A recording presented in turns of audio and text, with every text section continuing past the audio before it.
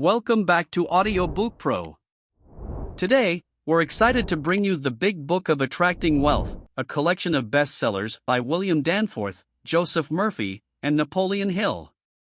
These books have inspired millions to achieve financial success and transform their lives. Get ready to unlock the secrets of wealth creation and embrace financial independence. Subscribe, listen, and let the journey begin.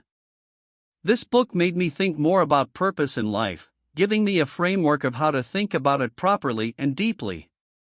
Both the reading and the lessons learned from it were very helpful.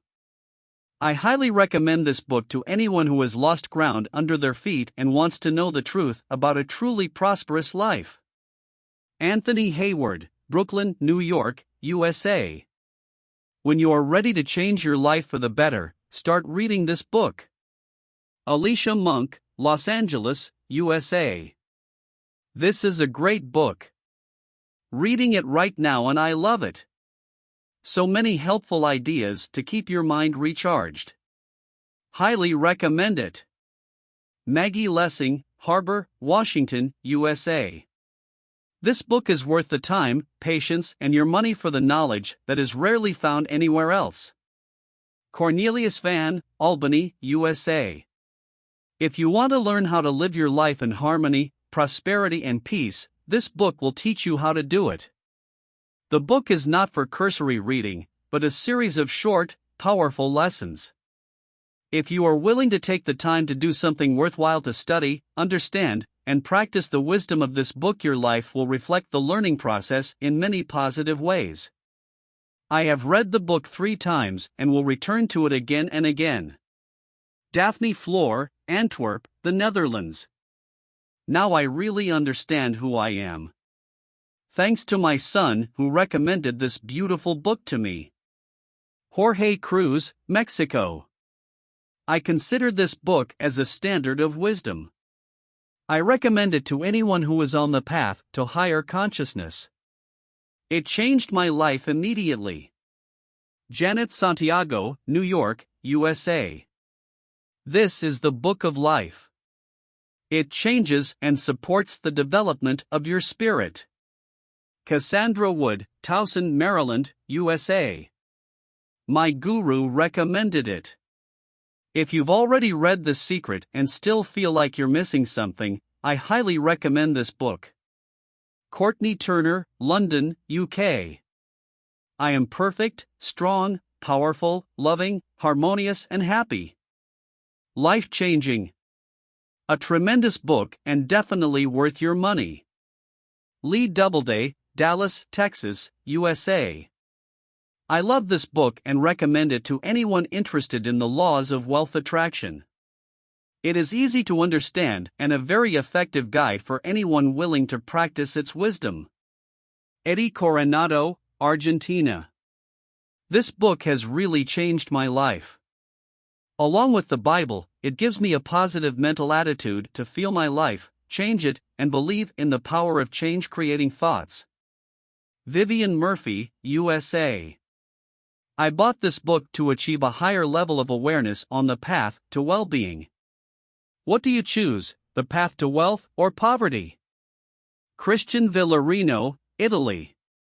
This book deserves to be read carefully and consistently. Almost everyone can find their own truth in it, if they are really in search of the truth. Dietra Brunner, Norcross, USA. If there are books that can make complicated things simple, this book is by far the best of them. The authors bring out the concept of how the human mind works. I read the book in 1994, and my life has not been the same since then. It has changed for the better. I can now say with certainty that my life has taken complete control, and this has been possible because I have adopted and used the methods suggested in this book. No matter what your age, where or how you live, this book is a must-read for you. Naveen, Bangalore, India. Great book that explains how to reprogram our brains to attract what we want and eliminate the bad thinking habits that attract what we don't want. Carol A. Gordnier, USA. God bless the souls of the authors. I would like to give this book 10 stars if it were possible.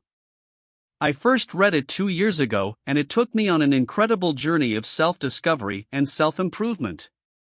I recommend the book as the best in its field. Peter Oos, Belgium. It's amazing, just a year ago I was a different person. I was a fat, unpopular, hate-filled person. Now, after reading this incredible book, I discovered a beautiful new world, a world that turned out to exist within me. My life has changed, I have turned into a loving person. Thank you, authors, for this wonderful book. Jürgen Tal, Israel. For the first time in my life, the book is so close to my own thoughts. Walter Nichols, Germany. William Danforth. Try it. The Big Book of Attracting Wealth. Founder and first chairman of Ralston Purina, St. Louis, Missouri. Preface. Every one of us who has worked with William Danforth in one way or another is very familiar with his try it method. Virtually all of the employees who now occupy leadership positions in his vast corporation were once young men who came from the backwoods, and it was his central tenet: you have to defy the odds. It was a formula that encouraged him more than once to push himself beyond what was possible. Mr. Danforth was always pushing himself to the limit, whether he was running a huge company, traveling to the farthest and most remote corners of the world, duck hunting, or playing with his grandchildren. He looked forward to every day, and the job he was doing at any given moment was always the most important one he had ever taken on. Mr. Danforth always tried to do the best he could and gave it his all. Many years ago, William Danforth published his book, Try It, in limited editions. He did it for those who worked in his company, for his family and close friends. But the book became known far beyond that circle. It passed from hand to hand. Danforth's ideas began to spread and made a huge impression on people of all ages and professions. On occasion, this book inspired people to truly impressive accomplishments. Once it helped an insurance company sell a huge number of insurance policies. The proceeds of sales amounted to no less than $50 million. The book was in such demand among sales managers, Christian youth workers, businessmen, teachers, business leaders, preachers, anyone whose goal it was to move people to achieve more, that it soon required printing more copies. To date, this book has been reprinted 29 times. Try It is more than a book, it's a working tool to use in real life, created by one of the sharks of big business based on her own experiences. It is the challenge that today's youth are waiting for, and an action plan for those who want to move somewhere, achieve something, and be useful. G. M. Philpott. From the author. I agree that everyone should mind their own business, and therefore a businessman should mind his own business. However, the 4-part Love the Young Plus Inner Stimulus program I tried out prompted me to write this book. Try It is a book for the few who dare to take responsibility, to start something new, to change their lives. The rest of us can do without it. It will not be needed for those who are afraid of new things and big undertakings. It will bore the lazy, because it calls for immediate action. It will bore the sophisticated and amuse the skeptical. It will disgust some, and others will not even understand what the book is about. It will not be popular with absolutely everyone, because it calls for bold, impetuous, and risky action. But I believe that for you, one of the few invaluable readers, this book will be the beginning of a new journey. You can do better, and I will prove it. I extend my appreciation to Gordon M. Philpott, who has been invaluable in the writing and publishing of this book. His insight, fairness of judgment, and constructive criticism have made this book my favorite child, not just a dull liability. I respect Gordon as a business partner, but most of all I appreciate his friendly understanding. W. G. Danforth. Try It. I have made up my mind to do what I desire, and what I desire, I will achieve. Herman Melville. Moby Dick, or the White Whale, 1. It is rather difficult to challenge on paper. I would prefer direct contact with a person. I imagine it this way: I am on one side of the table and he is on the other. I look him in the eye and say, "Try it." If you grew up in poverty, try to reach the position that Abraham Lincoln reached. If your lineage is important to you, try to be the pride for future generations of your family. If you are a young mother, try to build a strong foundation for your little family. A strong woman has strong offspring. If you are young and just standing on the threshold of life, try to submit life to yourself, not submit to it. Everyone has done foolish things, but not everyone dares to do bold things, and not everyone is able to overcome the obstacles that come their way in life. If you are a young leader, try to take more responsibility, do it with joy and enthusiasm. Try to get to the heart of the problem, and you'll be great at any task. If you're an aspiring writer, try to become a Nobel laureate. If you are a young scientist, try to make discoveries as significant as those of Louis Pasteur. If you're an aspiring farmer, try making the fight against hunger your goal. If you're a walking disaster, try watching The Magnificent Obsession. If you're an elderly person, try living an active lifestyle. Let old age be a joy. Your years are your wealth. If your life seems like a chore, try to turn it into a holiday. If you are weak, try to be strong. If you are a bore, try to become a soul of the company. If you're a slave, try to become a king. Try, whoever you are, to share your dreams and aspirations with others. Helping others is exciting. Just try it and you'll get a 100-fold return. You can do better. When I was a little boy, I lived in the countryside, in a swampy area. In those days, they didn't have drainage ditches, so you could catch malaria. When I went to school, I was weak, sickly, with a pale face and sunken chest. One of my teachers, George Warren Kroll, was what they called a big guy. We laughed at his strange ideas that didn't stick in our heads for long, but George Warren Kroll was never discouraged. One day he turned his attention to me, and after that my life changed. I'll never forget the way he looked me straight in the eye and said in an unmistakable tone, "Try to be the healthiest boy in school." His words shocked me.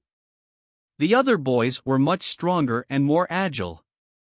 To be the healthiest boy when I was thin and sickly, and imagine I was drenched in the poison of the malaria swamps? The man was out of his mind. And yet I accepted his challenge. He had struck a nerve with me.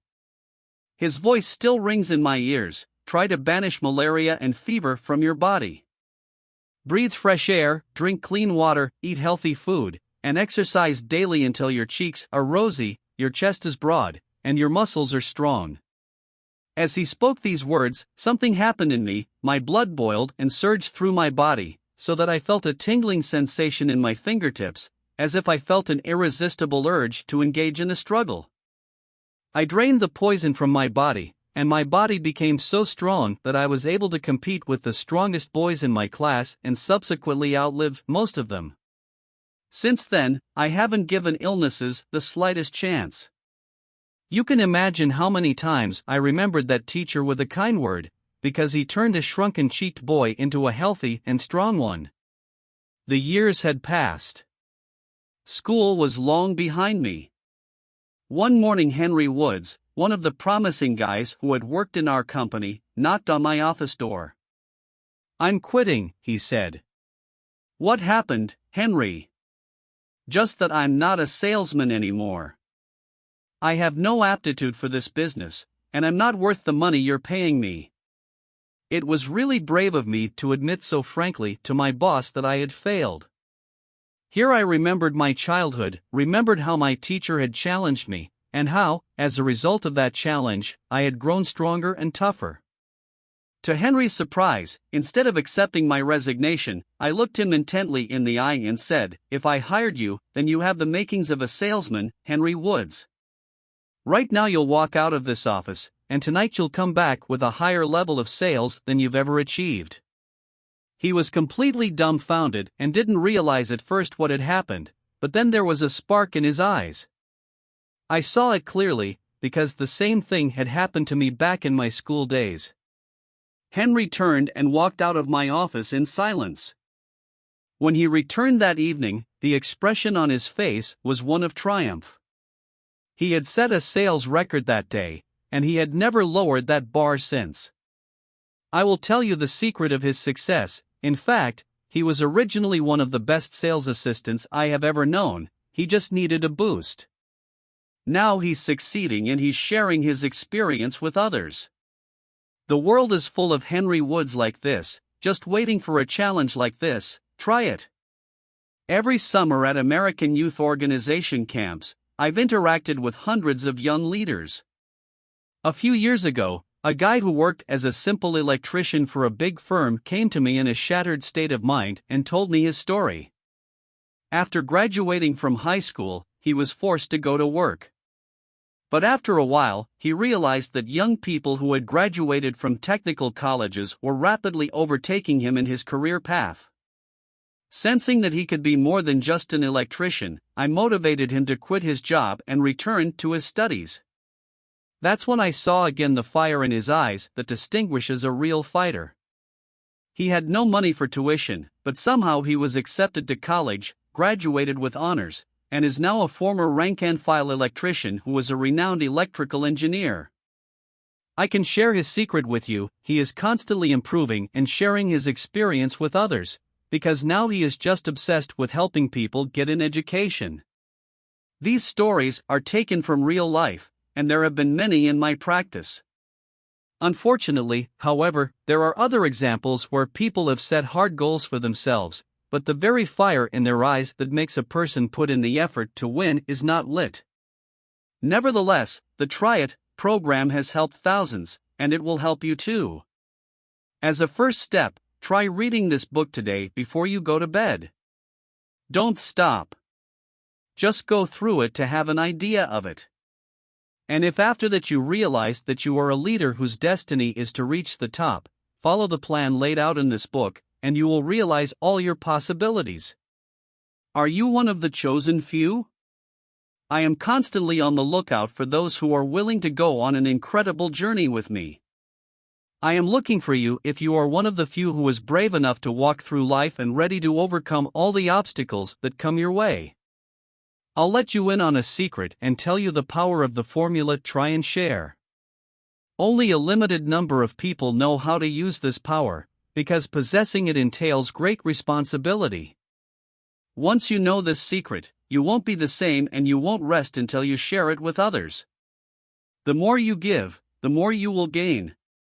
Deep within you, you must light a fire that will never go out. This fire will embrace your whole being, expand your horizons, reveal your abilities, and give you unprecedented possibilities. Thousands of people attracted to the bright flame will reach for the light, warmth, and power that this fire provides. But if you are careless, it will turn into a raging flame that will burn you to the ground. You have to have the courage to let that fire ignite within you. My experience in conducting business and interacting with young people has convinced me that the world is full of people whose abilities go unclaimed and whose opportunities go unrealized. These people bury their talents in the ground without having the courage to show them to the world and use them for good. Everyone should try to do better, but only a few actually dare to do it. People find gold where they look, whether at the bottom of a river or at the top of a mountain. It doesn't matter at all whether the person who challenges fate is in a cabin or in a palace. Whoever you are, wherever you live, whatever you own, if you dare to defy it, you become one of those who do great things. Herbert Wells had his own way of defining whether a man has succeeded in life. He said, "Wealth, fame and power are not the measure of success. The only thing that really determines success is the difference between what we could have done and who we could have been, on the one hand, and what we have done and who we are, on the other." Think of it as your personal crusade. Try to be better than you are. I assert, you are better and more capable than the person you have been so far. The only reason you're not who you're supposed to be is because you just haven't tried.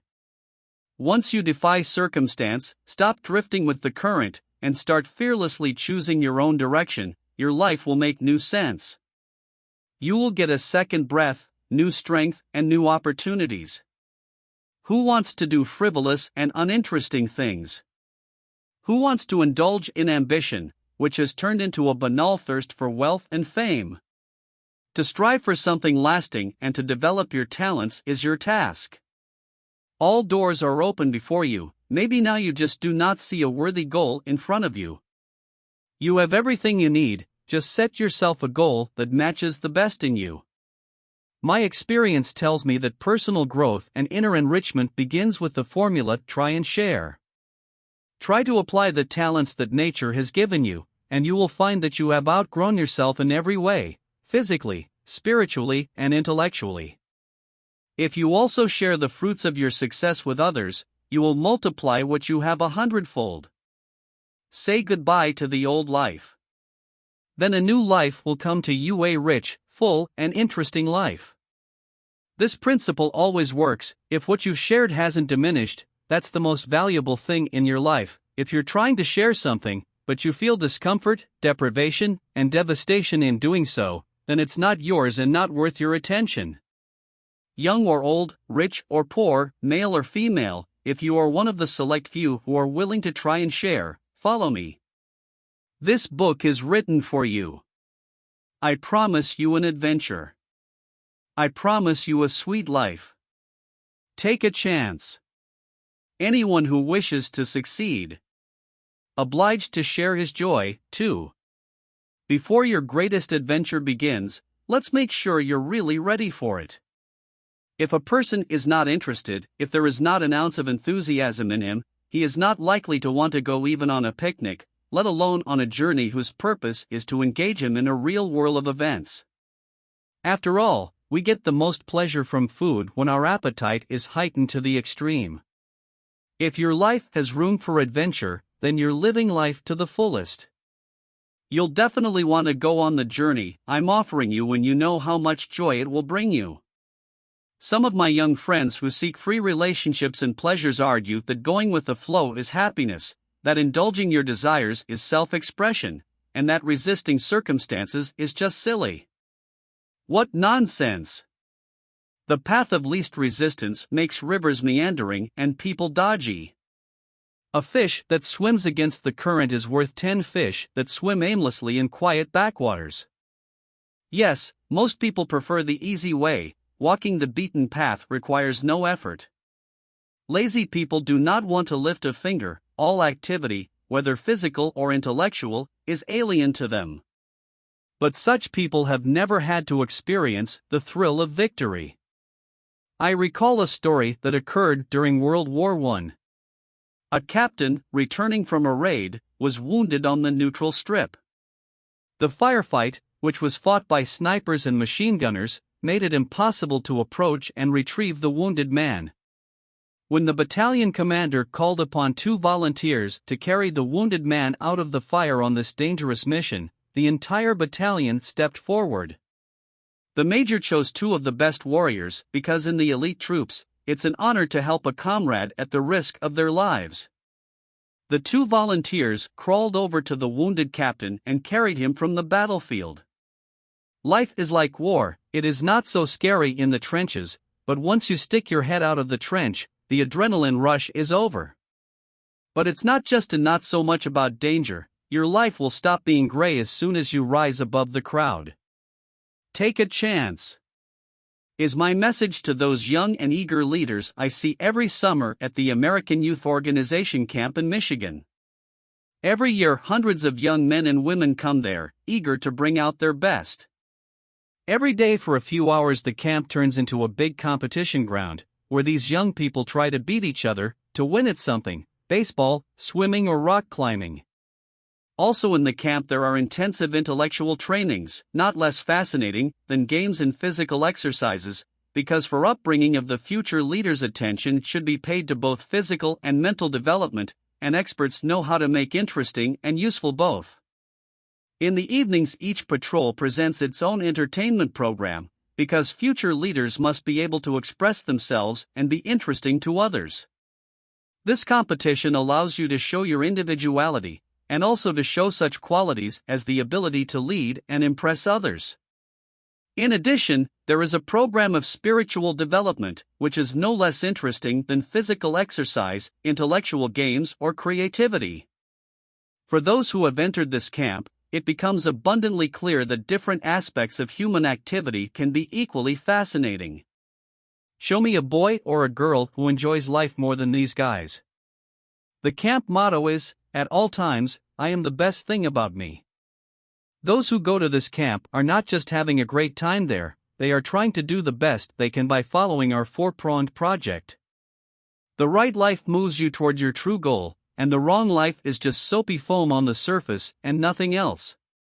For a crusader, life is a glorious battle. If you get out of bed in the morning and want to challenge people and circumstances that try to subjugate you, you are on your way to victory. If you meet problems fully armed, consider that they are already half solved. If you're eager to take on more responsibility, new responsibilities will find you on their own. So how do you challenge yourself? You ask. First, you have to realize that taking an active life position will change your life, and agree to it. There are so many fears in our lives: fear of losing your job, fear of getting sick or failing. Remember, courage is not the absence of fear, but your victory over it. Until you dare to take a risk, you won't curb your fears. Why try? Because until you try, you won't win. Deep down, we all have a desire to become something, to achieve something, but usually we just sit and wait for the right moment. I have found that opportunities don't just fall from the sky to those who sit and wait, they are created by active people. Maybe as you read these lines, you're sitting in your chair thinking, that's good for him to say, but my circumstances are different. I can't try and take risks. I'm willing to argue with you. I know that thought is your mortal enemy. And that's why it's more important for you than it is for others to force yourself to try. A boring life needs a jolt more than anything else. You can get rid of your weaknesses if you vigorously take up the challenge. Try it right now, start taking action. You can even break a window if you have to. Try to think big, to act big, to strive for more, and I promise you, if you follow my advice, you will find riches and the life that you could only dream of before. I will show you a world full of possibilities. The reward for taking risks will exceed your wildest expectations. Science, religion, business, and education await those who boldly walk through life, try, and take risks. Before you continue reading this book, ask yourself, what do I think about life in general? What do I think of myself? Am I satisfied that my responsibilities do not exceed my abilities? Will I be saying years from now, and that's all I was capable of? Or perhaps you are one of the chosen few, one of those who may one day be on top of success or create something truly great? If you answered that question in the affirmative, then the journey I have made has not been in vain. You are the one I am looking for. So that this someday will come today. Try to act. It was in France in 1918, in the dark days of World War I. I kept wondering how my old army comrade, Colonel E.L. Daly of the 6th Engineer Regiment, was getting things done. I only began to understand how he did it when I heard him bid his sons farewell. "Boys," he said. "Your last name is Daly, and the Dalys have always been known for business acumen. Don't stand by when the crusaders pass you, let the others stand aside, 'cause now you're a crusader yourself. You've got business acumen, and you know what you want. Everyone gives way to someone who knows what he's aiming for. The same thing happens when the street is crowded, but suddenly a car with a powerful engine appears, and everyone gives way, the way is free. Of course, it is impossible to avoid the moments of depression, apathy, and unwillingness to do something. Then comes the time of battle. It is enough to overcome oneself, to take just one step, to take one sensible, constructive action, and then apathy and depression will be gone, they will be defeated. I recall a case I read about in the newspaper. A woman killed a bear with a slingshot, which threatened the life of her child. Actually, it is physically impossible for a woman to handle a bear, but that woman, in those circumstances, could. Gordon Philpott once told me about a Canadian streetcar conductor who became a general during World War I. This conductor had no idea he could command men, but he did. A few years ago, a young man, who had worked as a trackman on the railroad, was able, because of his scrupulousness, to work in the office of a shipping company for a few days. All those few days, the director of the company demanded data from him on financial reports. The young man knew nothing about bookkeeping, but in 3 days and 3 sleepless nights he provided the director with all the necessary data. The courage with which he took on work without knowing anything about it, the thoroughness and meticulousness with which he got to the bottom of things, gradually led to him being assigned more and more important tasks. He is now a vice president of our company. One young man from the Kentucky mountains had never seen a railroad until he was 19, for he had never left his native home, but he became head of a branch of the largest bank in the western United States, was president of the American Bankers Association, and was elected trustee of Berea College, one of Kentucky's most remarkable colleges, where 300 mountain girls and boys attend. "This is my greatest honor," said the former country boy modestly, accepting this high office and the high responsibility that goes with it inextricably. Experience had taught him that true satisfaction lies not in glory, but in dedication. A certain miner, just a miner from Alabama, once realized that he lacked an education. He studied hard and got some knowledge of the law. When gold was found in the Yukon, he was right there. He ventured there and didn't regret it, as he found his fortune in the bowels of the earth. He also found something more there. One day, lost in a snowstorm in that harsh northern land, he saw in the distance a shining cross erected by missionaries, and that vision gave him the confidence to follow the new teachings. Thus he found a new life. The other day I met a bright country boy, maybe not too cultured and courteous, but quite successful in this life because of his courage and ingenuity. I knew a humble businessman who, in critical situations, showed an unprecedented ability to manage people. This helped him to achieve great success. I can give you the names of all these people. I know them well. They are very different, but they all have something in common: they discovered their talents and were able to use them. Extraordinary circumstances, such as wars, bring out the hidden potential in us. Why not declare war on mediocrity and laziness? Why not provoke a critical situation? Without a clear motive that compels people to act, a mother who defeats a bear would not know her power, and a conductor would not become a general.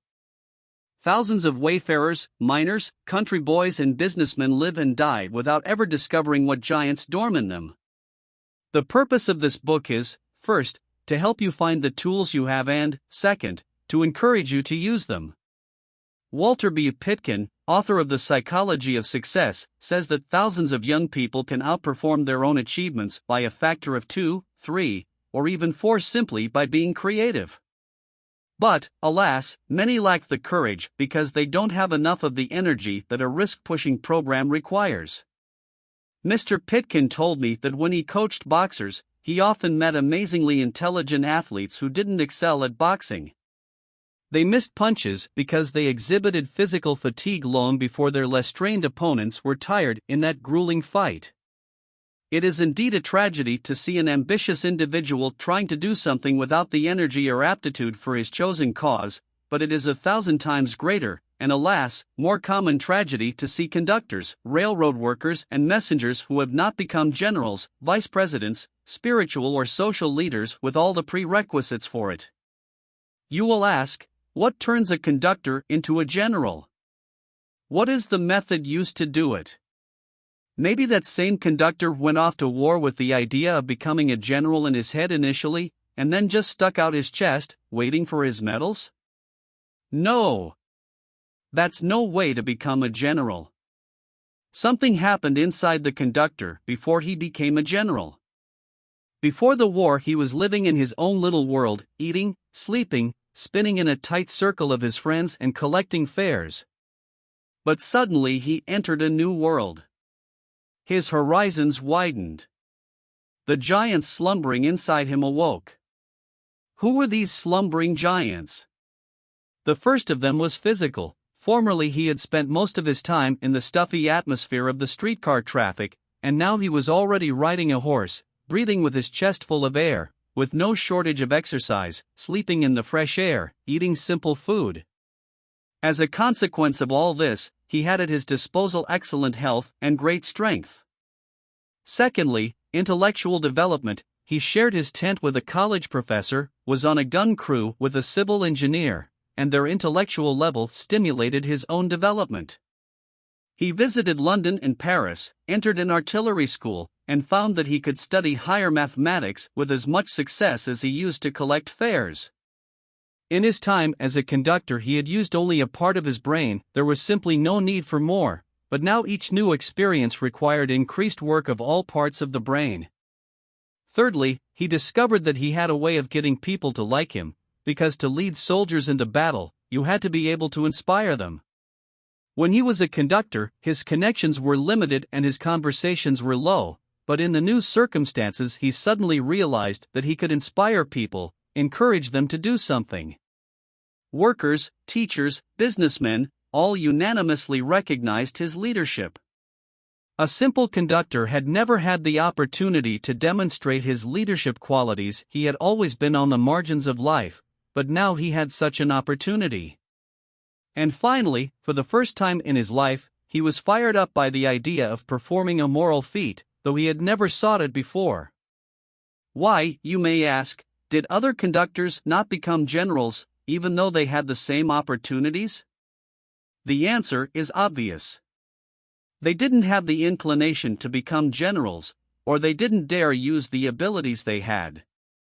It was only the conductor I am describing who awakened the physical strength, the intellectual potential, the gift of influencing people, and the strength of spirit that were the basis of his success.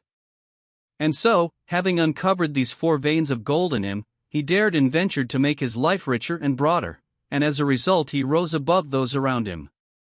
The same could be said of the country boy who, 19 years old, first saw the railroad.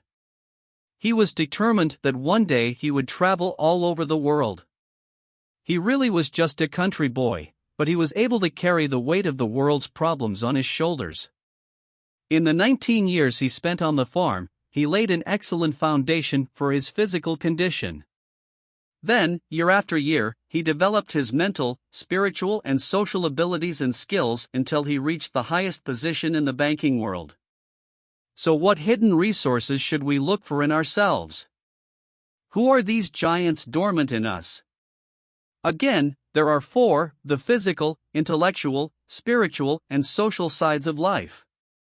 Life cannot be complete until we have uncovered all four of these sides. Each side, in turn, stimulates the other three, one for all, and all for one. The musketeers of our lives fight together for one goal. The biographies of prominent people only confirm this. Whichever story you choose, they all tell one story: their lives are the result of the realization of all four sides of it. St. Luke provides us with eloquent proof of the greatest success of all time. But the child grew and was strengthened in spirit, being filled with wisdom, and the grace of God was upon him. Luke 2 verse 40. Now, read the words of Sir Wilfrid Grenfell: a man must play, work, love, and pray so as to take as much as possible from life. Read that statement again. How can you, having all the necessary abilities, not use them? The first point you must fix in your mind is this: life is made up of the four facets of human activity, and the Try It program is designed to encourage you to exercise physically, mentally, socially, and spiritually. You have not one, but four lives in four areas of growth. Body, brain, heart, and soul are your tools. Using them is not just an assignment, it's your finest hour. Unleashing your abilities doesn't mean depriving yourself of pleasure. On the contrary, it means enriching your life. It helps you feel its fullness and draw strength from all possible resources. Here's an interesting fact: the more energy you waste, the more energy you get to waste again. The more you withhold, the less you have. The more you share, the more you have left. One of the most important rules of life is that the more you give, the more you get. I am not an idealist, a principle I have derived from my own experience. I know that if you try to use the talents given to you, you will feel how you have grown physically, mentally, socially, and spiritually, and if you share the results of this growth, you will enrich your life even more. Say goodbye to your old way of life, and a new, better life will begin for you. Once again, the cardinal rule of life: the most valuable thing in our lives is that which we can share without harm, that which will only grow from it. That which diminishes in giving is the least valuable. Now, let's begin. If you are asked to draw a picture of your life today, which of these quadrangles would your picture look like? This one? The Big Book of Wealth Attraction. Or this one? The Big Book of Wealth Attraction. No matter how crooked your image turns out to be, from this minute it will be this rectangular. The Big Book of Wealth Attraction. I was taught that a pencil and a piece of paper helps bring clarity to any situation. I want this quadrangle to be imprinted in your mind and become a part of you. I can't explain the fullness of the four sides of life until I get you to do something for yourself.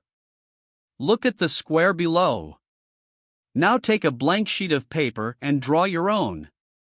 Write on its sides: physical development on the left, mental development on the top, social development on the right, and spiritual development on the bottom. In the middle of the square, write "My Plan" and your initials. The Big Book of Attracting Wealth. However, even the best plan is worthless as long as it only exists on paper. Start taking action. There is too much talk and not enough action in life. Until you've outlined a plan of action for yourself, even in general terms, you're not ready for the next step. After you have drawn your plan, take a good look at it. Fix it in your mind. It's not just a square, it's full of magic. It's a symbol of a richer and richer life. It is your emblem for the crusade you are embarking on immediately. The following chapters lay out a plan of action for those brave souls who are determined to use all their hidden resources. If you don't feel the need for change, if you're not eager to try and take risks, don't waste your time in vain. If you lack courage or faith, the following pages won't help you. If you are willing to do something, to take unexpected and even risky steps, then use this plan immediately. From this moment on, you should not think about how to keep your present job and position.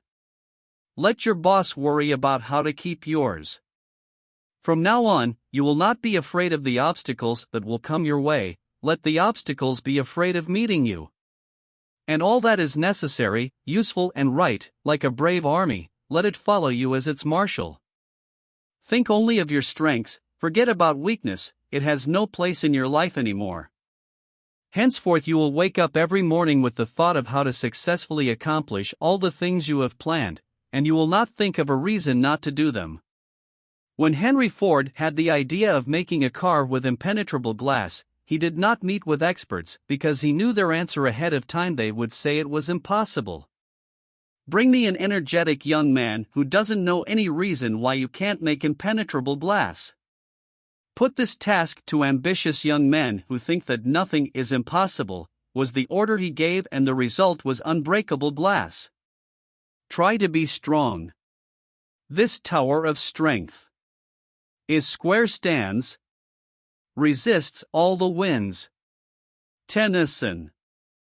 I often wonder what would have happened to me if my schoolteacher, George Warren Crowell, had not challenged me when I was a child. Of course, I wouldn't have even dreamed of being the strongest in my class myself, and I certainly wouldn't have tried. Sickness takes time, courage, and money. Health cannot be bought, but being healthy can lead to prosperity. Many young people today, when they take the path that they hope will lead them to success, look up to successful people and try to find something in them that would allow them to enter the circle of the chosen ones. However, they soon discover that it is not so easy to determine what is at the heart of a successful career. Some leaders are tall, others are short, some are from the countryside, some are from the city, some have college, some are just high school, some are true geniuses, and some seem very shallow. I read an article that gave brief biographies of a dozen directors of the General Motors Corporation. Each of them was an outstanding person in his own way, but their destinies, backgrounds, and interests were very different. But I found something they had in common: energy. If you want to know what is the driving force behind any successful leader, in time, I am sure you will find that it is energy. You might find someone who got ahead by chance, despite their lack of energy, but for every one of them, there are 20 or 30 people who succeeded because of energy. Every time I met Walter Pitkin, he would throw these questions at me. Do I have tenacity and diligence? How long do I have it in me? Do I follow the slogan energy and exertion? Am I always at my best? Am I capable of making a breakthrough?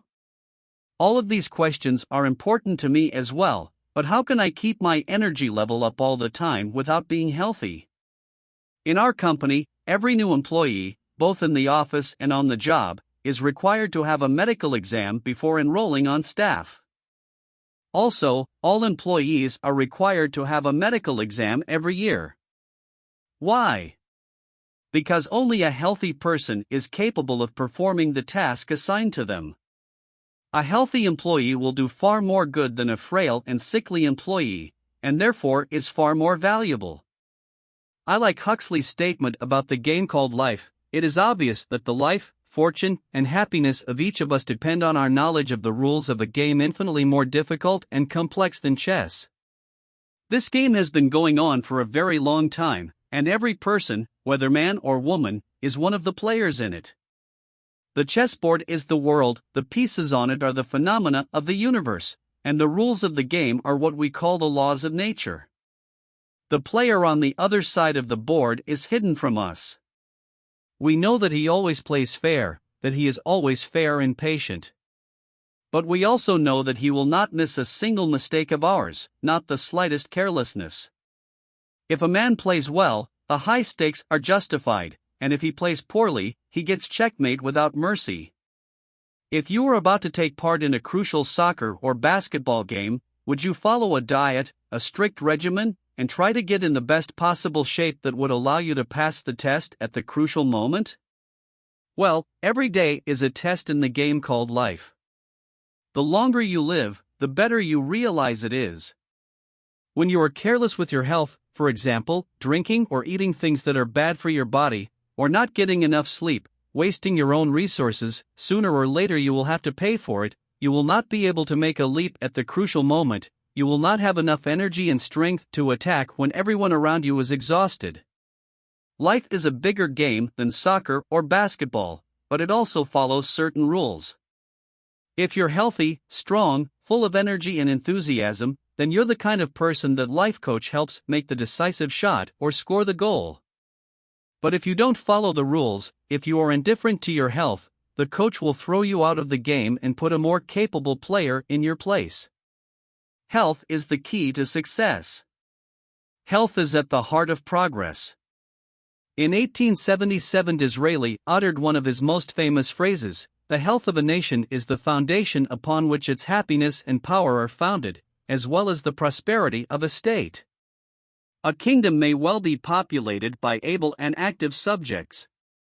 The state may have industry and agriculture, the arts may flourish, all the land may be built up with palaces and temples. The state may even have the resources to defend and maintain it all. The state may have weapons and a navy. But if a country's population remains unchanged or decreases, both in numbers and strength, that country is doomed. In my opinion, it is the primary duty of the state to maintain the health of the nation. As I write these lines, the world is in economic crisis. Everyone has suffered great losses. Crisis happens in every nation, enterprise and family, but woe to that nation, business, or person who lacks health.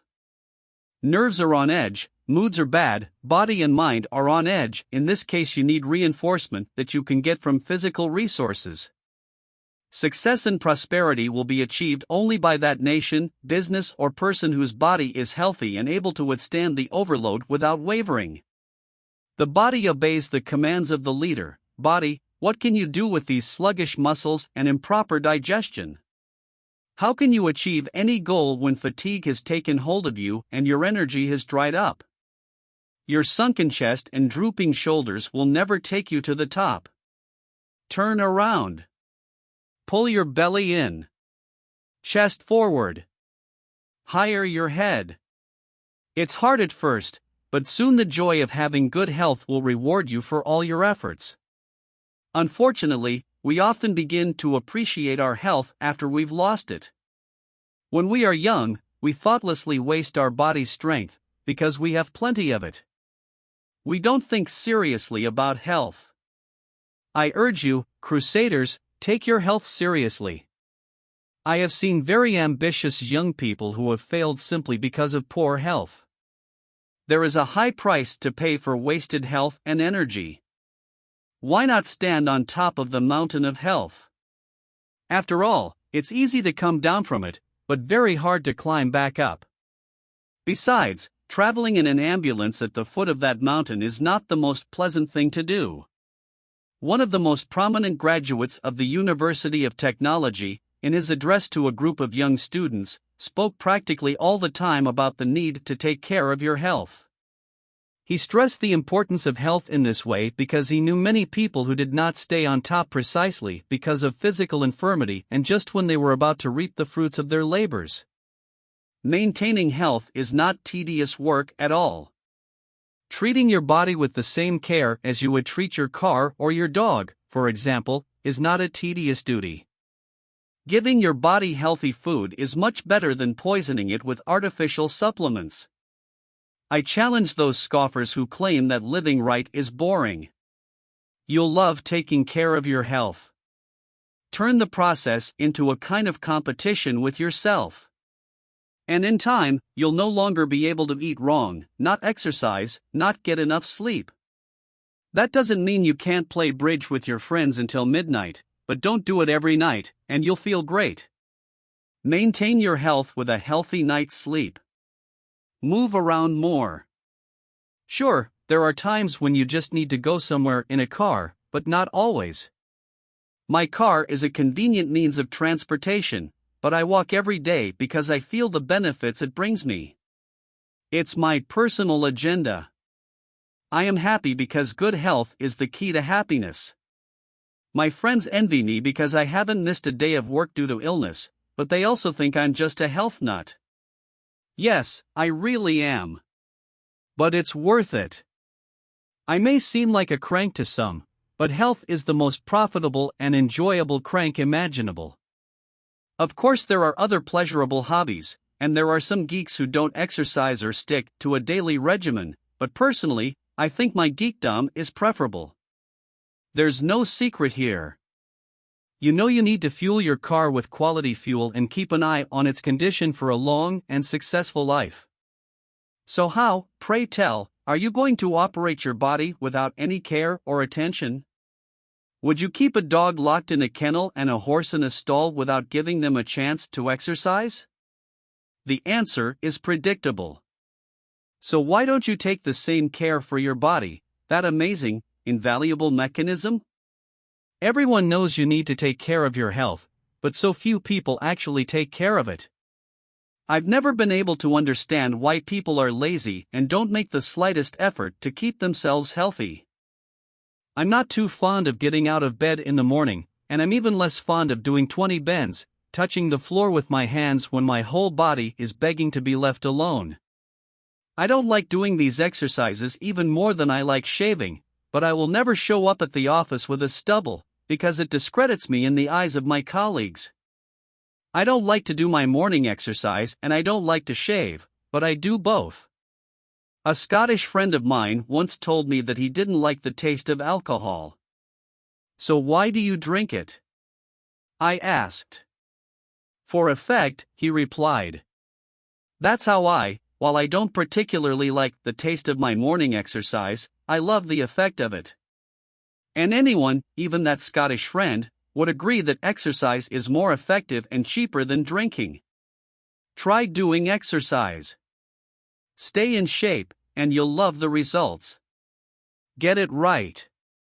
Let me illustrate. John and George decide to exercise in the morning.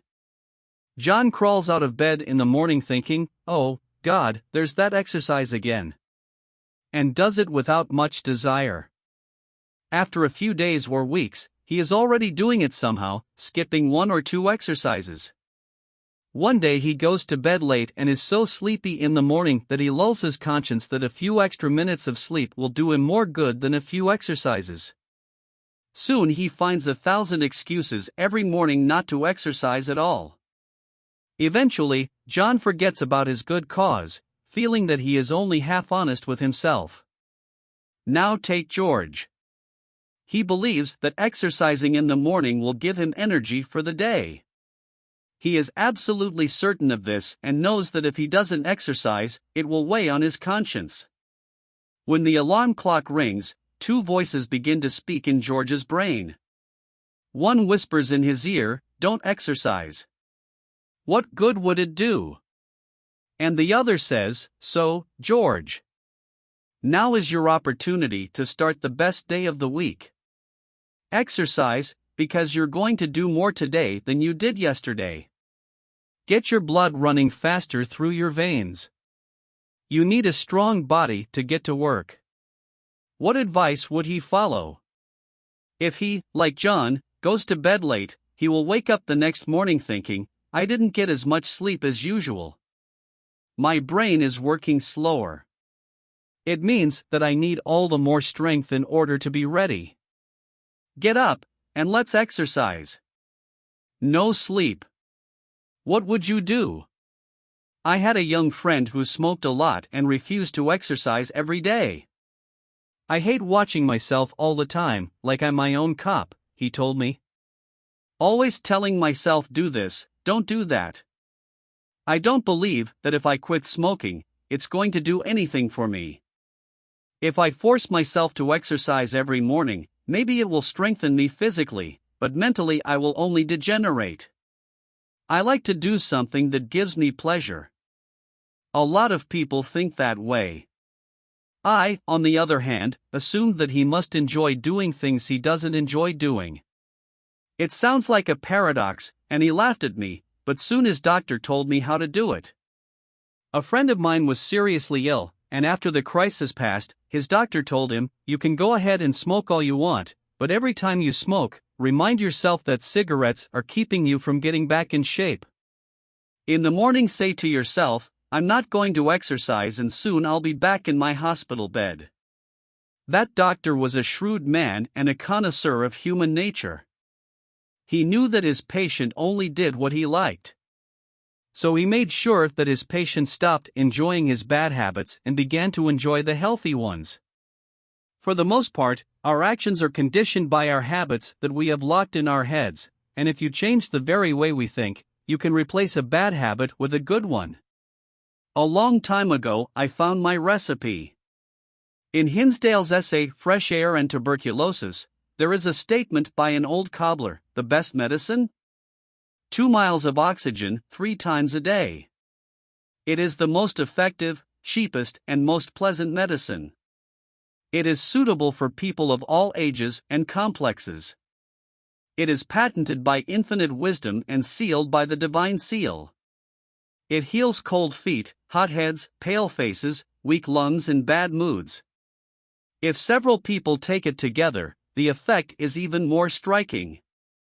It has long been known to reconcile enemies, settle marital quarrels, and bring opposing parties to agreement. This remedy never fails. There are a lot of fakes in the big cities, but go out to the country roads and green fields or climb high into the mountains, and you will get the best of everything, the stuff made in Mother Nature's laboratories.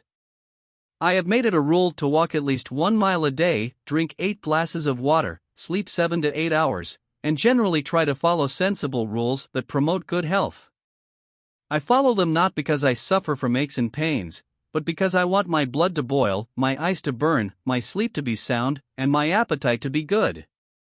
I go to the doctor twice a year, not because there is something wrong with my health, but to make sure that nothing is wrong with me. Recall our theory that real values only multiply when divided. Is it possible to fit physical energy into it as well? Can we share our health? Who among us has not felt invigorated in the presence of an energetic, strong man whose appearance speaks of excellent health, a proud head, a slant in the shoulders, and a chest full of fire? Does that person lose something from the fact that his whole being is blazing with health and everyone around him can see it? Not at all. If he becomes an example to those around him and thereby helps them, his own desire to be healthy is only strengthened, multiplied. My friend, Dr. Joel E. Goldthwait, is a miracle worker. Everyone walks out of his office healthy. He himself is living proof of his theories, tall, slender, broad-chested, clear-eyed, with a blush on his cheeks. And he is happy to share all this with his patients. In each of them, Dr. Goldthwait instills the strongest desire to improve the health of others. If we are to preach health to others, we must be in excellent health ourselves. Before we embark on our next adventure, we must make a precise plan for the physical program to come. No one will do it for you. Whether you win or lose this battle is up to you. Good health is a luxury, and energy is a great asset to any endeavor. Physical health is the mainstay of success and even happiness. Now you have to prove that you really want to be strong. I know from experience that the worst enemy of any initiative is the desire to drop everything and stop fighting. If you don't tackle the physical side of Try It immediately, you might as well just throw this book in the trash. I offer you something that has helped me personally. There are simple rules that are easy to follow and have tangible benefits: 8 hours of sleep, open windows, daily exercise in the morning and evening, food that is right for you, but without overeating, 1 mile of walking a day, walking outdoors every evening, as much sunlight as possible. Follow these simple rules, they are what helped me improve my well-being. In addition, I believe that a person who walks and sits properly also thinks properly. Finally, I constantly talk about health to my employees, my family, and in general to everyone I meet. As I said, many people think I'm a freak, but I hope to convince as many people as possible to have good health, and I'll keep pushing until I die. Please don't think that I'm giving you a ready-made physical development program. This is your own business and that of your physician or other competent professional. All I want to do is infect you with the desire to improve your health. If you do decide to pursue it and intend to succeed in a year, answer the following questions honestly for yourself. 1. Am I in good physical shape right now? 2. If not, what am I going to do to fix it? 3. What ailments will I overcome this year? It could be bad posture, overweight, thinness, chronic sleep deprivation, poor digestion, constipation, or headaches. 4. How will I do it? 5. What is my maximalist program for this year? 6. Will I stockpile extra energy so that it will help me break my own record in the future? I will need huge reserves. I can't afford to slack off in the last round when my foes stumble. Super energy, super onslaught. 7. What exactly do I intend to do about it? 8. Will I rigorously pursue this program to a victorious end? When you answer these questions, you'll have a precise program of action. A colleague of mine, who had made tremendous physical progress in just 1 year, showed me a chart that reflected the story of his victories. The Big Book of Wealth Attraction. The Big Book of Wealth Attraction. To illustrate what proper posture is, I've added some illustrations and also offer 3 simple exercises to correct posture. 3. When a person in my office sits on a chair and slides down it, I'm itching to give him a slap on the wrist. The Big Book of Wealth Attraction. I believe that when a person sits properly, he is also able to think properly. When I walk past someone whose head is up, shoulders are straight, back is straight, and stomach is not hanging, I want to straighten up, too. Straighten up. The Big Book of Wealth Attraction. When a girl sits across from me during my lunch break with her shoulders slumped, hunched over, I can hardly restrain myself from telling her, straighten up. The Big Book of Wealth Attraction. The Big Book of Wealth Attraction. Johnny has good posture. Susie has bad posture. The stand up straight posture. This is the posture of an aristocrat. It makes it easy to recognize a happy and successful person. B. Look out position. This is a fairly good, but unstable posture. Perhaps its owner previously had excellent posture, but has now let his posture slacken. C. Danger ahead posture. This posture is characteristic of the person who never remembers about posture and proper body position. He piles on his desk, slouches as he walks, and collapses in his chair at home in the evenings. D. I'm in trouble position. This person hasn't straightened up in so long that his muscles have become completely flabby. This person has indigestion, constipation, rheumatism, and God knows what else. Which of these 4 types do you belong to? Of course, you'll have a hard time determining that for yourself, because most of us rate our posture more highly than it deserves. Tomorrow morning, after you've showered, stand directly in front of a full-length mirror or direct the light so that your shadow rests on a bright wall.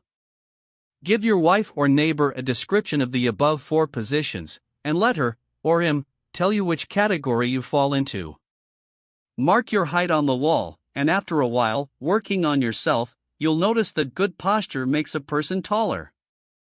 If you correct your posture, your standing in society will also grow. What's better than height? Here's another test.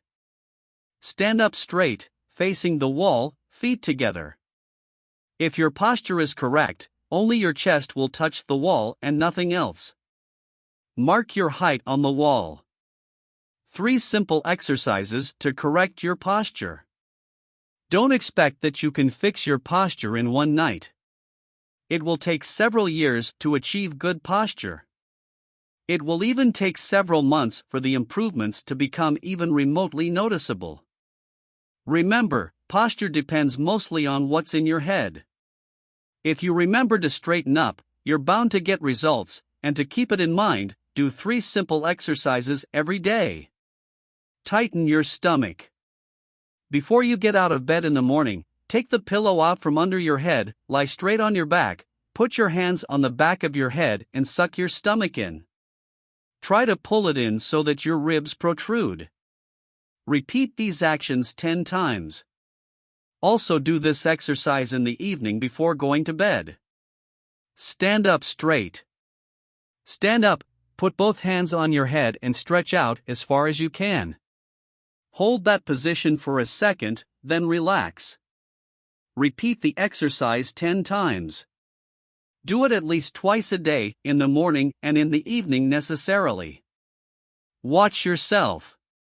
When you go somewhere, pay attention to whether your shoulders are straight, your stomach is taut, and walk as if you were a general doing a military review. Attention! If you go to work by car, be sure to take walks in the evenings, constantly controlling your posture, and after a while you'll make a habit of straightening up wherever you go. You will feel that when you walk upright, it is as if you are shedding all excess, your stride becomes elastic, there is more air in your lungs, your blood circulation and your health, in general, improves. Try to think creatively. Listen, mind, you can't command until you learn to obey.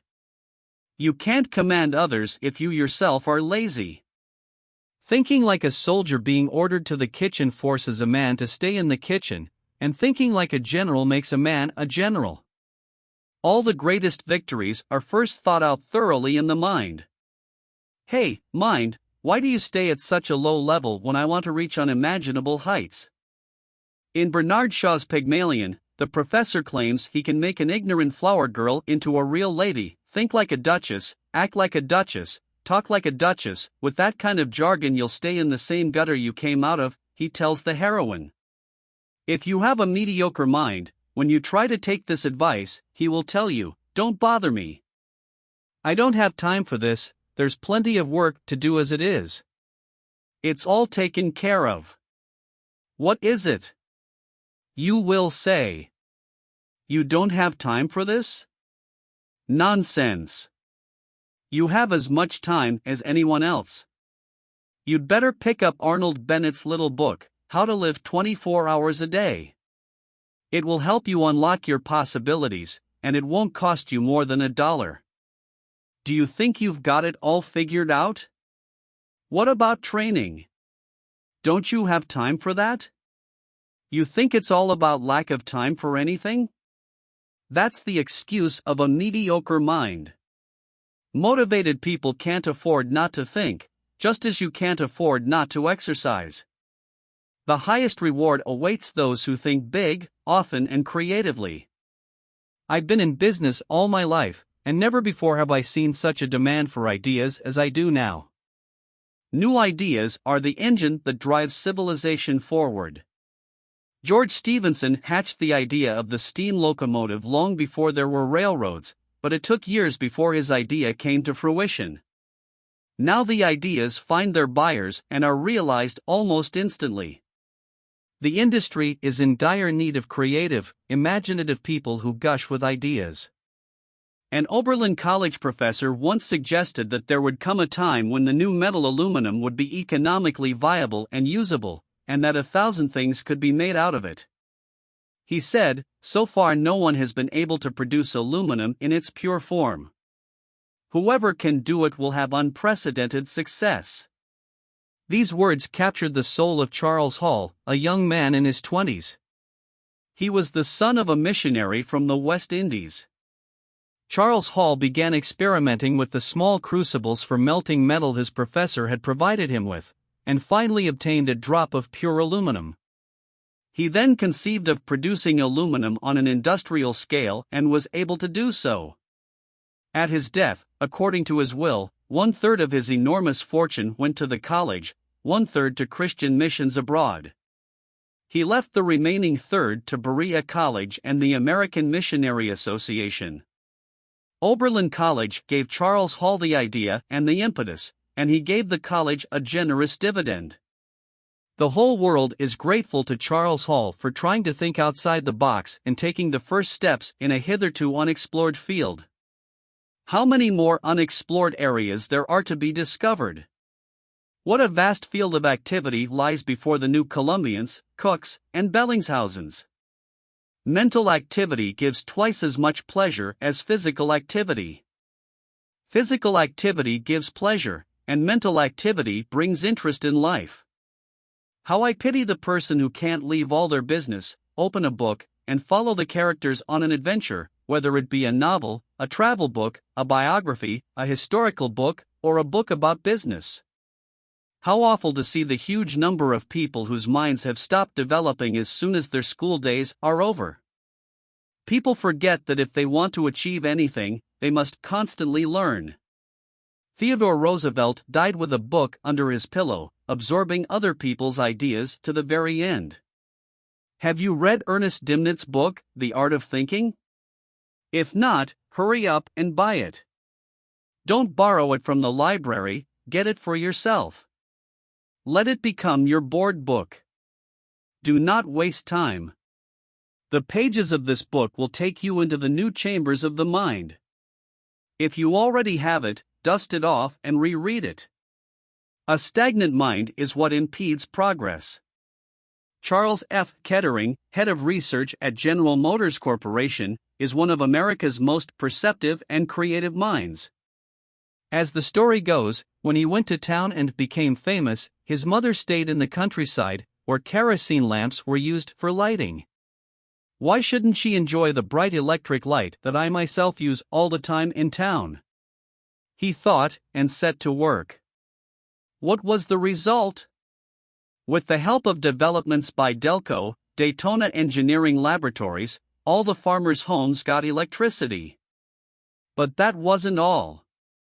Mr. Kettering was tired of having to jump out of his car to start it all the time. And why not start the car from the inside? His restless mind worked in a new direction, and the result was a starter. Mr. Kettering calculated that it would take 31 days to completely paint the car, layer by layer, taking into account the time for the paint to dry. The painters racked their brains and said the process could be shortened by 1-2 days at most. Kettering said he wanted the process to last no more than an hour. He was out of his mind. And yet a solution was found. Quick-drying enamel was used to paint some toys, but it was not suitable for the car. Why not? It dried too fast. When sprayed, it was dry before it reached the surface of the car. Kettering continued his quest until Duco lacquers became available, finally making it possible to paint a car in just 1 hour. One day Mr. Kettering gathered the auto industry at a conference. He invited them to write on a piece of paper all the improvements they wanted to make over the next 4 years and leave their wishes on his desk. Then he walked them through his research labs, showing them his accomplishments. Upon returning from this impromptu tour, one of the conference attendees found his piece of paper and tore it to shreds. "What does that mean?" Mr. Kettering exclaimed. "We are only dreaming of what you have already accomplished." "You are years and years ahead of us," was the reply. "We had a distinguished neurosurgeon living in St. Louis, the head of the Brain Institute at Washington University. The man worked miracles. Patients were brought to him from all over the county. Lucky man," one young student said of him. "To be born with such an extraordinary gift." But wait a minute, let's look at Dr. Ernest Sachs's life story. Years ago, when he was an intern at a New York hospital, one of the doctors lamented that most brain tumors were incurable. Then Ernest Sachs predicted that someday there would be someone who would find a way to save patients with such diseases. Young Ernest Sachs himself dared to become such a person. He took the risk, knowing that the task was almost impossible. At the time, there were no facilities in America to perform brain surgery. The only specialist who could help the young doctor in his quest was the English physician Sir Victor Horsley, who knew more about the brain than anyone else at the time. He was a pioneer in the field of brain surgery in England. Dr. Sachs was allowed to train under this English scientist. Interesting fact, to gain the basic knowledge and skills necessary to work with such a renowned surgeon, Sachs spent 6 months in Germany, studying with the most distinguished local faculty. Not many young students would want to start there. The English doctor was very impressed by the thoughtfulness and work ethic of the young American, who devoted 6 months to preparing to meet him. For 2 years they worked hard, performing experiments on dozens of monkeys. This is what laid the foundation for Dr. Sachs's later career. After a long time he returned to America, but when he volunteered to treat brain tumors, he was laughed at. For years he struggled with the obstacles and difficulties that stood in his way. He had no equipment, but he pursued his goal with the kind of tenacity that walls crumble before. Now most brain tumors can be cured. Today, Dr. Sachs shares his expertise with young doctors who then work in medical centers across the country. So every county has its own neurosurgeon, and there is no need to travel far and wide to get treatment. Ernest Sachs's book, Diagnosis and Treatment of Brain Tumors, has become the most authoritative handbook in this complex field of medicine. Zing! The Serbian shepherd boy struck the hilt of a long knife stuck with its blade in the ground. This sound did not reach the ears of the thieves hiding in the tall wheat in the field, but it was heard by the other shepherds scattered across the field, whose ears were pressed to the ground. With this ingenious system of sending signals, the Serbian shepherds outsmarted the Romanian thieves who would sneak up on the cattle under the cover of darkness. All those shepherds grew up and forgot all about their signaling system. All but one. He remembered everything, and 25 years later he found a way to apply this principle, which made him one of the most outstanding inventors of his time. Thus Mikhail Pupin, formerly a humble shepherd boy, greatly increased the transmission range of telegraph and telephone messages over communication cables, with the consequence that the telephone went from being a means for talking only around town to a means of communication across the continent. Edison and Marconi were great thinkers, but that was yesterday. Today we need new inventors and discoverers. Where yesterday there were 100 new inventions, tomorrow there will be 1,000, and their authors will probably be those who read this book. I recently read an article in which the author imagined what will happen in 20 years. Our homes will be artificially cooled in summer just as they are artificially heated in winter. The means of transportation will be as different from today as they were 100 years ago. People will dress differently, think differently, and live differently. And you leaders, will you be idle and wait for someone to adapt you to the new conditions? Or will you become one of those who will change this world?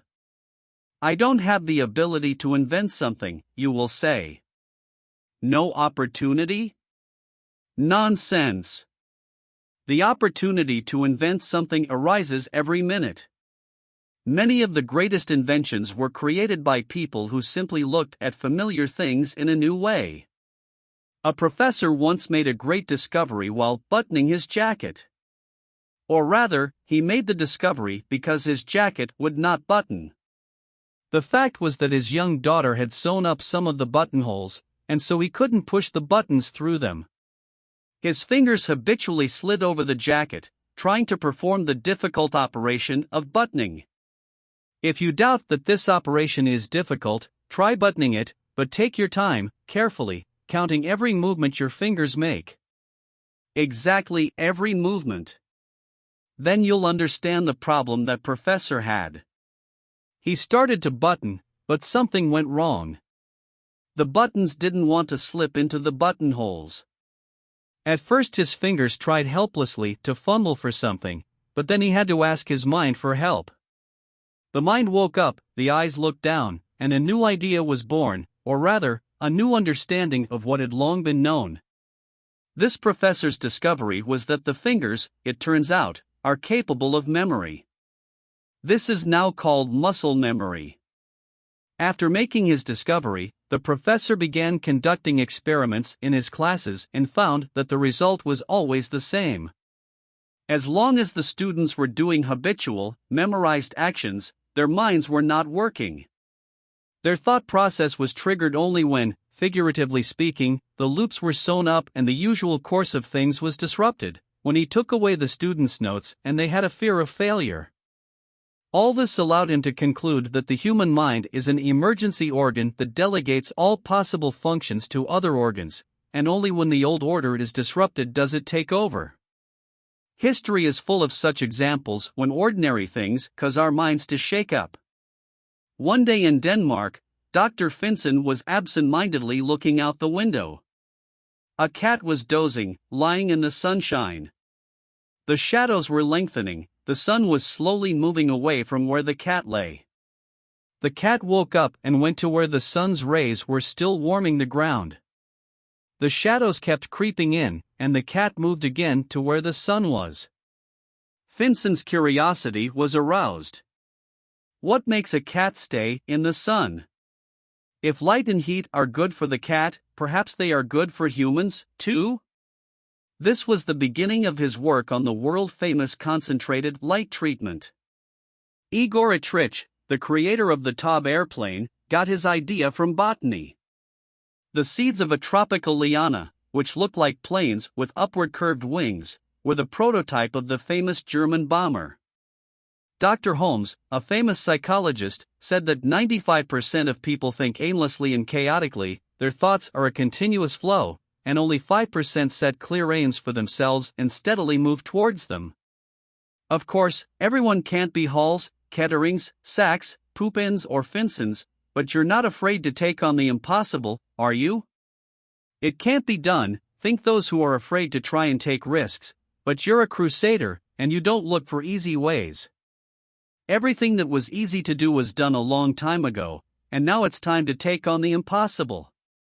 Your intellectual program is the development of the mental side of yourself. It must work for you. Let me give you some advice that once came in handy for myself. I agree with the opinion that no one is born a genius. I'm leaning more and more toward Thomas Carlyle's definition of genius. Genius is nothing less than the capacity for titanic toil.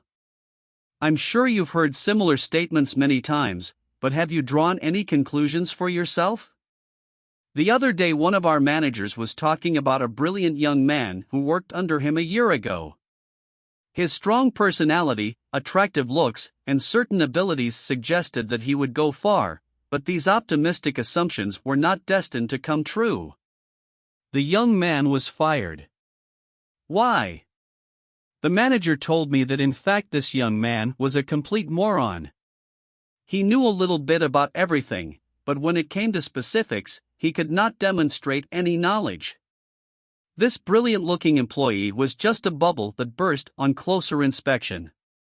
At this point, a comparison came to mind with a flying fish I had seen in the Indian Ocean. It leaps out of the water lightning fast for a minute, sparkling and shimmering in the sun, and then dives back into the depths of the waters.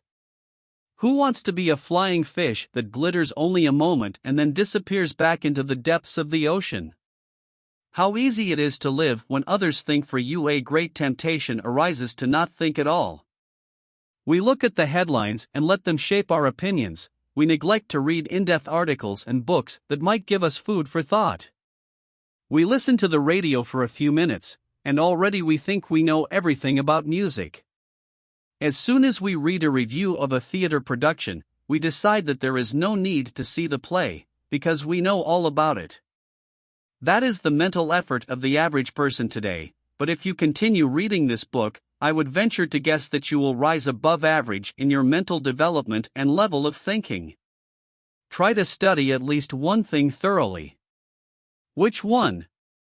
Decide for yourself and study the subject better than anyone else. That way you will force yourself to think. No one can get any further if he doesn't think for himself. Of course, it will take time and it won't be an easy job, but you'll have the great joy of knowing something really well, and that joy will make up for all the effort. I am reminded of a story about old Bill Brown. He used to plow his field in the spring with a pair of oxen.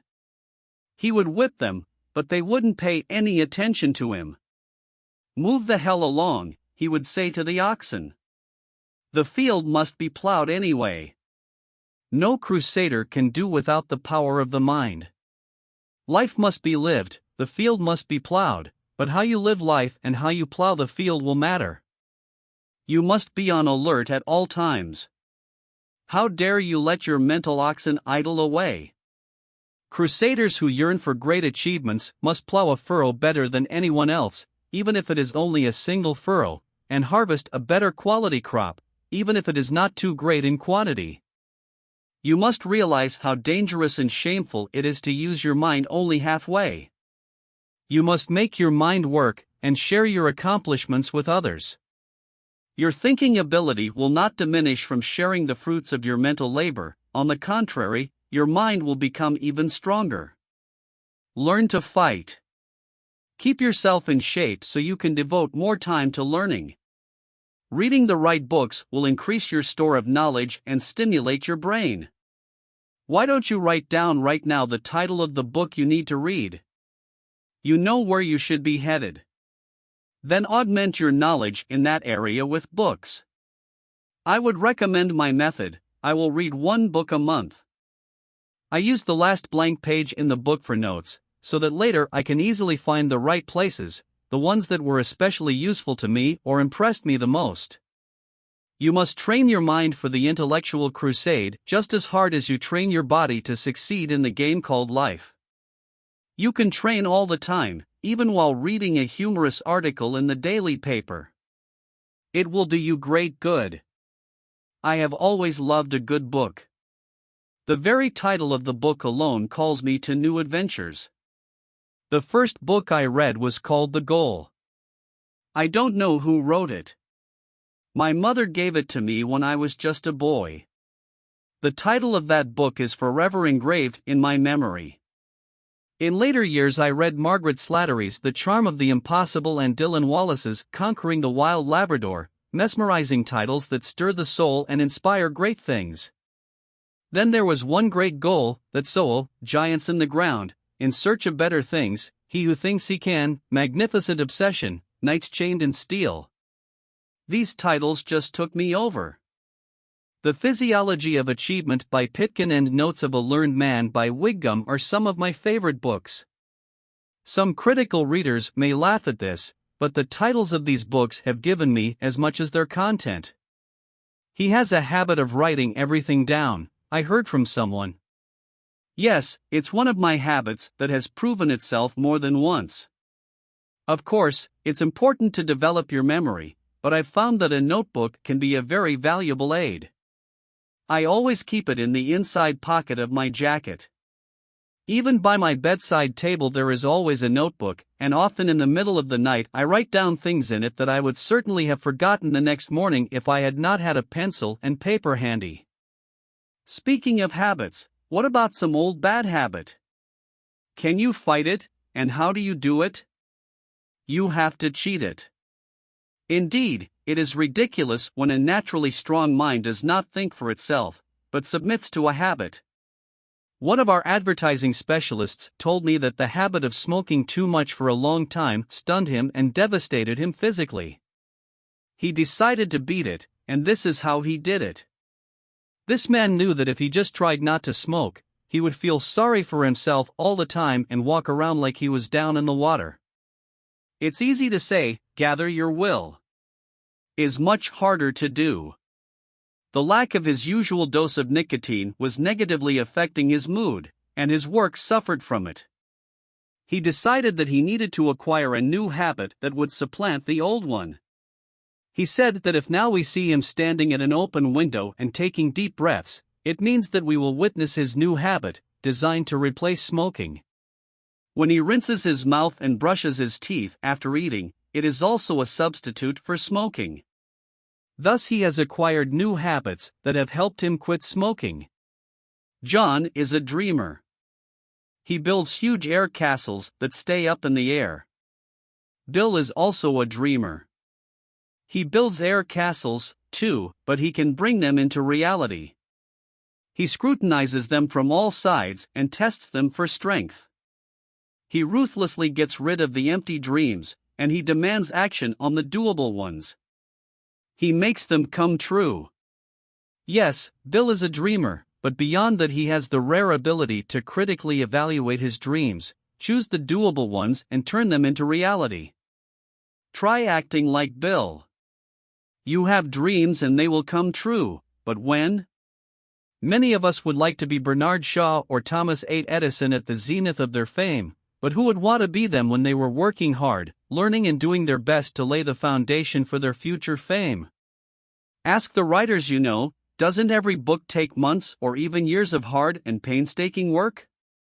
To begin with, you have to accumulate intellectual baggage within yourself, a kind of wealth of a special kind, for it is impossible to share what you do not have. I want to challenge your mind. Try, for 1 month, to do research in a field you've never explored before. When you read a book, don't let the author think for you. Stop at a sentence or chapter and try to interpret the author's thoughts, try them on yourself. How can you use them in your life? Boldly enter new mental worlds. Think in original ways.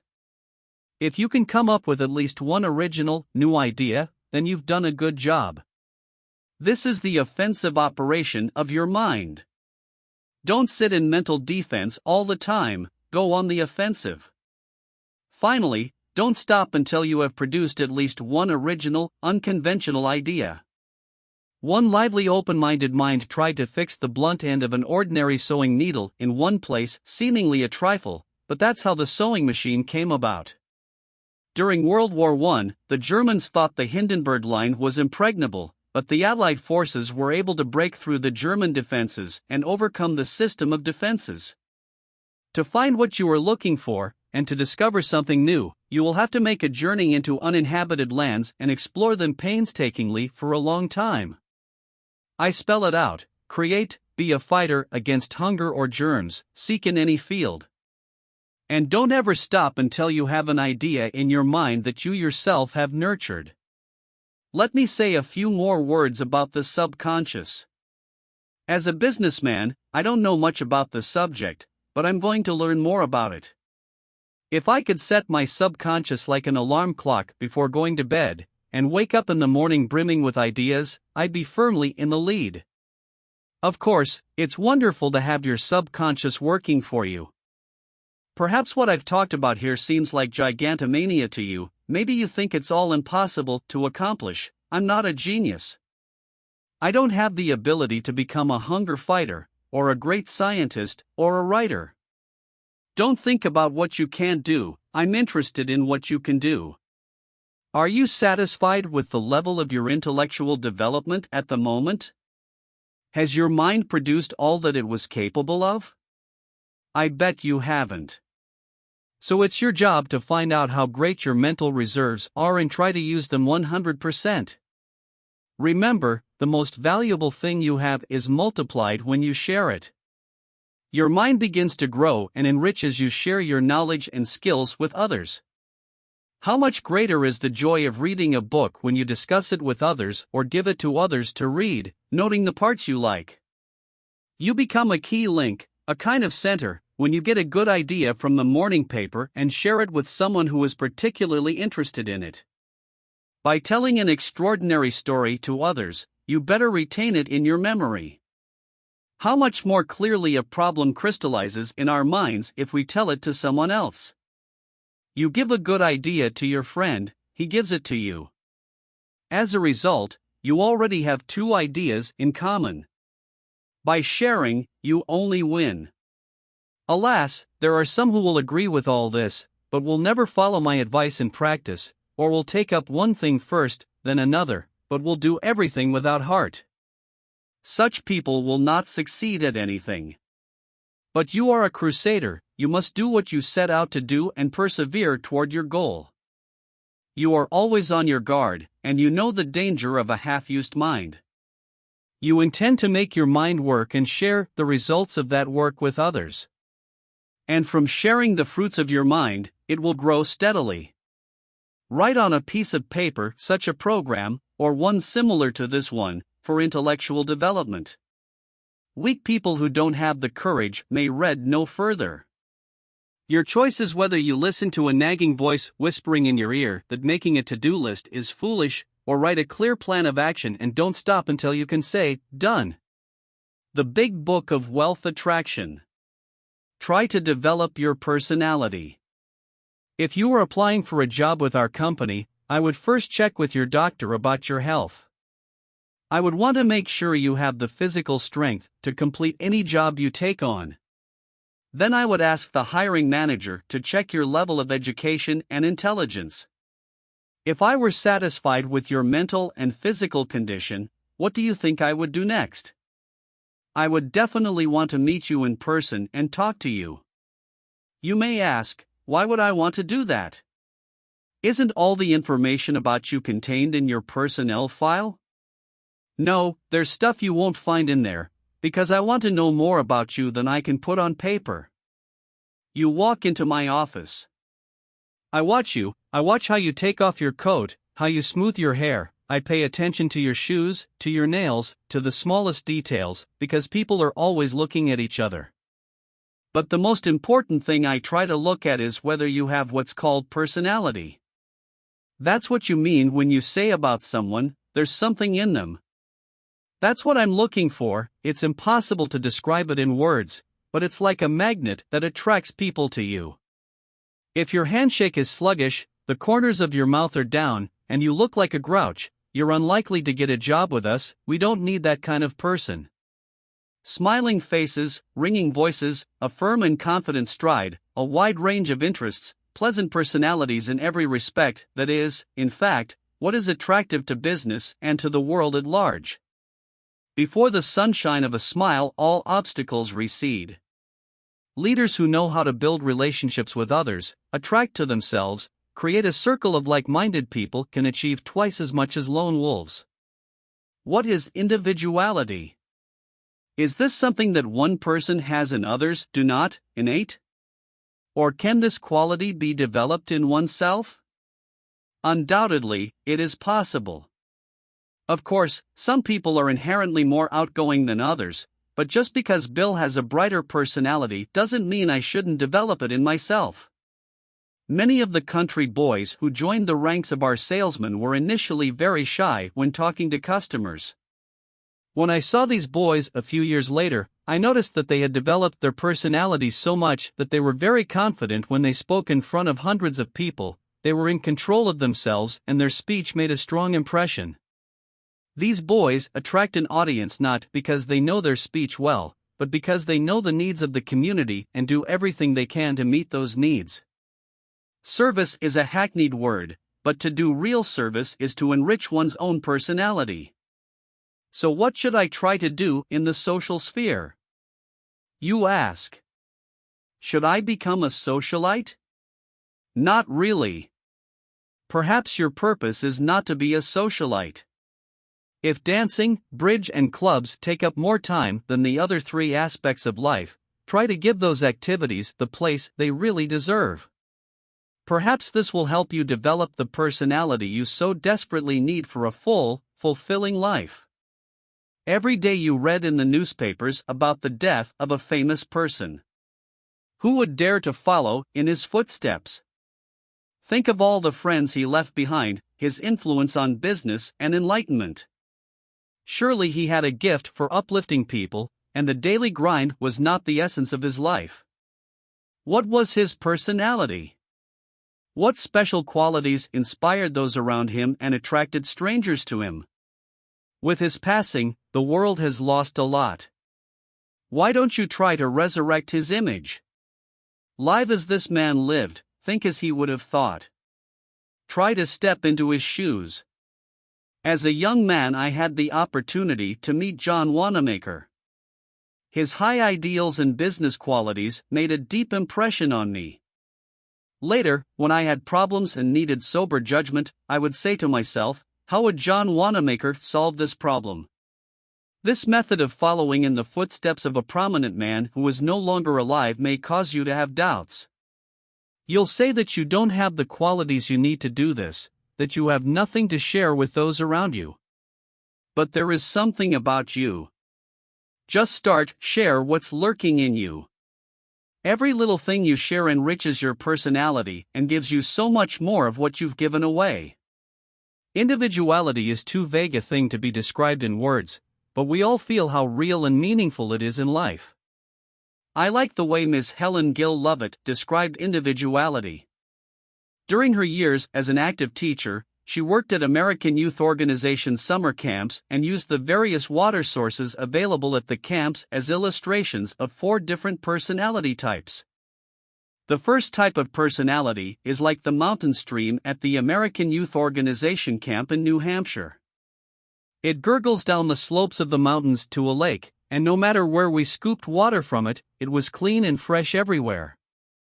Such are some of the personalities. Wherever you meet them, they sparkle and sparkle. Their presence chases away the gloom, inspires us, and makes us glad to walk beside them. When they lead, everyone willingly follows. When they smile, everyone smiles. They are always ready to cheer us up and justify our trust by sharing all they have with us. P.G. Orvig, who was for a long time the director of the American Youth Organization, is a mountain stream type personality. His Native American name sounds like Wajepi, which means nimble. Wherever you meet him, at camp, on a duck hunt, or at his home, you take away from that meeting in high spirits. Wajepi greeted everyone with a genuine smile, an infectious laugh, a friendly pat on the back, and he wasn't born with it all. He developed these abilities in himself by giving of himself to others. When he sees someone in a depressed state, he turns on his charm. I love being near Wajepi. There is a spring down by the lake into which the mountain stream flows. It illustrates the second type of personality. It is quieter than a murmuring mountain stream, but cold, fresh water springs from its depths. The depth and strength of many calm people becomes a source of joy and blessing to those around them. Papa Waite, former assistant director of P.G. Orvig at the American Youth Organization, is a deep, spring-like personality. He is always comforting, always helpful.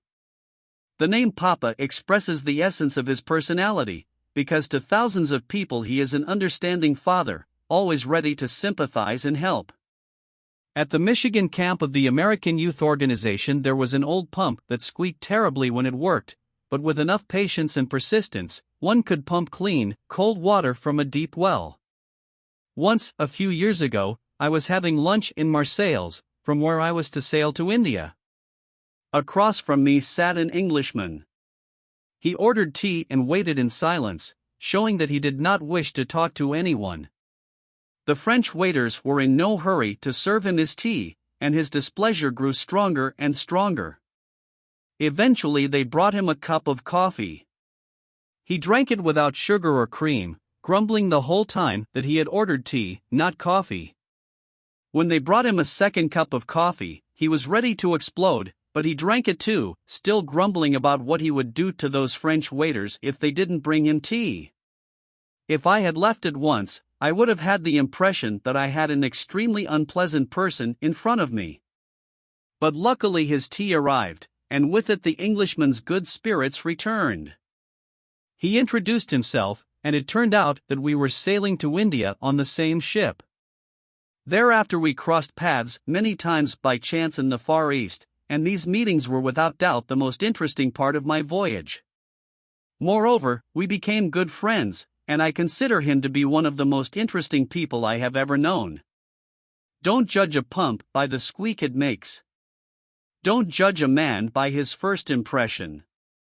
Try to draw out of him the hidden treasures of his rich inner world, just as you draw water from a deep well, and remember that irritability and bad temper can so obscure your good qualities that it can drive people away from you. The task of personality, of individuality, is to attract, not to repel. Next to the pump is a memorial fountain. Built of boulders, sturdy and imposing, it makes a strong impression. This fountain is abundantly supplied with water, and 4 jets of cold, thirst-quenching water gush from it. Last summer, they put a new patented mechanism there that connected the fountain to the natural springs, but that mechanism broke down. The fountain was beautiful, the water clear and cold, but barely anything went wrong and the fountain became completely useless. Individuality is something intangible, illusory. Good looks, good manners, a fine education, and a wonderful family are all good nourishment, but it takes something else to achieve a better life. I knew a girl who looked like this fountain. She had so much to share, but she kept her riches to herself. Now she is a woman who is unhappy with life, blaming everyone but herself for her melancholy. In truth, she has only her selfishness to blame. She let her personality go out of order and didn't fix it. If you're anything like me, you'll want to learn some rules, get some advice with which you can do better. Sure, that's all great, you'll say, but what exactly do I have to do to develop my personality? The only answer I can give you comes from my personal experience. The first thing I would do to develop the social side of my life would be to make contact with everyone I could. In the days of my youth, the name Henry M. E. Flagler was on everyone's lips. He was treasurer of the Standard Oil Company and a close associate of John D. Rockefeller. Mr. Flagler invested in Florida, building the Eastern Railroad through the Florida Keys, as well as a chain of hotels. I was in Palm Beach just as he was finishing up the finishes on his luxurious home. I was determined to meet Mr. Flagler. I felt that associating with such a successful man would be beneficial to my future life. I got along easily with people in my circle, but how could I meet a big man like Mr. Flagler? If I'd never met people bigger than me, who think bigger, act with scope, and are really great people, how can I grow, was my reflection. I was in the same city as someone who had become one of the most prominent and successful people in America. I had no patronage, no connections, but courage of the town takes. I wrote him a note in which I frankly confessed that I was a young man, full of ambition, new to the business world, and very anxious to meet him. To my surprise, I very quickly received a reply inviting me to visit his house. Even now, so many years later, I feel some confusion. That day was the most vivid memory of my youth. Mr. Flagler showed me his house. I had never been to such a fabulous place before, nor did I know that such splendor existed. We strolled through Mr. Flagler's beautiful gardens and he told me about Rockefeller and the enormous and difficult obstacles they faced in the early days. My brain was overflowing with impressions. I remember stopping and asking, "Mr. Flagler, I am honored. Your life has made a great impression on me. I'm afraid I'm going to forget some of the rules of your life. Do you mind if I write them down in my notebook?" Even then, I carried a small notebook in my pocket where I took notes all the time. "Of course not," Mr. Flagler replied. Then I wrote down, "Big duties, big responsibilities." From there, page after page, I put all the rules of his life into the notebook. Even today, I feel a thrill at the thought of that conversation.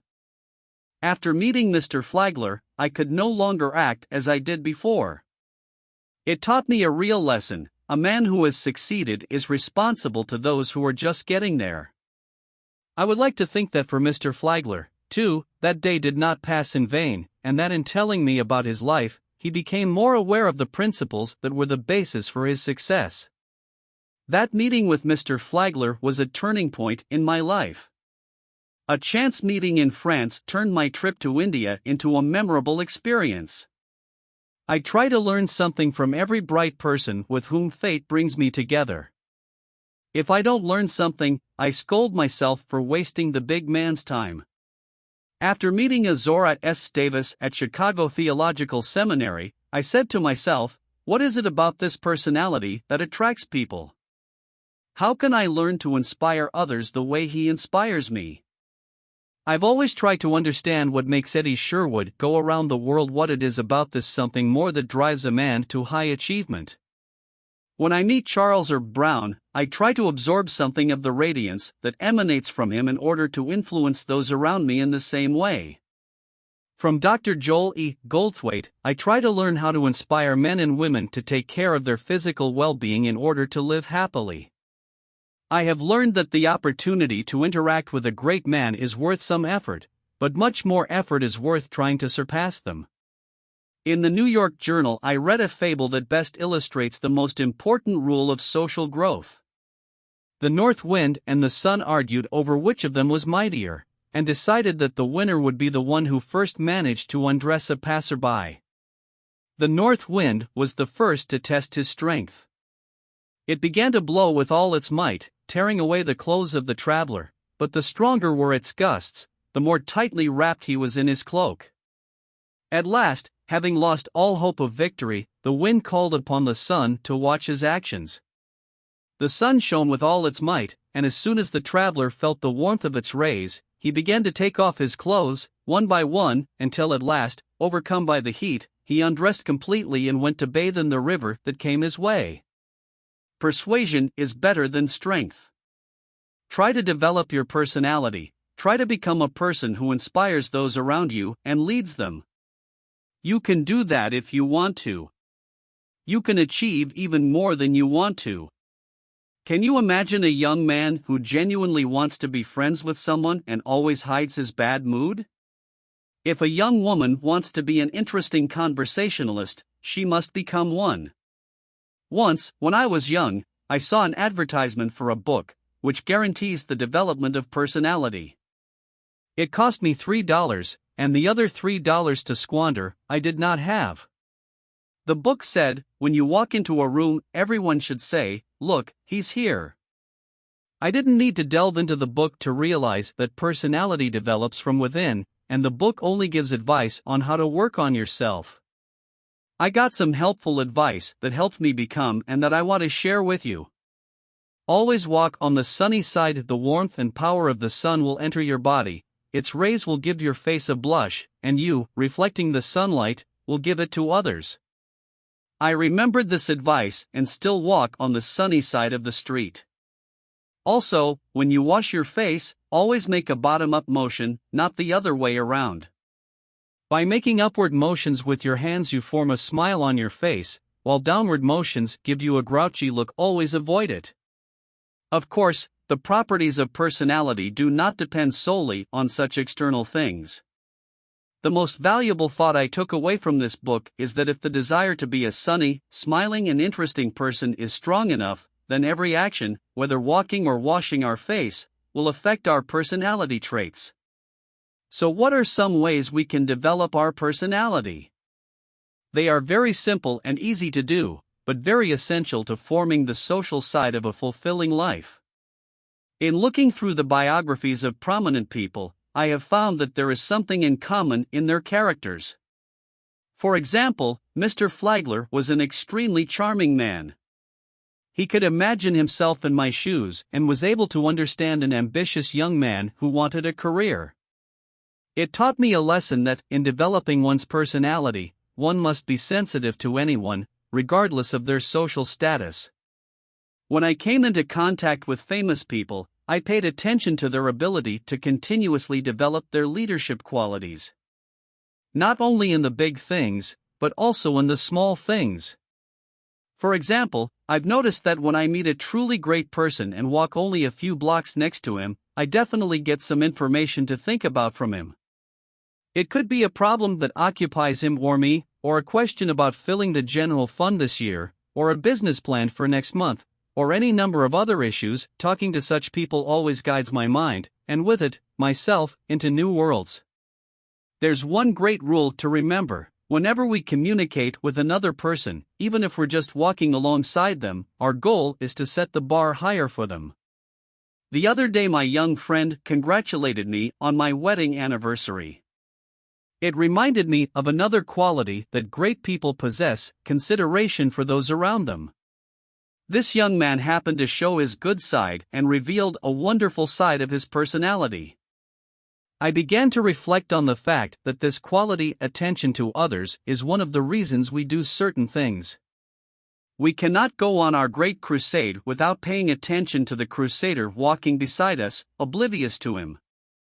We cannot develop our individuality if we completely ignore the person sitting across from us. When thinking about the big things, don't neglect the small things, because paying attention to those around you is mostly about the little things. The best assistant in this case for me has always been a notebook. It helped me to develop this quality. Write down birthdays, anniversaries, children's names, interesting events.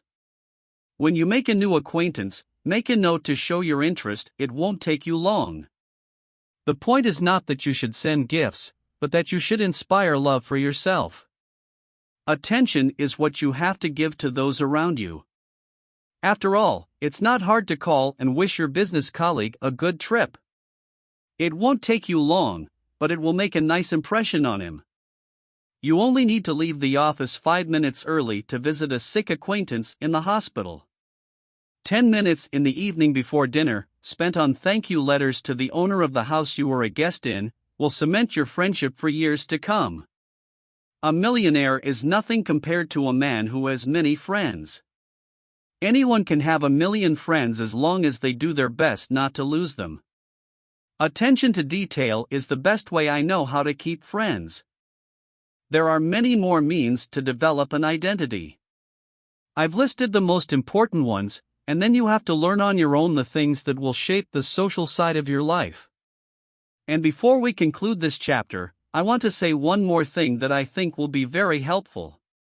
You must treat everyone equally, no matter what social strata the people with whom life has brought you together belong to. Be yourself to the other person, whether they are a prince or a pauper. It may sound corny, but look around you and look at the people you know. Unfortunately, a lot of people are always licking the boots of those above them and showing off with those below them. It's a sure way to ruin one's identity. The truly great people are those who are natural, open, and honest with everyone they meet. For a long time every winter I came to the Gulf Coast to hunt ducks. There I had to wait a long time, and during that time I indulged in reflection. I often wondered what it was that made wild ducks and other migratory birds make the long journey from Hudson's Bay in the north to the Gulf Coast and even farther north each year, then return in the spring. Could it be that some inner need compels them to do so with the arrival of fall? And then it grows, and with the first gusts of winter wind it turns into a real obsession, which dominates all the actions of the bird and finally forces it to make a long flight across the continent? Or does this all-consuming conviction live only in the chest of a leader who knows no fatigue? Perhaps he convinces others that it is time to get up and fly? At any rate, something is being done to the whole duck kingdom. Something so irresistible that no duck can resist it. Old and young, weak and strong, all the ducks take to the sky and fly as hard as they can to their destination because some kind of conviction lives in them. That's the kind of conviction you have to have. It's something so overwhelming that you can't resist it. It's that magnificent obsession that wakes you up in the morning and makes you want to be useful, you just can't ignore it. It is something that brings you into the human community not with the idea of what can they give me, but with the idea of what can I give them. In the social realm, the principle that valuable acquisitions increase if we share them doubly justifies itself. In this area, indeed, the more you give, the more you will gain and, consequently, be in a position to give even more. Be brave and try to master the delicate art of finding friends, keeping friendships, sincerely giving your time and yourself to others. Look for the best in people. Learn to love them. Find out what they are interested in. Pick 5 people, be friendly with them, give each small signs of attention, and you'll see what happens in a month. At the end of the month you will have 5 new friends, your capacity for friendship will have developed and strengthened, and your personality will be richer. You may grow socially and take on a position you've never reached in your life. You can see the results right away in the social realm because you're interacting with people every day. But you can't grow socially if you don't help others grow in the same way. Using the try it method in the social sphere is very simple.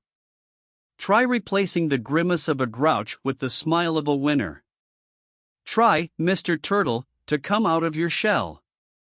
Try to turn sluggish fingers into a firm handshake. Try to become a welcome guest everywhere. Try my own recipe for radiating a glow that attracts people like a magnet and makes my life happy. To make it all happen and to acquire that elusive thing that attracts people, I invite you to ponder the following questions. Write them on a piece of paper and pin them to the mirror. When you have answers that indicate some progress, write them in this chart. The Big Book of Attracting Wealth. Try to cultivate fortitude. We walked the Great Indian Trail to the top of Mt. Jimmy, my 5-year-old grandson, struggled to keep up. Tired, Jimmy? I asked. My legs are tired, but I'm not, was the answer. I was Jimmy's fortitude. Climbing the Great Trail was a great adventure for 5-year-old Jimmy, and it will remain so for 20-year-old Jimmy, 30-year-old Jimmy, and 50-year-old Jimmy. As long as he has the fortitude in him, he will keep climbing up. What about fatigue? Yes, of course he will get tired, his body will get tired, that's natural. But his strength of spirit will never tire him to conquer more and more peaks. There is an old Indian legend that Claude Bragdon told me. Once upon a time all men were gods on earth, but they were so sinful and had so abused their divine nature that the supreme god Brahma decided to strip them of their divine nature and hide it where they would never find it. We shall bury her deep in the earth, said the gods. No, objected Brahma, people can find her and dig her up. Then we will drown her in the deepest ocean, said the gods. No, objected Brahma, people will learn to swim and find her. "We will hide her on top of the highest mountain," said the gods. "No," objected Brahma, "there will come a time when men will climb to the top of every mountain and eventually take possession of the divine nature. Then we don't know where it can be hidden so that men won't find it," the gods surrendered. "I will tell you," replied Brahma, "hide it in man himself. He will never guess to look for it there." And so the gods did. Something divine lurks in every human being. Ever since, people have been digging in the bowels of the earth, diving into the depths of the waters, conquering mountaintops, and wandering the earth in search of godlike qualities that are hidden within themselves. I call upon you to turn the divine spark into a bright flame. We must recapture this gift of the gods. It is something ingenious, something we can use every day. It is the power of the Spirit that makes you do the right thing, do what you need to do, when you need to do it. Fortitude is what makes ordinary people into real gentlemen and ladies. Fortitude is something invisible that makes it impossible to take advantage of someone else's weakness anywhere, in soccer or in business. It is what drives every stoic person to make the right decisions, to be fair, honest, and reliable when there is a temptation to do the opposite. The fortitude I speak of is found in captains and kings, but not in those who sneak up from behind in the dark. It is that fortitude which, like a banner, proudly flies over a man. In the past, too many expectations were placed on priests regarding the cultivation of fortitude, but the days when it was put on once a week, like a Sunday robe, are gone. I'm talking to you as a businessman who wants you to live life to the fullest. What kind of general, fighting on 3 fronts, would retreat on the 4th? Will you leave the battlefield when victory is almost in your hands? During the summer, at the American Youth Organization camp in Michigan, sitting on the sand dunes, I watched Lake Michigan change every day. Sunrises and sunsets, moon and stars, water and sky are never the same. There were days when the light haze turned to thick fog and I could see nothing beyond my nose. Who wants to live in a fog without seeing anything around them? I know of nothing that broadens the horizon more than the development of this last and most important aspect of life. I'm talking about you now, strong, intelligent, and charismatic leader. All this is worthless if you don't have what is at the very foundation of everything. Since the beginning of time, man has had some predisposition to the spiritual life. Until you develop this side of your personality, all the rest is of little use. If that part of your life dies, all the others will inevitably suffer. If perseverance is the key to success in physical, intellectual, and social life, why shouldn't it play the same role in spiritual life? I remember a lovely old lady who was clearly blessed from above. She once, like an avenging angel, reprimanded some chatterers, "How dare you blaspheme the Lord?" And her angry exclamation made them have words immediately stuck in their throats. They thought, really, how dare we do that? Would you criticize George Washington in the presence of his running mate Anthony Wayne? Who would dare say anything against Louis Pasteur in the presence of his colleagues and associates? The spiritual crusader must not sit on the sidelines as the Knight of Galilee leads others on extraordinary adventures. Strength and courage are necessary to develop the physical, intellectual, and social aspects of life. Why not assume that these same qualities are also necessary for spiritual development? Look at the wall of honor of the crusaders who acted before you. Are there any weak in spirit there? Saul of Tarsus persecuted the Christians until divine light shone upon his soul and he became the Apostle Paul, who preached the doctrine of Christ to the Romans, despising the danger of death. Was his life lacking in adventure? The impetuous and intemperate Peter did not want to wash Christ's feet. In his weakness he denied him 3 times, but this is the same Peter who suffered for the faith and was crucified upside down. No one fought harder for great victories than these ancient crusaders. What is a spiritual adventure? You ask. In St. Paul's Cathedral, London, There is such an epitaph on the tomb of General Charles Gordon, China Gordon, who always and everywhere gave his strength to the weak, his possessions to the poor, compassion to the afflicted, and his heart to God. Sir Wilfrid Grenfell also believed that spiritual adventure begins, first, with devotion to a leader, and second, with chivalrous service. Real faith requires real courage, he wrote. The failures that may befall us are not her fault, but ours. I am not asking you to become a preacher like Paul or Peter, or a soldier like Gordon, or a physician like Grenfell. I am only asking you to point out that their spiritual experiences took them beyond the narrow understanding of faith to which we are accustomed. All of these people were at first deluded into thinking that faith was a fairy tale for little children and old people, for the weak and sick, or for fanatics, but how their lives changed when they discovered that it was the greatest power to develop the physical, intellectual, and social aspects of life. Perhaps Sir Wilfrid Grenfell's method of attacking the spiritual front will help us. True faith sleeps and sees how to overcome our unwillingness to believe in goodness, justice, nobility, and love. It satisfies the insatiable need of the young and cheerful to be free from the boredom and pettiness of daily routine as undeniably and naturally as it does from the drunkenness, disorderly love affairs, lust for play, lust and licentiousness that slowly but surely turn the noble Dr. Jekyll who lives in each of us into the hideous Mr. Hyde. This is a recipe for a man who has managed to see life as a whole. In the Canadian province of Labrador, he is known as a great healer and a great humanitarian. He healed people's souls just as he healed their bodies. He helped the lame, both mentally and physically, learn to walk upright. Doing the right thing can be more exciting and engaging than the wrong thing. Our Labrador hero proved this with his own great and brave deeds. Wild Labrador has become a spiritual adventure for him. If you repent of your past adventures, why don't you try the kind of adventure that brings joy instead of remorse? Let your thoughts be above platitudes. Think of the light and noble, and soon you will find yourself on unimaginable heights. If you look at faith as something that requires patience and self-restraint, it really becomes hard, monotonous work, just as study is hard work for someone who has the wrong attitude toward the development of intelligence. But if you look at the power of the spirit, ethics, morality, or religion, whatever you call it, as an opportunity for spiritual growth, then you can see many things that were previously invisible to you.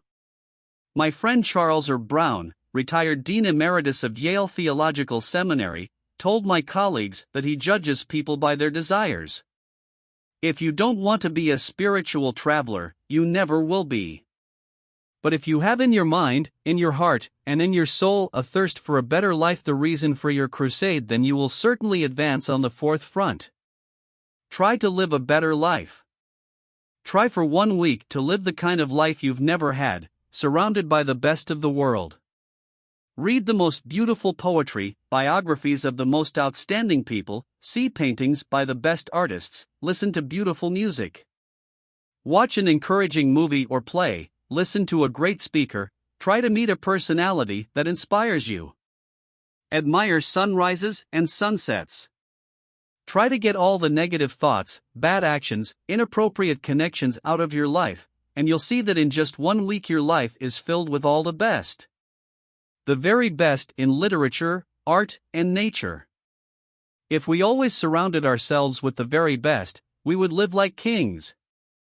Exercise is necessary for physical development, learning is necessary for mental development. A charming man makes himself comfortable by helping, and spiritual growth is based on doing the right thing. We move forward only through action.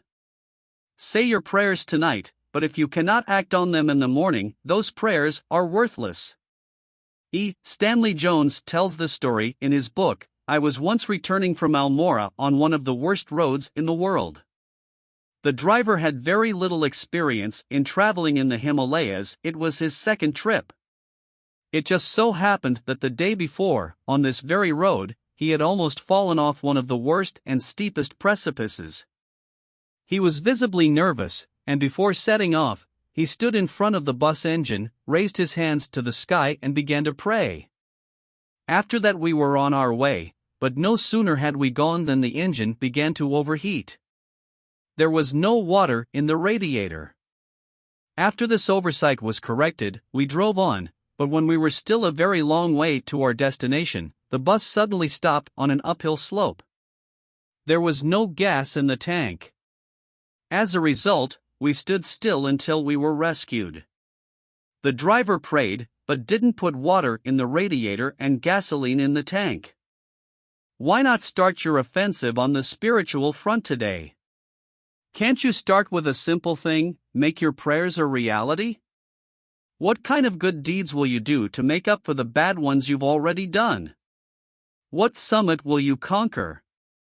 Will you take the time and energy to cross the ridge of obstacles in your life's path? List those obstacles and take action. Imagine you are the Apostle Paul or the Apostle Peter, Gordon or Grenfell, or take as an example your friend whose life is full of good deeds for which he receives a generous reward. Better yet, put together a program to help you make our motto, at all times, I am the best thing about me, a reality. An exciting spiritual adventure awaits you, but you will need courage. Only courageous people cross deserts and are on the front lines. Courage challenges their inner resources. You cannot climb spiritual heights without courage. Don't get discouraged if you lose your first fight. Coach Meehan of the NYU soccer team said, "We learn almost nothing from victories. We learn everything from defeats. The winner forgets most of his mistakes." I don't have to tell you what your spiritual life should be. You know better than that. All I ask is that you do the best you can. Spiritual investment will pay off doubly. Don't worry about minor setbacks. If you invest in this area, the results will exceed your wildest expectations. Take this challenge, do good. Answer the questions listed below, it will help you with your spiritual program. I have read G. E. Fosdick's 12 Tests of Character, and I can evaluate myself. Is my strength of character above or below average? How reliable and honest am I? Was God ever closer to me than He is today? My spirituality is my most precious possession. A plan for spiritual growth. What do I intend to do in this area this year? What crusade am I going on next year? What is the goal of the spiritual side of my Try It program? What is my life's work? Is there some kind of magnificent obsession in it? Write down your answers on a piece of paper. Now try to evaluate yourself. You won't want to stop in your spiritual development until you get the highest score for these answers. The 12 character tests have passed. Take it again in 3 months. What have I done to make my spirit stronger? What have I done to become more trustworthy, more honest? What is my spiritual growth program? How has my spiritual growth manifested itself in the past 3 months? What have I done to fulfill my spiritual growth program? Have I found my life's work in the past 3 months? Try to share. You may have heard of Lloyd Douglas' book, The Magnificent Obsession, which is the basis for the movie of the same name. This novel tells the story of a young man who had everything he could want and learned to love and help his fellow man. The protagonist, a rich and spoiled playboy, suffers a wreck on a lake. He wakes up in the hospital and learns that he almost died. He was told that he was saved by the world-famous neurosurgeon, who gave him his own machine for artificial respiration, but he drowned without it. By a tragic accident, saving the life of a worthless man, died eminent figure, a luminary of medicine. The novel tells of how the rescued man, realizing the burden of responsibility for the death of such an important person, decides to make up for the loss by becoming an equally good neurosurgeon. This decision turns into an obsession, and in the end the hero achieves his goal. He realizes that in order to truly make up for the loss of such an extraordinary man, he must become more than just a neurosurgeon. The deceased doctor was truly a great man, and not just in medicine. He helped thousands of people, some of whom he supported financially, some of whom he gave his attention, some of whom he shared his knowledge with. But to everyone whom this man helped, he set one condition: about this help, about his good deeds, no one must know. His theory was that while remaining a nameless helper, he acted for the good of himself. His good deeds made his own life rich and full. The hero of the novel The Magnificent Obsession becomes on the same path and begins to adhere to the same philosophy. God forbid that your magnificent obsession should be the result of tragedy, as it was in the book. The hero of the novel finds the purpose of his life by realizing that his worthless life was saved at the cost of another life, 1,000 times more valuable. He tries his best to make amends to humanity for that loss. You are able to enjoy life because of the sacrifices of others. Doesn't that inspire you to do good deeds? To share is to help those around you. The Red Cross and other humanitarian aid organizations exist because of people who are willing to help, to share what they have. A few years ago, when I was in the Bahamas, I found a red bean, which according to local beliefs, brings good luck. I kept those beans for many, many years, because along with them came what I call the International Bean Society for Good Deeds. If someone does a truly good deed, I give them one of the red beans and accept them into our society. You'd be surprised at how many beans I had to buy to replenish my supply. The world seems to be full of people doing good deeds. If we don't want to be parasites, we must do more good for others than others do for us, because we are leaders and crusaders, and we are trying to achieve more than others. How much time and energy do you spend on public needs, on the common good? You must do good deeds without expecting to be paid, for in sharing with others, you first of all reward yourself. We Florentines, says one of George Eliot's characters, are so generous that we can afford splendid generosity. And here is another example that I think expresses well the idea of sharing with another. Fosdick's The Meaning of Service has these lines. The Sea of Galilee and the Dead Sea are fed by the same waters. These clear and cool waters flow from the Hermon Mountains, where the Lebanese cedars grow. The Sea of Galilee is the beauty and pride of this region because it has a drain. It takes to give. It hoards its water riches to water the Jordan Valley. But the Dead Sea, filled with the same water, is terrifying because it has no flow. It takes only to keep it.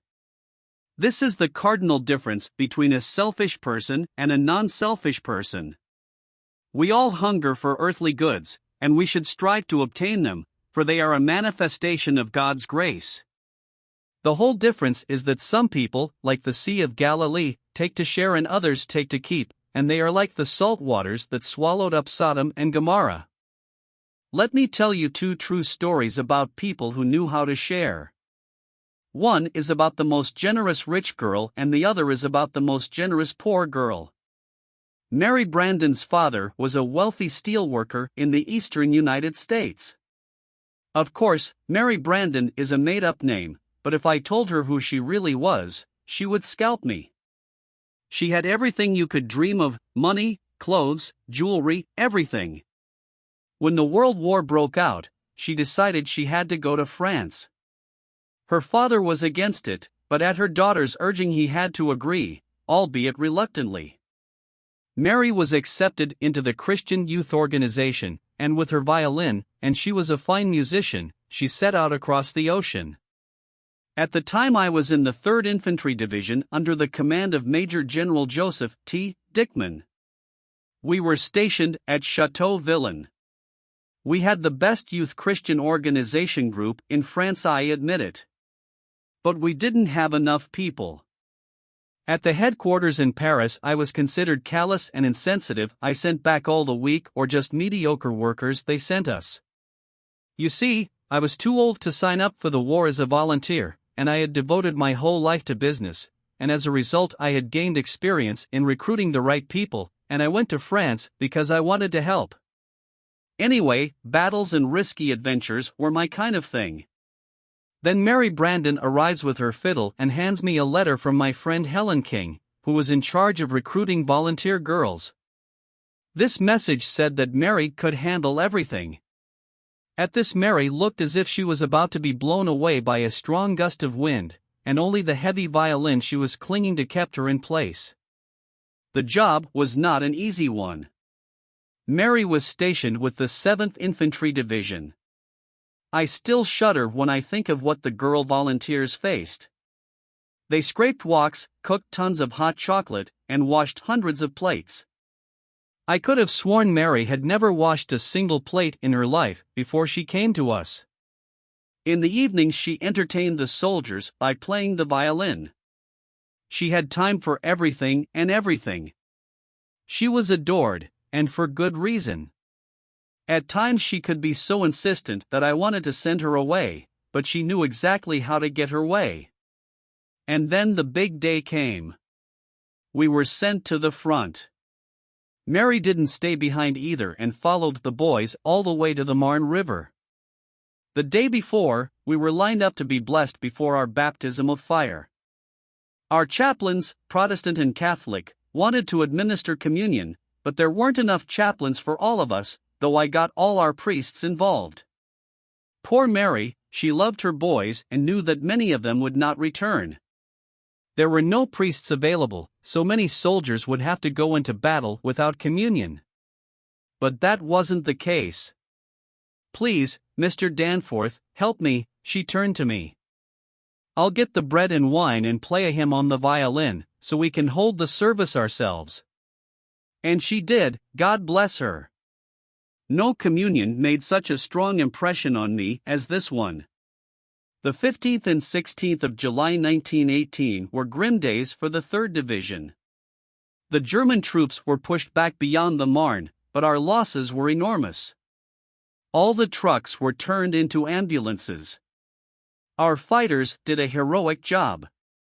The volunteer girls didn't falter either. Mary and the other girls who worked at the dressing station never slept a wink, taking care of the wounded. Major General Dickman acknowledged their sterling service by issuing a commendation to them on behalf of the entire 3rd Division.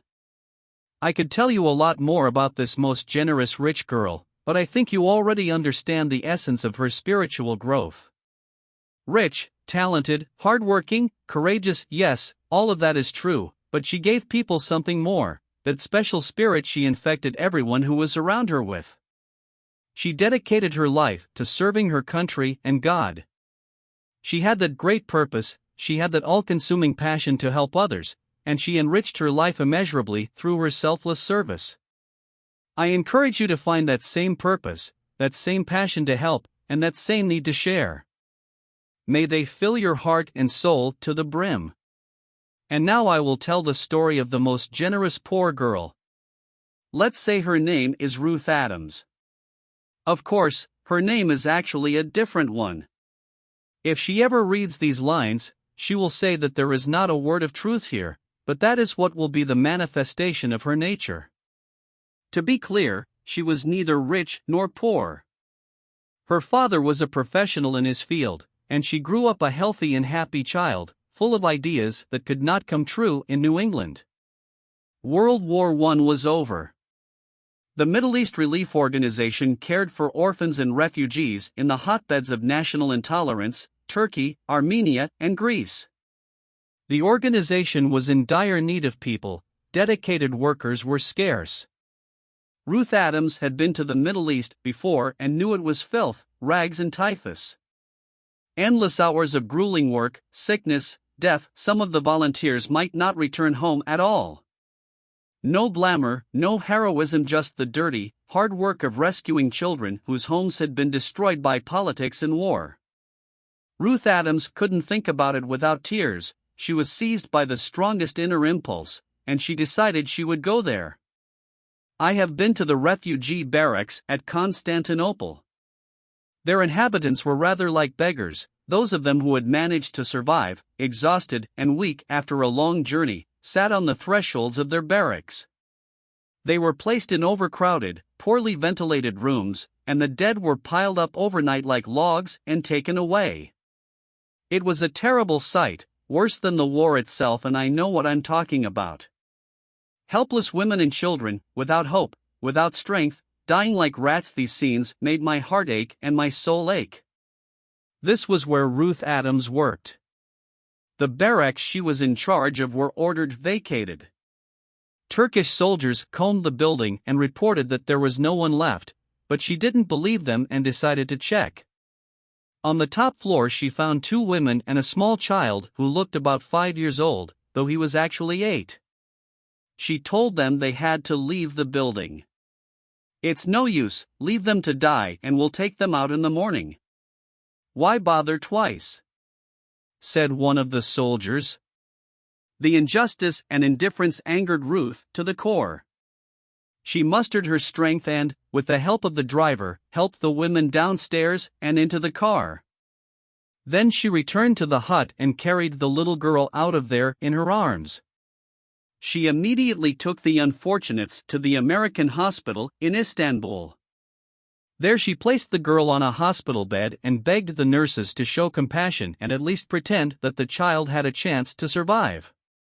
She persuaded the nurses to wash and feed the girl as they did with convalescing patients, even though everyone knew she was about to die. Ruth left the hospital and went back to her job, knowing that the nurses would do everything they could. They really did, and this child survived through a miracle of selflessness and compassion. A week later, Ruth herself was admitted to the hospital with typhoid fever. She lay unconscious for weeks while her body struggled with the disease. Ruth's indomitable spirit, the care of the doctors and nurses, and merciful providence saved her. I met her at the mission when she was already recovering. Her pale cheeks bore witness to the difficult struggle she had endured, but there was still fire in her eyes. Here's what she said to me at the time. "Mr. Danforth, you have some influence, don't you? Please make the doctor let me go back to work. I'm well enough now. The fates of those unfortunates I left behind keep me busy. They need my help. I could do so much more if I went back. I would not like to hear such pleas again." I remembered my own daughter and her young children. I know she would have pleaded the same way to let her return to her children. The spirit cannot be tamed, but what can a weak body do until strength and health return to it? "No, Ruth," I answered. "You can't go back to work now. You have been miraculously saved so that you can do many more great things. Follow the doctor's orders, be a good soldier." She was mortified by my answer. I have more to say, but I believe what I have said is enough. This young woman put all her energy into helping people out of love for them, sick or healthy, rich or poor, in trouble or in prosperity. Her life was filled with service to people. She worked as if everything depended on her, and she believed as if everything depended on God. How vividly such examples of unselfish help come to our minds. It does not matter if a person is rich or poor. Even health, intelligence, and refinement take a back seat to such unselfish devotion to a good cause. I challenge you to join the ranks of such immortal heroes as the most generous rich girl and the most generous poor girl. Make your life a masterpiece. When you try to develop the ability to share with those around you, you'll understand what it means to have a truly rich life. Follow the principle that says, what is most valuable in our lives is what we can share without harm, what only grows from it. What wanes after we have shared it is the least valuable. The physical, intellectual, social, and spiritual aspects of your life will actually become richer if you share. The more often you follow the principle of trying and sharing, the more you will find opportunities to do so. A pastor I deeply revered, J.T. Stocking, who has left us for a better world, once gave a wonderful sermon on life investments. He told the parable of how Christ fed the people with 7 loaves and a fish, but gave it a new interpretation. His emphasis was not on the miracle of Christ feeding 4,000 people with 7 loaves, but on paying attention to the resources available rather than the difficulties. Measure your strength, not the difficulties. How much wisdom in those words! When Christ's disciples complained that there wasn't enough bread for everyone, Jesus said, "How many loaves do you have? Do not look at the mountainsides, look in the basket. Don't count the people, count the loaves." He didn't simplify the task, but decided to feed the people with what they had. Jesus and his disciples began to distribute the bread and got more of what they had. "This is what the universal law of life and God is all about," said J.T. Stocking. "Resources and strength are given to those who use what they have. When we put our muscles to work, their mass grows and they only get stronger. When we use our minds, our mental powers grow. When we use our spiritual powers, they grow. We don't exhaust the mind with thinking and the soul with love and mercy. Anyone can see that by using what we have, we gain more of what we had. Don't count the people, count the loaves." Mahatma Gandhi never asked of people more than what they could give, but he asked for all they could give. My friend J. Hutchins, the retired president emeritus of Berea College, once said, while instructing his graduates, "Few build cities, the rest live in them. A few design subway lines, the rest ride them. Few build skyscrapers with offices and factories, the rest work in them." This book is written for the few who aim to accomplish, the few who dare to be pioneers, the few who dream of creating an organization or structure that will serve the needs of humanity. The rest of us will follow the leaders. You are the shepherds, the rest are the flock. The shepherd loves his lambs. He knows hardship and meets danger bravely. He brings back those who have strayed from the flock. Close your eyes and say, "I am one of the chosen. I am the leader. I am the shepherd. The others are dependent on me. I will try to share with others. What are my abilities that I can share with others? How do I share my loaves with my neighbors? What do I have to do to make my life good for people? Write on a piece of paper my share program, which I will begin tomorrow. Set sail. A life of 4 equal aspects, which is what I'm talking about here, is not the easiest life to live. Most people, 95% of all people, settle for less. They are comfortable being where they are and living the way they are. Why should they aspire to anything else? The remaining 4% of the elect and the 1% of the kings will never be in submission. They will not rest until they use every ability they have to serve. What is it that lights the torch of leadership for the 4% of the chosen and 1% of the kings? Why won't the 95% of people ever get a second wind?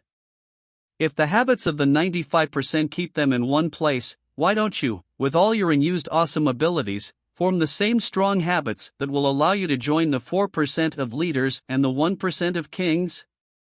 True, you have to have real strengths to achieve this. When I was sailing in the Caribbean, I was fascinated by the history of old Panama.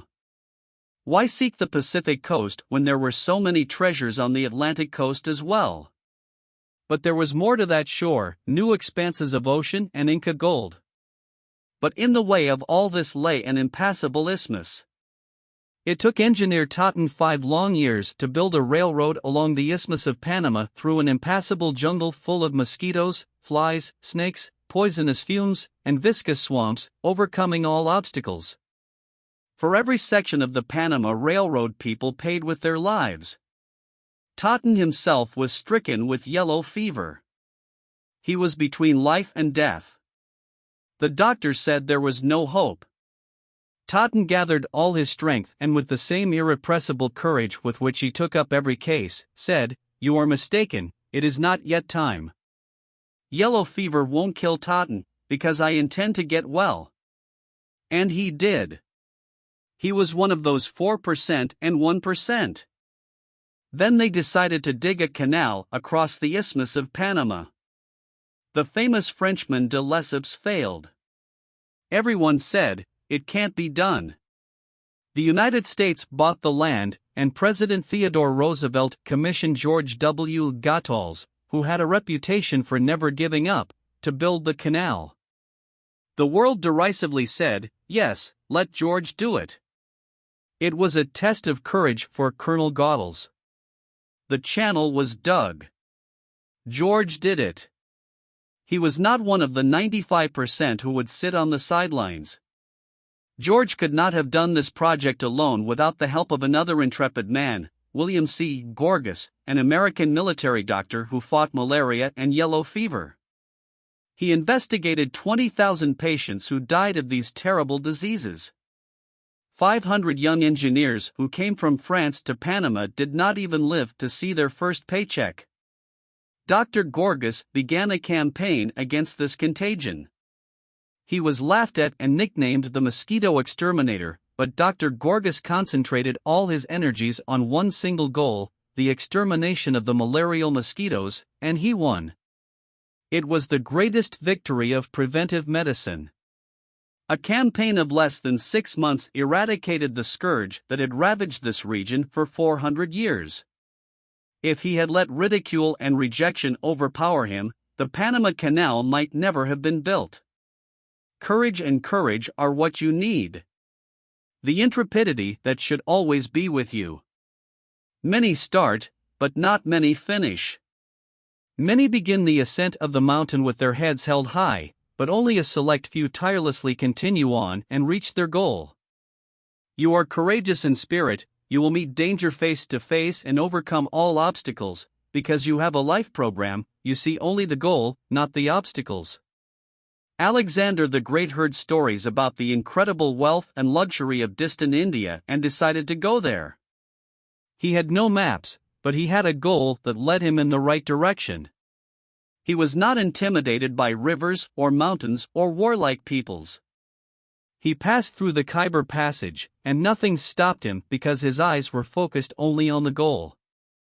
Caesar saw Britain, not the rugged land, the treacherous native tribes in danger at every turn. He had a goal, and he knew which direction to take. Napoleon saw Italy, not the obstacle of the Alps. Washington wanted to take the city of Trenton, occupied by the army of the Hessians, the German mercenaries of the British in the American War of Independence. But in order to do so, American troops needed to force the ice-covered Delaware River. A lesser man would only see an obstacle in front of him in the form of the river. 95% of people only see obstacles in their path, the rest see the goal. Lesser people would scrutinize the first obstacle, and this stops their growth and narrows the horizon. Great people know where to go, they have the confidence and determination that turn obstacles to dust. History preserves the names of those who, with a goal in front of them, took risks and succeeded.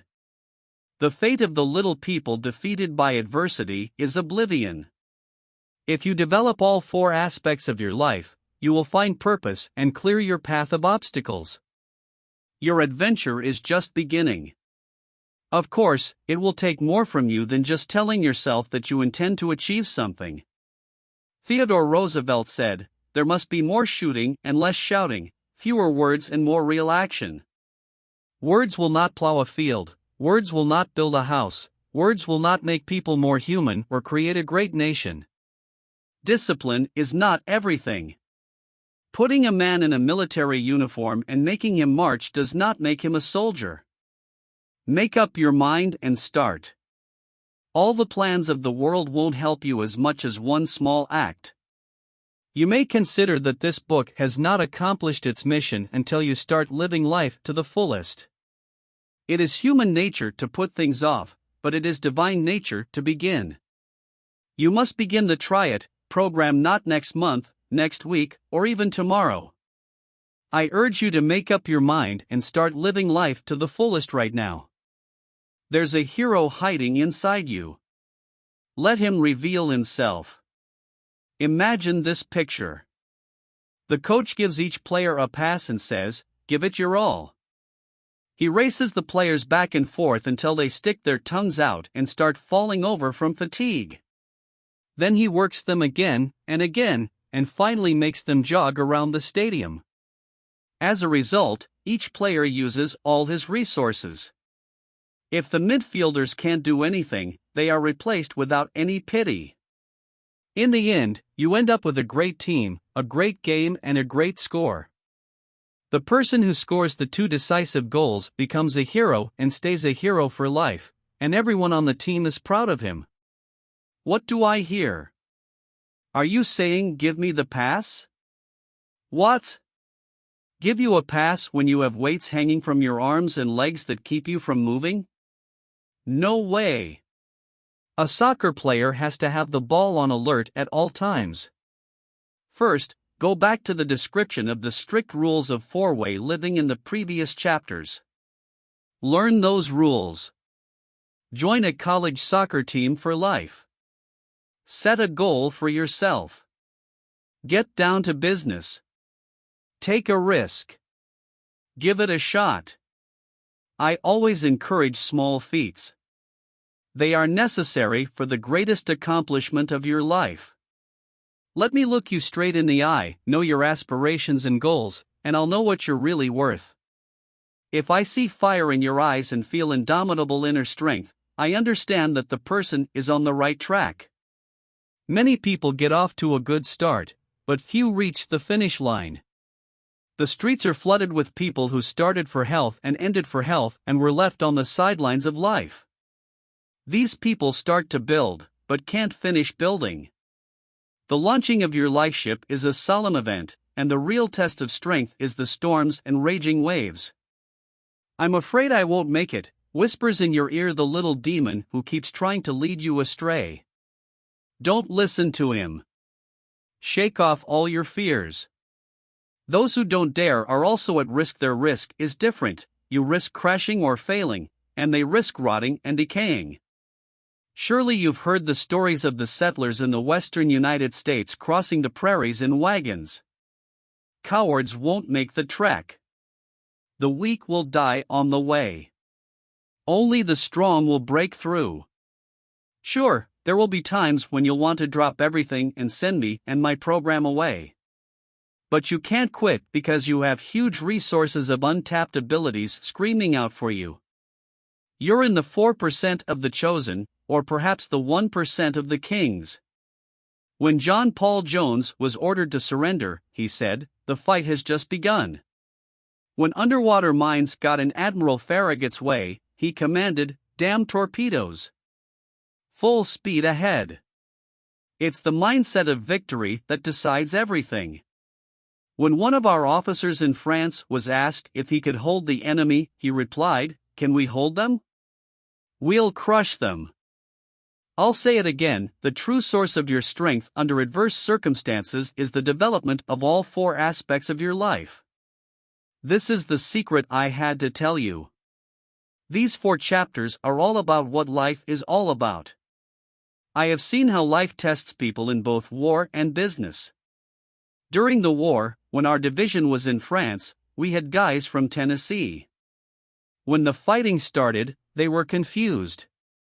They only knew 2 things, that they had rifles and how to fire them at direct range. If you begin to understand the fundamentals, if your life will include all 4 sides, then no matter what happens, you will try to achieve your goal. Let me conclude by reiterating what I have outlined in the previous pages, but from the perspective of a businessman. Invest in your life, as bankers and industrialists do with their capital. Use your physical strength. Let that support you in your endeavors. If you have plenty of physical energy, you will go far. Master the power of your mind. When you learn to face facts and think correctly, you can combine strength and mind, and you will have not 1 but 2 weapons. With the ability to make and keep friends thanks to your charm, you, given a lively mind and a strong body, will already have 3 powers at your disposal. Be daring, don't waste time. Your life is in your hands, for beneath the corporeal shell that you keep in shape, besides a keen mind and a vivid individuality, there is faith and truth, sincerity and purity, which is the basis of everything. Do you use one of your weapons, two, or all of them? Let your brain generate ideas, but none of them will be worth a penny until you turn them into reality. The 20th century limited passenger train would have stood still forever if it hadn't been steamed up. Until you try it, you won't budge. How can a ship come back from a voyage if it never left port? It was madness on David's part to fight Goliath. Columbus' attempt to circumnavigate the world was pure folly. The Wright brothers' dream of flying was absurd. But imagine what would have happened if all these people had not made these attempts. Study the previous chapters carefully. Who would be willing to settle for life without what this four-pronged program provides: physical health, a clear mind, individuality, and faith that prepare us for a higher purpose? A strong desire to do something worthwhile will allow you to achieve more. Perseverance, faith in yourself, I'm capable of more if I try, self-improvement, energy, enthusiasm, curiosity, dexterity of hand, body, tongue and sharp eye, and a rich imagination will help you do it. Here are some of Professor Pitkin's thoughts that, together with his definition of achievement, will open up to you a world of limitless possibilities. Achievement is a successful attempt, usually under adverse circumstances. It therefore presupposes two things: first, the undoubted primacy of the goal, and, second, the exceptional skill of executing the intended goal. Don't stop until you've used every opportunity to serve and share your gift with others. One igniting spirit can light 100 fires. I want to help you rise to the top, and it doesn't matter what you do. I want you to be visionary and see in your imagination far beyond what I have said. If even one man in 1,000 takes my ideas and dares to follow them, I will be as happy as if he were my own son. We haven't used up all the human resources yet. Do you see where I'm going with this? Imagine a man looking at the descending waters of Niagara, that greatest power. What does he say? I'm going to drink the cup to the bottom. Or he lets his inner dwarf whisper, just a sip for me. I often pray, Lord, make the blind see, encourage the weak in spirit. I read a fragment of the manuscript of this book to a young friend of mine. How interesting, he said after reading it. Gosh! I didn't take the time to write this book for anyone to say it was just interesting. I had a greater purpose. If this book doesn't get you to act and strive for more, then the description of an amazing journey to a land full of foresighted life is made by a very bad sailor.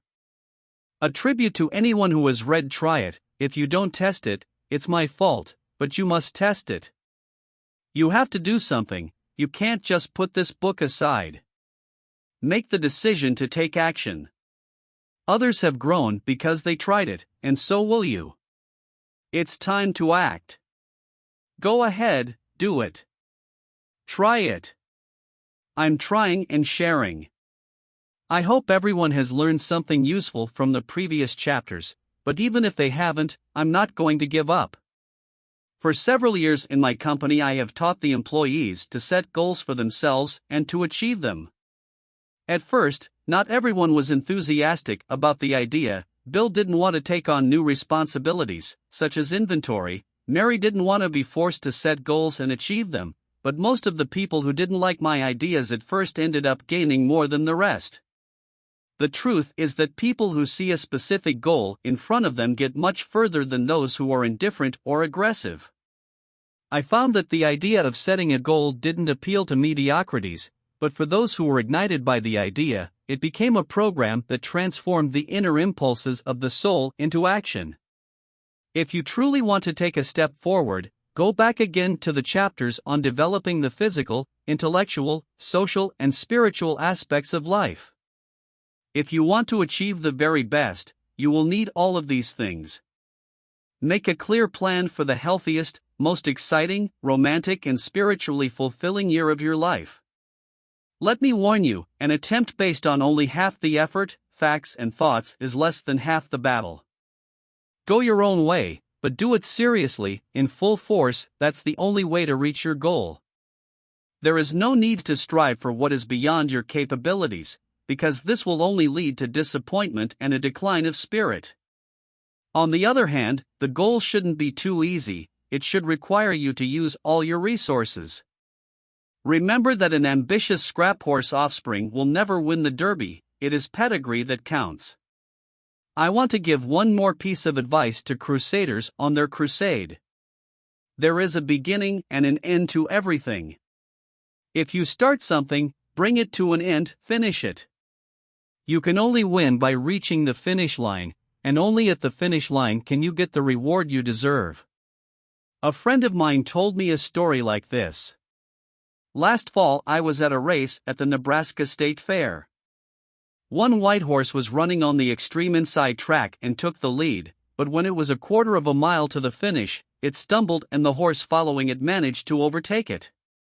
If you had seen that white-faced horse run the rest of the distance. They ran head-to-head until the finish line, but the white horse still won. Start your race at the peak of your enthusiasm, and if you stumble and someone overtakes you, run the rest of the distance like you've never run before. This last stretch you must run to the limit of your ability.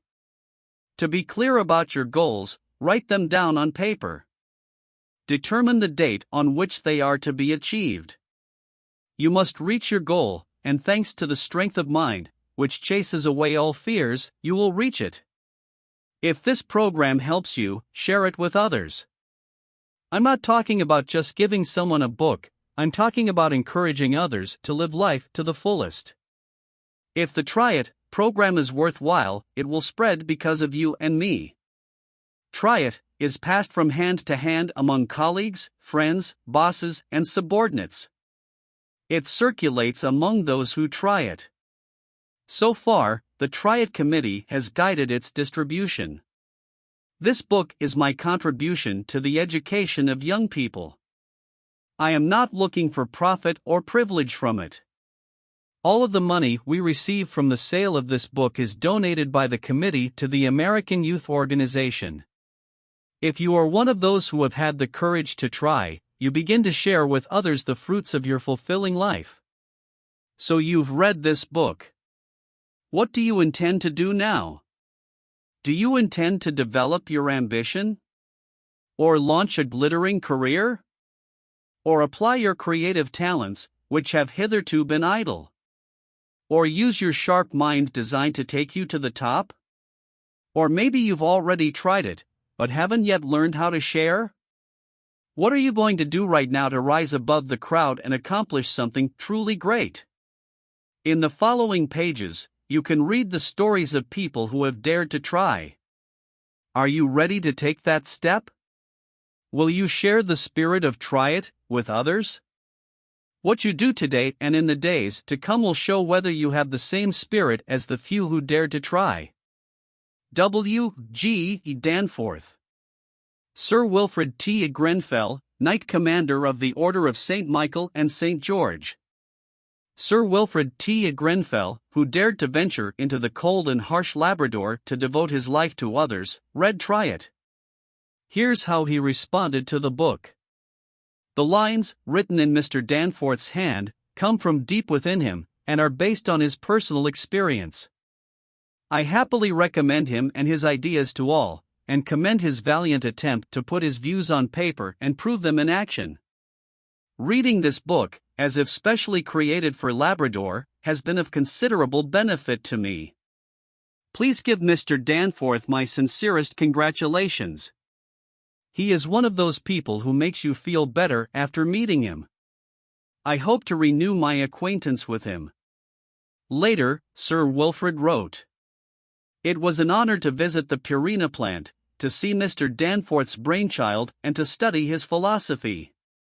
I talked to his workers and was struck by their enthusiasm. In addition to producing high-quality products, the Purina plant is also a place where personalities are formed. I have read Mr. Danforth's book and met him personally, both of which left a most pleasant impression and made me a better person, so I am sure, whatever one does, he will be a better person after reading this book. and 10 times better still if he follows its advice. Try It is more than just a book. It encourages you to do more than you have done so far.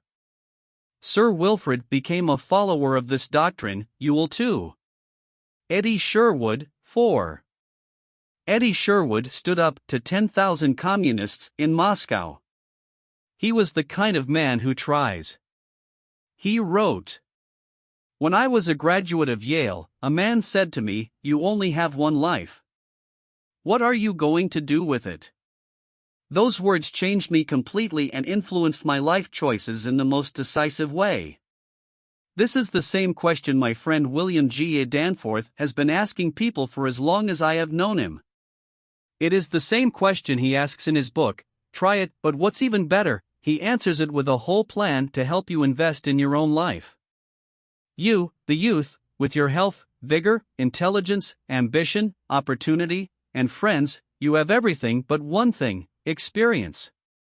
From the pages of this book, experience speaks directly to you. Mr. Danforth has gotten more out of life than a dozen ordinary people. I don't know a busier and more business-like businessman.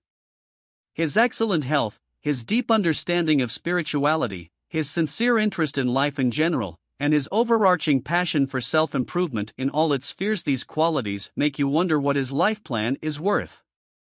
Now that you have read Try It, you, like Eddie Sherwood, will be spreading the idea around the world because you have tried it yourself. Major J. W. Wooldridge.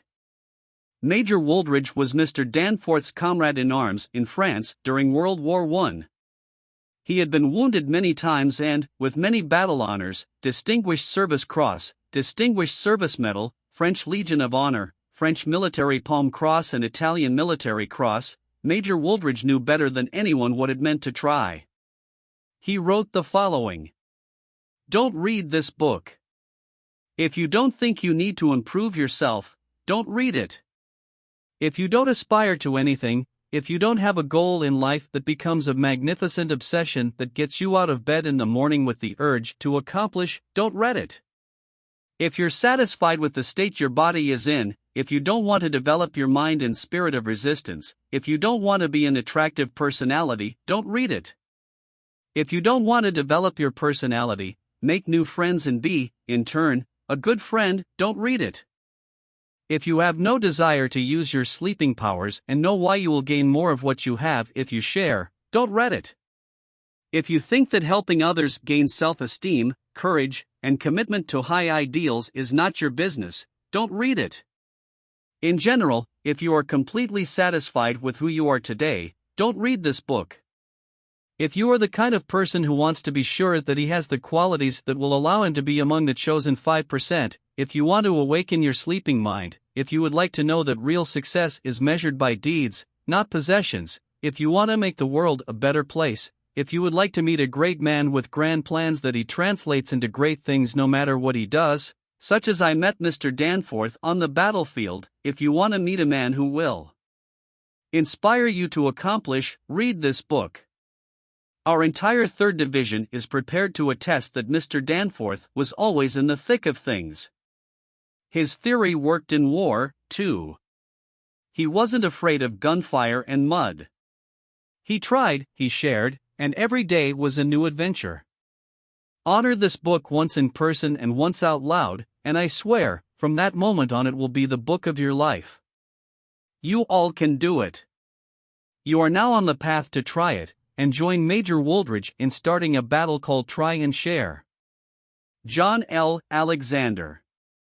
If you're interested in the Boy Scout movement, you'll probably respond to the call of John L. Alexander, the first head of the Boy Scouts of America. John Alexander was known for his love of youth and remained director of the American Youth Organization until his death. He had this to say about this book: "This book will breathe into you the spirit of achievement." Mr. Danforth's inspiring philosophy convinces us that the best a man can achieve is through the development of his abilities.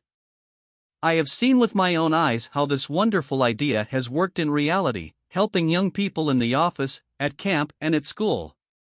It has given new meaning to hundreds of lives. The book Try It will bring Mr. Danforth's ideas to those who can't talk to him in person.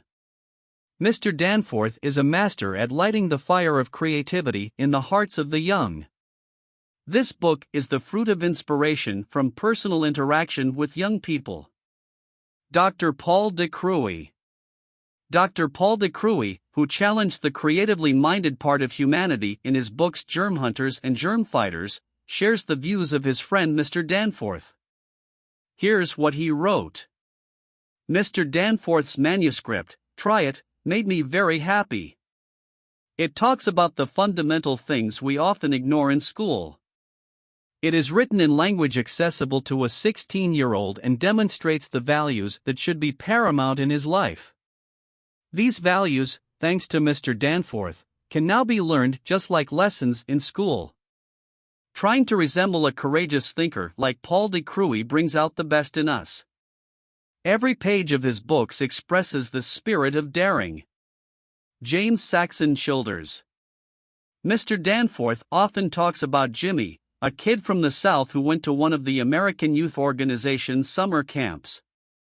Mr. Danforth saw in Jimmy the makings of a brave man capable of daring, and convinced him to go to college. After graduating from college, Jimmy received a Rhodes Scholarship to study at Oxford, then distinguished himself at Oxford and traveled the world as a correspondent. He is now the author of many books. Here is what James Saxon Childers says.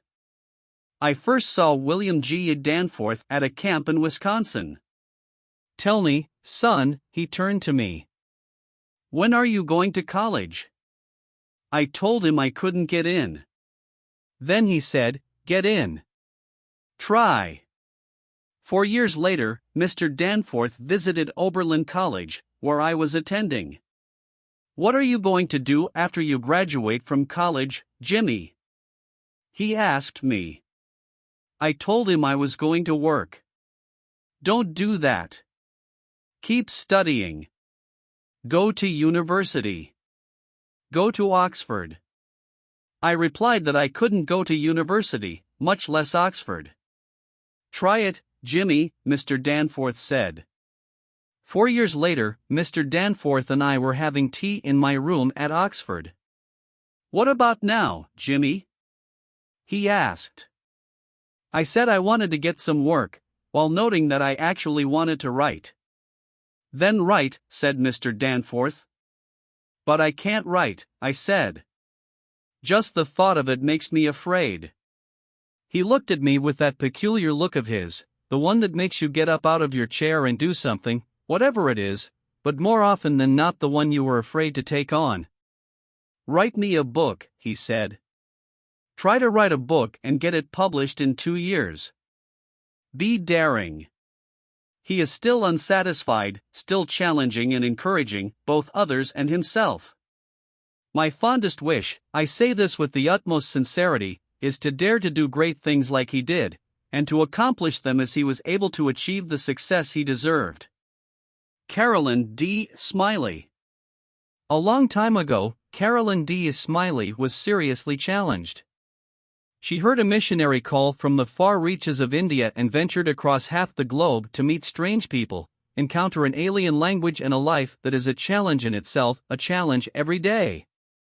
She writes, some of us like to be challenged, but we all love sublime, courageous people. This book is full of amazing stories of people who dare to think differently and do extraordinary things that change the world. It is written in lively, vivid language that conveys the author's message. As she heard the call to action and followed it, so do we take up the challenge of living a life of daring. Walter Williams. A successful publisher, major statesman, and noted educator, Walter Williams, former president of the University of Missouri, was infected with the idea of crusades from the book Try It. I am fortunate to have had the opportunity to read Mr. William G. Danforth's manuscript. It's a life message, so I'm sure it will be extremely helpful and get people moving forward and doing good deeds. The idea of crusades, which expresses Mr. Danforth's philosophy, will challenge the soul of every reader. Is there a more fertile field on earth for sowing the seeds of Try It, than our colleges? We should be happy if, as teachers, we can succeed in planting the sparks of Try It in the hearts of the young. Reverend J.T. Stocking, Doctor of Theology. How much we owe priests. Mr. Danforth was in close contact with his beloved pastor, the late Dr. J.T. Stocking, Ph. Stocking. Not only did Stocking preach how to do things, but he himself followed his sermons. He challenged both himself and those around him. It was with great interest and pleasure that I read the proofs of Mr. Danforth's new book.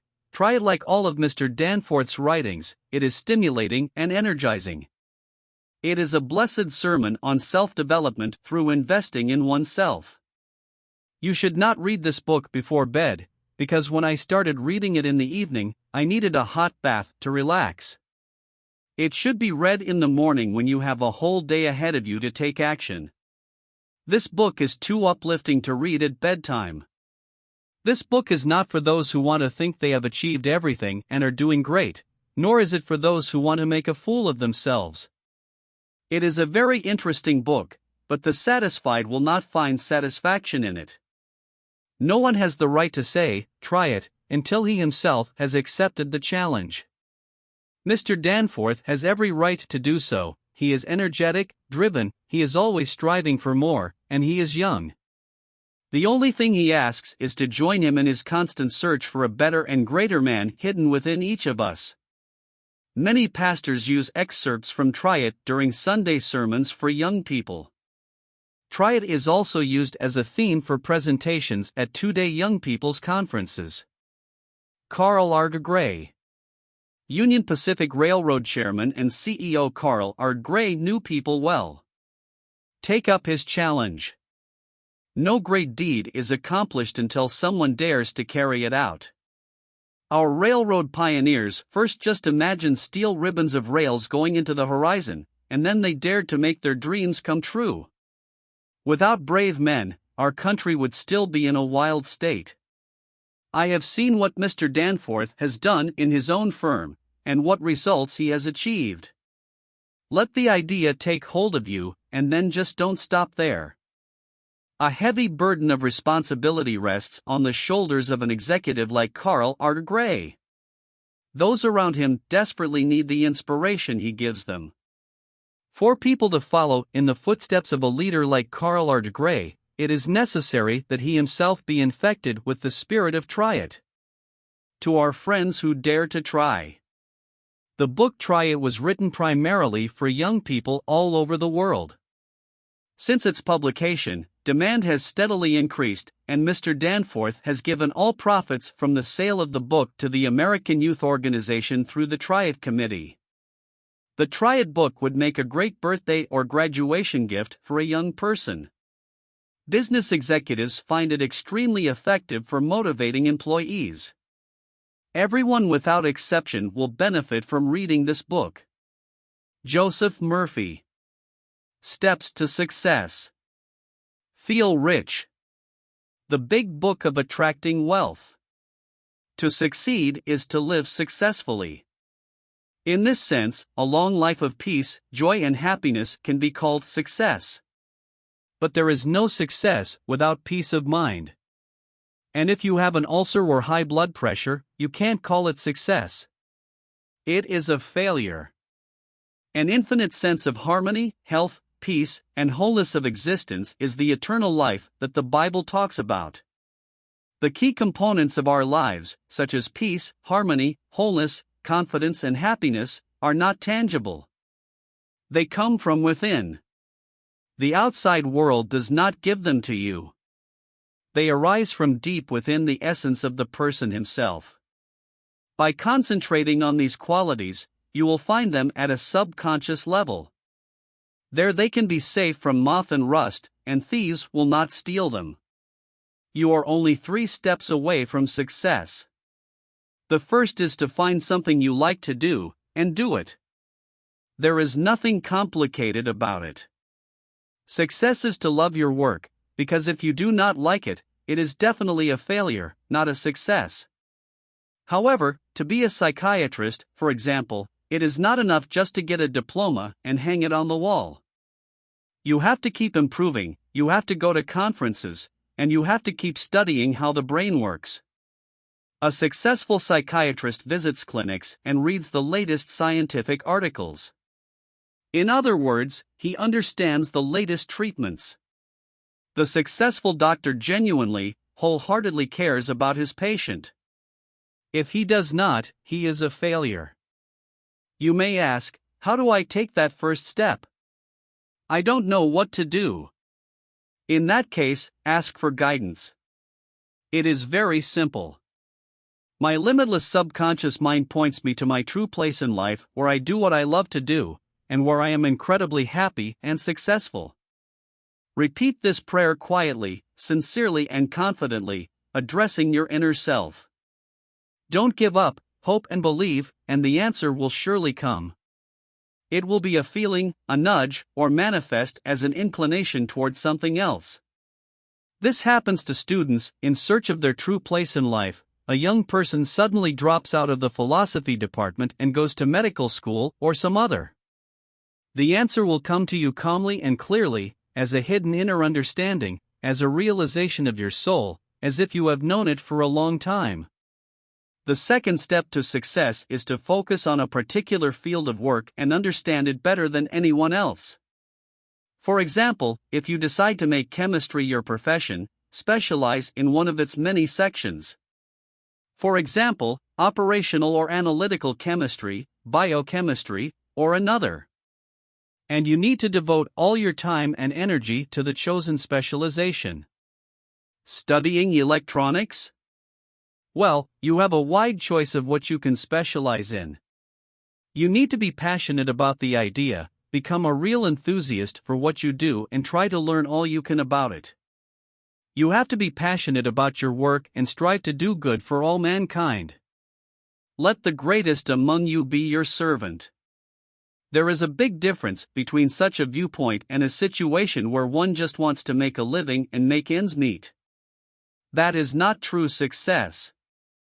A person's motives must be more grandiose, noble, and unselfish. One must benefit others by letting his bread flow through the waters of his mind. That leaves only the third step, the most important of all. Your desires must not be self-serving, they must benefit not only you, all mankind. Your way must create a whole circle. A vicious circle. In other words, your ideas should move forward for the benefit of the world. Then they will come back to you, accumulate and overflow in the form of an inspiring book you will write, or a great piece of music. Or maybe an idea like Edison's will illuminate the world. If your thoughts and deeds benefit only you, the cycle will not form, and your life may short-circuit, resulting in limitations or illness. Some might say, well, okay, but Mr. James made millions, or John Jones made himself a fortune by fraudulently selling oil.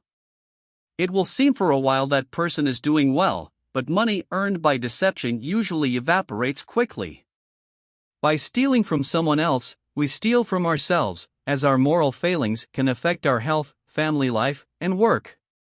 By stealing something, we become poorer, and we ourselves attract all kinds of restrictions into our lives.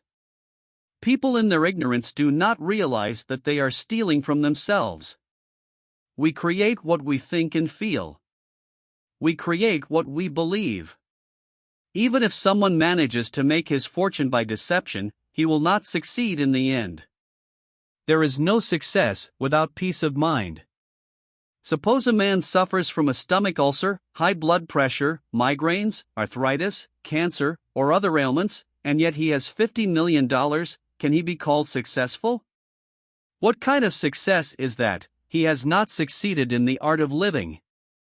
You were born to live an incredible life, to feel peace and love in your soul, to communicate with friends and act properly, to release your spiritual powers, to experience inner peace, balance and equilibrium, calm and serenity. You are here to seek God every day. What good is accumulated wealth if you can't sleep at night, are sick, or are tormented by guilt? Wealth is not a hindrance to happiness, success, a sense of peace of mind, or anything else. A person can have millions and still be godlike, generous, and magnanimous. Many multimillionaires in this country and in other parts of the world are successful, they are famous. They do good things, they spend millions to cure people of malaria, to build hospitals, etc. And they can safely count on those millions coming back to them. At the same time, some so-called poor people are very embittered and jealous. They are jealous of those who have succeeded. By being jealous, they harm themselves. I knew a man in London who told me about his life. He was a professional pickpocket and had accumulated quite a substantial amount of money. He had a summer house in France, and in England he lived like a king. The trouble was that he was always afraid of being arrested by Scotland Yard. I once visited him in a neighborhood in London where he was teaching young boys how to steal. He was full of internal problems, apparently caused by constant fear and a deep-seated sense of guilt. He knew he was doing wrong, he knew he was poisoning the minds of these young boys. He knew that eventually they would all end up behind bars. But, you see, he was full of disgust and greed. He didn't care about the future of his students, he was only interested in the money they stole, from which he got a percentage of the profits. His deep sense of guilt drew all kinds of problems to him. Eventually, he voluntarily surrendered to the police and ended up in prison. After his release from prison, he sought psychological and spiritual counsel and began to change. He went to work, became an honest, law-abiding citizen. He was able to help others, found a job he loved, and became happy. He was transformed by changing his mindset. A successful person loves his work and expresses himself fully. Success is more than accumulated wealth. The successful person has been able to reach a deep understanding on a psychological and spiritual level. And if you don't have enough money to do what you want to do and when you want to do it, it definitely cannot be called success, because you should have enough money both for your desires and for your family. If your wife wants a new car, you, as a man, should buy her a car.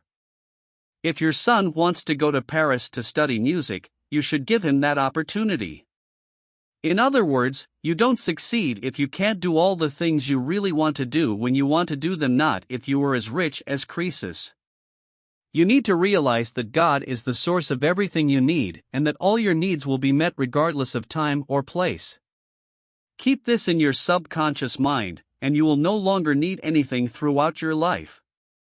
Many of today's industry figures rely on the proper use of the power of their subconscious mind for their success. Many of the largest institutions in this country follow the golden rule. They are multi-million-dollar corporations, familiar to many of you. Many years ago, I came across an article about a man named Flagellar, an oil magnate. He confessed that when he was young, he was poor, living in poverty. But the secret of his success was his ability to foresee the outcome of a job or project. For example, when he closed his eyes, he imagined a major oil industry, saw trains running along the tracks, heard their whistles and saw smoke, and at the time he had no money at all, so he told the Electric Experimenter reporter. He was a poor boy, but he knew there was oil hidden in those fields, and in those too. His subconscious helped his ideas come to fruition. He gathered around him investors, engineers, chemists, physicists, petroleum engineers, everyone and everything he needed to realize his dream. It is like a seed planted in the ground. It opens up, and the wisdom hidden inside begins to attract phosphates, sulfates, calcium, and other substances from the soil. It then emerges from the ground and, through photosynthesis, gets everything it needs from the atmosphere and sunlight to produce incredibly complex chemical compounds. Such wisdom lies in the grain, it is beyond the knowledge of the cleverest of men. Just visualize the goal and you will not only get everything you need, but you will also learn ways to achieve it that you never knew you had, thanks to the miraculous power of your subconscious mind. As you contemplate the 3 steps to success, you must not forget the fundamental power underlying the creative forces of your subconscious mind, the ability of your thoughts to materialize. Thoughts mixed with feelings become personal beliefs or faiths, and how you are treated depends on them. Many great men who have influenced the development of their country started out, as you know, penniless, in New York or Boston or other cities. They didn't even know the language. One of them was named Giannini.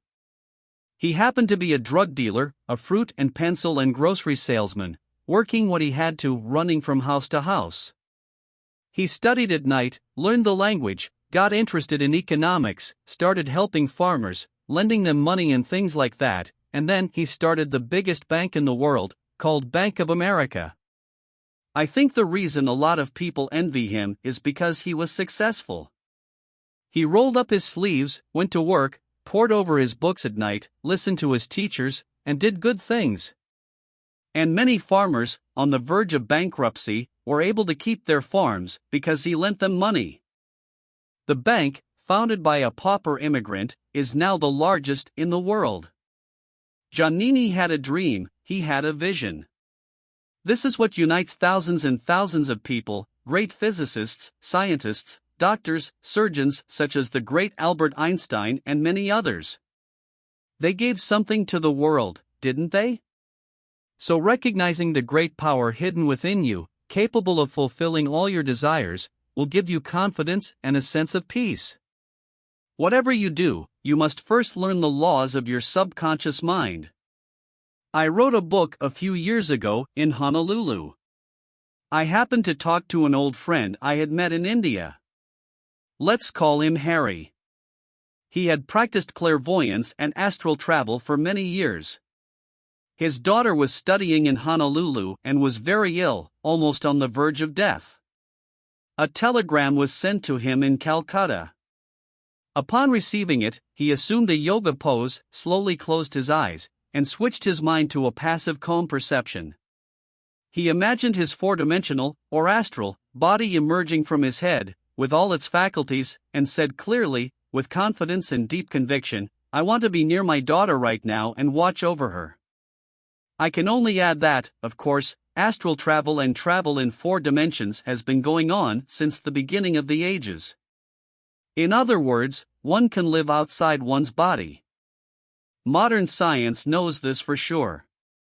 But the average person does not know this, he lives as if in the Middle Ages. You can see, hear, feel, smell, travel independently of your physical body. You can see without the aid of your eyes, you don't need ears to hear. You can do all these things anyway, nature leaves no gaps and makes no mistakes. You are meant to use all these abilities, abstracted from your surroundings. So, he said, I want to get next to my daughter right now and keep an eye on her. He repeated this command 6 times and then fell into a deep sleep. Notice what wonders your subconscious mind can do. At the same second, he found himself next to his daughter's bed. She was asleep, but immediately awoke and exclaimed, "Father, why didn't you tell me you were coming? Help me." He laid his hands on her and chanted certain prayers, and then said to her, "In a few hours you will be up and well." She was miraculously healed, her fever broke, and now she was shouting to the nurse, "I am well. My father was here and healed me." She thought the girl was delirious. But the doctor on duty confirmed that she was indeed well. Both, however, laughed at her vision of her father from India. The nurse was confused and did not know what to believe. She said to the girl, "How could your father, or anyone else for that matter, have come up here through the locked doors? I haven't seen anyone enter the room." She explained, My father visited me in his 4-dimensional body. He put his hands on me and prayed with me." To which the nurse replied, "I don't believe in ghosts and voodoo." The girl realized that it was useless to continue the explanation. Harry said that he had been perfectly aware of what was going on the whole time. Given the distance between the cities of Calcutta and Honolulu, and the difference in time zones, he calculated that he was out of his physical body in only 10 minutes. Harry, as a physician, passionately believed in the power of spiritual healing. He was familiar with various healing methods. He realized that his presence would give his daughter a surge of faith, confidence, and courage that would fill her subconscious and, according to his faith and his daughter's faith, turn on her. This is the miracle your inner helper, your inner self, can work. Your subconscious mind is overflowing with an infinite number of designs, ready to flow into your consciousness and materialize as money in your wallet in an uncountable number of ways.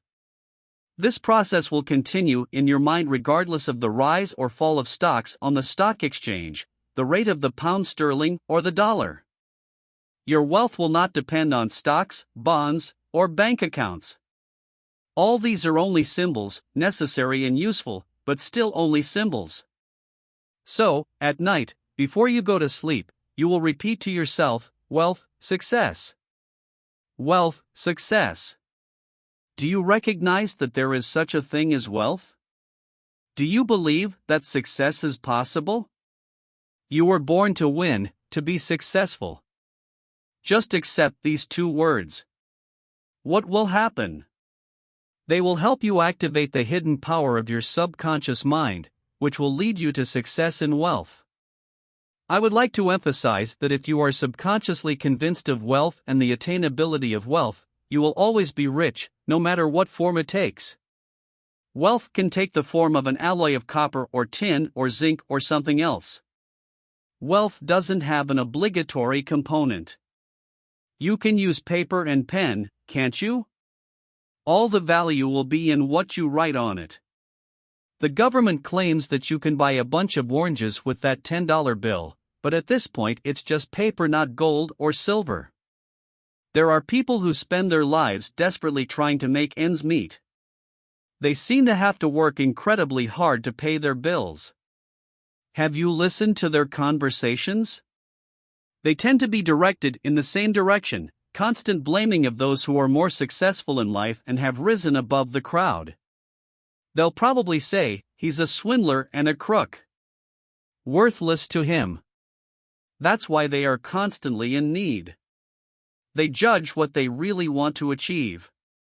They criticize the more successful because they are jealous of them and secretly long to achieve or even appropriate their successes. The quickest way to lose wealth is to become envious, greedy, and start criticizing and blaming others who have been more successful. I can assure you, this will ruin you and bring more and more loss into your life. The reason for the lack of wealth in most people's lives is due to one thing and one thing only: envy. Most people learn this the hard way. If you find out that your competitor is putting a large sum of money in the bank and you have very little money, wouldn't that make you feel envious? To overcome such a feeling, say to yourself, how great! I feel good about this person's prosperity. I wish he had more wealth. And by saying so, you are doing a selfish thing, for what you wish for another, you are creating and shaping in your own mind, body, and life. To indulge in envious thoughts is to harm yourself, for it puts you in an extremely destructive position. Wealth slips away from you instead of flowing into your hands.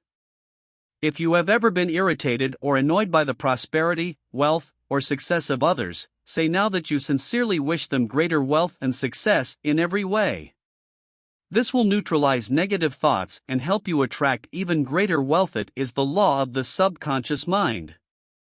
If you criticize someone who, according to you, has earned his money in an unfair way, stop worrying about him. You understand that such a person is turning the laws of reason against himself. They will do their black work. Be careful not to criticize people. Remember, all obstacles to wealth lie only in your head. Right now you can destroy what is in your way.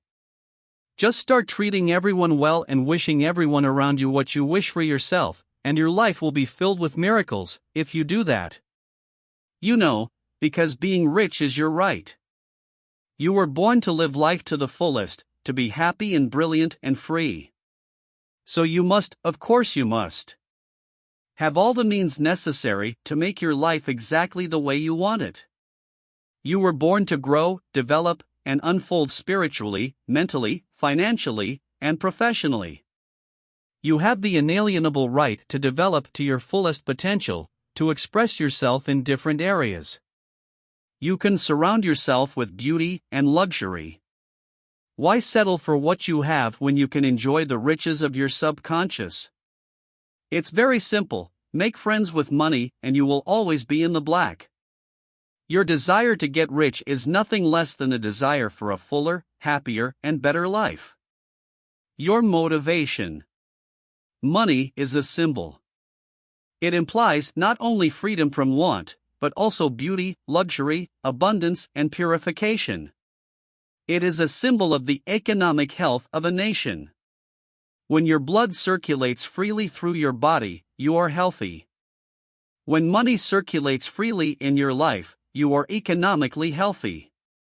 Turn to your friend the subconscious mind, which can give you all the wealth you need to do what you want to do and when you want to do it. When people start hoarding money, putting it in tin boxes and worrying about it, they are economically sick. Throughout the ages, money has taken many different forms as a medium of exchange: salt, beads, a variety of trinkets. In earlier times, a man's wealth was determined by the number of sheep or bulls he owned. Now we use currency, another medium of exchange. After all, it is much more convenient to simply write a check than to lug around sheep or bulls to pay our bills. So, before going to sleep, every night, use one very simple technique: repeat the words, wealth, success. Wealth, success. Recognize that there is such a thing as wealth. Go outside, go to the countryside. Will you be able to count the stars or grains of sand on the seashore? After all, you were born to win, to succeed, and infinity cannot fail. It is hidden within you. So, wealth, success. Speak softly, easily, and freely. Repeated day after day, like a lullaby. You will be amazed at the result. Wealth will come upon you like an avalanche. This is an example of the miraculous power of your subconscious mind. Napoleon Hill. The Savings Habit. The Big Book of Wealth Attraction. Advising you to save money without explaining exactly how is like signing "it's a horse" under a picture of a horse. Everyone knows that having savings is one of the basic conditions for success, but the main question most people without savings have is: how do I do it? Saving is purely a matter of habit. That is why this book begins with a brief analysis of the law of habit. Through the law of habit, a person forms his own personality. Any action repeated several times becomes a habit, but the mind is merely a collection of driving forces stemming from our daily habits. Once firmly embedded in the brain, a habit naturally drives us to action. For example, you walk to work the same way all the time. Gradually you form a habit, and you will no longer wonder which way to go, and unconsciously follow the familiar road.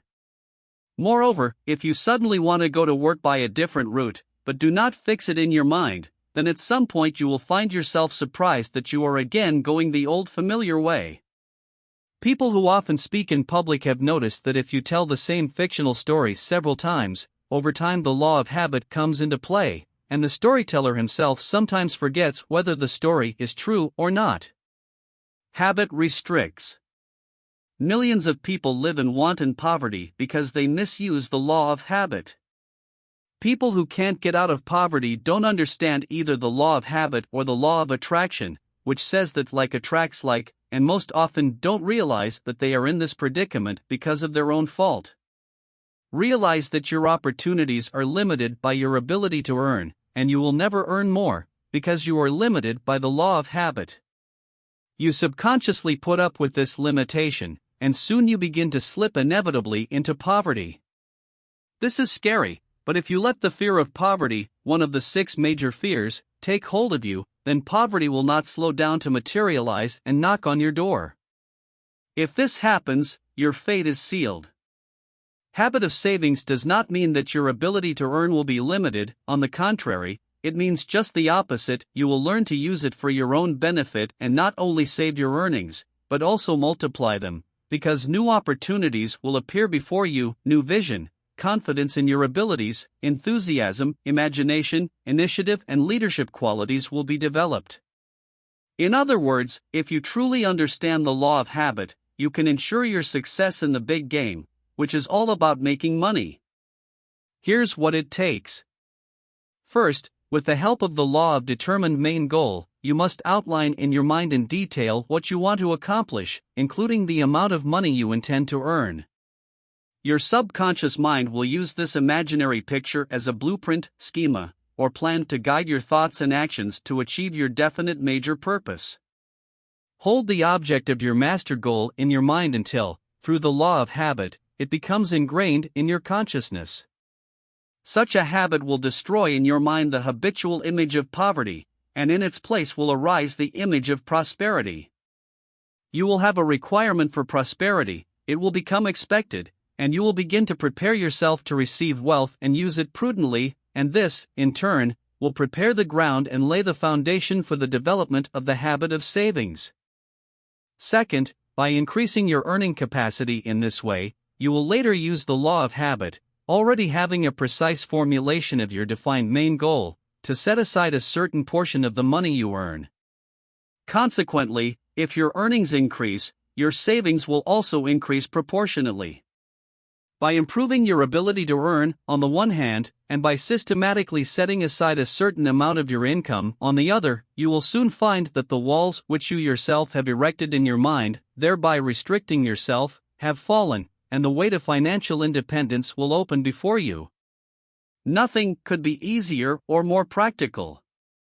But if you misuse the law of habit by planting the fear of poverty in your mind, very soon your earning capacity will diminish to the point that your earnings will be barely enough to meet your daily needs.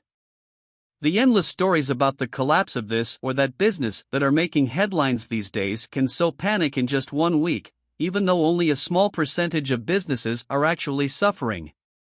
So-called crime waves are often the product of journalism. A single front-page article about a murder in a major newspaper begins to be diligently replicated, with different variations, in newspapers all over the country, enough to create a wave of similar crimes in different localities. After hundreds of articles about the Hickman crime, 5, were printed in newspapers, news of such atrocities began to come in from all over the country. We are victims of our habits, no matter who we are or what we do. Any idea ingrained in our brains, whether consciously or as a result of external indoctrination, causes us to do things that correspond to the essence of that idea. Form the habit of thinking and talking about prosperity and wealth, and very soon these thoughts will materialize in the form of vast and unexpected new opportunities. The like attracts like. If you are in business and have formed the habit of saying and thinking that business is bad, business will be bad.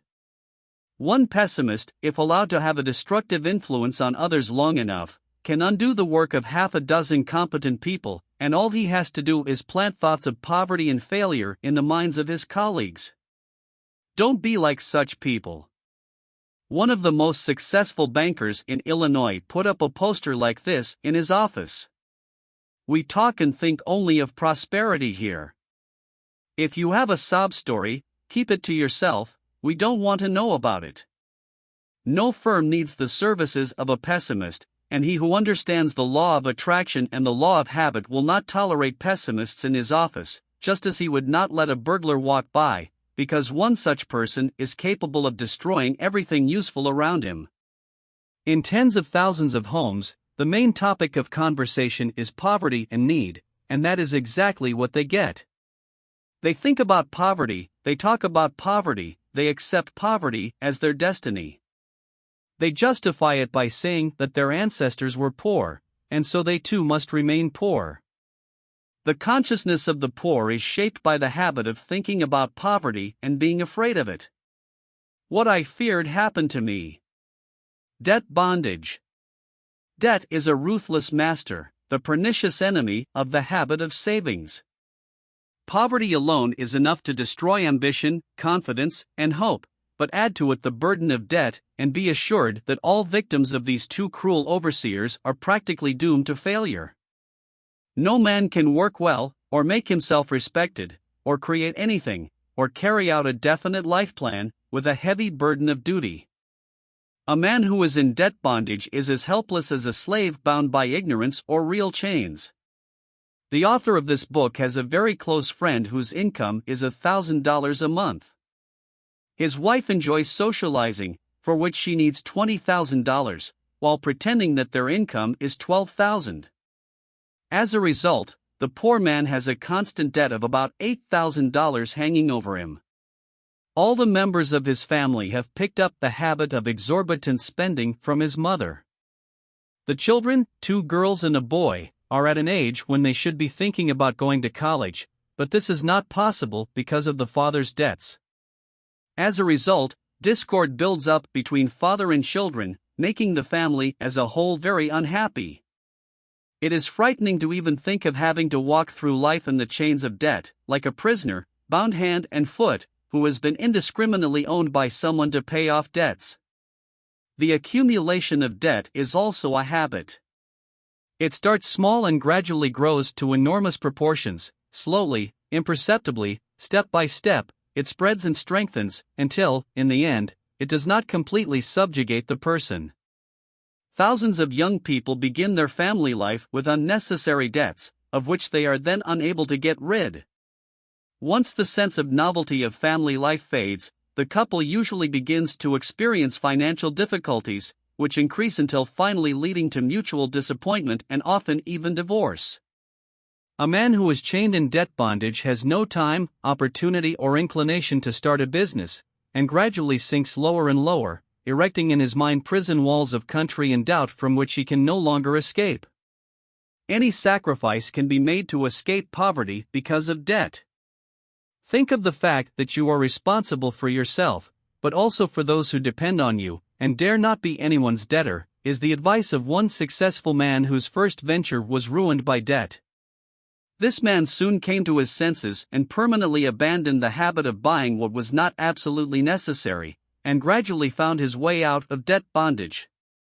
Most people who have developed the habit of borrowing will not succeed until they realize that it is time to save themselves, because debt is like quicksand or a swamp, it sucks its victim deeper and deeper to the very bottom.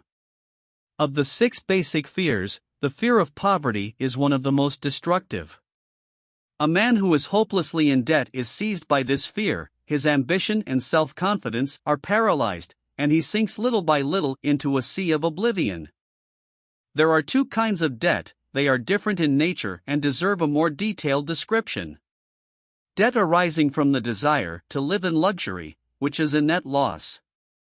Debts arising from professional or business activities that are incidental to service or commerce and can be turned into assets. The first kind of debt should be avoided. The second kind can be used as long as the one who borrows is judicious and does not go beyond the bounds of reasonableness. When a person buys something he cannot afford, he becomes captive to speculation, and speculation simply devours most of its victims, thereby enriching himself. Almost all people who live beyond their means try to speculate in the hope that fortune will smile on them and they can recoup all their debts. But fortune, as a rule, does not favor such people, and as a result they get involved in more and more speculation, and the chains of debt bondage tighten ever more tightly around them. Fear of poverty shatters the willpower of their victims, and they are no longer able to recapture the good fortune they once lost. Even sadder, they give up their former ambitions and lose all hope of getting out of their predicament. Every day there are more reports in the newspapers of suicides due to debt and the inability to fulfill it. Debt leads to more suicides than all other causes combined, which is another clear indication of how brutal the fear of poverty is. During the war, millions of men on the front lines knew that death could approach them at any moment, but they looked at the trenches without trembling. These same men, in the face of the fear of poverty, often experience such an all-encompassing terror that they fall into a despair that paralyzes their minds and sometimes drives them to suicide. A man who is free from debt can overcome poverty and achieve much, but if he is bound by debt, the possibility is more elusive than real. Fear of poverty is a destructive state of mind. Moreover, it tends to attract other such negative states. For example, fear of poverty can attract fear of illness, and when put together, they in turn can attract fear of old age, and thus the unfortunate victim finds himself in the clutches not only of poverty, but also of disease and premature old age. Millions of premature unnamed graves have resulted from the state of mind known as the fear of poverty. About 12 years ago, a young man held a responsible position at the National Bank in New York City. Living beyond his means, he had accumulated many debts, as a result of which he constantly experienced anxiety. This state of anxiety became habitual to him, and gradually began to have a deleterious effect on the results of his work, and the fellow was dismissed from the bank. He managed to get another position, albeit with a lower salary, but still stable. But the creditors besieged him so persistently that he decided to quit his job and move to another city, where he hoped to hide from them for the time it would take to save enough money to cover the debt. But creditors know how to track down their debtors, so they soon caught up with him. His employer found out about his subordinate's debts and fired him. It took the young man 2 months to look for work in vain. One cold night he climbed to the roof of a high-rise building on Broadway and jumped off. And so debt took the life of another of its victims. How to overcome the fear of poverty? To overcome the fear of poverty, you must do 2 things. First, get rid of the habit of buying on credit, and second, gradually steadily pay off the debts that you have already made. Having freed yourself from debt, you must resolutely eradicate the old ways of life and set your mind on the achievement of prosperity. Get into the habit of setting aside a certain percentage of your income, even if it's a paltry amount. Very soon this habit will take possession of your mind, and you will even experience joy from the fact that you have savings and are constantly increasing them. Any habit can be eradicated by replacing it with another, more favorable habit. Anyone who wants to achieve financial independence simply needs to replace a wasteful habit with a thrifty one. It is not enough to simply get rid of unwanted habits, for they tend to return, and they will do so again and again until the place they once occupied in your mind is occupied by other, beneficial habits. An eradicated habit leaves a void in the mind, and this void must necessarily be filled, or the old habit will return and take its former place. There are many formulas to help you achieve what you want. They should be memorized and put into practice.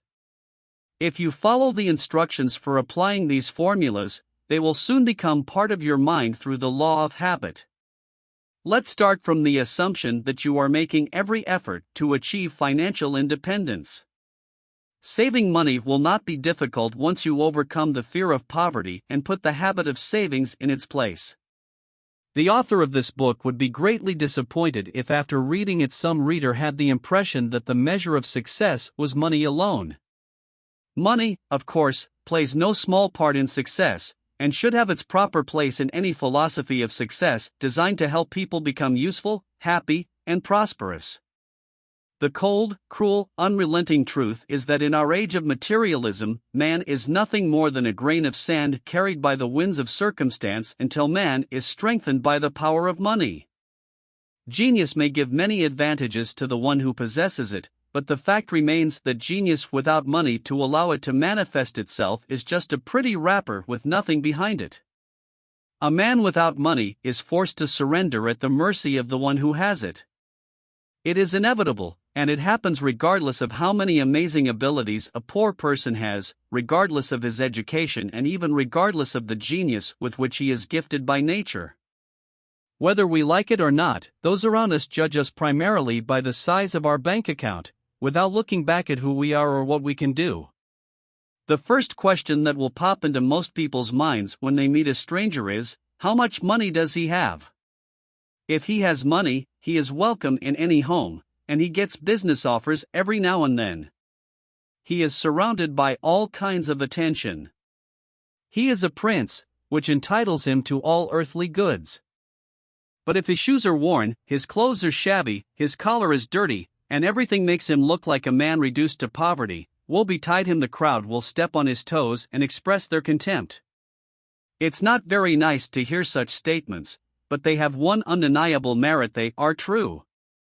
The tendency to judge people by their income or their ability to control the flow of money is not unique to any one social class.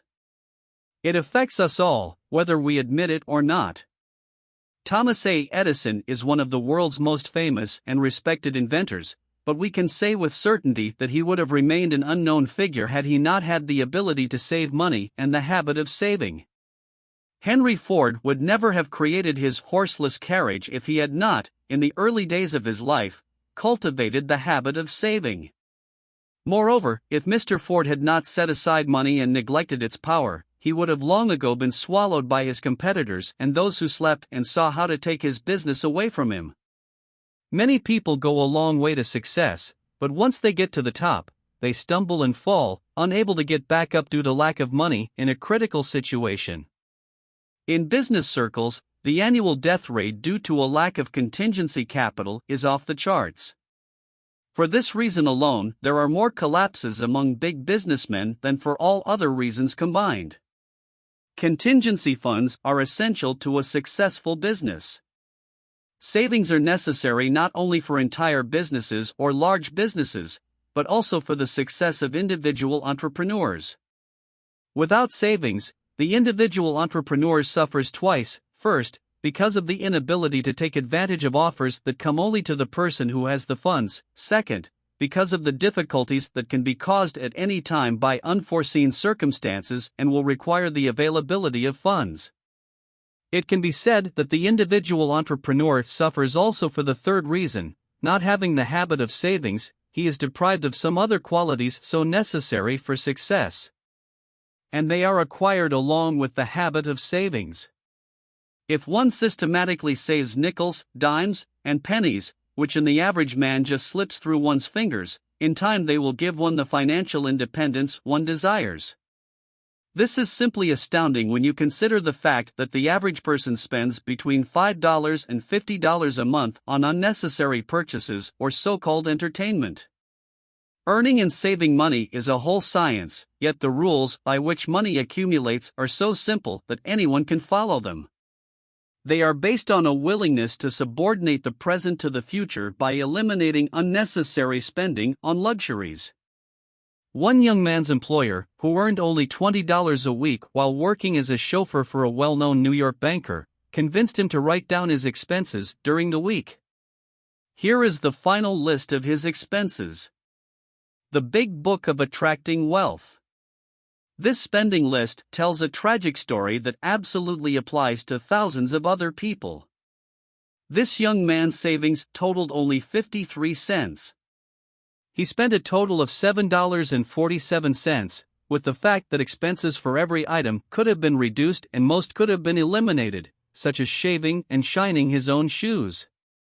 Let's see what saving $7.47 per week can do. Assuming that the amount this young man is saving is only $25 a month, then by the end of the first decade his savings will be a respectable $5,000. The young man in question was 21 years old at the time of the spending report. By the time he reached 31, 10 years later, he would have had a solid bank account if he had only saved $25 a month. This savings would have opened up many opportunities for him and led him straight to financial independence. Some short-sighted pseudo-philosophers like to point out that you cannot become rich by saving only a few dollars a week. From the point of view of everyday logic, which is rather superficial, this is indeed true, but on the other hand, saving even a small amount often gives a person the opportunity in the future to take advantage of a lucky moment and make some kind of profit, which will directly and rather quickly lead him to financial independence. Calculate what saving $5 a month will lead to by the end of the decade. Copy and pin your calculations to the mirror, and you will look at them carefully every morning when you get out of bed, and every evening before going to bed, until you get into the habit of systematically saving money. These calculations should be printed in huge print and hung on the wall of every school around the world, where it will serve as a constant reminder to all schoolchildren of the importance of the habit of saving.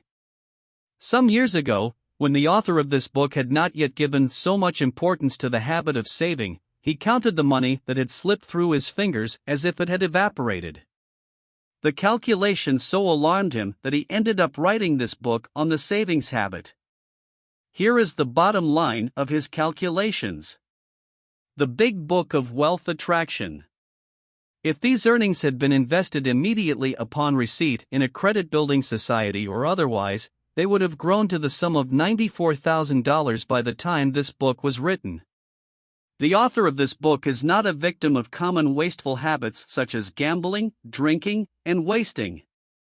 It is almost unbelievable that a person who lives a fairly reasonable and moderate life could spend as little as $47,000 in 10 years, and without showing off. But nevertheless, it is a fact. A reserve capital of $94,000, and even with interest, is enough for anyone to achieve the financial independence they need. I recall an occasion when the president of a large corporation sent me a check for $500 for an employee banquet, and I clearly remember what came to my mind when I opened the letter and saw the check. I wanted to buy a new car, and the amount of that check was exactly the same as the down payment. I spent that money in less than the 30 seconds I held the check in my hands. Maybe that's the experience most people have. They think more about how they are going to spend the money than how they are going to save it. Ideas about saving, self-control, and self-sacrifice are always associated with thoughts of an unpleasant nature, but how exciting are the thoughts of how to save money? Most of us form the habit of spending, but we neglect the habit of saving because any thought that comes to us occasionally is not as desirable as the one that comes to mind often. In truth, the habit of saving can be made as attractive as the habit of spending money. But it can only be done when it becomes truly formed, permanent, systematic. We like to do things that we repeat often. This is what scientists tell us: we are victims of our habits. The habit of saving requires more willpower than most people, because saving means self-denial and giving up entertainment and many pleasures. It is for this reason that those who develop the habit of saving acquire, at the same time, many other necessary habits that lead to success: self-control, self-confidence, courage, balance, and freedom from fear. How much should I set aside? The first question most people have is, how much should I save? It is impossible to answer it in a nutshell because that amount depends on many conditions, some of which are within a person's control and some of which are not.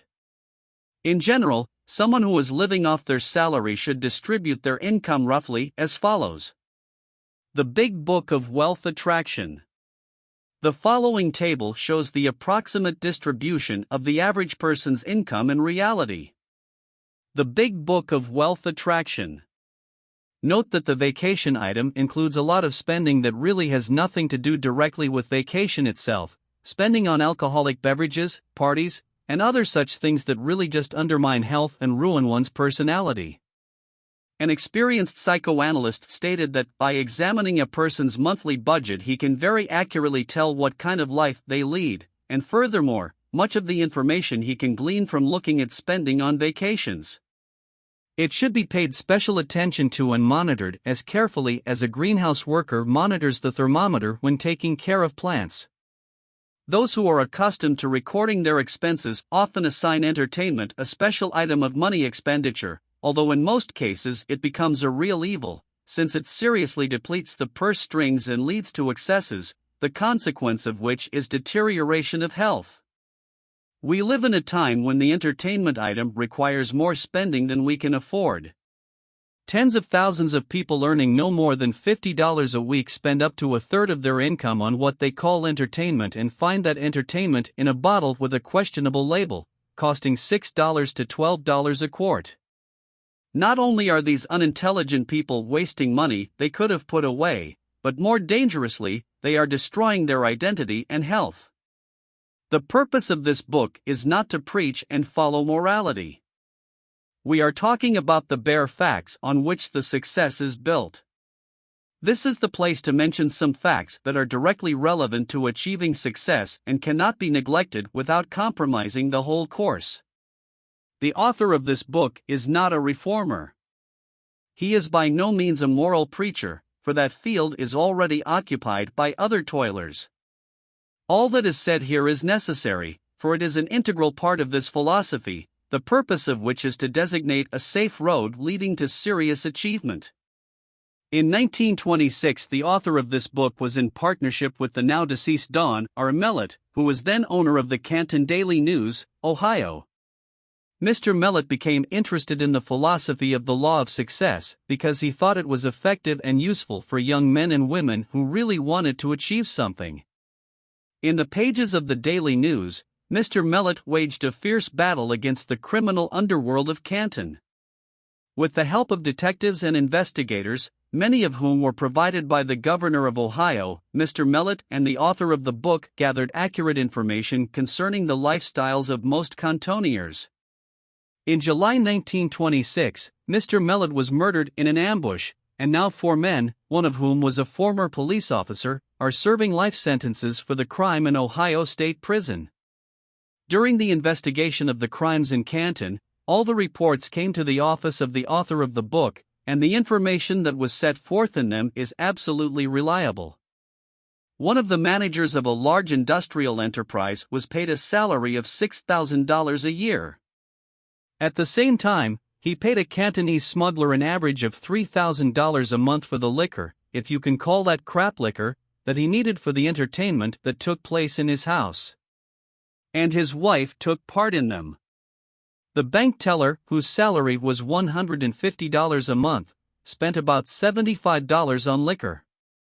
Not only was he wasting his earnings, which were already small, but it was important that he was living his life with the same bums, which subsequently led to his downfall.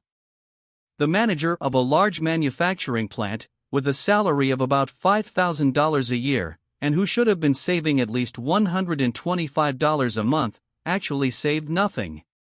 But his bootlegger bill averaged $150 a month.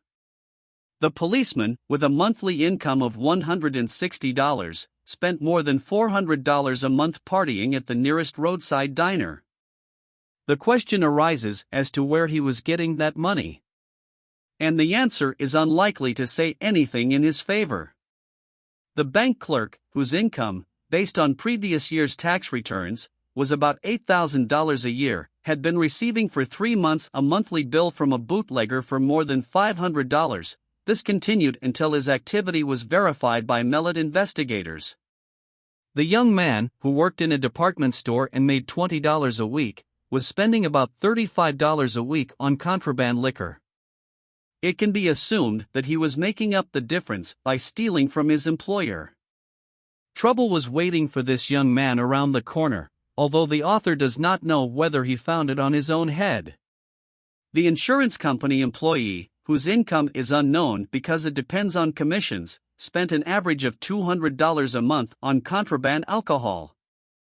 No record of savings was found, and it might well have been assumed that he had none at all. This assumption was confirmed when the company for which he worked arrested him for embezzlement. There is no doubt that he had embezzled money from the company. He is now serving a long sentence in Ohio State Prison. A young boy, a schoolboy, spent large sums on booze. There was no way to know how much he actually spent, because he paid in cash, and nothing was reflected in the bootlegger's records. Later, the boy's parents put him under house arrest for his own good. It turned out that he had stolen money from savings his mother kept somewhere in the house. He had stolen and managed to spend over $300 by the time it was discovered.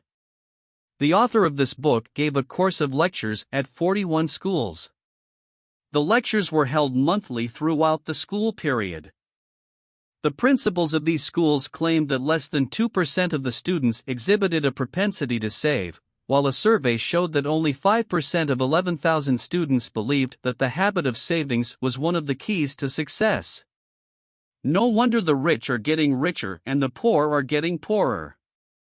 Call it what you want, but the fact remains.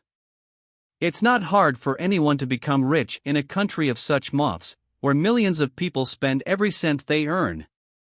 Many years ago, even before the current wave of wastefulness that is sweeping the country, F. W. Woolworth came up with a very simple method of keeping in his pocket the nickels and dimes that millions of people are throwing away for nothing.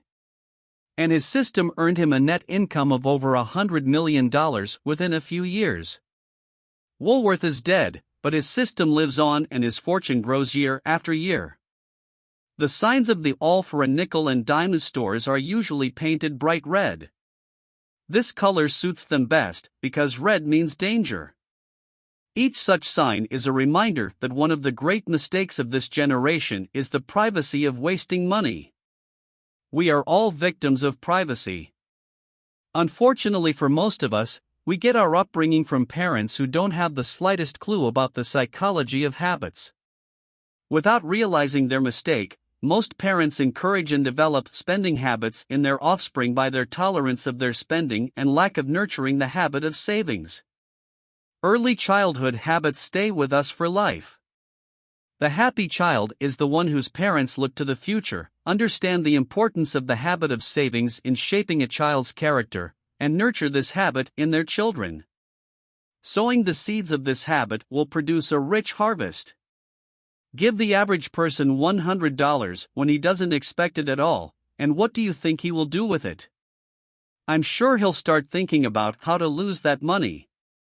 Lots of things he needs or thinks he needs will instantly pop into his mind, but I bet it won't occur to him until he gets into the habit of saving, to make that $100 the basis of his savings. He'll spend that $100 the same day, or at least figure out how to lose it, which only adds fuel to the bright fire of the habit of spending. Habits rule us. It takes willpower, determination, and energy to make a firm decision to start saving and regularly add a portion of your income to your savings, however small. There is one rule of thumb for determining whether a person will achieve the financial freedom and independence that all people in the world crave. This rule does not depend at all on the size of one's income. The rule is this: if a person systematically follows the habit of saving a certain portion of the money that he earns or otherwise obtains, he can be virtually certain that he will achieve financial independence. If he saves nothing, he will also not be financially independent, no matter how large his income is. The one exception to this rule is receiving a large inheritance. When a person who does not save receives an inheritance so large that they cannot spend it, or receives a trust inheritance that is under the control of a trust and thus saved, but in reality this is unlikely. So you should not rely on such a miracle happening to you. The author of this book has extensive exposure to hundreds of people, both in the United States and abroad. For nearly 25 years he has watched many of these acquaintances and knows from his own experience how they live their lives, why some have failed and others have succeeded, and knows the reasons for both breaking and success. This list of acquaintances includes people who are making hundreds of millions of dollars and owning multi-million-dollar fortunes. Also on this list are people who had millions of dollars and lost their last penny. In order to clearly demonstrate how the law of habit becomes a turning point that can lead to success or collapse, and why no person can become financially independent without cultivating a systematic savings habit, I will describe the habits of some of these many acquaintances. We will begin with a story recorded from the words of a man who became a millionaire through the advertising business, but was ultimately left at the broken trough. This story first appeared in American Magazine and is cited here with the publisher's permission. Every word of the story is true. It was included in this book because its author, Mr. W.S. Freeman, wants other people to learn about his mistakes and not repeat them. I made $1 million, but I don't have a dime. Of course, I am ashamed to confess publicly to my own mistake, which has caused me so much trouble in my life, yet I have decided to make this confession in anticipation of the benefit it may bring. I am going to tell you frankly how I wasted all the money I made, about $1 million. That's the amount I made from advertisements, the exception being the few $1,000s I made by the time I was 25, teaching in rural schools and typing notes in the village weekly and daily newspapers. 1 million may not seem like a treasure trove of wealth these days, when many millions or even billions are being made, but it is nonetheless a lot of money. If there are people among you who have the opposite opinion, have them count the $1 million in dollar bills. Last night I tried to calculate how long it would take. I found that I could count an average of 100 a minute. Based on that, it would take me 20 days of 8 hours, plus 6 hours and 40 minutes for the 21st day to accomplish the feat. I very much doubt that if you or I were given the task of counting 1 million in $1 bills, with the promise that they would then become ours, we could accomplish the task. It might be maddening, and would it do us much good to have that money afterwards? Let me begin by saying that I don't regret spending 90% of the money I earned. If any of that 90% had come back to me at the time, I would have felt that I was depriving my family and many others of happiness.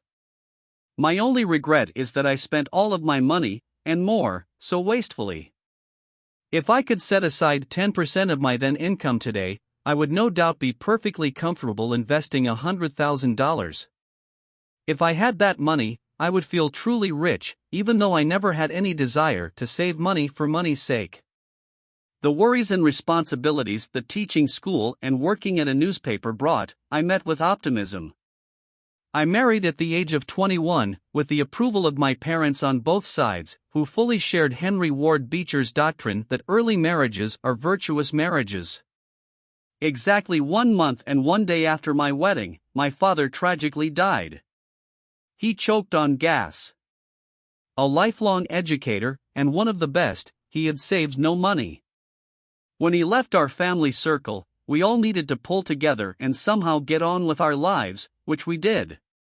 In spite of the emptiness in the house after my father's death, my wife, myself, my mother and my only sister all lived together. We led a happy life, although at times we barely made ends meet.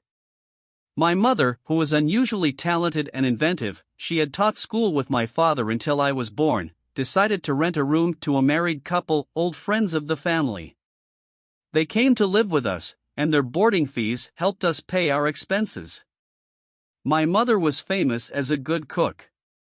Subsequently, 2 more close friends of our family were taken into the house, which increased our income. My sister helped a lot by teaching a kindergarten preparatory class that gathered in the large living room of our house. My wife did her part by sewing and mending clothes. Those were truly happy days. No one in our family was wasteful or had a tendency to be wasteful, except for me, since I was used to managing money freely. I loved to give gifts to family and entertain friends. When our first child, a boy, was born, we all took it as a gift from heaven. My wife's parents, who were deeply and sincerely involved in our family affairs and always willing to help us, were just as happy because they had their first grandchild. My brother-in-law, who is much older than my wife and has a bachelor's degree, at first could not understand why we were all so happy, but soon even he began to swell with pride and walk around with that pompous peacock look. A baby in the house transforms everything. I'm describing all this just so you can understand how I was living then. I didn't have a lot of money to spend, but in those far-off days I was happier than ever. The strange thing is that the experience of those days did not teach me the value of money. I wish I had had some kind of practical guide at the time that told me how to do things right. The birth of my son encouraged me to earn more than I was making by teaching school and writing part-time articles for newspapers. I didn't want my wife, mother, and sister to feel like they had to continue contributing endlessly to the family budget. Why should the big, strong, healthy guy I had always been, and not lacking in ability, be content with being a small cog in a big machine?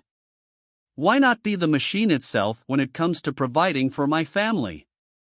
Following my desire to earn more money, I started selling books, along with teaching and writing articles for newspapers.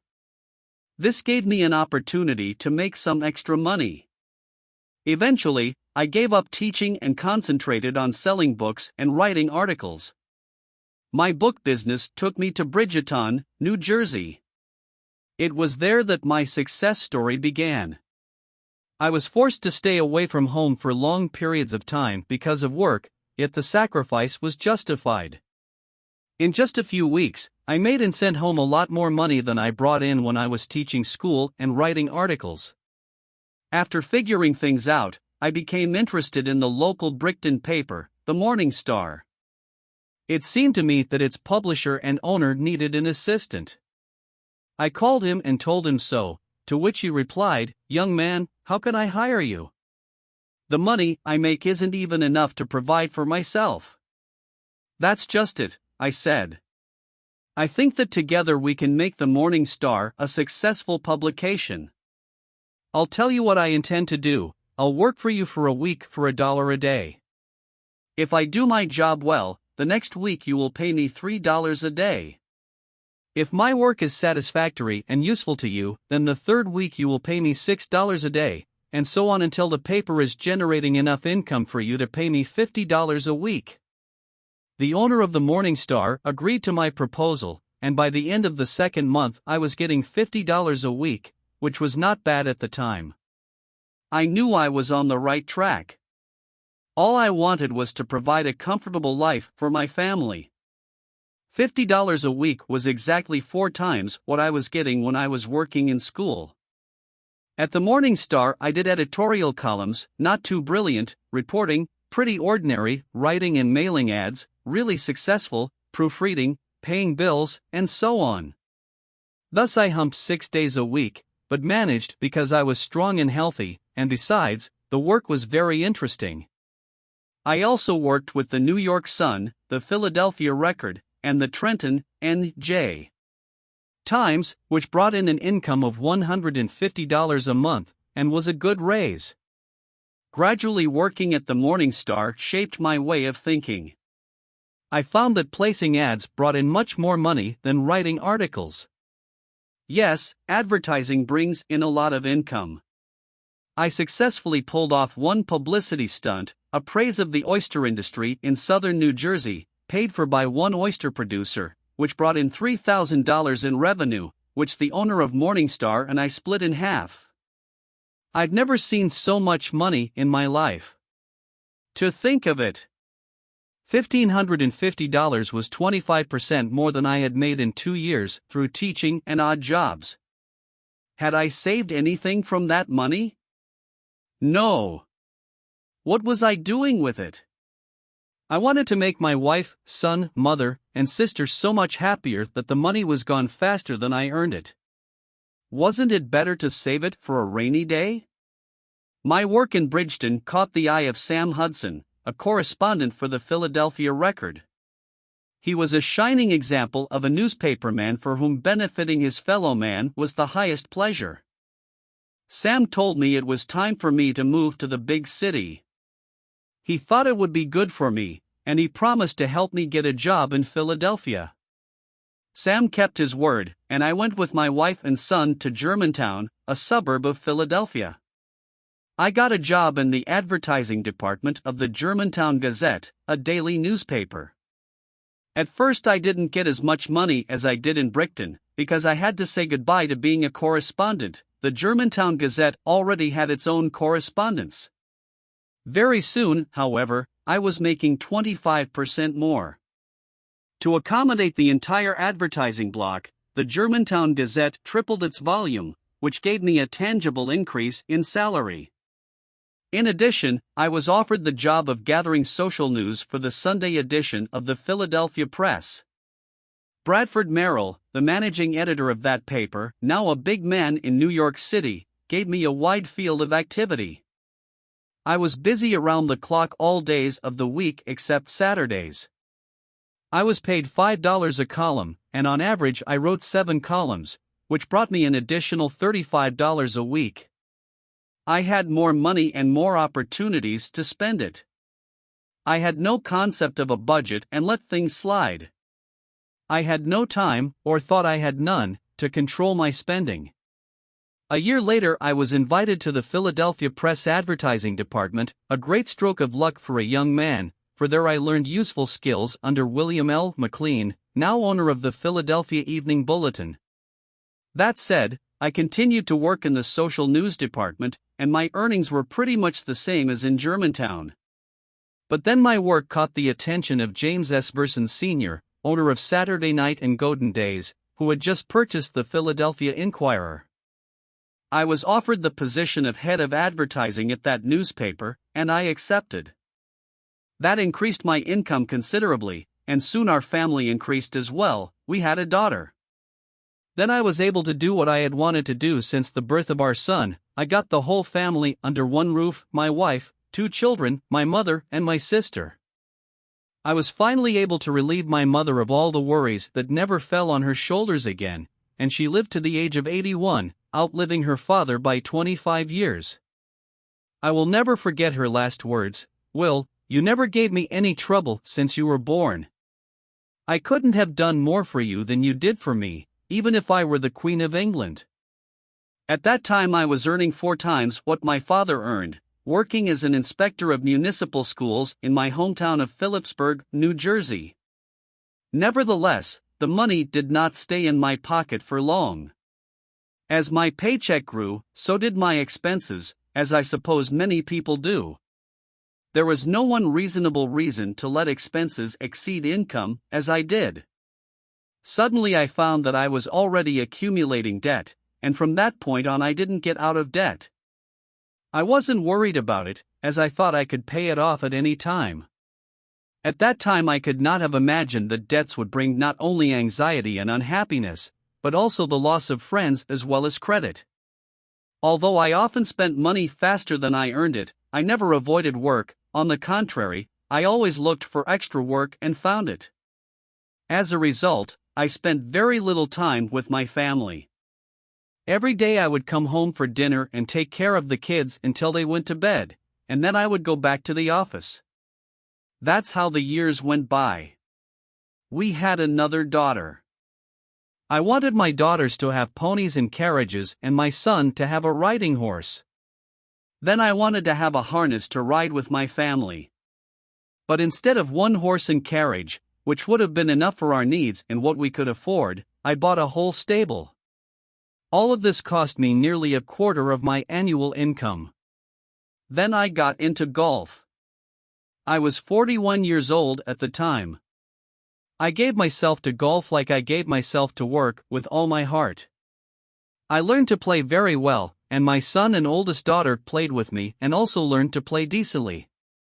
My youngest daughter needed to spend the winter in the south and the summer in the mountains, but instead of sending her with her mother, I thought it would be nice if all the kids went. Everyone agreed. My wife and children began going every winter to a resort in Pinehurst, North Carolina, and every summer to expensive resorts in the Adirondack Mountains or in New Hampshire. All of this required a lot of money.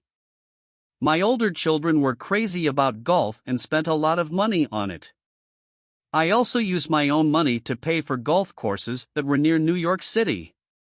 The 3 of us won 80 awards, which are currently in storage. One day I sat down and counted what those awards were costing me. I found that each trophy was worth $250, or a total of $45,000 over 15 years, and an average of $3,000 a year. Ridiculous, right? I threw huge parties at my house. People in Montclair thought I was a millionaire. I would often invite groups of businessmen to spend the day at the golf club and have dinner together at the end of the day. They must have been satisfied with a simple home-cooked meal, but no, I wanted to serve them an elaborate table using well-known caterers. These dinners cost me at least $10 per course, and that did not include the cost of the musicians who played during dinner. I invited a Negro quartet. Our dining room could seat 20 people quite freely and was often filled to capacity. It was all delightful, and I was glad to play the part of generous host. It made me happy. I never stopped to think about how quickly debts accumulate, but there came a day when they really began to bother me. I had entertained so many people in the last month, paying for golf, lunches, cigars, and tips, that my bill became only $450. This attracted the attention of the directors of the club, who were good friends of mine and were very interested in my welfare. They felt it was their duty to inform me that I was spending too much money and told me that I should control my spending for my own good. This shook me up a bit and gave me a lot to think about. As a result, I got rid of the horses and carriages, which of course was a great sacrifice for me. I left our house and moved back to town, but I left no unpaid bills in Montclair. I borrowed money to pay off all my debts. It was always easy for me to get any money I needed, even though my financial difficulties were well known to all. Here are two incidents that shed light on my life during the time I was in the prime of my life. In addition to spending money foolishly and perhaps recklessly, I borrowed it with appalling ease. As I was sorting through my desk before I left for town, I glanced at a stack of bills for more than $40,000. It was the kind of money I would hand out to anyone who was near me. I tore them all to shreds, but I realized that if I had that money now, I wouldn't owe anybody a dollar. One of the prosperous businessmen whom I entertained many times, and who in turn entertained me, once said to me, "Billy, I'm going to put an end to our entertaining together. You spend too much money on me. I can't maintain a relationship with you." Imagine this coming from a man who made more money than I did. That should have set me straight, but it didn't. I kept throwing money around, foolishly thinking I was having a good time, and with absolutely no concern for the future. This man is now the vice president of one of New York's most important financial institutions and is said to have a multi-million-dollar fortune. I wish I had listened to his advice.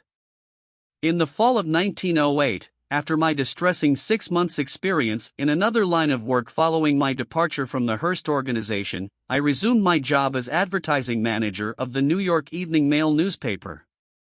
I knew Henry L. Stoddard, publisher and owner of the paper through old Philadelphia connections, when he was the paper's political news correspondent. Even though I was in debt like silk, I was doing the best job of my life at the Evening Mail, and I made more money in the 5 years I worked with it than I ever had before. Moreover, Mr. Stoddard gave me the privilege of publishing the advertisements that systematically came to the editorial office in several publications at the same time, and thus allowed me to earn over $55,000. Mr. Stoddard was quite often generous to me and paid separate sums for those assignments he considered extraordinary. And in spite of all this, during this period I became so mired in debt that in order to live acceptably without cutting expenses even slightly, I borrowed money from Peter to pay Paul, and from Paul to pay Peter. The $55,000 I earned from the ads would have been enough not only to pay back all my debts, but also to set aside quite a bit of money for a rainy day. But all that money was immediately spent because I didn't care about anything. In 1915, I started my own advertising business. From that time until the spring of 1922, my royalties began to reach large sums. I was making more money than I had ever made, and spending it as fast as I was making it, until my friends finally got tired of lending me money. If I then made any attempt to control my spending, even if only by 10%, these wonderful people were willing to let me pay them only 5% and save the other 5%. They didn't really care about paying back the money they lent me, as they wanted to make sure I got myself under control. I had a complete meltdown 5 years ago. 2 friends who had been quite loyal to me finally lost patience and openly declared that I needed a drastic solution. I was forced to declare bankruptcy, and it almost broke my heart. I felt like everyone I knew was pointing a finger at me and laughing at me. It was very silly, because all this talk about me was not unfriendly at all. Everyone was deeply and sincerely sorry that a man who had achieved such a position in his profession and who made so much money had allowed himself to get bogged down in debt. Proud and sensitive to the core, I felt the shame of bankruptcy so keenly that I decided to go to Florida, where I had once worked. It seemed to me that there I would find my El Dorado. I figured I could make enough money in a few years to return to New York, not only well provided for myself financially, but with enough money to pay off all my debts. For a while I thought I would be able to realize my ambitious plans, but then I got caught up in the collapse in real estate prices. And here I was again in my old town, where my ability to make good money had once first manifested itself and where I had hundreds of friends and well-wishers. It was a strange experience. One thing is certain, I had finally learned my lesson. I was confident that new opportunities would come my way to pay off all my debts, and that my ability to earn well would return to me. I was also confident that when that time came, I would be able to live as well as I had before on 40% of my income. Then I will divide the remaining 60% into two parts, 30% to pay my creditors and 30% for insurance and savings. If I allowed myself to regret the past or let anxiety take hold of me, I would no longer be able to take the path of struggle and pay off my debts. In addition, I would be ungrateful to the Creator, who gave me excellent health that has not failed me all my life. Isn't that God's greatest blessing? I would be an ungrateful son, for my parents had fostered in me a commitment to moral standards, and a disregard for moral values is far more serious than a disregard for welfare standards. I would not have appreciated the support I received generously from the hundreds of businessmen and the many good friends who helped me achieve a brilliant reputation in my profession. These memories light up my life and give me the strength to do new things. If one possesses good health, unwavering faith, unflagging energy, unrelenting optimism, and boundless confidence that he can win the fight, even if he understands too late exactly what his fight is all about, can anything but death stop him? Reprinted by permission of American Magazine, Crowell Publishing Company, 1927. Mr. Freeman's story is similar to thousands of other stories of people who have accumulated nothing, except that the amounts of their income may vary. Mr. Freeman's story, describing his lifestyle, how and why money was spent, clearly demonstrates how the spender's brain works. An analysis of statistics covering the budgets of over 16,000 families revealed some facts that will help someone who wants to optimize their spending. If the average family income is $100 to $300 per month, the family budget should be distributed as follows. A family of two with an income of $100 per month should set aside at least $10 or $12 per month. Housing costs should not exceed $25 or $30 per month. Food expenses should average $25 to $30. Clothing purchases should average $15 to $20 per month. Entertainment and incidental expenses should be reduced to $8 to $10 per month. If a family's income increases from $100 to $125 per month, at least $20 should be set aside. A family of two with an income of $150 a month should distribute it as follows: savings, $25, housing payments, $35 to $40, food, $35 to $40, clothing, $20 to $30, and recreation, $10 to $15. With a salary of $200 per month, the budget should be as follows: savings, $50, housing, $40 to $50, food, $35 to $45, clothing, $30 to $35, vacation, $15 to $20. A family of two, with an income of $300 per month, should allocate it as follows: savings, $55 to $65, housing payment, $45 to $60, food, $45 to $60, clothing, $35 to $45, rest in education, $50 to $75. Some might argue that a family of two with an income of $300 a month can live just as modestly as a family with an income of $100 to $125. That's not entirely true. Someone who can make $300 a month tends to socialize with people whose incomes are either the same or even higher. The social circle must be matched both in appearance, which implies more expensive clothing, and in entertainment, which tends to be expensive as well.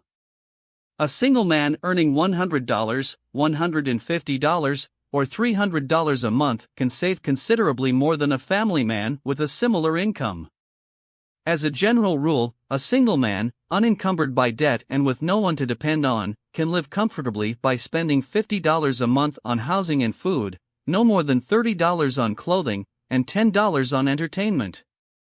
These amounts can be increased slightly if the income is between $150 and $300 a month. A single young person whose weekly income is only $20 can set aside $5 from that amount. The balance should cover food, housing, and clothing expenses. A girl who lives apart from her family needs a little more money for clothes for the same income, because women's clothes are more expensive than men's, and it is believed that women have to take more care of their appearance than men. The more members a family has, the less it can save. This is natural. However, it is still necessary to save for everyone. With a few exceptions, such as debts eating up part of the monthly income, any family can save at least 5% of its total income. Today, cars are often purchased on credit, and the monthly cash payments for such a purchase must be commensurate with income. A person whose income allows him to buy a Ford should not buy a Studebaker if he cannot afford it. It is worth moderating your desires and settling for a Ford. Many bachelors spend all the money on cars, not considering their income, and often get into debt. Such a situation, unfortunately very common, is detrimental to success, since financial independence is one of its components. These days, it is so easy to buy almost anything you want that the tendency to spend more than the purse can afford is increasing at an alarming rate. If one wants to achieve financial independence, one should not follow this unreasonable trend. Anyone who tries can do it. The other danger is both an evil and a good, the fact that our country is prosperous and, accordingly, money comes very easily. But the flip side of this situation is that if you don't keep track of your spending, money also disappears quickly and easily. Since the outbreak of World War I, there has been a steady demand for goods produced in the United States, which has created the conditions for economic prosperity, but has also contributed to a state of carelessness and a habit of unwarranted spending. There is no virtue in being as good as anyone else if it means sacrificing the habit of saving. It is far better to be considered backward, to live a more modest lifestyle, than to live without a formed habit of systematic savings. It is better to sacrifice something in youth than to have to submit to circumstances and be dependent in adulthood, for all who have not developed the habit of saving will sooner or later be forced to do so. There is nothing more degrading and agonizing than poverty in old age, when one is already incapacitated and forced to turn to relatives or charitable organizations for help. Everyone, whether single or family, should plan their budget, but no amount of planning will help if they lack the willpower to cut back on such things as entertainment and recreation. If your willpower is so weak that you are haunted by the thought of being as good as the Smiths, whose income exceeds yours or who spend their money unwisely, then your budget is in great danger. Developing the habit of savings inevitably means that you will have to isolate yourself to some extent from all but a select few friends who simply enjoy your company and do not require costly entertainment on your part. To assume that you lack the courage to cut back and make savings, even if they are very small amounts, is to assume that you lack the character trait that leads to success.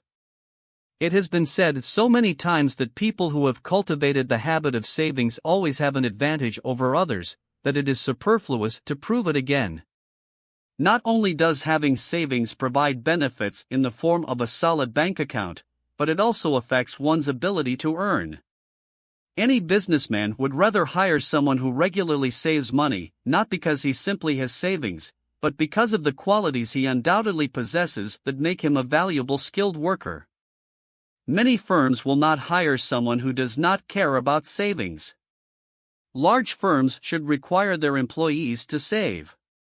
Let this become common practice, for it would be a blessing to thousands of people who could not otherwise be taught the habit of savings. Henry Ford spent a great deal of time and effort getting his employees not only to save, but to spend wisely, to live a life of common sense and frugality.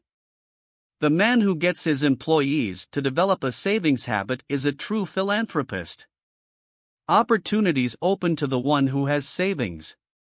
Several years ago, a young man came to Philadelphia from a farming area of Pennsylvania and took a job at a printing plant. One of his workmates was in the habit of making a weekly contribution of $5 to a credit building society. Our hero, influenced by his acquaintance, opened an account there as well. 3 years later, he had $900 in his account. At the same time, the printing press he was working for was in financial trouble and was about to go bankrupt. That's when the $900 he had been saving in small sums came in handy. He bought out half the business. By introducing a system of austerity, he helped the factory pay off all its debts, and today his annual profit as co-owner of the business is a little over $25,000 a year. This favorable opportunity might not have arisen, or he would not have been able to take advantage of it had he not developed a habit of saving. When Henry Ford first began his automobile business, he needed capital to develop the production and sales of his products. He turned to several friends who had savings. One of them was Senator James Couzens. The friends came to Ford's aid and invested a few $1,000s in his business and subsequently made $1 million profit.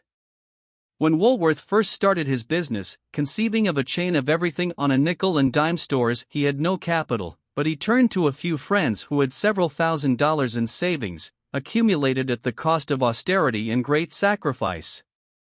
These friends supported him financially and subsequently not only returned the investment, but also greatly enriched. Van Huysen, a manufacturer of soft collars, had the idea of producing semi-soft collars for men. The idea was good, but he didn't have a dime to make it a reality. He turned to friends who had capital and they decided to invest in his enterprise. Thus Van Huysen was able to set up production, and a simple collar made everyone rich. The founders of El Producto cigar had only a little capital, consisting of what they managed to set aside from their small incomes. They had a good idea, but it could have died in the bud if they did not have at least some savings. With what money they had, they started a cigar business, and a few years later sold it to the American Tobacco Company for $8 million. At the heart of almost any large successful business is a well-developed savings habit. John D. Rockefeller was an ordinary accountant. He hatched the idea of developing an oil company, even though oil at the time was not even seen as a basis for business. Rockefeller needed capital to develop the idea. And since he had developed a habit of saving, which proved that he would also be able to save other people's capital, he easily got as much money as he needed. It is safe to say that the real basis of Rockefeller's success is the savings habit he developed while working as an accountant and earning $40 a month. James D. Hill was a poor young telegrapher with a salary of $30 a month. He hatched the idea of the Great Northern Railroad system, but he needed far more money than he had in order to carry it out. He was, however, in the habit of saving, and on a meager salary he saved enough money to go to Chicago, where he got the capitalists so interested in his plans that they financed his venture. The fact that he himself was able to save some money on a small salary was seen as proof that he could be trusted with other people's money. Most businessmen will not entrust their money to another until he has demonstrated his ability to take care of his own money and use it wisely. This test, while difficult for those who do not have a savings habit, is very effective. A young man who worked in a Chicago print shop decided to start his own printing business. He went to a supplier of printing equipment and laid out his plan, saying that he needed a loan to buy a printing press, lettering, and other necessities. The first question he was asked was, "Do you have your own savings?" He had some. From his $30 a week salary, he had been saving $15 each week for almost 4 years. As a result, he got the credit he wanted, and later he got another one. He created one of Chicago's most successful printing companies to date. His name is George B. Williams, and the author of this book is well acquainted both with himself and with the facts of his biography set forth here. The author of this book met Mr. Williams many years after the events described. At the end of the war, in 1918, the author asked Williams for a loan of several $1,000s to publish the Goldman Rule magazine. The question I was asked was, "Do you have a savings habit?" Even though all the money I had saved was lost during the war, the mere fact that I had developed a savings habit was grounds for a loan of over $30,000. Opportunities are found at every turn, but they exist only for those who have free money or know how to manage it, at the expense of the habit of savings and the other qualities that accompany it and are called character. The late J.P. Morgan once said that he would rather lend $1 million to a man of strong character and the habit of savings than $1,000 to a characterless man who only knows how to spend money. In general, the attitude toward people who have a savings habit is just that in the world. It often happens that small savings, even if they do not exceed $200 or $300, are enough to begin the ascent to financial independence. A few years ago, a young inventor created a unique and practical household item. But as is often the case with inventors, there was a serious obstacle in his way: he did not have the money to market his invention. Moreover, he knew that no bank would give him a loan because he had not formed the habit of savings, and therefore had no capital, not even the smallest capital. His roommate, a young mechanic, had about $200 saved, and he decided to help the inventor. With his modest savings, a small batch was made and sold. Then a second batch was made and sold, and so on until the young men managed to accumulate, thanks to the thriftiness of a neighbor mechanic, the sum of $1,000. With this money, and with the loan they received, they purchased the necessary equipment to produce their product on a larger scale. 6 years later, the young mechanic sold his half of the business for $250,000. It is unlikely that he would have made that much money if he had not had the habit of savings, which gave him the opportunity to come to the aid of his inventor friend. This story, with minor variations, could be repeated 1,000 times, for it illustrates very vividly the period of initial accumulation of many enormous fortunes that have appeared or are still being created in the United States. This statement may seem overly categorical and even cruel, but it is nonetheless a fact: if you have neither money nor the habit of savings, you will not be lucky enough to seize the opportunity to make a fortune as the characters in the above stories did. It doesn't hurt to repeat, and it needs to be repeated over and over again, that the real foundation of almost all capital, large and small, is the habit of savings. Let this habit be firmly fixed in your brain, and then you will definitely be on your way to financial independence. It is sad to see a man in his old age who has condemned himself to tedious, monotonous, and hard work for the rest of his life because he neglected the habit of savings, and there are millions of such lonely people all over the United States. The greatest thing in the world is freedom. But you can't talk about true freedom without some degree of financial independence. It's terrible to be confined to a certain place, to a certain job, perhaps not a job you love, for a certain number of hours every working day of the week, all your life. In some ways, it is like being in prison, where the choice of activities is always limited. It really is no better than being a prisoner who has earned certain privileges through exemplary behavior, and in some ways it is even worse, because a person who is in prison does not have to think about where to sleep, what to eat, and what to wear. The only hope of avoiding a lifetime of freedom-limiting servitude is to form a habit of saving, and to live by that habit, no matter what sacrifice it may require. For millions of people there is simply no other choice, and unless you are one of the rare exceptions, this book and everything in it is for you and is addressed to you. Don't borrow and don't lend. It's easy to lose a loan and a friend.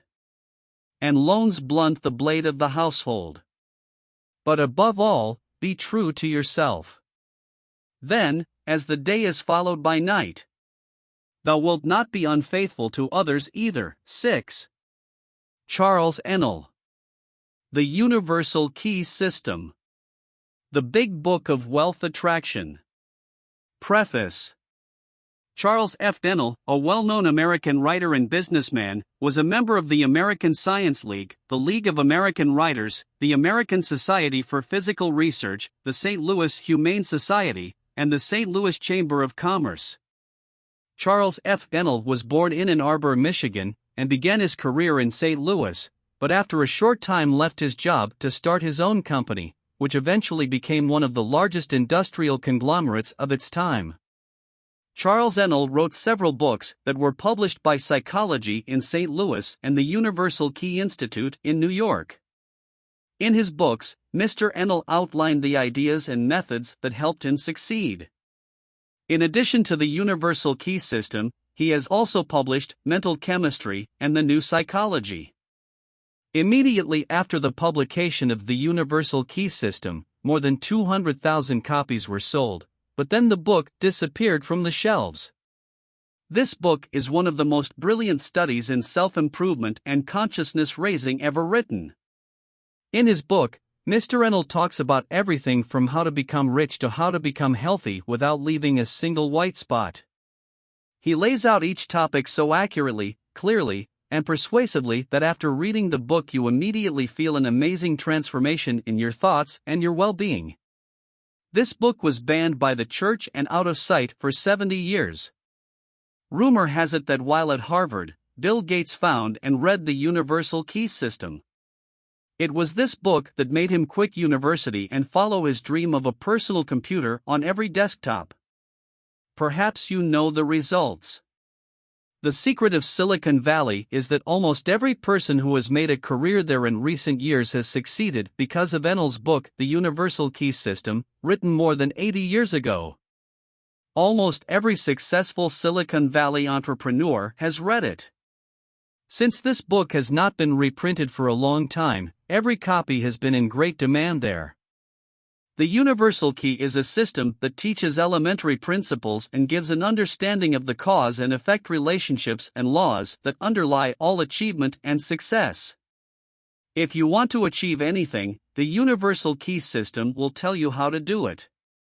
The results you'll achieve will be so amazing, you won't believe your eyes. That's why more and more people are following the Universal Key System.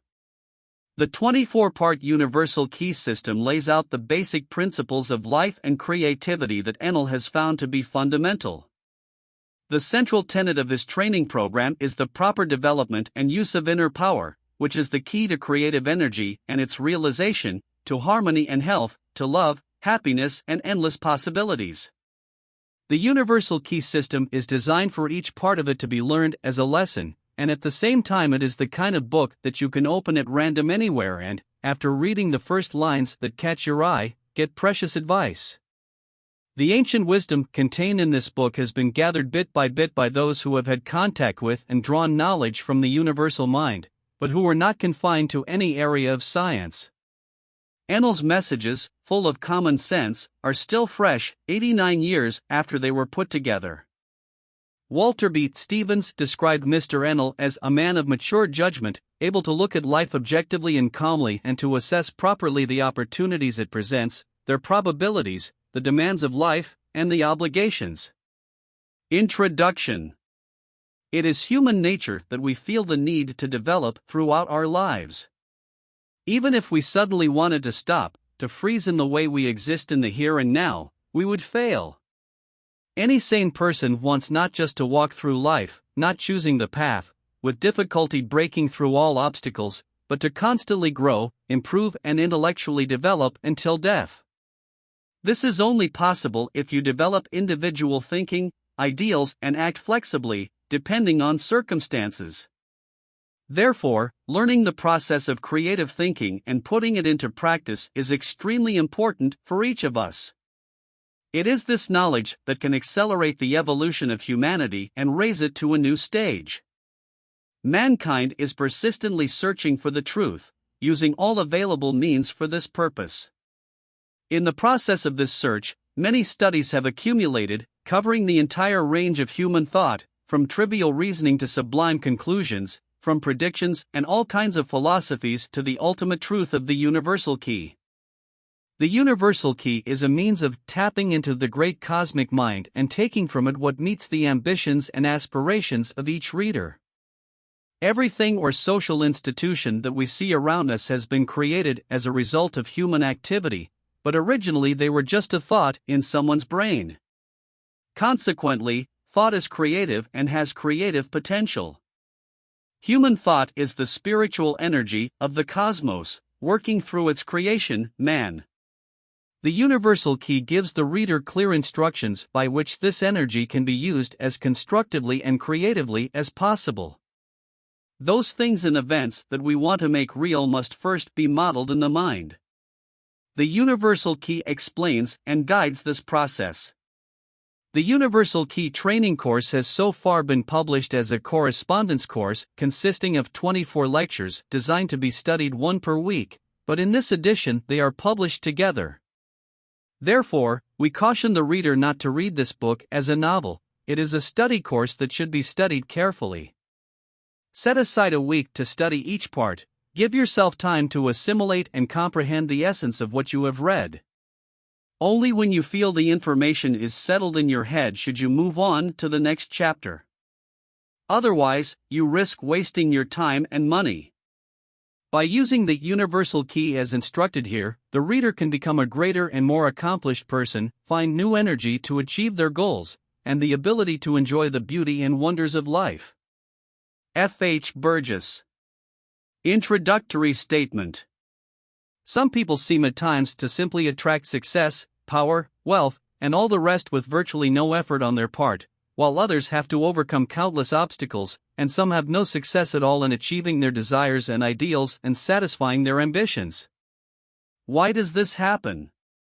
Why are some people given everything easily, others with great difficulty, and someone does not give it at all? Of course, the reason is not because of physical development. Otherwise, all the most athletic and strong healthy people would be the most successful. Consequently, the reason should be sought in the mental sphere, in the mind. The mind must have creative power. It is in it that all differences between people are rooted. It is the mind that overcomes circumstances and all sorts of obstacles that stand in the way of human beings, and does so more or less successfully, depending on creativity. By realizing what astonishing creative power thoughts have, it is possible to achieve amazing results.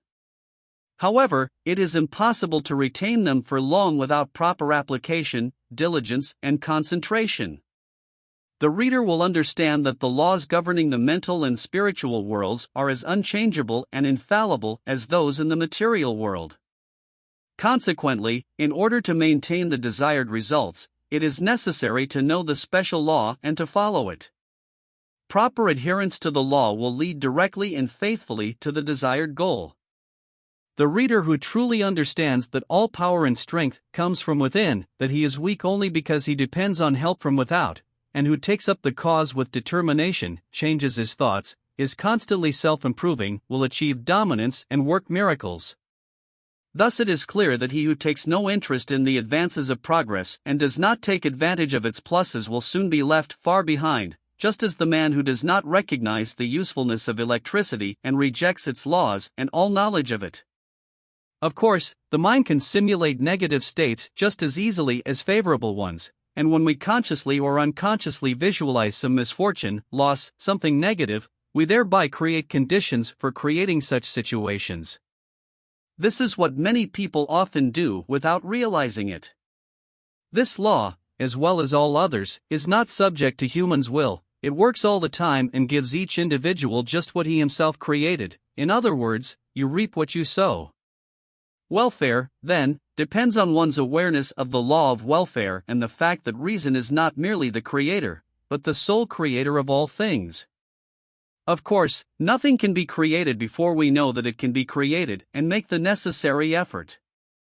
There is no more electricity in the world than there was 50 years ago, but until there was someone who knew how to use it, there was no use for electricity.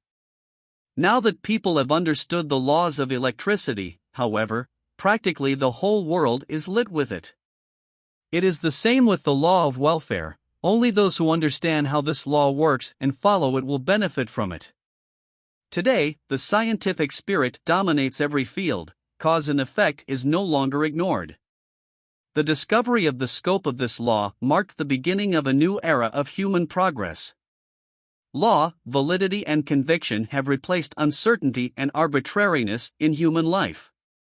Man now understands that every effect has a definite cause, and when he wishes to achieve some result, he first looks for the conditions under which that result can be achieved.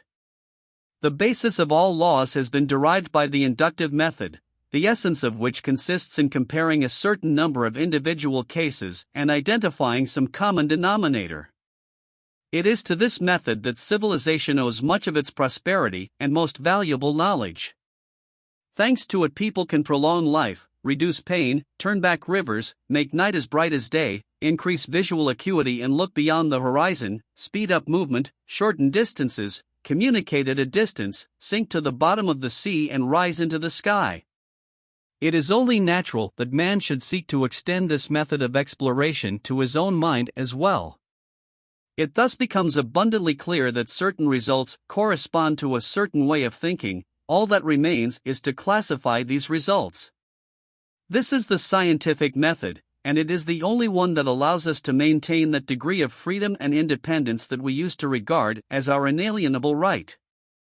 People can feel secure only if national security includes such things as the protection of health and the protection of the efficiency of every kind of business, the constant progress in science and the arts, which go hand in hand, the desire to put all these at the center, the elevation of life, private and collective, which science, art and ethics are designed to serve.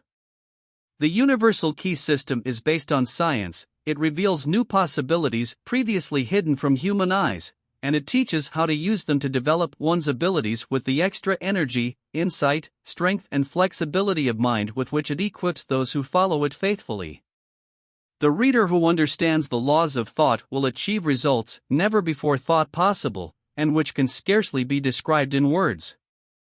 The universal key system explains how to properly use the receptive and active aspects of thinking and instructs the reader how to discover new possibilities. It will strengthen the will and intellect and teach how to develop and make the best use of the imagination, desires, emotions, and intuition.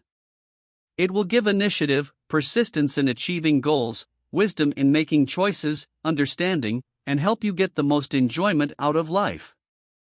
The universal key system teaches you how to use the power of thought, the real power of thought, and not any substitutes or distorted imitations of it.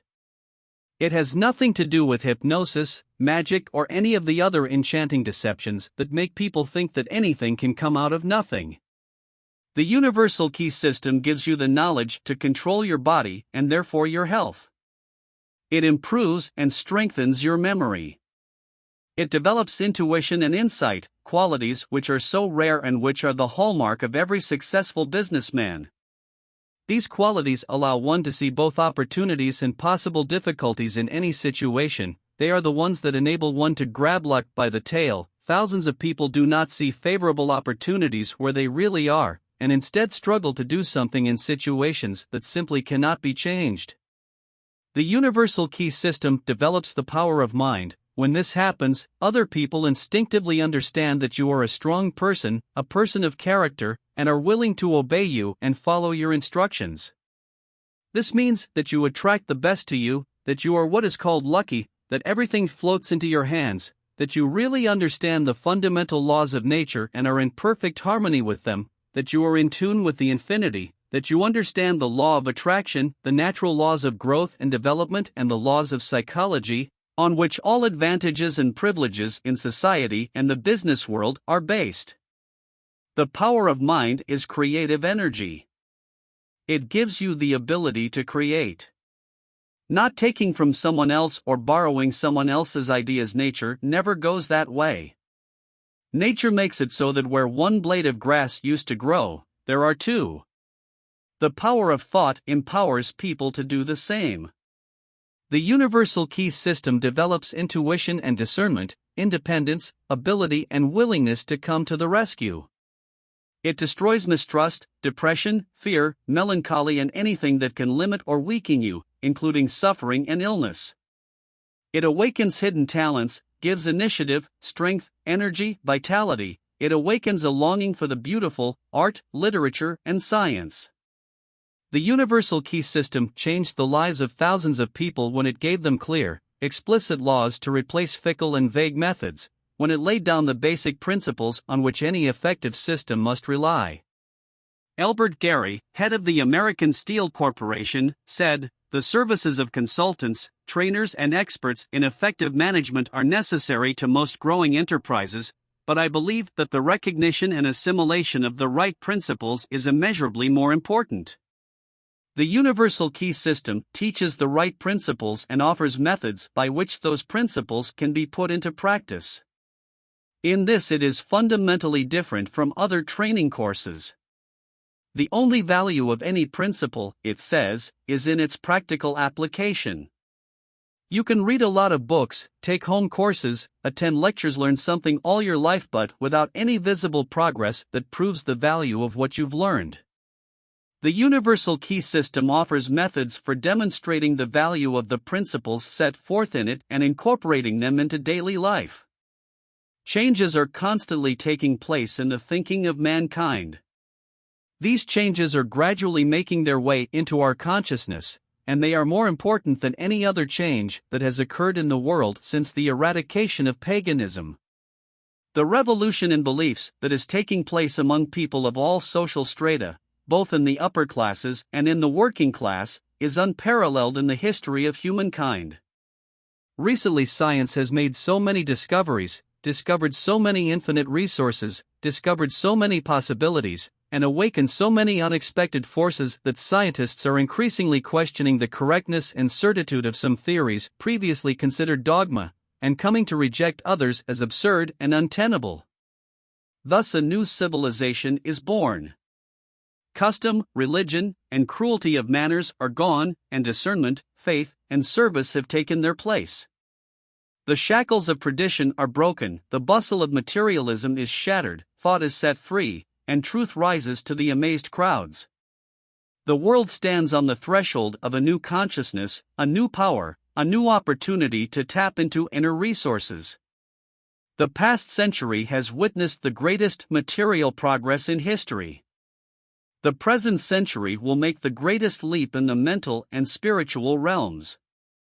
The natural sciences have decomposed matter into molecules, molecules into atoms, atoms into energy. We owe the knowledge that energy turns into mind to Sir Ambrose Fleming, who said in a speech to the Royal Society, "As a matter of fact, energy may remain incomprehensible to us except in its immediate manifestation as what we call reason or the force of will." Let's see what are the most powerful forces in nature.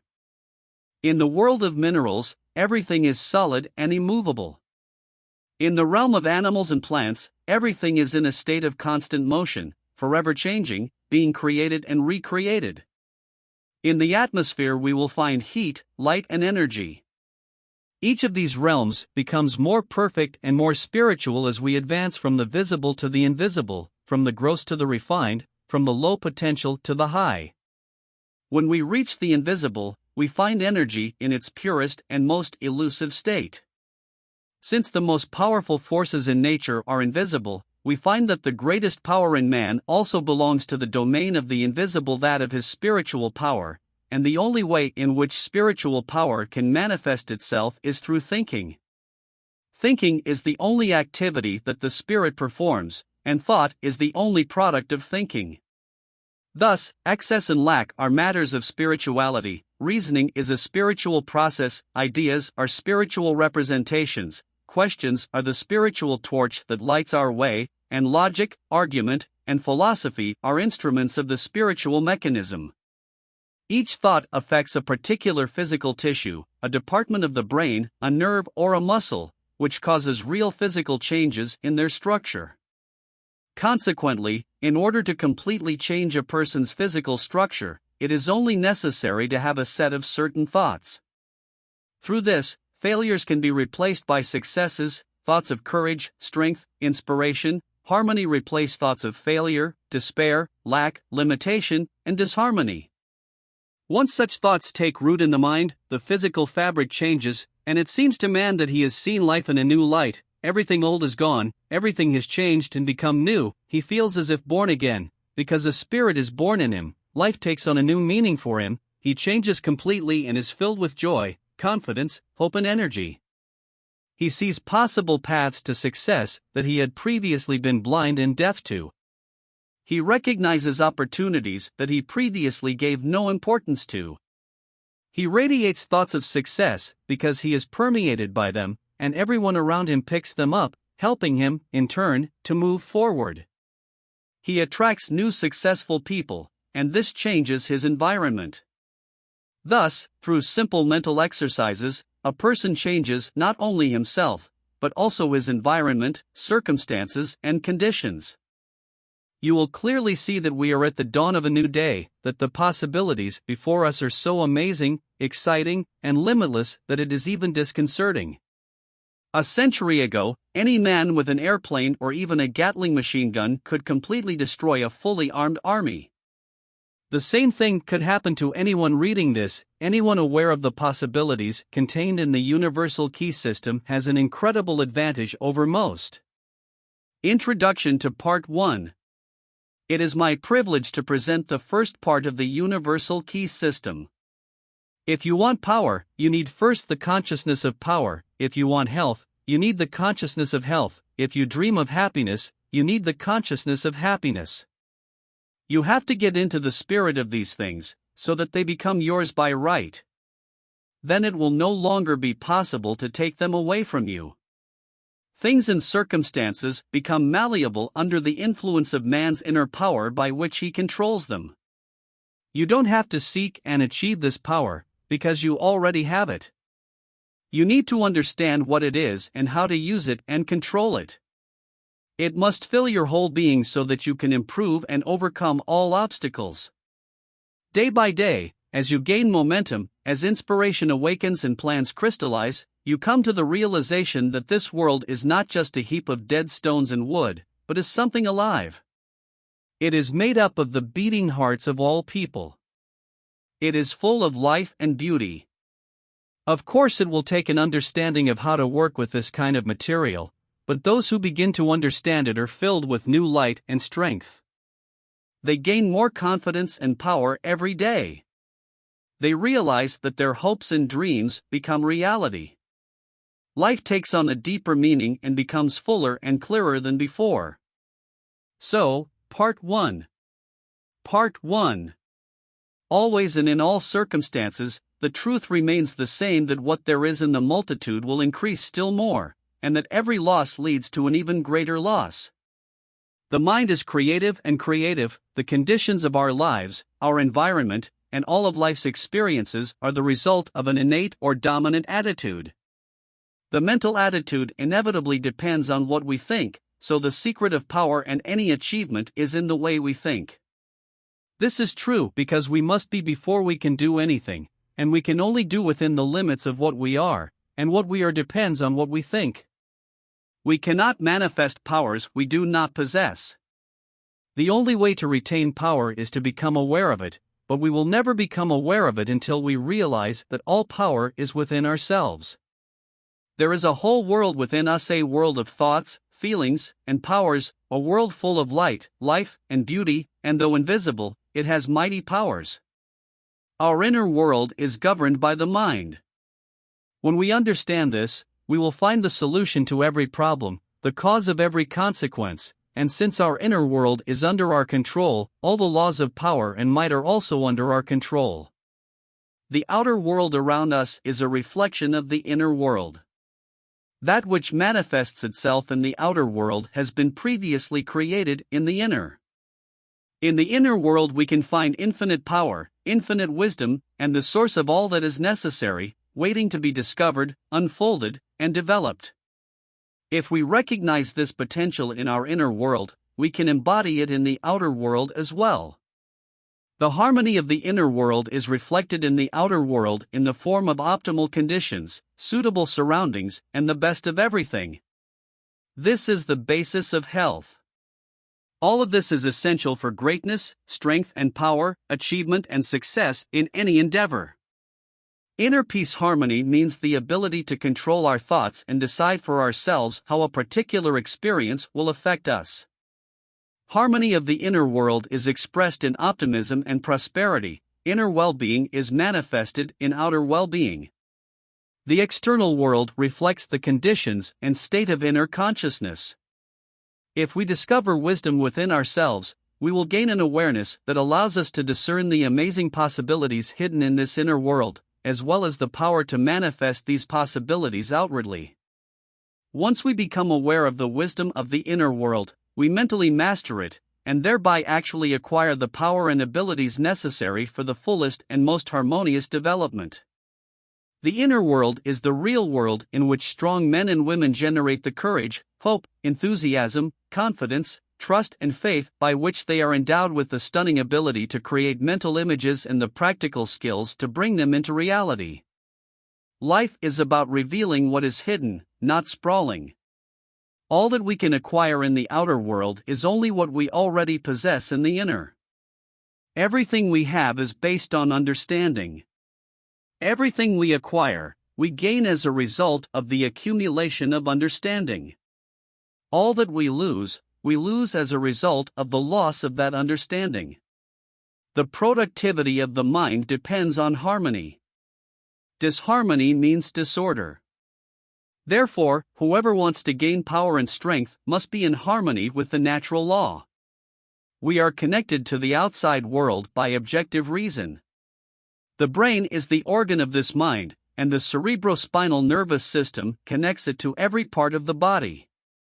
The nervous system responds to every manifestation of light, heat, smell, sound, and taste.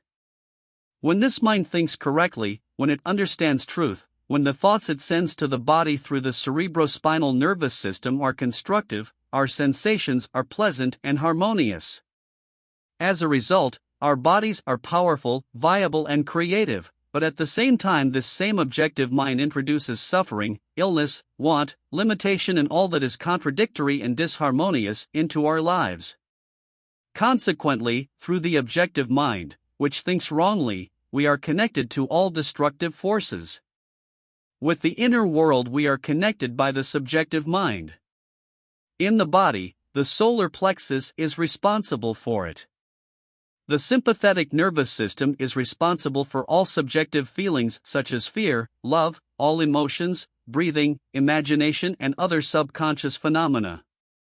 The subconscious mind connects us to the universal mind, which in turn gives us access to the infinite constructive forces of the universe. The greatest secret of life lies in the proper coordination of these two centers of our being and in understanding how they function. By mastering this secret, we can bring the objective and subjective minds into rational interaction and thus govern the finite and the infinite.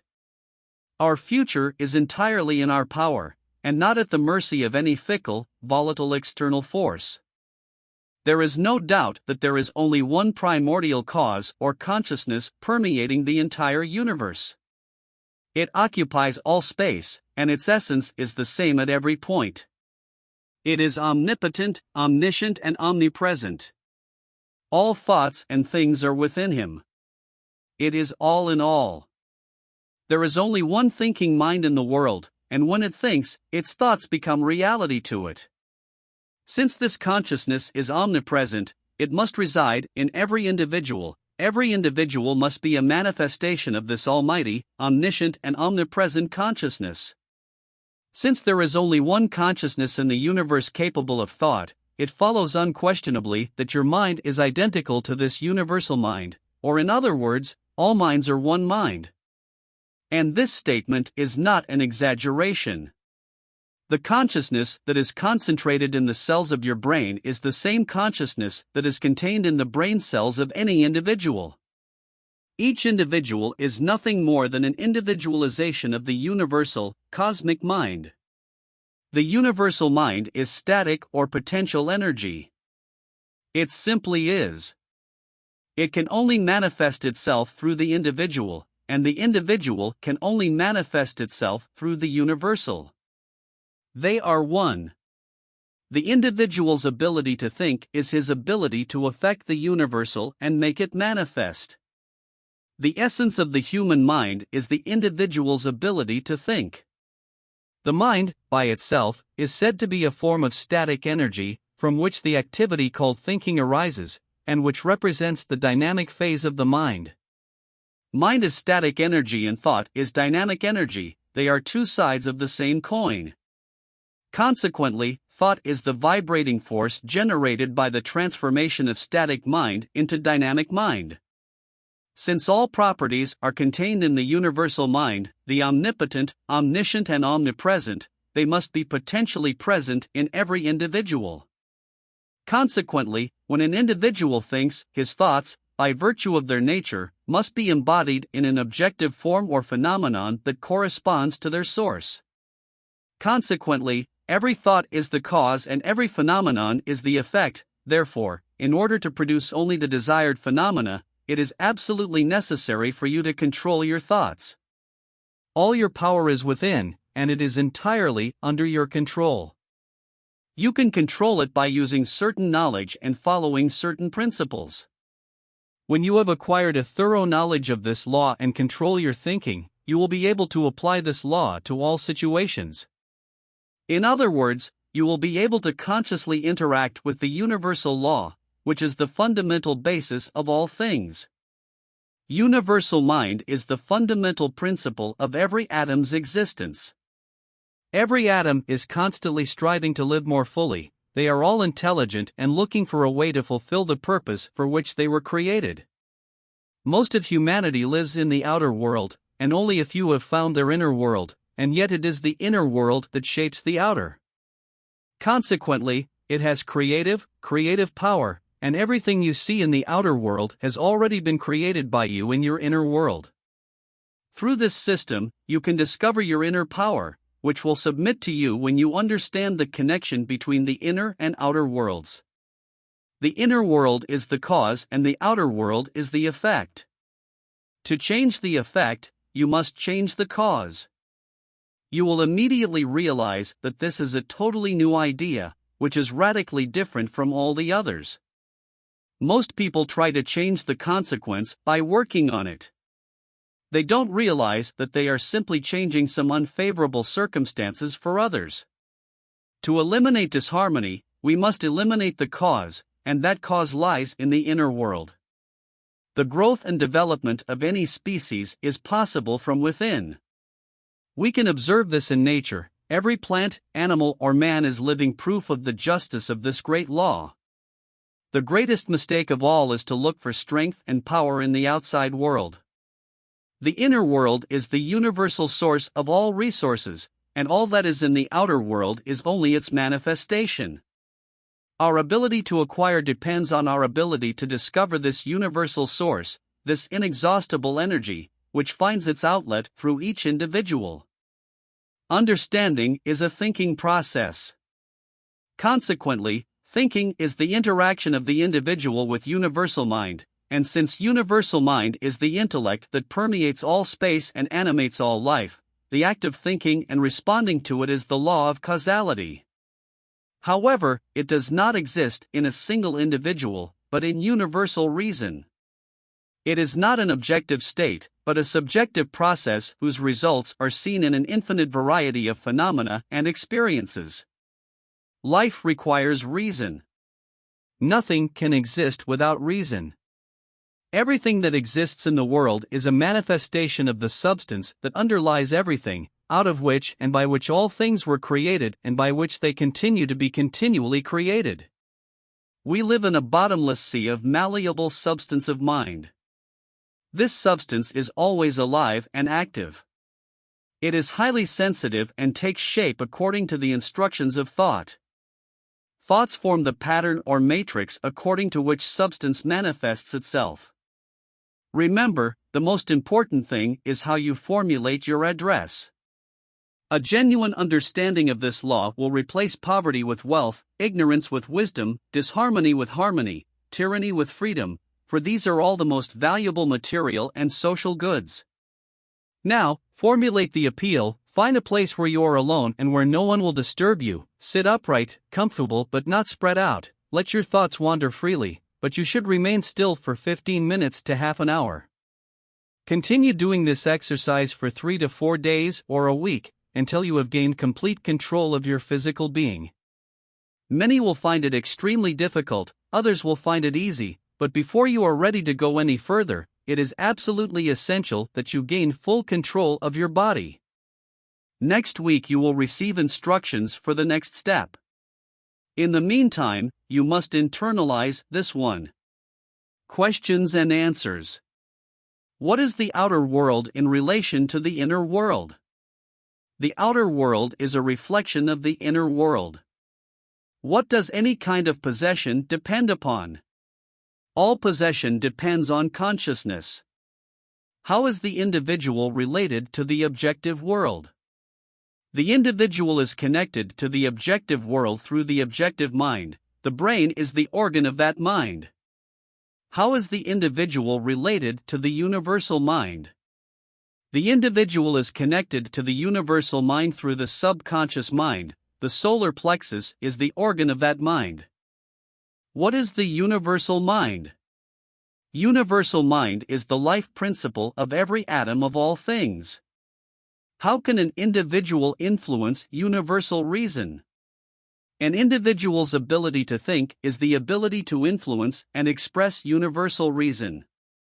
What is the result of this action and interaction?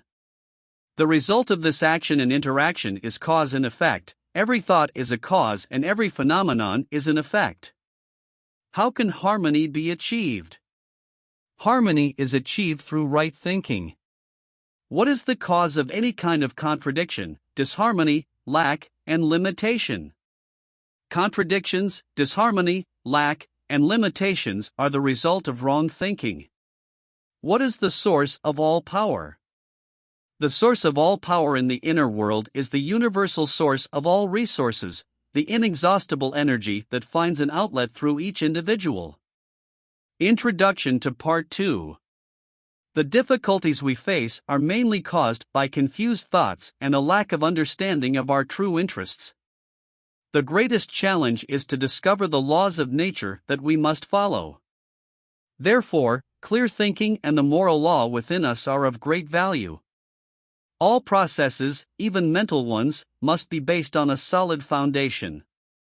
The sharper the perception, the more discerning the judgment, the finer the taste, the higher the morality, the sharper the mind and the more exalted our aspirations, the greater and better the reward we receive. Hence the study of the best achievements of human thought offers the greatest pleasure. The power, capacity and possibilities of the mind, in the light of the new interpretation, are incomparably more astounding than the most incredible achievements of material progress or even dreams. Thought is energy. Active thought is active energy. A concentrated thought is concentrated energy. A thought focused on achieving a certain goal becomes a force. It is the power that is used by those who do not believe in the virtues of poverty or the beauty of self-denial. They realize that only weak people talk about it.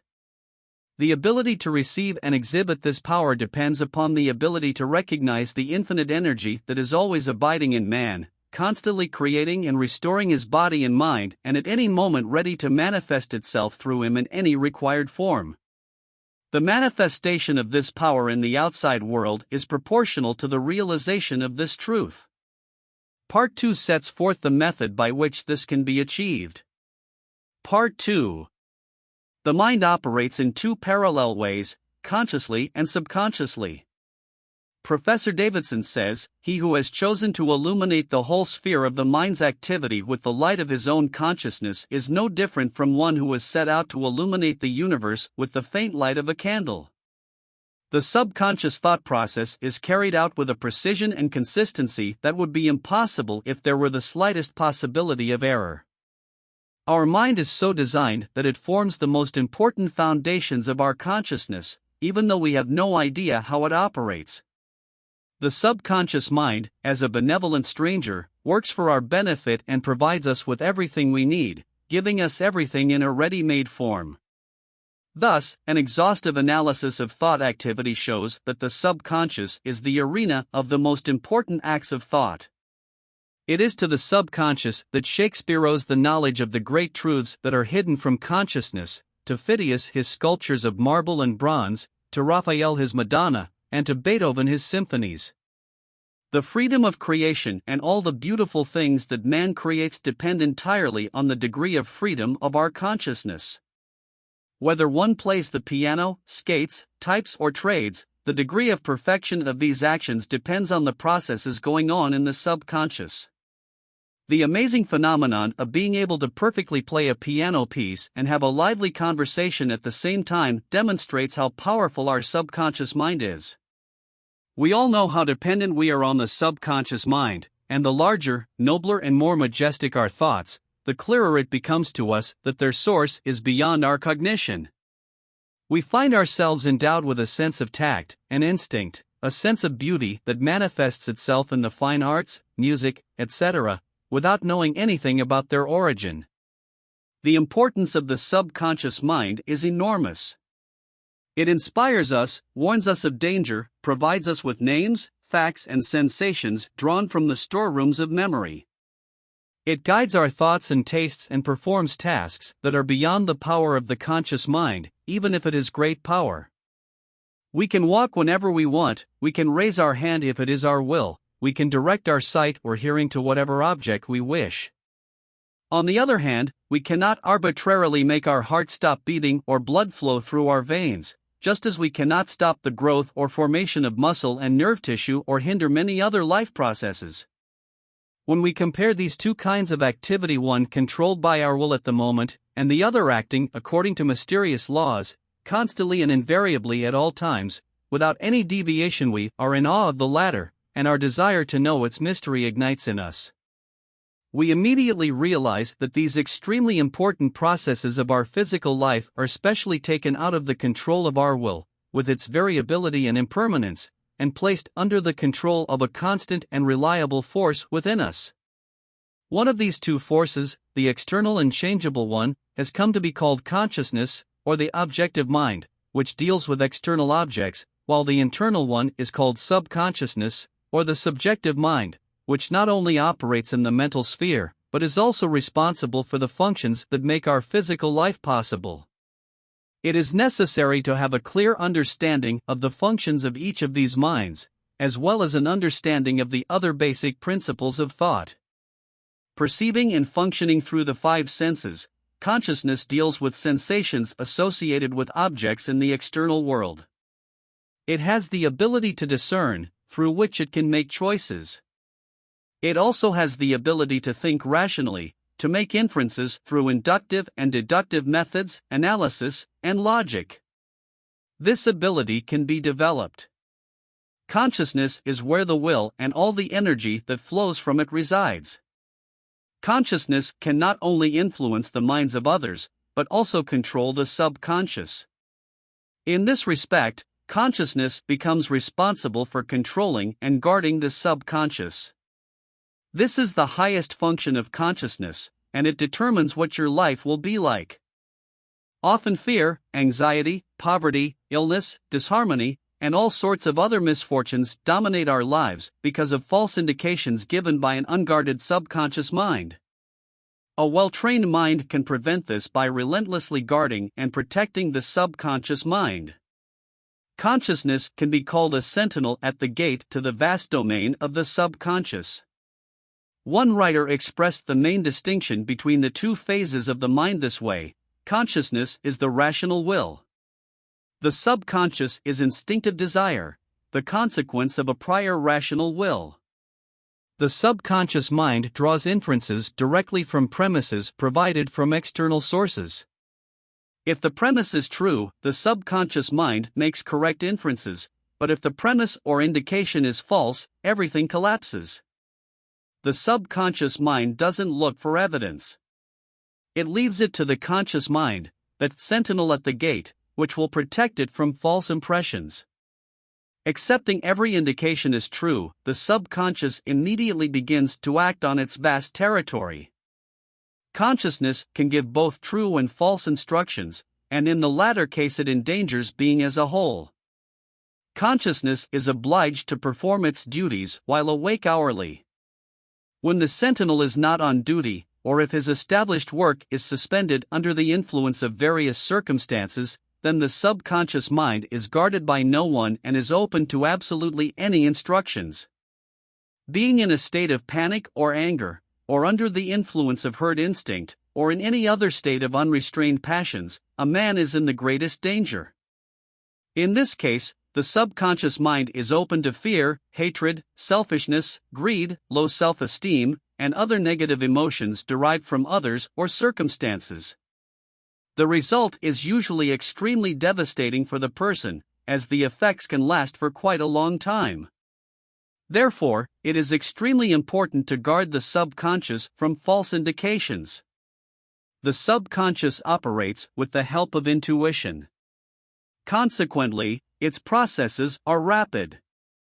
It does not use logical reasoning, which takes time. The subconscious never sleeps, never rests, even more so than the heart or circulation. Simply by setting certain tasks to the subconscious mind, you activate a mechanism that leads to the desired result. It thus contains the source of the power that allows us to touch the omnipotence. This is a fundamental principle that is worth thoroughly exploring. This law works in a most interesting way. Those who set it in motion find that if, for example, they were about to meet a person with whom they expected to have a difficult conversation, it turns out that something has already happened that has resolved the supposed disagreements.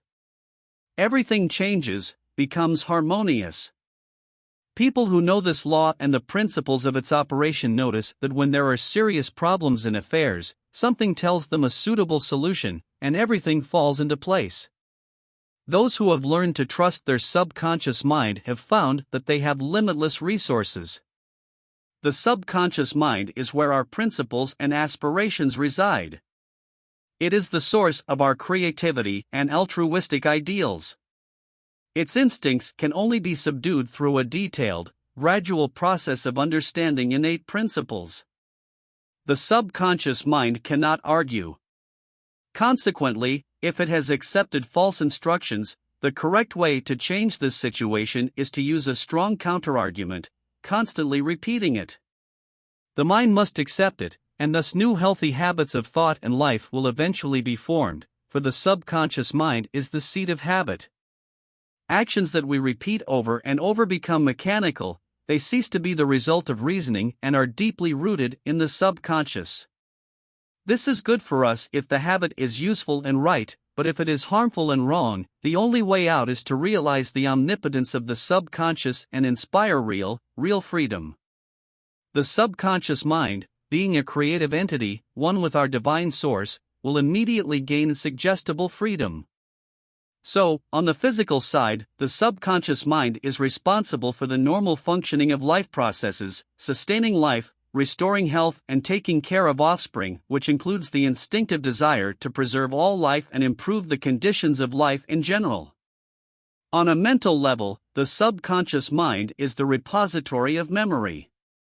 It contains wonderful mental messages for which time and space are not obstacles. It is the source of initiative and the truly creative forces of life. It is also the refuge of habits. From a spiritual perspective, the subconscious mind is the receptacle of ideals, aspirations, imagination, and the channel through which we come to know our divine source. As we come to know this divine origin, we begin to understand the source of our power. Some may ask, how can the subconscious mind change conditions? The answer is this: since the subconscious mind is part of the universal mind, and the part must be of the same nature as the whole, the only difference between the two is in degree. The whole, as we know, is a creative and creative beginning. Incidentally, it is the only creative beginning. Therefore, the mind also has the capacity for creativity and creation, and since thinking is the only activity of the mind, thinking must also be creative. However, there is a big difference between just thinking and conscious, systematic, and constructive management of our thoughts. When we achieve this, our mind comes into harmony with the universal mind. We tune into the frequency of infinity and harness the most powerful force, the creative power of the universal mind. This process, like everything else, is subject to a natural law, the law of attraction, which is that mind, with its ability to create, automatically bonds with mental objects and makes them come to life. Last week I gave you an exercise in controlling the physical body. If you have completed it, you are ready to move on. This time you will learn to control your thoughts. If possible, always choose the same seat, the same chair, and the same position. In some cases it may not be convenient to use the same room, then just make the best use of what is available to you. Now, stay perfectly still as before and don't think about anything. This will give you control over worries, anxieties, and fears and allow you to pay attention only to desired thoughts.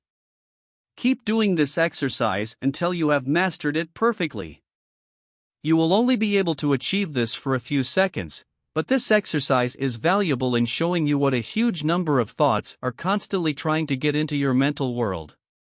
Next week I will tell you about an exercise that might be a little more interesting, but you need to master it first. The cause and effect relationships in the hidden realm of thought are as absolute and unyielding as they are in the world of visible and material things. The mind is the weaver who weaves both the inner garment of character and the outer garment of circumstance. James Allen. Q&A. What are the two types of thought activity? The conscious and the subconscious. On what do freedom and perfection in any endeavor depend? Freedom and perfection in any endeavor depend entirely on how free we are from the conscious mind. What is the significance of the subconscious mind? It is enormous. It guides us, warns us of danger, controls the processes of life, and is the seat of memory. What are some of the functions of consciousness? It has the ability to discern, to think rationally, is the seat of will, and can influence the subconscious mind. What is the difference between consciousness and subconsciousness? Consciousness is the rational will. The subconscious is instinctive desire, a consequence of a prior rational will. What is necessary to influence the subconscious mind? A mental attitude toward what you want is necessary. What is the result? If your desire is in harmony with the actions of the great whole, forces are activated which will lead to the desired result. What is the result of applying this law? The environment reflects the states corresponding to the dominant mental attitude that we maintain. What is this law called? It's called the law of attraction. What is it? Thinking is creative energy that automatically connects with mental objects and makes them come to life. Introduction to Part 3. So you have understood that the individual can affect the universal and that this action and interaction is cause and effect. Thus, thought is the cause and your life experience is the effect. Stop complaining about circumstances, because only you can change them and make them what you want them to be. Direct your efforts toward the realization of your mental possibilities, which are always at your disposal and from which all real and permanent power springs. Keep doing this until it becomes obvious to you that if you catch your power and keep it on the right object, you cannot be defeated in any matter. Because the power of thought is always ready to serve the purposeful will to transform thoughts and desires into actions, phenomena, and circumstances. Since every vital function and every action is based on the result of conscious thought, habitual actions become automatic, and the thoughts that control them pass into the realm of the subconscious, though they remain as sensible as before. It is necessary for these thoughts to become automatic or unconscious, then the conscious mind can switch to other objects. However, the new actions, in turn, also gradually become habitual, then automatic, then unconscious, and the mind is again freed from these tasks and moves forward, switching to more and more activities. When you become aware of this, you will find a source of power that will enable you to control every situation in life. Part 3. The necessary interaction between the conscious and subconscious mind involves a similar interaction between their respective nervous systems. Judge Troward described this interaction as follows: the cerebrospinal system is the organ of consciousness, and the sympathetic nervous system is the organ of subconsciousness. The cerebrospinal system is the conduit through which we receive conscious sensations from the senses and exercise control over body movements. The center of this nervous system is located in the brain. The center of the sympathetic nervous system is located at a point in the upper abdomen known as the solar plexus. The sympathetic nervous system is the conduit for those acts of thought that unconsciously support the vital functions of the body. The connection between these two nervous systems is made through the vagus nerve, which runs from the cerebral region to the thorax, extending branches to the heart and lungs, and passing through the diaphragm, finally connects with the sympathetic nervous system, thus implementing the connection between the two nervous systems and making man a single organism in the physical plane. We have already understood that every thought is transmitted to the brain, which is the organ of consciousness. It is subordinate to our ability to reason. When the objective mind decides that a thought is right, it is sent to the solar plexus or brain of the subjective mind. It enters our flesh to be realized in reality. It is no longer susceptible to any argument. The subconscious mind cannot argue, it only acts. It accepts a priori the conclusions of objective reason as ultimate. The solar plexus is compared to the sun of the body because it is the central point of distribution of the energy constantly produced by the body.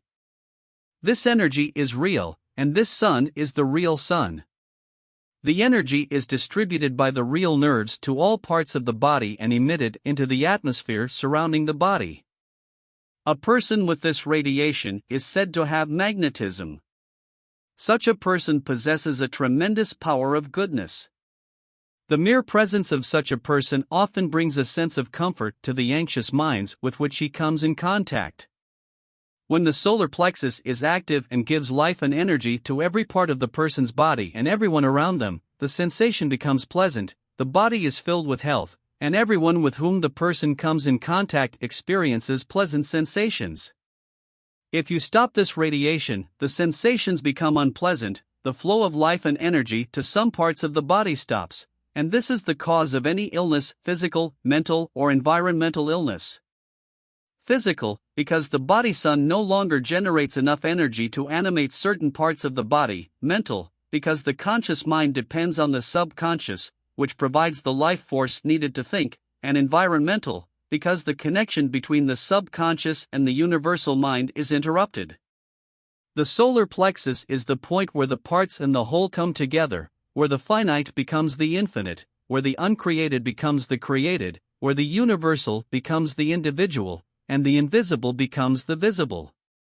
This is the point at which life emerges, and nothing limits the amount of life energy an individual generates in this solar center. It is the center of almighty energy, because at this point life and intellect are juxtaposed. Consequently, the subconscious mind can accomplish any task. This is the power of consciousness. The subconscious mind can bring to fruition those plans and ideas suggested by consciousness. Conscious thought, then, is the master of this solar center, from which life and energy are directed to all the organs and parts of the body. The quality of the thought we accept is determined by the quality of the thought that this sun will emit. The nature of the thought that our consciousness will accept will depend on the nature of the thought emitted by the sun. The nature of the thought that our consciousness accepts will depend on the nature of the thought that this sun will emit, and therefore will determine the nature of ultimate experience. Obviously, all we have to do is let our sun shine. The more energy it will radiate, the faster we can replace undesirable circumstances with pleasant and beneficial ones. An important question then arises: how do we make this sun shine? How do we generate this energy? A thought that does not resist expands the solar plexus, while a thought that resists compresses it. Pleasant thoughts expand the solar plexus, while unpleasant thoughts constrict it. Thoughts of courage, strength, confidence, and hope lead to corresponding states. The avowed enemy of the solar plexus, which must be completely destroyed before allowing the sun to shine, is fear. This enemy must be defeated, he must disappear forever. He is the cloud that obscures the sun and causes eternal darkness. This personal demon makes one afraid of the past, present and future, afraid of self, friends and enemies, afraid of everything and everyone.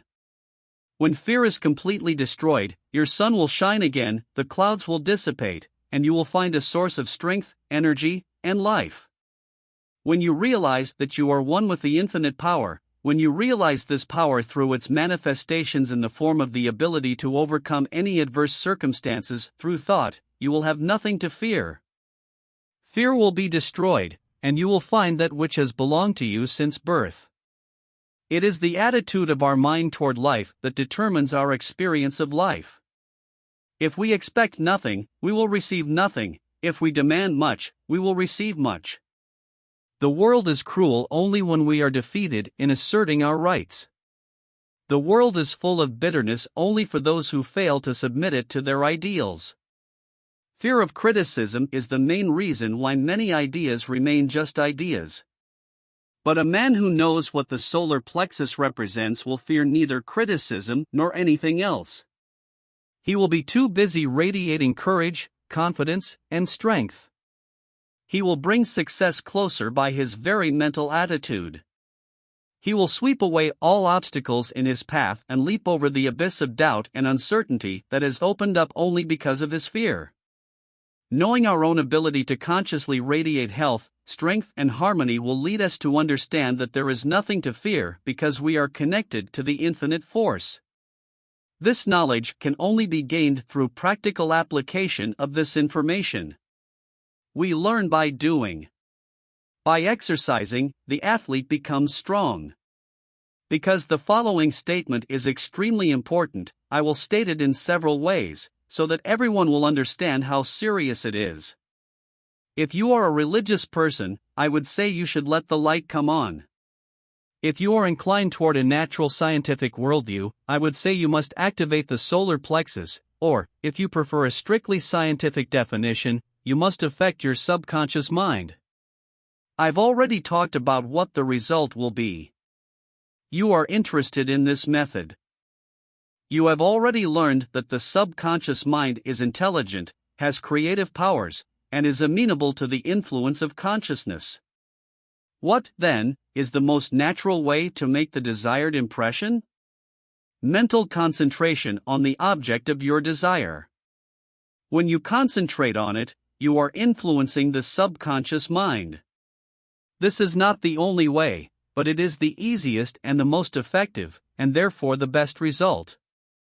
This method gives such amazing results that many call it a miracle.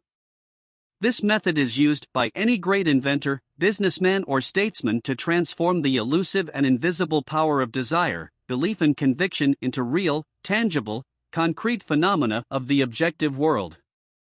The subconscious mind is part of the universal mind. The universal mind is the creative basis of the universe. The part must be of the same nature and character as the whole. This means that the creative power is absolute and limitless, it is not limited by anything, and, therefore, there is no definite model according to which this principle must be applied.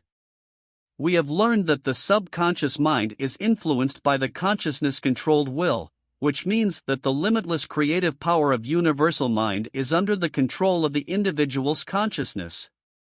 In applying this principle in practice, in accordance with the suggested exercises, it should be remembered that it is not necessary to describe the method by which the subconscious mind produces the desired result. The finite cannot inform the infinite. You simply must articulate what you want, not how you intend to achieve it. You are the channel through which the undifferentiated becomes differentiated, and this differentiation is accomplished through appropriation. For the cause to lead to the desired consequence requires only an awareness of the regularity and immutability of the process. This happens because the universal can act only through the individual, and the individual can act only through the universal, they are one. So here is your exercise for this week.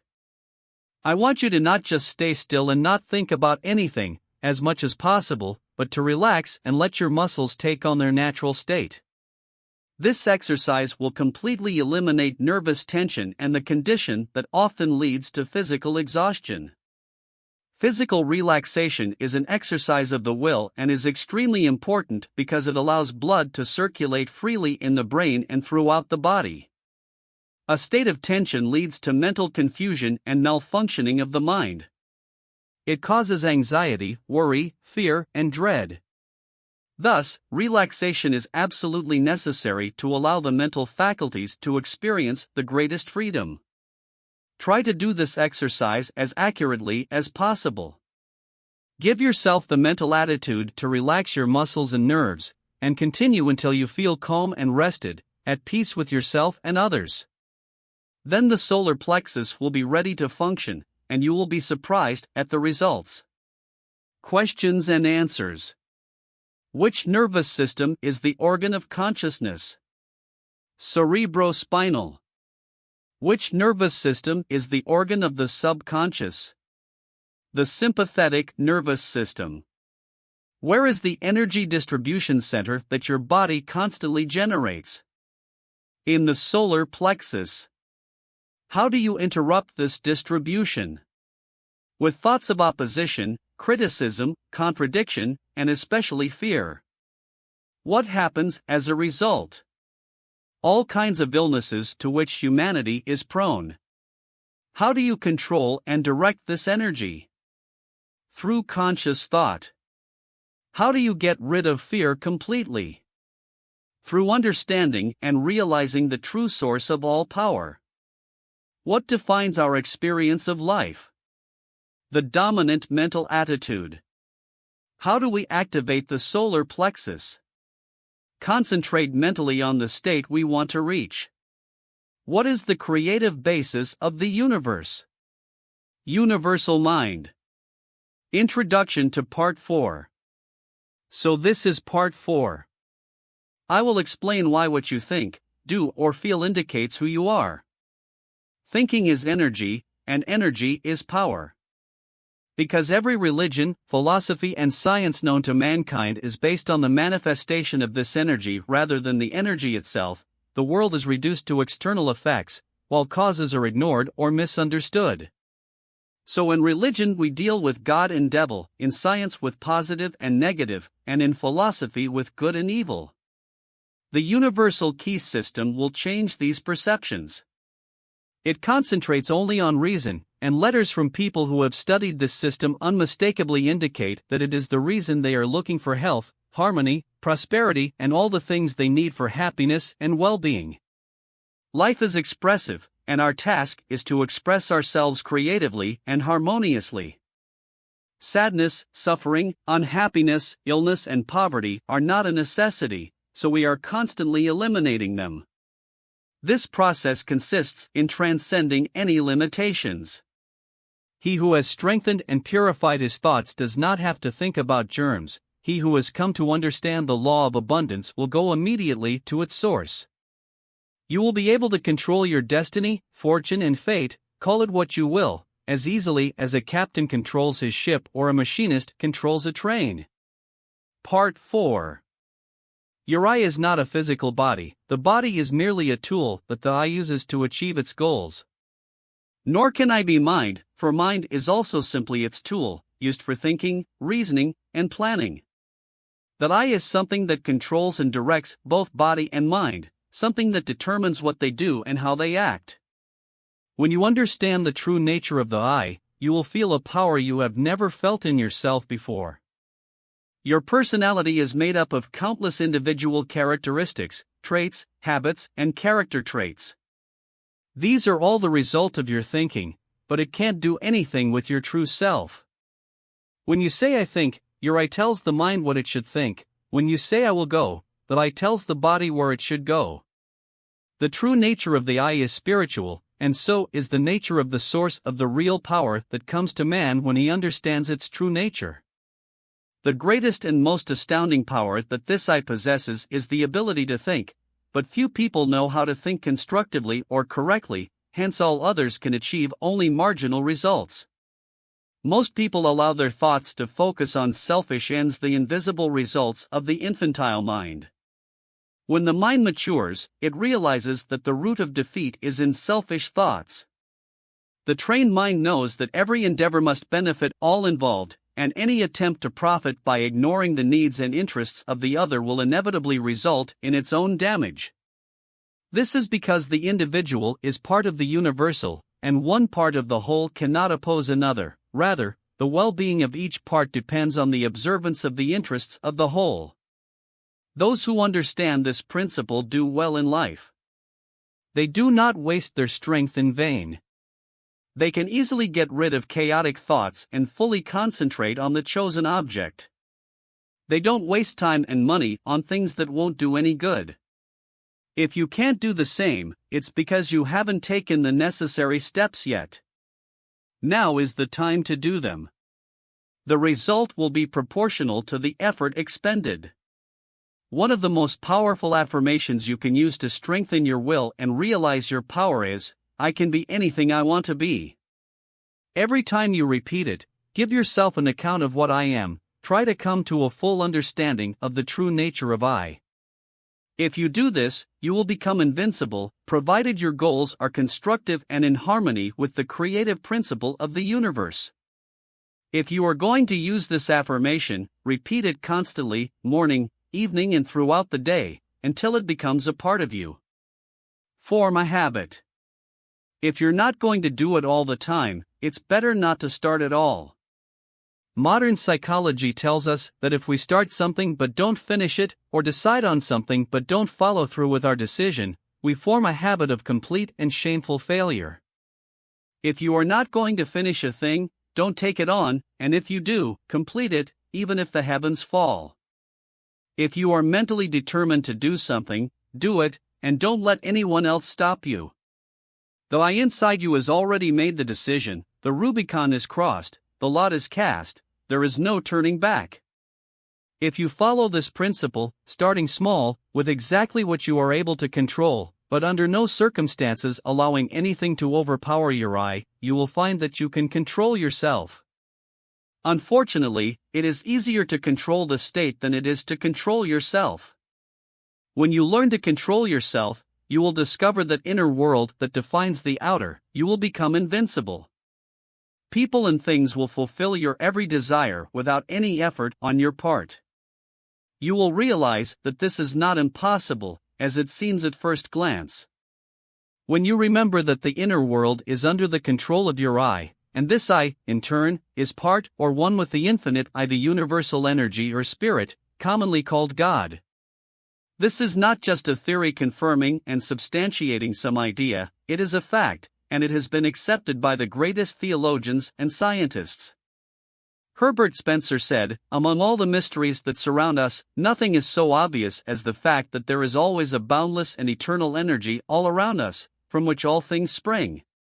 Lyman Abbott, addressing graduates of Bangor Theological Seminary, said, "We have come to believe that God resides within man, not acting from without."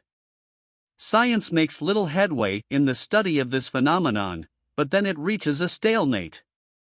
Science finds an omnipresent eternal energy, but it is religion that finds the power behind this energy and finds it in man himself. This is by no means a new discovery. The Bible tells us the same thing in clear and compelling language. Do you not know that you are the temple of God, and the Spirit of God dwells in you? This is the secret of the awesome creative power of inner peace.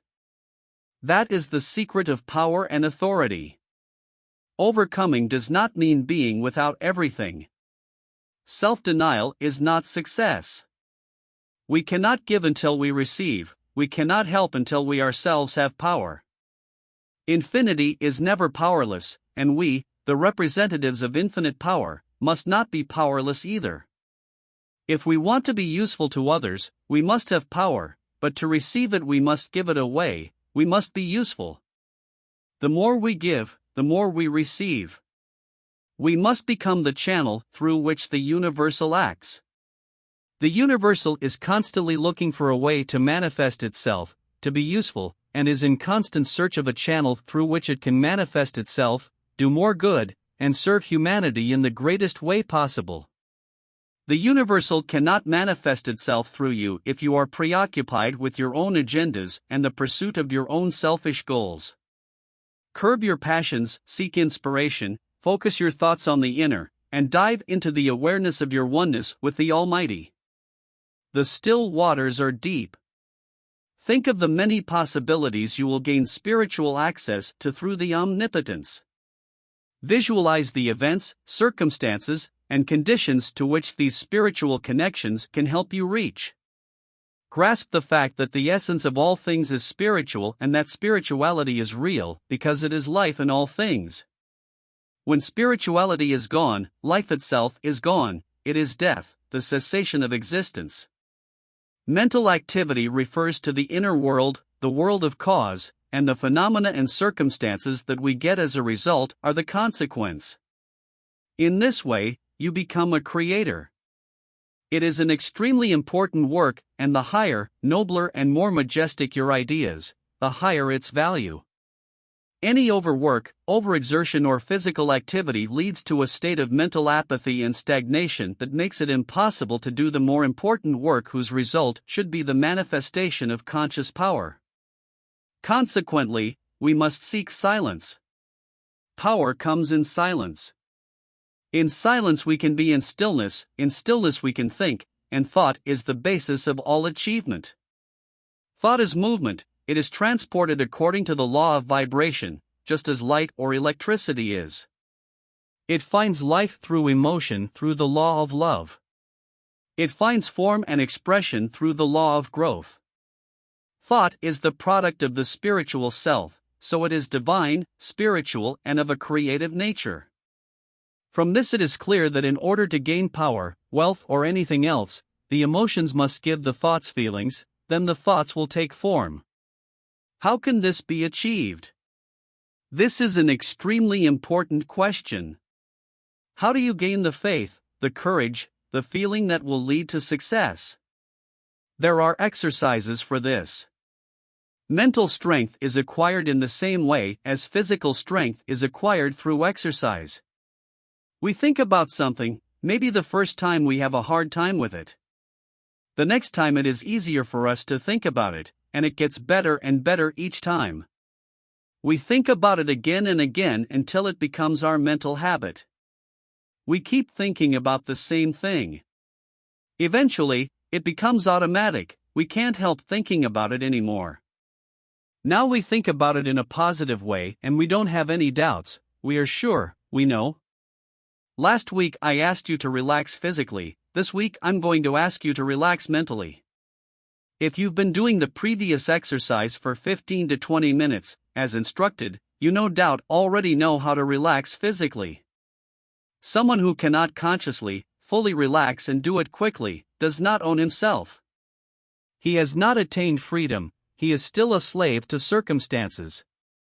However, I do assume that you have mastered this exercise and are now ready to take the next step to try to achieve mental freedom. This week, after you get into a familiar position and eliminate all tension, relax completely, mentally let go of all negative feelings, such as hatred, anger, anxiety, jealousy, envy, sadness, unhappiness, or dissatisfaction of any kind. You may not think you can let it all go, but you can. You can do it by mentally commanding yourself to do it, through conscious intention and persistence. The reason some people can't do it is because they let their emotions get the better of them instead of being guided by reason. Those who are guided by reason will prevail. At first, you won't be too successful at it, but repetition is the mother of learning. In the end, you will reject, eliminate, and totally defeat these negative and destructive thoughts, because they are the seeds from which disharmonious conditions of every kind grow. There is nothing more true than that the quality of the thought we nurture is related to certain outward manifestations. This is a law that has no exceptions. It is this law, linking thought to its object, that in times immemorial led people to believe in providence. Willmans. Questions and answers. What is thought? Thought is spiritual energy. How is it transported? By the law of vibration. How does it come to life? By the law of love. How does it take form? By the law of growth. What is the secret of its creative power? In spiritual activity. How can we find the faith, courage, and enthusiasm that will lead us to our desired goal? By becoming aware of our spiritual nature. What is the secret of the force? In service. Why? Because we get what we give. What is silence?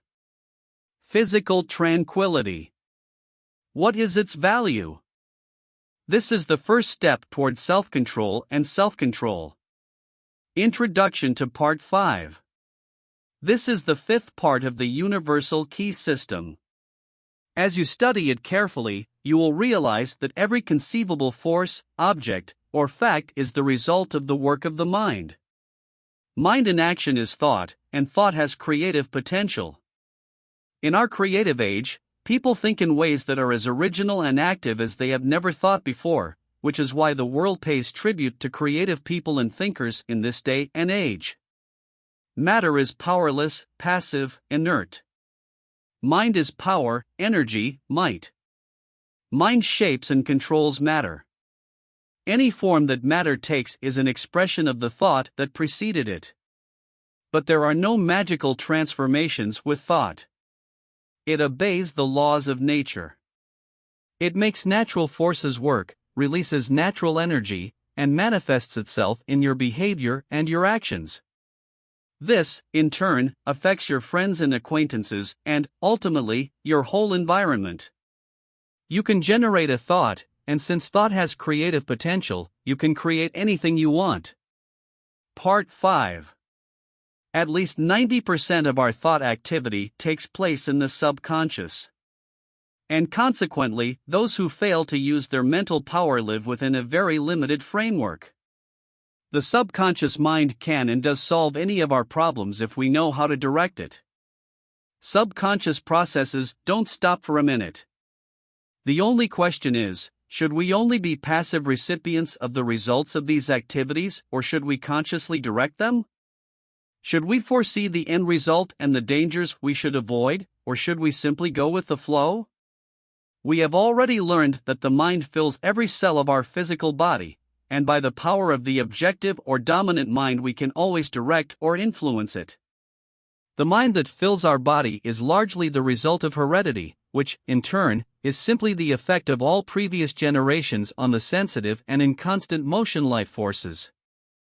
Understanding this fact will enable us to use our own power when we discover the manifestation of undesirable traits in our character. We can consciously use all the desirable character traits that we already have, and suppress or discard those traits whose manifestation is undesirable to us. On the other hand, the mind that fills our physical body is not only the result of heredity, but also the result of what surrounds us at home, at work, and in society, where we receive countless impressions, ideas, perceived prejudices, and other thoughts. Much of this we receive as a result of conversations with others through their opinions, suggestions, and assertions, much of it as a result of our own thought activity, and much of it is accepted by us with little or no prior research or consideration. If an idea seems plausible, the conscious mind immediately upon receiving it transmits it to the subconscious mind, where it is picked up by the sympathetic nervous system and passed on to establish itself firmly in our physical body. And the Word became flesh. In this way we consistently create and recreate ourselves. Today we are the result of our past thoughts, but tomorrow we will be affected by the thoughts of today. According to the law of attraction, we do not have thoughts that we like or dream, nor do we have thoughts that someone else has, but only our own thoughts that we have created as a result of a thought process, conscious or unconscious. Unfortunately, many of us create them unconsciously. If any of us were building a house, how meticulously we would plan everything. How meticulously he would study every detail, how carefully he would select the building materials and choose only the best. And how careless we are when we have to build the house of our mind, which is much more important than any house made of brick or wood, since everything that can and does happen in our lives depends on the properties of the material of which the house of our mind is built. What are the properties of this material? We have already seen that it is the result of impressions accumulated during life and deposited in our subconscious mind. If those impressions were fear, worry, caution, anxiety, or impressions of depression, negativity, doubt, then the matter we weave today will be made up of the same negative material. Instead of being of value, it will be moldy, rotten, and bring us only trouble, worry, and anxiety.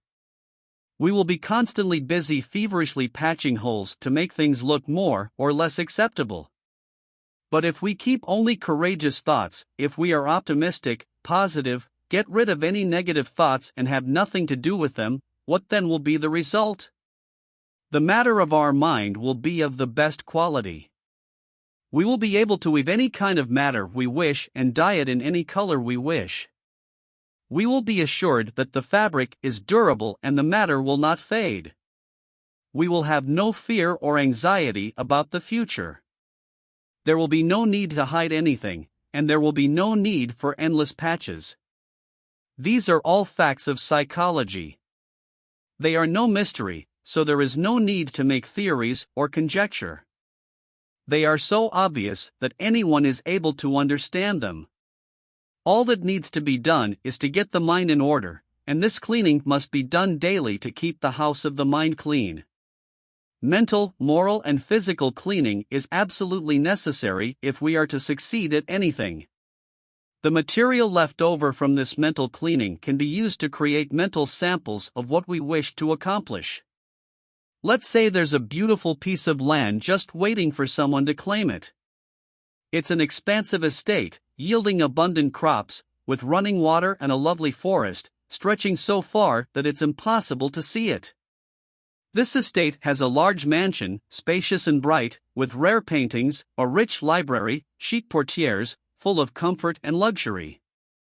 All the heir has to do is to claim his rights to the inheritance, take possession of it, and make use of his property. But he must also see to it that it does not fall into disrepair, since the proper and careful use of the property is a prerequisite for the inheritance. To neglect it is to lose possession. In the realm of spirit and mind, in the realm of practical power, such an estate belongs to you. You are the heir. You can assert your rights to the inheritance, own it and use it. Power over circumstances is only part of the inheritance. Health, harmony, and prosperity are your assets. This inheritance will give you equilibrium and peace. And you need only make some effort to explore and reap a rich harvest. It will require no sacrifice on your part other than the loss of all that restricts, enslaves, and weakens you. It will give you self-respect and power. To obtain ownership of this estate, you must do 3 things: sincerely desire it, assert your rights to it, and take possession of it. Agree that these conditions are not onerous for you. Surely you are familiar with the theory of heredity. Charles Darwin, Thomas Huxley, Ernst Haeckel, and other scientists have provided a wealth of evidence that heredity is the law that accompanies evolution.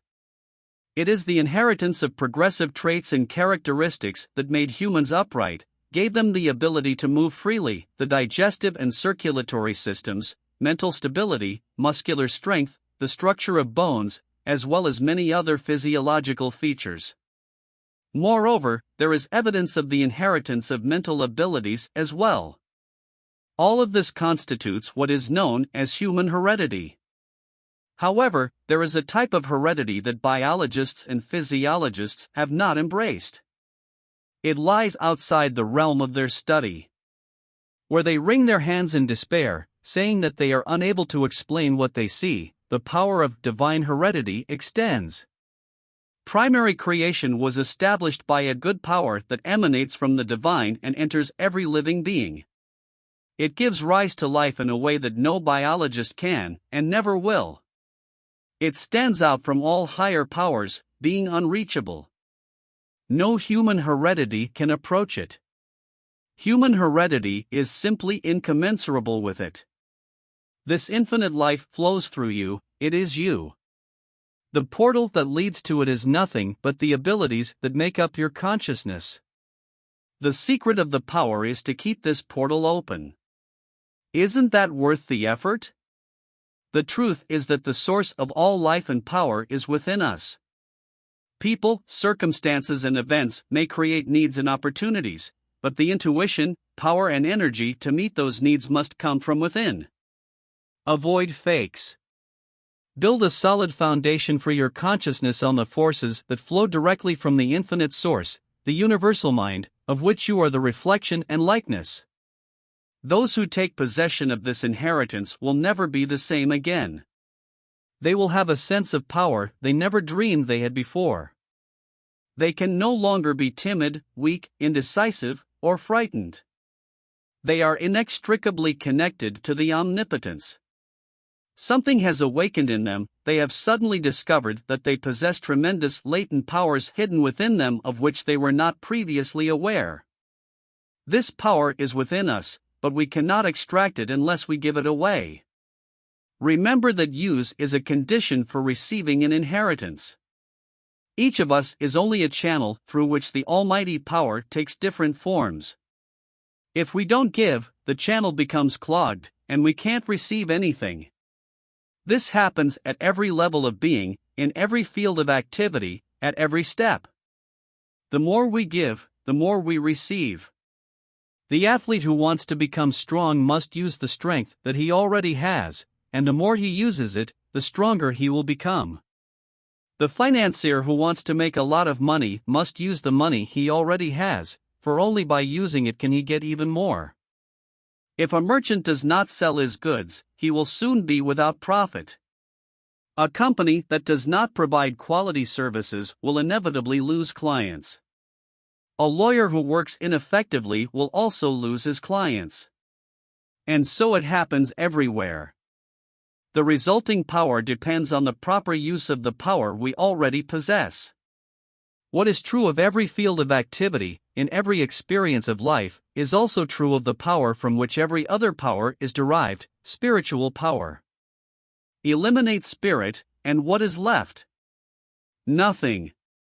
If spirit is everything, then the ability to manifest power, whether physical, mental, or spiritual, must depend on the awareness of this fact. All we have is the result of a cumulative mindset or money consciousness.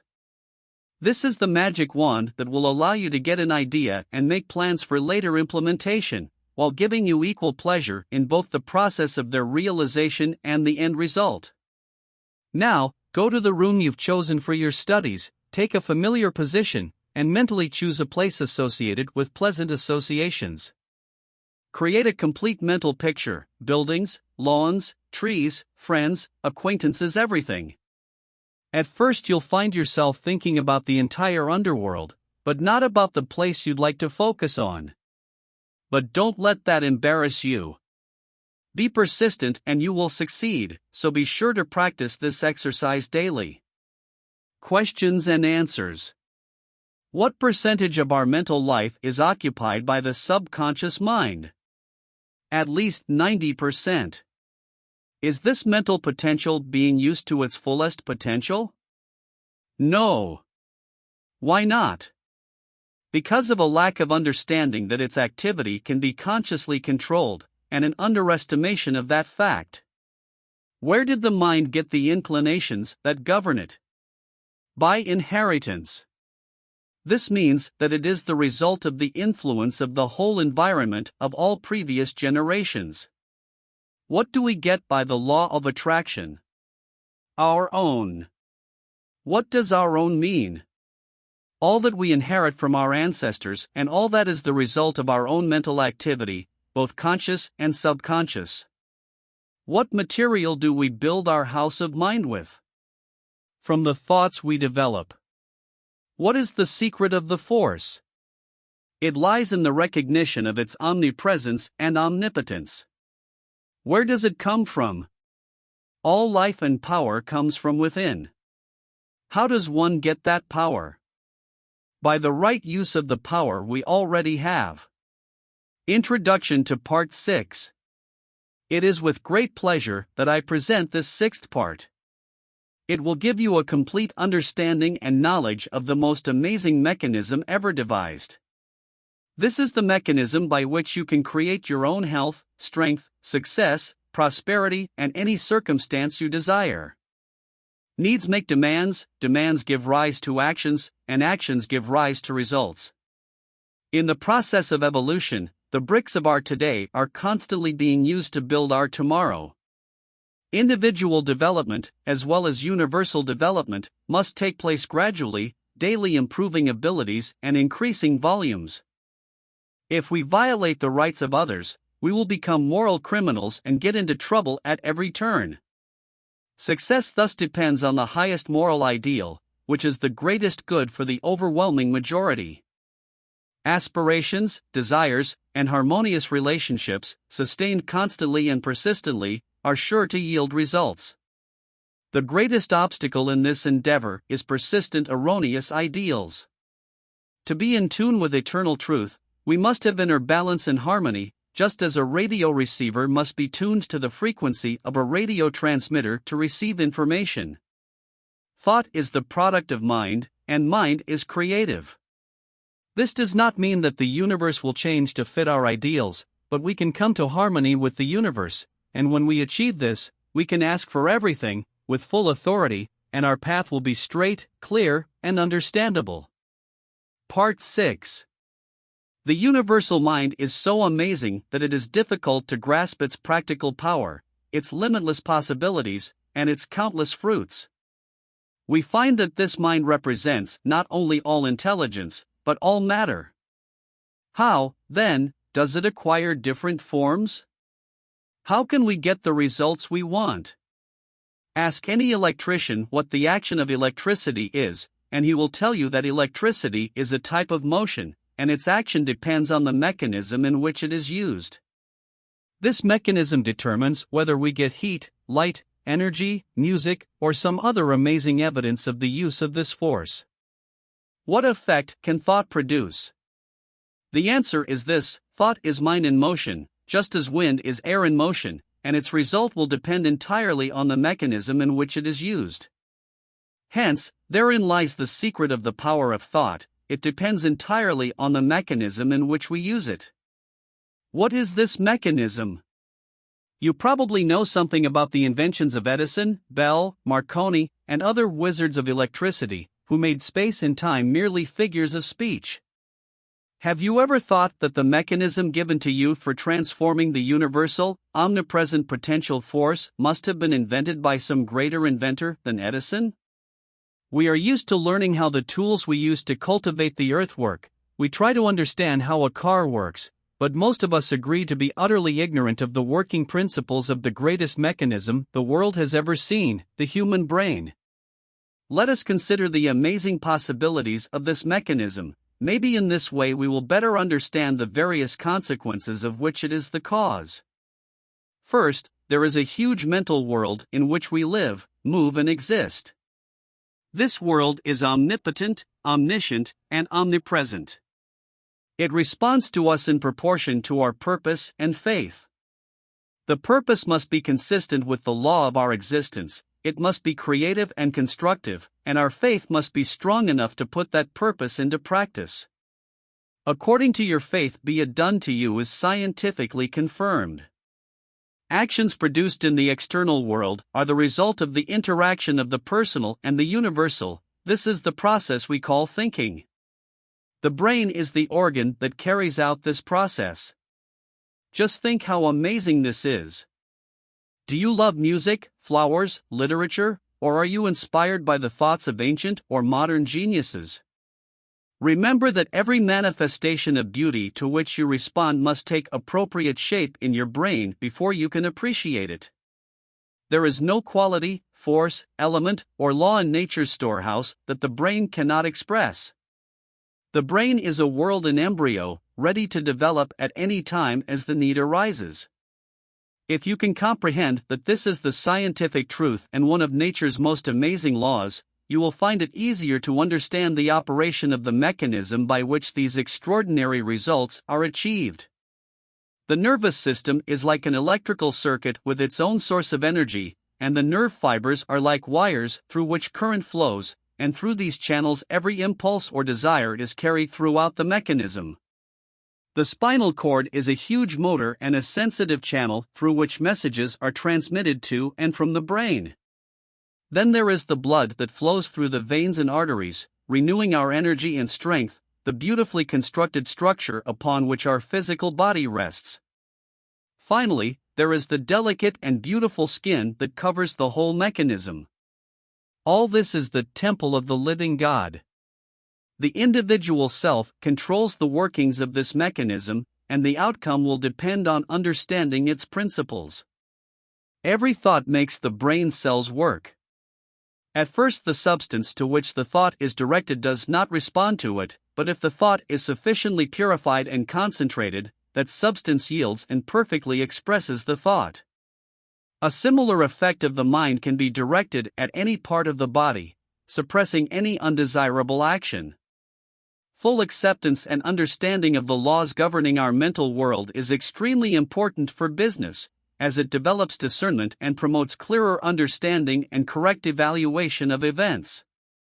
The person who looks within rather than outward is bound to benefit from the powerful forces that will ultimately determine the course he will take in life, and thus he will be on the same page as the best, the strongest, and the most desirable. Attention or concentration is perhaps the most important part of developing a culture of thinking. The possibilities of attention, when directed towards something, are so astounding that they hardly seem plausible to the uninitiated. Developed attention is the hallmark of every successful person and the highest personal achievement possible.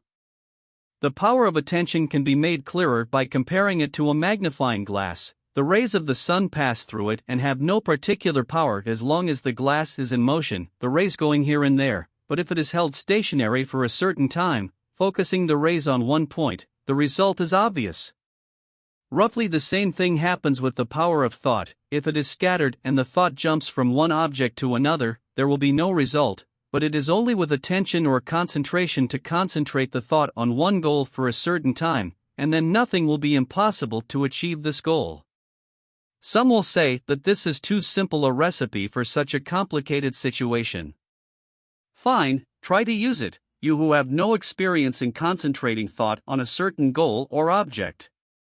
Choose one object and concentrate all your attention on it for 10 minutes. You won't be able to do it, your mind will constantly deviate from the given object, and you will have to constantly bring it back to the original goal, and each time the effect will be lost, and after 10 minutes you will have achieved nothing, because you were unable to keep your thought concentrated on one goal.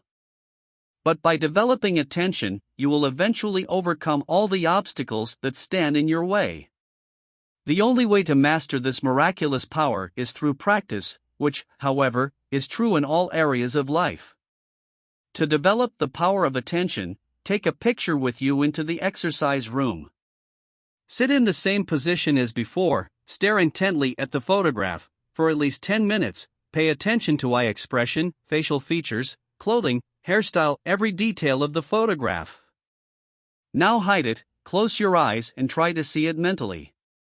If you can clearly see every detail and create a clear mental image of the photograph, then you are to be congratulated. If not, repeat this exercise until you can't do it. This step is necessary to prepare the ground. Next week we will be ready to sow it. With exercises like this, you will eventually learn to control your mood, mindset, and consciousness. Great financiers learn how to multiply sets so they have more time to plan, think, and create the right mindset. Successful businessmen continually demonstrate the justice of the fact that it is worth contacting the thoughts of other successful businessmen. One single idea can be worth $1 million, but such ideas come only to those who are able to perceive them, who are ready for it and set up for success. People learn to be in harmony with universal mind. They grasp the oneness of all things. They learn the basic methods and principles of thinking, and this leads to a change of circumstances and an increase in performance. They discover that change of circumstances and environment follows mental and spiritual progress. They realize that growth follows knowledge, action follows inspiration, opportunity follows perception. Change in the spiritual realm always comes first, followed by transformation into limitless possibilities for achievement. Since the individual is only a channel for the distribution of universal mind, these possibilities are truly inexhaustible. Thought is the process by which we can absorb the spirit of the force and detain it in our inner consciousness until it becomes part of our ordinary consciousness. The method of obtaining results through the constant practice of a few fundamental principles is the universal key that opens the storehouses of universal truth. The two greatest sources of human suffering at the present time are bodily ailments and fears. Their root is in the violation of natural law, in the fact that hitherto knowledge has remained largely incomplete, but the dark clouds that have accumulated over the centuries are beginning to dissipate, and with them the many disasters resulting from imperfect knowledge are disappearing. That man can change himself, improve himself, recreate himself, control his environment, and be master of his own destiny is the conclusion reached by every mind that sees the power of right thought in constructive action. Larson. Questions and answers. What can we get from electricity? Heat, light, energy, music. What does it depend on exactly what we get? On the mechanism in which electricity is used. What is the result of the interaction between the individual mind and the universal? The circumstances and experiences we receive. How can these circumstances be changed? Through changes in the mechanism by which the universal mind takes different forms. What is that mechanism? It is the human brain. How can it be changed? Through a process we call thinking. Thoughts are produced by brain cells that respond to the corresponding thought in the universal mind. How valuable is the ability to concentrate? It is the highest personal achievement that can be attained, and the hallmark of every successful person. How can you achieve it? By rigorously practicing the exercises of this system. Why is it so important?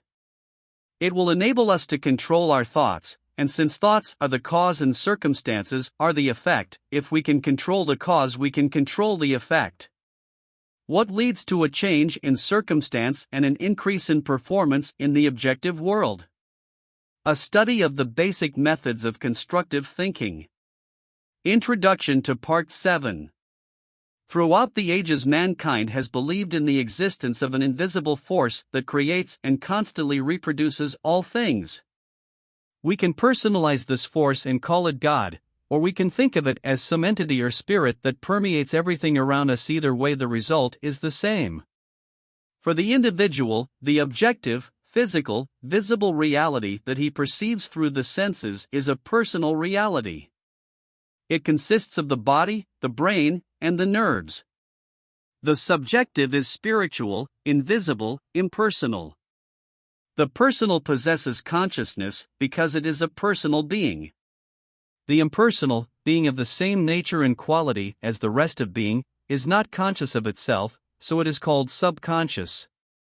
The personal or conscious has power, will, and the ability to choose, so it can differentiate between different methods of problem solving and choose one or the other. The impersonal or spiritual, being part and one with the source and origin of all power, cannot make such choices, but it does have infinite resources at its disposal. It can, and does, produce results in ways that the human or individual mind has no knowledge of. You will find that you and only you decide whether to depend on the human will, with all its limitations and misunderstandings, or to use the capabilities of the infinity with the help of the subconscious mind. This system contains a scientific explanation of the astounding power you can control if you only recognize, understand, and appreciate it. Part 7 introduces you to one method of consciously using this all-powerful force. Part 7. Visualization is the process of creating mental images. These images are the pattern or model by which your future will be made up. Make your pattern clear and beautiful. Don't be afraid, do it in a big way. Remember that there are no limits except those you impose on yourself. You are not limited in cost or material. Look to infinity for support. Construct this model in your imagination, for it must be in your mind before it appears in reality. Make this image clear and distinct, keep it firmly in your mind, and you will, little by little, gradually approach it. You can be what you want to be. This is another well-known fact from the field of psychology, but unfortunately just reading these lines will not give you any result. Even if this fact is accepted by you and fixed in your mind, it will not help you even to compose a mental image, much less turn it into reality. It requires work, serious mental labor, effort, and few are willing to make it. The first step is idealization. Moreover, it is the most important step, because it is the plan by which you will later build what you want, so it must be reliable and established. When an architect plans to build a 30-story building, he draws a plan in advance on which every line and detail is marked. The engineer who designs a bridge over a gorge first makes sure that every single detail is solid. Both the architect and the engineer anticipate the end result before proceeding. In the same way, you must first outline in your mind what you want to achieve. When you sow a seed, before you throw it into the ground, you want to know what the harvest will be. That's what idealization is. If you're not sure, go back to the beginning until your mental picture is clear. Gradually it will take shape. At first the general plan will be vague, but gradually it will take shape, structure, acquires details, and you will develop the power which allows you to create plans which, finally, will be materialized in objective world. You will realize that the future is up to you. Then the process of visualization begins. You will have to see your mental picture more and more fully, in detail, and as more details are discovered, the ways and means of its realization will develop. One thing leads to another. Thought leads to action, action develops methods, methods attract their supporters, and supporters bring circumstances, and finally the third step, materialization, is reached. All of us have already realized that the universe, before becoming a material fact, had to be conceived.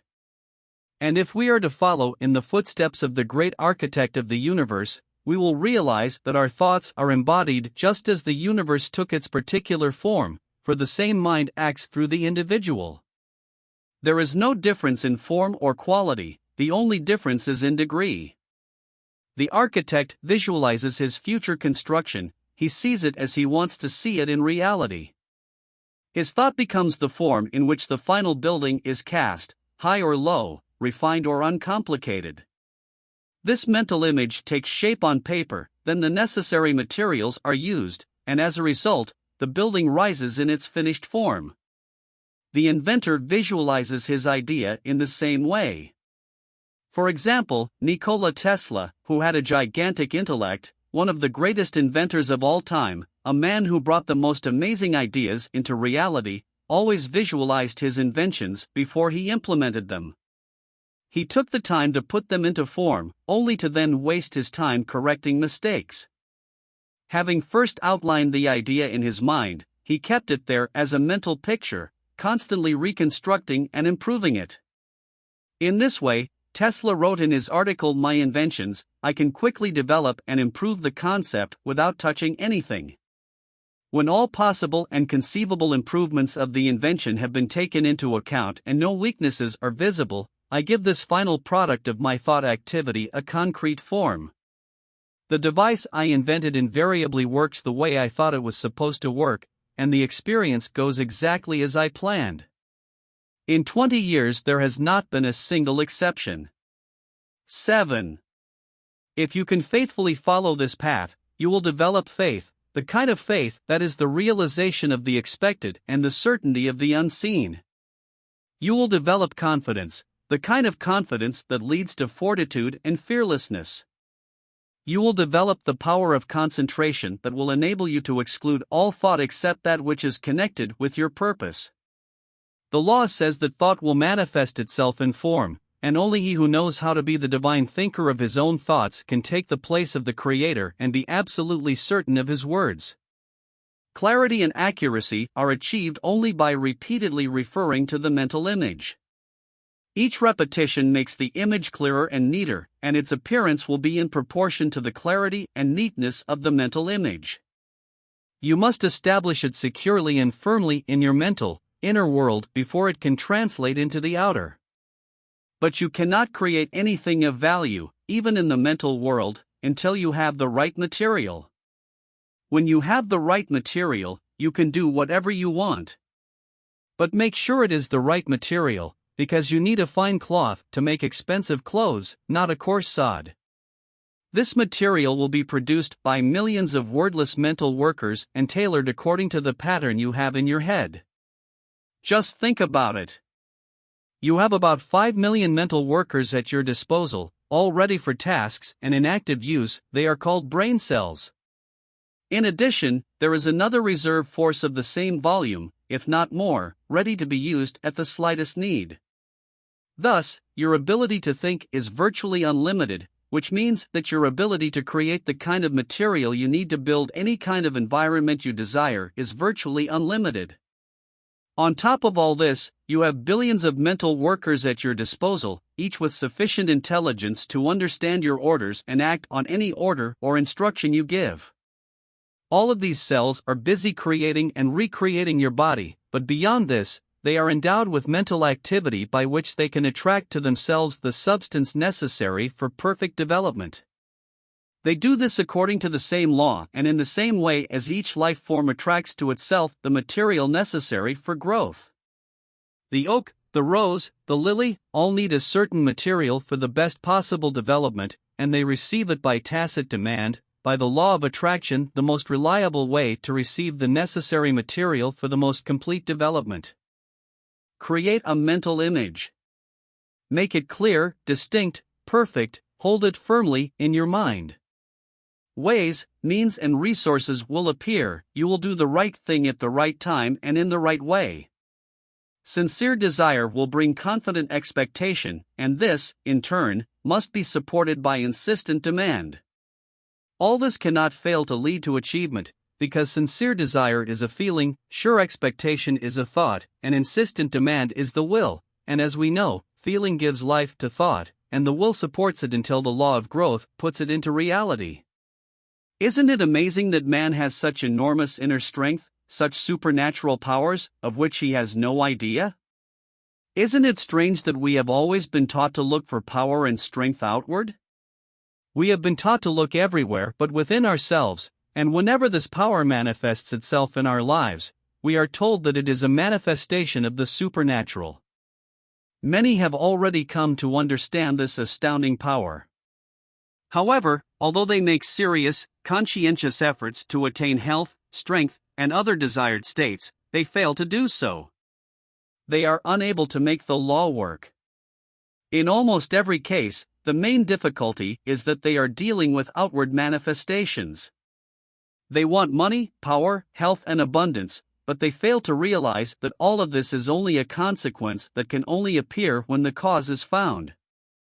Those who disregard the external world and seek only truth and wisdom will find that this wisdom will reveal the source of all power, that it will manifest itself in thought and purpose that will create the external desired circumstances. Truth will find expression in noble purpose and bold action. Create only ideals. Do not waste your thoughts on external circumstances. Make your inner world beautiful and rich, and the outer world will express and manifest your inner condition. You will realize your ability to create ideals, and these ideals will be projected onto the outside world. Suppose a man is burdened with debt, he is constantly thinking about his debt, concentrating on the thought of it, and since thought is the cause, as a result he not only does not get rid of his debt, but multiplies it. Such a person sets in motion the great law of attraction, which leads to the natural and inevitable result: loss leads to greater loss. What then is the correct principle? Concentrate on the things you want, not the things you don't want. Think of abundance, idealize methods and plans to put the law of attraction into action. Visualize the states you will acquire through the law of attraction, and you will get results. If the law works perfectly well in bringing poverty, lack, and restrictions of all kinds to those who constantly develop thoughts of lack and fear, it will work just as well in bringing abundance and wealth to those who develop thoughts of fearlessness and power. For many, this becomes a serious problem. We are too anxious. We broadcast concern, fear, unhappiness. We want everything at once. We are like children who, having sown a seed, check every 15 minutes to see if anything has grown. Of course, the seed will never sprout under such circumstances, and that is exactly what many of us in the mental world do. We must sow the seed and leave it alone. This by no means means that we should just sit down and do nothing. We will do more work than ever before, and much better. New channels will continually emerge and new doors will open. All that is necessary is to have an open mind and be ready for action when the time comes. The power of thought is the most powerful means of attaining knowledge, and if you focus it on a subject, it will solve any problem. There is no thing that is beyond human understanding, but it takes work to harness the power of thought and make it do your bidding. Remember that thought is a fire that generates smoke, which in turn spins the wheel of fortune, on which your life experience depends. Ask yourself, do you feel like yourself? Do you assert your right to be you, or do you follow the majority? Remember, the majority always leads, it never leads. It was the majority that fought with all their might against the introduction of steam engines, mechanical looms, and other innovations and improvements ever proposed. This week you should practice visualizing your friend. Imagine him exactly as you last saw him. Imagine the room you were in, the furniture, remember what you talked about. And now you have to see his face clearly. Mentally talk to him about the things that interest you both, see how his expression changes, how he laughs. Can you do that? Fine. Then spark his interest, tell him some fascinating story, watch as his eyes come alive and light up with a fire of amusement. Can you do all this?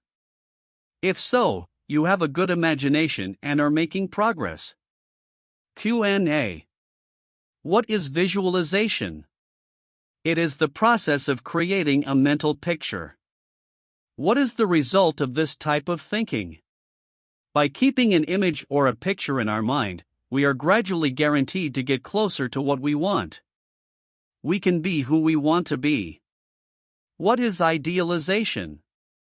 It is the process of visualizing or making ideal plans that eventually materialize in the objective world. Why is clarity and accuracy needed in this process? Because seeing creates feeling, and feeling creates being. First comes the mental, then the emotional, and then the unlimited possibilities for achievement. How is this accomplished? Each successive return to the mental image makes it more accurate than before. Who creates the material for your mental image? Millions of mental workers called brain cells. How are the circumstances necessary to materialize your ideal in the objective world achieved? By the law of attraction, the natural law by which every circumstance and every life experience comes into being. What are the 3 necessary steps to put this law into action? Sincere desire, sure expectation, and insistent demand. Why do so many people fail to do this? Because they focus on loss, illness, and misery. The law is very clear, so they get what they fear. What is the alternative?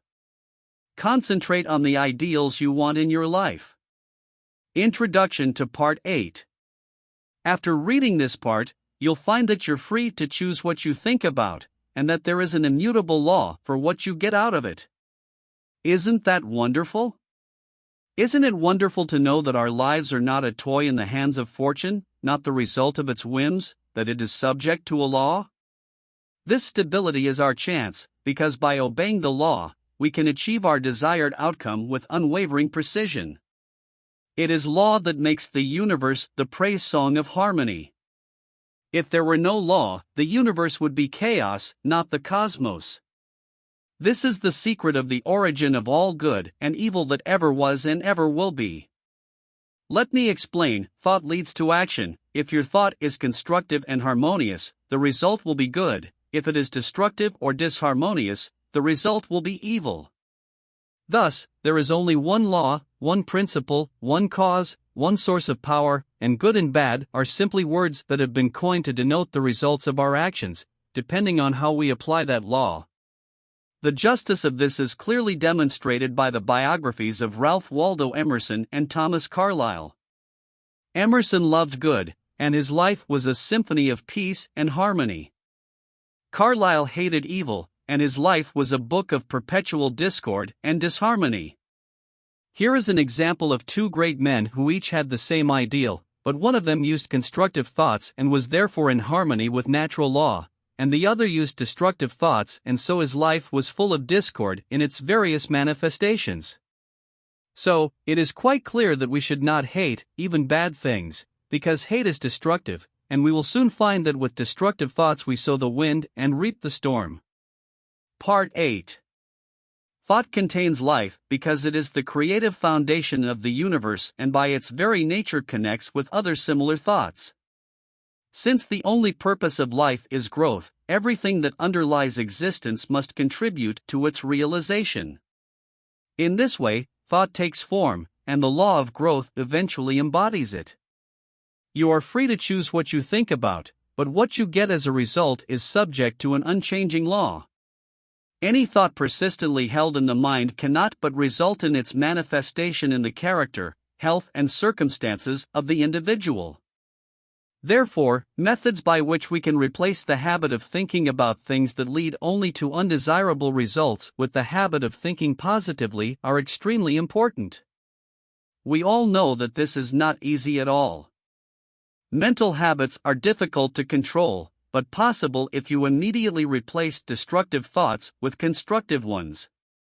Form the habit of analyzing every thought, for this is necessary so that its manifestation in the objective world will benefit not only you, but also everyone it may affect in any way. Hold on to it, keep it, for it is extremely valuable. It is on the same frequency as infinity. It will grow, develop, and bear abundant fruit. You would also do well to remember the saying of George Matthew Adams: learn to keep the door closed, let nothing enter your mind or your world that tries to enter it without a clear useful purpose for you. If your thinking is critical or destructive and brings only discord and disharmony into your life, you may need to cultivate a mental attitude that promotes constructive thinking. Imagination can be of great help in this endeavor. Developing an imagination leads to creating a pattern by which your future will be created. Imagination gathers the material from which mind weaves the fabric, and from which your future will be sown. Imagination is the light that illuminates new rational and experiential worlds. Imagination is the powerful tool by which every discoverer, every inventor opens the way from precedent to experience. Precedent says, it cannot be done, and experience answers, it is done. Imagination is a malleable force that melts sensually perceived things into a new form and melts them into new ideas. Imagination is the constructive form of thought that must precede any kind of constructive action. A builder cannot build a building until he gets a plan from an architect, and an architect must get it from his imagination. The genius of business cannot build a gigantic corporation, coordinating hundreds of small firms and thousands of employees, waving millions of dollars of capital, until he has created everything in his imagination. The objects of the material world are like malleable clay in the hands of a potter. Real things are created in the universal mind, and it is the imagination that does all the work. To develop the imagination, it must be trained. Training is necessary to build up our mental muscle, just as it is necessary to build up muscle mass. It must be nourished or growth will not be possible. Do not confuse imagination with illusion, that form of waking dream into which some people like to immerse themselves. This kind of daydreaming is a form of aimless mental waste that can lead to disaster. Constructive imagination involves mental labor, which many view as the hardest kind of labor. Even if it is, it yields the greatest harvest because all meaningful things appear in the life of the person who has the imagination, the ability to think and make their dreams come true. When you become fully aware of the fact that mind is the only creative agent, the almighty, omniscient and omnipresent, and that you can consciously be in harmony with omnipotence through the power of your thought, you will have taken a big step in the right direction. The next step is to make it possible to receive this power. Since it is omnipresent, it must also be within you. We know it is, because we know that all power is from within, but it must be developed, revealed, cultivated. To do that, we have to be receptive to it, and that receptivity is achieved in the same way that physical strength is achieved through exercise. By the law of attraction, you will necessarily and unmistakably acquire those circumstances, surroundings, and experiences in life which correspond to your habitual, characteristic, dominant mental attitude. It is not what you think about occasionally, while going to church or after reading a good book, that is important. It is your dominant mental attitude that is important. If you develop weak, harmful, negative thoughts for 10 hours a day, it is useless to expect that after 10 minutes of strong, positive, constructive thoughts, beauty, strength, and harmony will enter your life. Real power comes from within.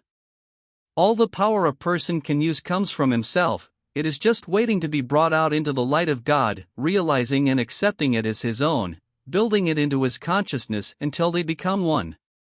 People say they want a life of abundance, and they do. Yet many interpret this to mean that if they exercise or breathe according to the scientific method, eat a certain way, drink a certain amount of water at a certain temperature every day, and avoid drafts, they will achieve the abundance they are looking for. However, the result of such methods is insignificant. If one is open to the truth and maintains his oneness with all life, he gains a clear view, a firm gait, the energy of youth, and realizes that he has found the source of strength. All error has its origin in ignorance. Knowledge and the strength that follows is what determines growth and development. Awareness and the demonstration of knowledge is what constitutes strength, and this strength is the spiritual force that underlies all things. It is the soul of the universe. This knowledge is the result of the human capacity to think. Thus, thought is the germ of human conscious evolution. When man ceases to perfect his thoughts and ideas, his powers immediately begin to decay, and his face gradually begins to reflect these changes. Successful people hold in their minds the ideal circumstances that they want to realize. They constantly keep in mind the next step necessary to achieve the ideal they are striving for. Thoughts are the building material, and imagination is the mental workshop. The mind is an ever-moving force, attracting those people and those circumstances necessary for the successful construction of the whole structure, and imagination is the form by which all great things are created. If you believe in your ideal, you will hear the call when circumstances are ready to materialize your plans, and the result will exactly match your commitment to your ideal. Keeping your ideal in mind at all times is what predetermines and attracts the necessary circumstances to bring it about. In this way, you can weave threads of spirit and strength into the net of your complete existence. You can lead a beautiful life and be forever protected from all evil. You can become a positive force that attracts to you states of abundance and harmony. This is the leaven that gradually permeates the general consciousness and is for the most part responsible for the state of anxiety observed everywhere. In the previous part, you were creating a mental image. You were introducing it from the invisible world into the visible world. This week I want you to choose an object and trace its origin story, to see what it is really made of. If you do this, you will develop imagination, intuition, discernment, and foresight. This is accomplished not by superficial observation of a multitude of things, but by deep analytical consideration that allows you to look deeper. Few know that the things they see are only results, and few understand the reasons behind those results. Take up the same position as before, and visualize the battleship. Watch as this formidable monster floats on the water, no one around, and silence. You know that most of the ship is underwater, out of sight. You also know that the ship is as big and heavy as a 20-story skyscraper. You know that it has hundreds of people in it, ready to begin a specific task immediately. You know that each department has a competent, experienced, and qualified employee who has proven his or her ability to be responsible for some part of this amazing machinery. You know that although the battleship certainly has no consciousness, it has eyes that see everything for miles around, and nothing escapes its watchful eye. You know that when he seems quiet, subdued, and harmless, he is actually preparing to hurl steel shells weighing thousands of pounds at his enemies. All this and more may come to your mind relatively effortlessly. However, how did the battleship end up where it is? How did it come to be in the first place? If you are an inquisitive researcher, you will want to know all this. If you mentally follow the huge steel plates of its plating back to the foundry, you will see thousands of people busy making them. Go back another step and watch the ore being mined from the mine, watch it being loaded onto barges or trucks, watch it being smelted. Take another step back and see how designers and engineers make ship blueprints. Let your thought take you even further back in time to see why they are planning this ship. You will find that you are now at the point where the ship is something intangible, it does not yet exist, there is only the thought of the ship in the designer's mind. So where does the order to design the ship come from? Probably from the Department of Defense, or perhaps the ship was conceived long before fears of impending war arose, and Congress passed a law appropriating funds to build it. There may have been opposition and many speeches for and against this legislation. But who do the congressmen represent? They represent you and me. So our thought began with the battleship and ended with us. When we analyze it, we find that our own thoughts are responsible for it, as for many other things, which we rarely think about. If you think about it some more, you will realize the most important thing. If someone had not discovered the law by which this majesty of steel and iron can float on water instead of sinking immediately to the bottom, the battleship would never have come into existence in the first place. This law is that the expulsive force acting on a body immersed in a liquid is equal to the weight of the liquid displaced by that body. The discovery of this law marked a revolution in shipping, commerce, and warfare, and made possible battleships, aircraft carriers, and ocean-going cruise ships. You will find that this kind of exercise is invaluable. When the thought is trained to look in depth, everything takes on a different shape, the unimportant becomes essential, the uninteresting becomes interesting, things that were thought unimportant are seen as the only important things that exist. Look at this day. For it is life from life itself. In its brief flow, there are all the truths and realities of your existence. The bliss of growth, the glory of action, the splendor of beauty. For yesterday is but a dream, and tomorrow is but a dream. But a well-lived today makes every yesterday a dream of happiness, and every tomorrow is a dream of hope. So look to this day. Indian poet Kalidasa, translated from Sanskrit. Questions and answers. What is imagination? It is a form of constructive thought, a light that illuminates new rational and empirical worlds, a powerful tool by which every discoverer or inventor opens the way from precedent to experience. What does the imagination provide? The development of the imagination leads to the development of a pattern by which the future is shaped. How can it be developed? By exercise, also it must be nourished or it cannot live.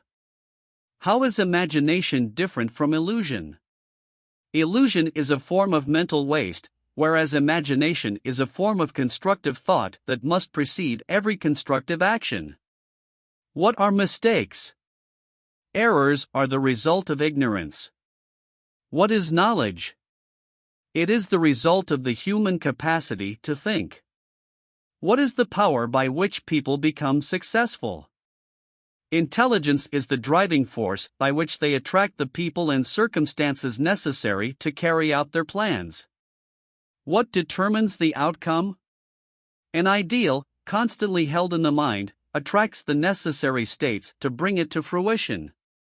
What is the result of careful analytical consideration? The development of imagination, intuition, insight, and foresight. What does this lead to?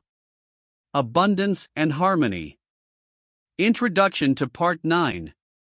In this part, you will learn how to create tools with which you can achieve the formation of any circumstances you want. If you want to change your life, you must change yourself. Your whims, desires, fantasies, and ambitions may crumble at every turn, but your inner, hidden thoughts will inevitably find fulfillment, just as a plant sprouts from a seed. Suppose we want to change the conditions of our lives. How do we do that? The answer is simple: by the law of growth. Cause and effect relationships are absolute and unchanging, both in the hidden realm of thought and in the world of material things. Hold in your mind the desired state, think of it as if it were an accomplished fact. A strong affirmation is extremely important. Through constant repetition, it becomes part of who we are. In this way, we are really changing ourselves, transforming ourselves into what we want to be. Character is not an accident, but the result of constant effort. If you are shy, indecisive, shy, if you experience anxiety and panic at the thought of impending danger, remember this axiom: two things cannot be in the same place at the same time. This is also true in the mental and spiritual world, so the prescription for you is TAVIC: simply replace thoughts of fear, need, and deprivation with thoughts of fearlessness, strength, and confidence in yourself and your abilities. The easiest and most natural way to do this is to choose an affirmation that fits your situation.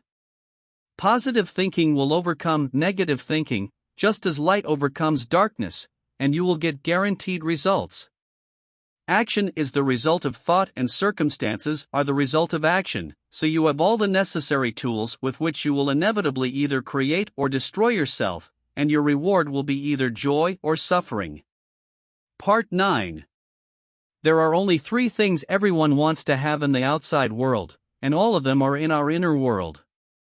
To discover them, one simply has to apply a suitable hookup mechanism to the omnipotent power that each person has access to.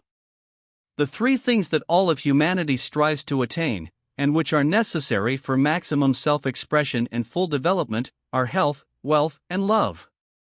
Everyone recognizes that health is an absolute necessity. It's hard to be happy if your body is in pain. With a little less willingness, most would probably agree that wealth is also a necessity, well, if not wealth, then at least having sufficient means of livelihood. However, what is sufficient for one person will be insufficient for another. But since nature gives not just enough, but abundantly and generously, we understand that any lack or limitation is the result of an artificial method of distribution. Everyone would agree that love is the third, and for some, perhaps even the first in importance, necessary condition for happiness.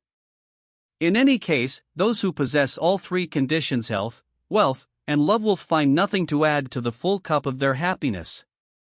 The substance of the universe is all health, all wealth, and all love, and the connection mechanism by which we can consciously connect with this infinite source lies in our way of thinking. Consequently, to think rightly is to come under the roof of the Most High. What should we think about? When we know this, we will find the right connection mechanism that establishes the connection between us and whatever we ask for. This mechanism may seem very simple when I reveal it to you, but don't jump to conclusions and read on. You will find that it is in fact a universal key system, or, if you like, Aladdin's lamp. You will find that it is the foundation, the prerequisite, the absolute law of success that guarantees prosperity. To think correctly and infallibly, we must know the truth. Truth is what underlies every business or social relationship. It is the precondition for every right action. Knowing the truth and certainty gives incomparable satisfaction. It is the only solid ground in a world of doubt, conflict, and danger. To know the truth is to be in harmony with the infinite and almighty power. Consequently, to know the truth is to make a connection between oneself and that irresistible power that destroys all contradiction, all disharmony, doubt, or error, because the truth is all-powerful, and it wins. Even the most humble intellect will easily foresee the result of any action if it knows that it is based on truth, but even the most powerful intellect, the most distinguished and perceptive mind, will become stumped, hopelessly confused, and unable to predict the final results if its hopes are based on a deliberately false premise. Every action that is not based on the truth, whether unknowingly or intentionally, will lead to discord and loss, in proportion to the degree and nature of disharmony. So, how do we know the truth in order to set in motion the mechanism that will connect us to the infinite? It is important to realize that truth is a vital principle of universal mind, and it is omnipresent. For example, if you need health, realizing that your eye is of a spiritual nature and that everything is one spirit, and where there is a part, there is a whole, will give you health, because every cell in your body must express the truth as you see it. If you see disease, the cells of your tissues will give you disease, but if you see perfection, they will give you perfection. The affirmation "I am a whole, perfect, strong, powerful, loving, harmonious and happy person" will bring harmony into your life. It will happen inevitably, because the affirmation corresponds exactly to truth, and when truth is revealed, any error or disagreement disappears. You have already realized that your self is of a spiritual nature. It must then inevitably always be perfect, so the affirmation "I am a whole, perfect, strong, powerful, loving, harmonious and happy person" is strictly a scientific statement. Thinking is a spiritual activity, and the spirit is creative, so if you keep this thought in your head, it will inevitably bring external circumstances into harmony with the thought. If you need wealth, then recognizing the fact that your self is one with the all-powerful universal mind, which is all reality, will help you bring the law of attraction into play. This law will attune you to the frequency of those forces necessary for success, and give you power and wealth in proportion to the nature and purpose of your affirmation. Visualization is the mechanism you need. The process of visualization is very different from the process of seeing. Seeing is physical in nature, so it is connected to the objective, outside world. Visualization is a product of the imagination, and therefore a product of the subjective, inner world, so it has a vitality, an ability to grow. The thing that is visualized is bound to materialize into form. This mechanism is perfect. It was created by the chief architect, the creator, who does everything well. Unfortunately, sometimes the doer is inexperienced or inept, but practice and determination will eliminate this shortcoming. If you want love, try to understand that the only way to receive love is to give it. The more you give, the more you receive, and the only way to give it is to fill your whole being with it until you become a magnet that attracts love. We already explained this method in a previous lesson. Those who have learned to apply the greatest spiritual truths to the so-called little things in life have discovered the key to solving all their problems. One is always encouraged and made more thoughtful by proximity to great ideas, great events, great natural phenomena, and great people. It is said that Lincoln evoked in all the people who were near him a feeling as if they were approaching a mountain. This feeling is even stronger when one realizes that one is in contact with things that are eternal, with the power of truth. The testimonies of those who have experienced these principles and demonstrated their efficacy through their own example are very encouraging. Here is a letter from Frederick Andrews. I was about 13 years old when the now deceased Dr. T. W. Marcy said to my mother, "There is no chance, Mrs. Andrews." I lost my boy under the same circumstances, after trying every possible remedy. I have studied such cases in detail, and I know that he has no chance of recovering. My mother turned to him and said, "Doctor, what would you do if you were in your son's shoes?" And he replied, "I would have fought until my last breath." That was the beginning of a long and grueling struggle, with many ups and downs. All the doctors agreed that there was no chance of recovery, but they supported and encouraged us as best they could. In the end, we triumphed, and I went from being a small, frail, hunched-over cripple who walked on all fours to a strong, statuesque, well-built man. Now, I suppose you want to know the recipe for my success, and I will give it to you as briefly and quickly as I can. I created an affirmation for myself that included the qualities I needed most, and I repeated over and over to myself, "I am a whole, perfect, strong, powerful, loving, harmonious, and happy man." I would fall asleep and wake up with those words. I repeated it not only to myself, but to other people who I knew needed it. I want to emphasize, whatever you wish for yourself personally, repeat it for others, and it will help you all. We reap what we sow. If we radiate thoughts of love and health, they come back to us like bread let loose on the waters, but if we radiate thoughts of fear, anxiety, jealousy, anger, hatred, and so on, we will reap the bitter results of those thoughts in our own lives.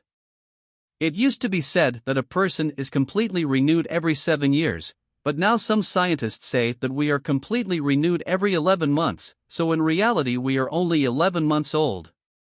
If we introduce defects into our bodies year after year, we have no one to blame but ourselves. A man is the totality of his own thoughts, so the question is, how do we leave only the good thoughts and reject the bad ones? We cannot prevent the bad thoughts at first, but it is within our power to ignore them. The only way to do this is to forget them, that is, to replace them with something else. This is where ready-made affirmations come into play. When thoughts of anger, jealousy, or anxiety creep into your head, just run your affirmation. You fight darkness with light, cold with warmth, and evil with goodness. As for me, I've never understood the benefit of denial. Speak of the good, and the bad will disappear. Frederick Elias Andrews. If you want to achieve something, you will benefit from this affirmation. But it can be used to even greater effect. Apply it in your silent exercises until it penetrates your subconscious, so that you can use it anywhere, on the road, at work, at home. This is the advantage of spiritual methods, they are always available. Spirit is omnipresent and always at the ready. All you need is a genuine understanding of its omnipotence and a willingness or desire to receive its beneficial effects. If our dominant frame of mind is strength, courage, kindness, and compassion, we will find that our environment rejects states that do not conform to these thoughts. If our dominant frame of mind is weakness, disapproval, envy, and anything destructive, we will find that our environment projects on us states that correspond to these thoughts. Thought is the cause and external circumstances are the effect. This explains the origin of both good and evil. Thought is creative and automatically communicates with its object. This is the cosmic, universal law, the law of attraction, the law of cause and effect. Understanding and application of this law will predetermine the beginning and the end of any case. Because of the existence of this law, people throughout the ages have come to believe in the power of prayer. This same idea is expressed differently, shorter and better, in the words, "According to your faith be it done to you." This week you should visualize a plant. Visualize the flower you like best. Make the invisible into the visible, mentally plant a tiny seed, water it, take care of it, put it in a place where it will be illuminated by the rays of the morning sun. Watch the seed germinate, it is now alive and beginning to seek sustenance. Watch as its roots penetrate the earth, as they spread out in all directions. Remember that these are all living cells that are constantly dividing, and soon there will be millions of them, that each cell is intelligent, it knows what it wants, and it knows how to achieve it. See how the stem of a plant bursts upward, how it breaks through the ground, how it forms branches. See how perfect and symmetrical each branch is created. Watch the leaves grow and then the tiny buds emerge. You will watch as the bud begins to bloom and your favorite flower comes into view. And now, if you concentrate, you can catch the scent that wafts from the flower, swaying in the breeze. It is the scent of the beautiful creature you have visualized. When you can make that image clear and complete, you can get into the spirit of the thing.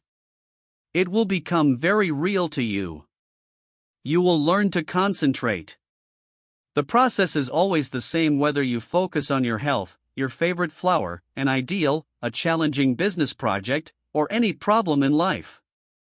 At the heart of every success is the ability to concentrate on a given object. Q&A. What is the prerequisite for well-being? Good deeds. What is the prerequisite for every right thing to do? Right thinking. What is the basis of any business or social relationship? Knowledge of truth. What is the consequence of knowing truth? We can easily predict the result of any action that is based on a true premise. What is the result of actions based on a false premise? We cannot predict the end results of such an action. How can we know the truth? Through awareness of the fact that truth is a vital principle of the universe and, therefore, is omnipresent. What is the nature of truth? It is spiritual. What is the secret to solving any problem? In the use of spiritual truth. What is the advantage of spiritual methods? They are always at hand. What is needed? Awareness of the omnipotence of spiritual power and a desire for its beneficial effects. Thinking is life. For those who do not think do not live in the highest and truest understanding. Thinking makes a man. A.B. Alcott. Introduction to Part 10. If you fully understand the ideas in Part 10, you will learn that nothing happens without a specific reason. You will be able to form your plans on the basis of accurate knowledge. You will learn how to control any situation with adequate reason.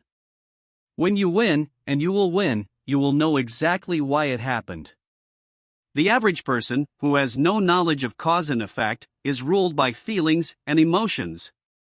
He mainly thinks about how to justify his actions. If he does not do well in business, he says his luck has not been good. If he doesn't like music, he says music is expensive. If he is a poor office plankton, he says he would have done better in some other job. If he has few friends, he says he has a too delicate nature that no one can understand or appreciate. He never knows what his problem really is.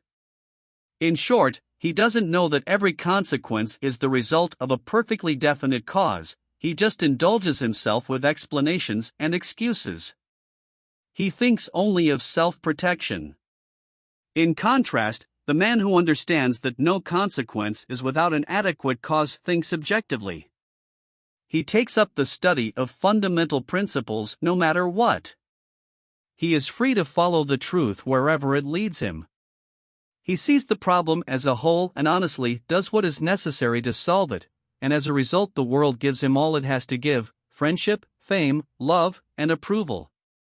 Part 10. Abundance is a natural law of the universe.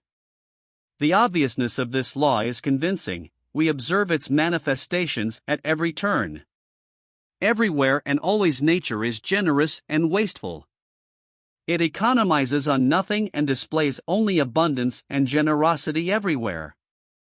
The millions and millions of trees, flowers, plants, and animals, the process of reproduction in which creation and recreation are constantly taking place, all demonstrate the generosity with which nature gives man everything he needs. This generosity is obvious to all, but it is also obvious that many people do not get their share of this abundance. They have not yet realized the universality of all matter, and that reason is the operative principle that binds us to the things to which we aspire. All prosperity is a product of power. Material goods have value only when they produce power. Events have value only if they affect power. All things represent some form and degree of power. Knowledge of cause and effect, as shown by the laws of electricity, gravity, and chemical reactions, allows man to plan decisively and to act boldly. These laws are called the laws of nature because they rule in the physical world, but not all power is physical power. There is also power of the mind, and there is moral and spiritual power. Spiritual power is the highest of these because it exists at the highest level. It enables man to discover the laws by which these amazing powers of nature can be used for the benefit of mankind. It enables man to discover the laws by which time, space, and earthly gravity disappear. The use of this law depends upon spiritual connections, as Henry Drummond said. In the physical world as we know it, there is the organic and the inorganic. The inorganic world of minerals is completely separate from the organic world of plants and animals. The passage between these worlds is hermetically sealed. The wall standing between them has never been crossed. No change of matter, no modification of the environment, no chemical process, no electricity, no other kind of energy, no evolution can endow a single atom from the mineral world with the signs of life. Only through immersion in this dead world of some living forms can these dead atoms find life. Without this contact with life, they remain forever in the realm of the inorganic. Huxley says that the doctrine of biogenesis, or life only from life, has won out in every respect, and Tyndall is forced to admit, "I affirm that there is not the slightest evidence that today's life arose independently of prior life forms." Physical laws can explain what happens in the inorganic world. Biology provides a rational explanation of the development of the organic world, but science is silent on how these two worlds are connected. The same is true of the world of nature and the world of spirit. The passage between them is hermetically sealed from nature's side. The door is closed, and no human being can open it. No organic change, no mental energy, no moral effort, no progress, in whatever form it may manifest itself, can allow a human being to enter the spiritual world. But just as a plant penetrates the world of minerals and touches the mystery of life, universal mind penetrates the human mind and endows it with new, startling, surprising, and even supernatural qualities. All men and women who have ever achieved success in industry, commerce, or the arts have been able to achieve it through this process.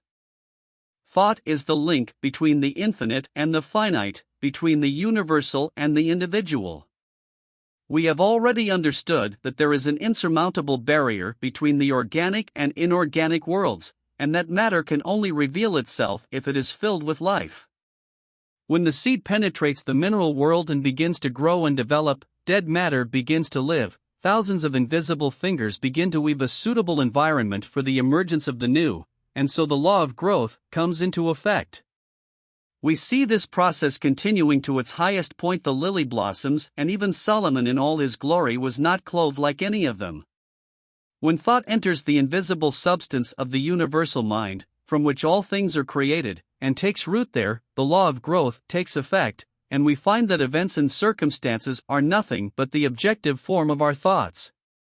The law is that thought is an active, living form of dynamic energy, with the ability to communicate with its object and bring it out of the invisible substance from which all things are created into the visible or objective world.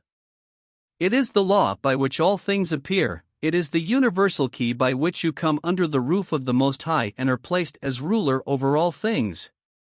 With an understanding of this law, you can follow the biblical truth, you put the intention in place, and it will come to pass in you. It simply cannot be otherwise. If the soul of the universe as we know it is the universal spirit, then the universe is the conditions that the universal spirit has created for itself. We are simply an individualized spirit, and we create the conditions for our own growth in exactly the same way. This creative power depends on our awareness of the potential power of spirit or mind. We must not confuse it with evolution. Creation is the creation of something that did not previously exist in the objective world. Evolution is simply the unlocking of the potentialities of things that already exist. As we take advantage of the wonderful possibilities opened up to us through the operation of this law, we must remember that we ourselves have no influence on its operation. As the great Master said, "The Father who abides in me, he does the works." We must take exactly the same position. We simply obey the law, and the all-giving mind accomplishes the result. One of the great delusions of this age is the idea that man must exercise an intellect by which the infinite can proceed to accomplish a definite purpose or achieve a definite result. None of this is necessary. Universal intelligence itself will find ways and means to accomplish what is necessary. We, in turn, must create an ideal, and that ideal must be perfect. We know that the laws of electricity have been formulated in such a way that we can control this invisible force and use it for good in 1,000 ways. We know that through electricity messages travel the world, massive machines do their work, and almost the entire world is illuminated, but we also know that if we knowingly or ignorantly violate this law by touching a live bare wire, the result will be extremely unpleasant and possibly deplorable. Lack of knowledge and understanding of the laws operating in the invisible world will have the same result, and many people experience the consequences of this lack of understanding all the time. According to the laws of electricity, you need polarity to form a current in an electrical circuit. Current will not flow through the wires unless we act in accordance with the law. How can we act according to the law if we don't know what it is? How do we know what it is? By studying and observing. We see the operation of this law everywhere. The whole of nature serves as proof of the operation of this law, constantly manifesting itself in growth. Where there is growth, there must be life. Where there is life, there must be harmony, so that everything that possesses life will attract to itself the conditions and resources necessary for the fullest expression of this law. If your thoughts are in harmony with the creative element of nature, if they are of the same charge as the infinite mind, then an electric circuit is created, but if you think of things that do not correspond to the infinite mind, then no electric circuit is formed. What then is the result? What happens if there is a dynamo producing electricity and the electrical circuit is broken? The dynamo will stop producing electricity. The same thing will happen to you if you only develop thoughts that are not in harmony with the infinite, and therefore have a different charge. In this case, there is no electric circuit, you are isolated, your thoughts cling to you tightly, torment you, disturb you, and eventually lead to illness and sometimes even death. A doctor may not diagnose the cause in this way, he may give it some fancy name that has been coined for a variety of diseases that are actually caused by faulty thinking. But no matter what the cause is called, it does not change and remains the same. Constructive thinking must inevitably be constructive, and constructive thinking must be harmonious, so it eliminates all destructive or contradictory thoughts. Wisdom, health, courage, and harmony are the result of strength, and we know that all strength comes from within. Likewise, every defect, limitation, or adverse circumstance is the result of weakness, and weakness is simply the absence of strength. It comes from nowhere, it is nothing, so the prescription is simply to develop strength, and you can do this with exercise. The new exercise is to apply one's knowledge. Knowledge will not apply itself, it will take you. Abundance will not fall on you like a snowball, nor will it appear by magic, but consciously following the law of attraction and striving to put it into action to achieve a specific, clear, concrete goal will materialize your desire through the natural law of transference. If you are in business, this exercise will improve and develop regular channels for getting what you want, and perhaps open up new or unusual channels, and when the law fully takes effect, you will find that what you are seeking is also seeking you. This week, choose a blank spot on a wall or any other flat, free surface that you can see well from where you normally sit. Mentally draw a black horizontal line about 6 inches long. Try to imagine it as clearly as if it were actually drawn on the wall. Now mentally draw the same horizontal line parallel to the first line and the same 2 vertical lines. You should have a square. Try to see clearly this square. When you have achieved this, imagine a circle inside the square, then put a point in the middle of the circle, and now, draw a point on the same line as the first one, about 10 inches in front of you. In this way you have obtained a cone on a square base. Remember that you draw everything in black first, then white, red, yellow. If you can do this, you will make great progress and soon be able to concentrate on any problem that is on your mind. When any object or goal is clearly focused in the mind, its realization in tangible and visible form is simply a matter of time. Vision always precedes and defines realization. Lillian Whiting. Questions and answers. What is well-being? It is a product of power. What is the value of material goods? In that they give strength. What is the value of knowing cause and effect? It allows a person to plan decisively and act boldly. How does life appear in the inorganic world? Through the introduction of some form of life. There is no other way. What is the connecting thread between the finite and the infinite? It is thought. Why? Because the universal can only manifest itself through the individual. What does the result we get depend on? On the polarity in the electric circuit. The universal is a positive charge, while the individual is negative, whereas thought creates an electric circuit.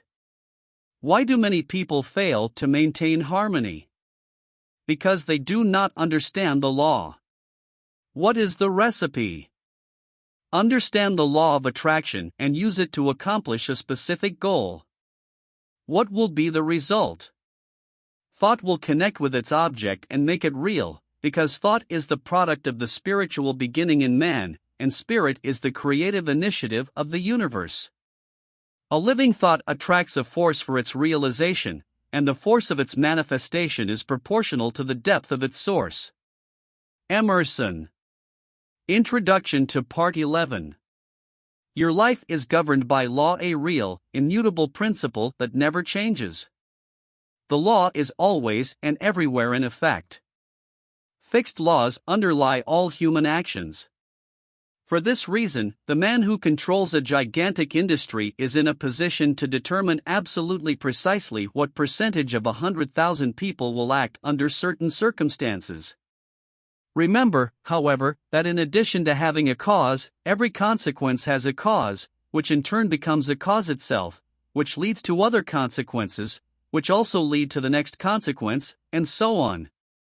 So when you apply the law of attraction, you must remember that you are running a whole steam train of causes for good or evil, which can have infinite possibilities. We often hear people say, "There are very unfortunate circumstances in my life that can't be the result of my thoughts, because I never thought of anything that could lead to a similar result." We forget that in the mental world, like attracts like, and that the thoughts we develop lead to a certain company, which in turn leads to the circumstances and surroundings responsible for the circumstances we complain about. Part 11. Inductive inference is the process of objective reasoning by which we compare some number of disparate cases with each other and find something in common that unites them. Inductive inference is carried out by comparing facts. It is to this method of investigating nature that we owe the discovery of the power of law, which marks a new era of human progress. It is the dividing line between superstition and intellect, which has destroyed the elements of uncertainty and arbitrariness in human life and replaced them with law, rationality, and certainty. This is the sentinel at the gate, of which we have spoken before. Now, on the basis of this principle, the world to which we are accustomed has undergone a revolution. When the sun has become stationary, and the hitherto flat earth has taken the form of a sphere and begun to revolve around it, when inert matter has been decomposed into active elements, when the universe, full of force, motion, and life, has become closer to us, wherever we point our telescope or microscope, we are forced to ask, by what means are such subtle forms of organization kept in order and good order in it? The same poles and forces are mutually repulsive and impenetrable to one another, and this seems to be what keeps stars, men and forces in their proper place and distance. Just as people of different merits become partners, so the opposite poles are attracted to each other.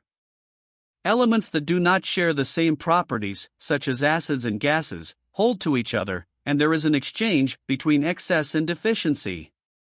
Just as the eye seeks and receives satisfaction from colors that complement those already present, in the same way need, desire, and demand act to cause, guide, and determine action. Our advantage is that we can understand this principle and act on it.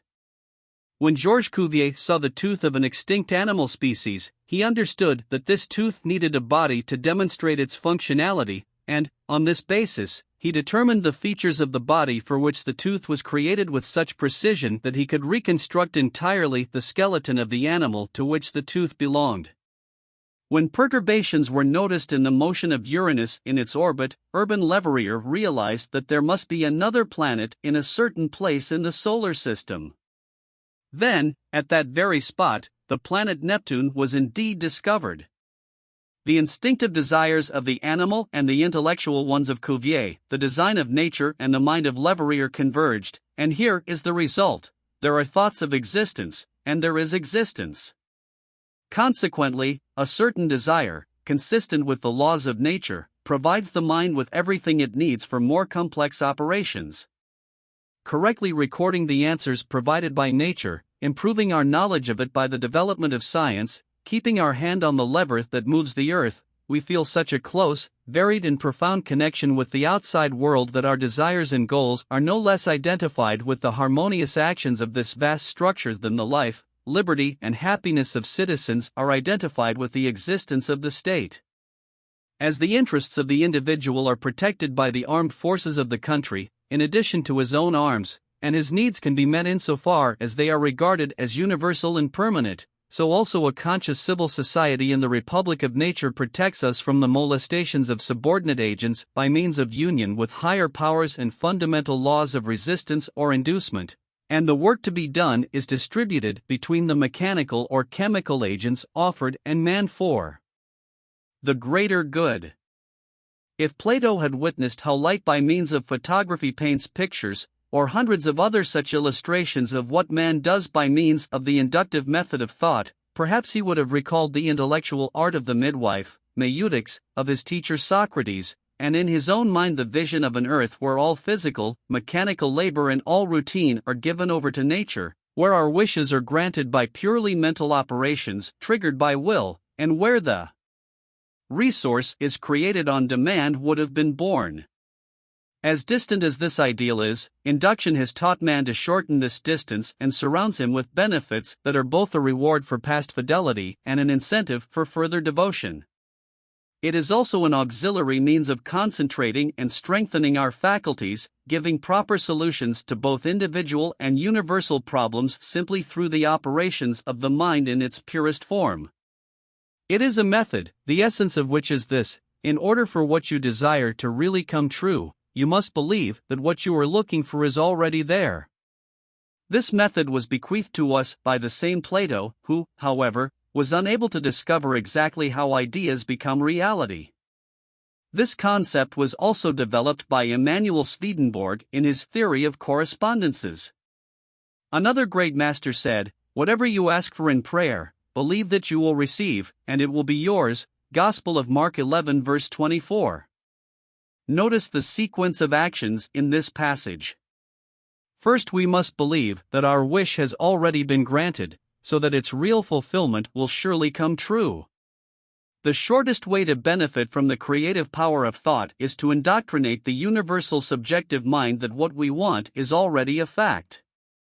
In this way, we think at the level of the absolute and eliminate all thought of undesirable circumstances or limitations. We plant a seed that, if not disturbed, will eventually produce visible fruit.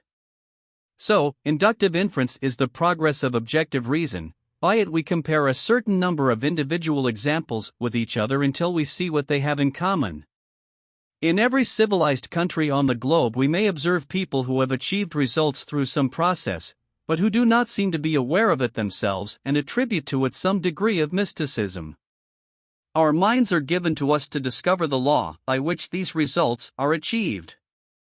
This law is demonstrated by those fortunate people who have all that others have achieved in sweat, those who have never had to struggle with their conscience because they have always done right and always behaved with tact. They learn everything easily, finish what they start with remarkable skill, live in constant harmony with themselves, never particularly reflecting on what they do, never experiencing problems or difficulties. The fruit of such thoughts is a gift from the gods, but few have realized, appreciated, and understood this gift. Awareness of the amazing power that the mind possesses in certain circumstances, and of the fact that this power can be harnessed and directed to solve any human problem, is extremely important. Truth always remains truth, whether presented in the form of modern scientific theories or in the language of the Christian apostles.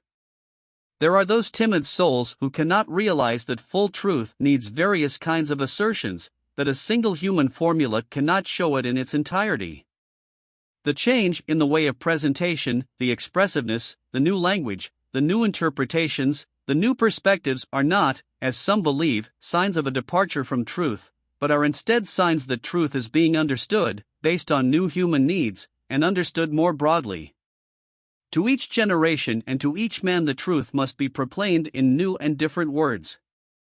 Thus, the great Master said, "Believe what you receive, and it will be done for you," and the Apostle Paul said, "Faith is the realization of the expected and the certainty of the unseen," while modern science says, "The law of attraction is the law by which thought is communicated to its object."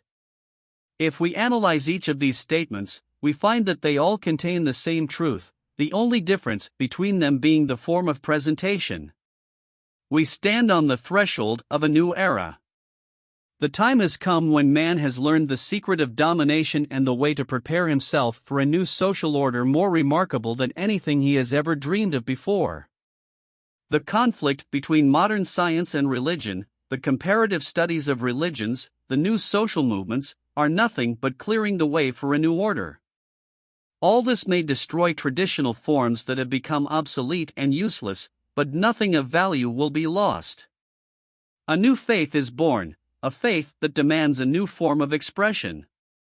This faith takes shape in an authentic understanding of the power that manifests itself in real spiritual activity and is found at every turn. The spirit that sleeps in a mineral, breathes in a plant, moves in an animal, and reaches its highest development in man is universal mind, and we must bridge the gulf between being in action, theory, and practice through an understanding of the power we are endowed with. By far the greatest discovery of all ages is the discovery of the power of thought. People did not immediately realize the importance of this discovery, but eventually they came to it, and now all fields of study have embraced this great discovery. What, you may ask, is the creative power of thought? It lies in the creation of ideas, which in turn are embodied through appropriation, invention, observation, recognition, discovery, analysis, guidance, control, combination, application of cause and effect, and power. It can do all these things because it is an intelligent creative force. Thought works most actively when it plunges into its own mysterious depths, when it breaks out of the narrow confines of personality and goes from truth to truth into the land of eternal light, where all that is, was, and ever will be merges into one great harmony. In this process of self-contemplation comes inspiration, which is creative intelligence, and which is without doubt superior to any element, force or law of nature, because it can understand, modify, control and apply them to its own purposes and designs, and therefore possesses them. Wisdom begins with the dawn of reason, and reason is nothing less than the knowledge and understanding of the laws by which we can realize the true meaning of things. Wisdom, then, is an enlightened mind, and this wisdom leads to humility, for humility is an integral significant component. We all know many people who have achieved the seemingly impossible, realized long-cherished dreams and changed everything, including themselves. We are sometimes amazed to see a demonstration of undeniable irresistible power that seems to be available just when we need it most. But now it all makes sense to us. All that is needed is an understanding of certain fundamental principles and their proper application. Your exercise this week is to concentrate on the Bible quote, "Whatever you ask for in prayer, believe that you will receive it, and it will be yours." Notice that no limitation is said here. The phrase "whatever you ask for" is clearly meant to imply that the only limitation imposed on us is our ability to think, to fit the occasion, to be upright, to remember that faith is not a shadow but a matter, the fulfillment of the expected and the assurance of the unseen. Death is nothing less than a natural process whereby material forms are thrown into the crucible to be reborn in a new and varied form. Questions and answers. What is inductive reasoning? It is a process of objective reason, the essence of which consists of comparing individual cases to each other and finding what unites them. What is the result of this method? The discovery of the rule of law, which marked a new era of human progress. What guides and determines action? Necessity, need, and desire, which, broadly speaking, cause, guide, and determine action. What is the formula for the right solution to any individual problem? We must believe that our desire is already fulfilled, and that its actual fulfillment will then follow. What great teachers have asserted this? Jesus, Plato, Swedenborg. What is the result of this thought process? We think on the level of the absolute and sow a seed that, if not disturbed, will bear fruit. Why is this a scientific fact? Because it is a law of nature. What is faith? Faith is the realization of the expected and the certainty of the unseen. What is the law of attraction? It is the law by which faith manifests itself. How important is understanding this law? It removes the elements of uncertainty and arbitrariness from people's lives and replaces them with law, rationality, and certainty. Introduction to Part 12. In the fourth paragraph of Part 12, you will find the following statement: you must first be aware of your power, second, have the courage to take risks, and third, believe in what you are doing. If you focus on the thoughts, focus your attention completely on them, you will find a world of meaning in every sentence. This will attract to you other thoughts consistent with the former ones, and soon you will realize the significance of the knowledge on which you are concentrating. Knowledge will not apply itself, we as individuals must apply it, and its application is to fertilize thinking with life's purposes. The time and thought that most people waste could do wonders if it were properly directed toward a particular object within sight.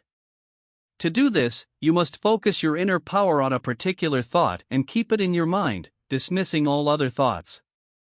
If you've ever had to look through the viewfinder of a video camera, you may have noticed that when the object is out of focus, the image is foggy and blurry, but when the camera is focused on the object, the picture becomes clear and crisp.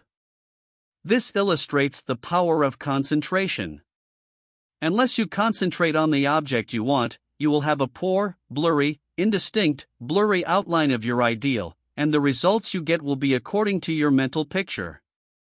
Part 12. Any goal in life can be achieved through a scientific understanding of the creative power of thought. The ability to think is inherent in all human beings. Man exists because he thinks. The human capacity to think is not limited by anything, hence its creative power also has no limits. We know that thought creates the thing we think about, actually bringing it closer to us, but we are unable to chase away fear, anxiety, or depression, which are also powerful mental forces and constantly alienate us from what we want. So we usually take one step forward and 2 steps back. The only way not to move backward is to keep moving forward. Constant vigilance is the price of success. There are 3 steps, each of which is extremely important. You must, first, be aware of your strength, second, have the courage to take risks, and third, believe in what you are doing. On such a foundation you can build the perfect business, house, circle of friends, the perfect environment. You are not limited in material or price. Thought is omnipotent and has the ability to call upon the infinite bank of primary substance for whatever is required. Infinite resources are thus at your service. But remember that your ideal must be definite, clear, and distinct. If you have one ideal today, another tomorrow, and a third one next week, you are wasting your energy but achieving nothing. What you get will be a meaningless and chaotic combination of wasted materials. Unfortunately, many people come to this result, and the reason is obvious. If a sculptor were to carve a statue out of a block of marble, changing his mind every 15 minutes, what would he achieve? Why, then, would you expect anything different when dealing with the greatest and most obedient material, the only real substance? Usually, the consequence of such indecision and negative thinking is a loss of material well-being. Instead of the expected independence, the achievement of which requires years of hard work and effort, you get nothing. It often turns out that money and possessions are not independence at all. The only real independence is the practical working knowledge of the creative power of thought. You cannot use this practical working method until you learn that the only real power you can have is the power to fit yourself under the divine and unchanging laws. You cannot change the infinite, but you can understand the natural laws. The reward for this understanding will be the ability to consciously realize your ability to fit your mental states with universal thought, which is omnipresent. Your ability to cooperate with this omnipotence will be an indicator of your success. The power of thought has many counterfeits that captivate us to one degree or another, but instead of benefiting us, they only make things worse. Of course, anxiety, fear, and all negative thoughts bring forth a harvest similar to themselves, and those who harbor such thoughts will inevitably reap what they sow. Then there are the phenomena seekers who crave the so-called proofs and demonstrations they receive in materialization sessions. They open the doors of their minds wide and immerse themselves in the most poisonous currents that ever exist in the world of the psychic. What they don't seem to realize is that it is the ability to be negative, sensitive, and passive, which drains all their vitality, that allows them to invoke these vibrating mental forms. There are those Hindu believers who see in the materialization phenomena demonstrated by the so-called gurus a source of power, forgetting or not realizing at all that as soon as the will weakens, the forms fade and the vibrating forces of which they are composed disappear. Telepathy, or the transmission of thoughts, attracts much attention, but because it requires a negative mental state on the part of the recipient, the practice is extremely detrimental. If a thought is sent in such a way that it can be heard or seen, it will only bring the trouble of inverting the principle used. In many cases, hypnosis is clearly dangerous both to the person being hypnotized and to the hypnotist himself.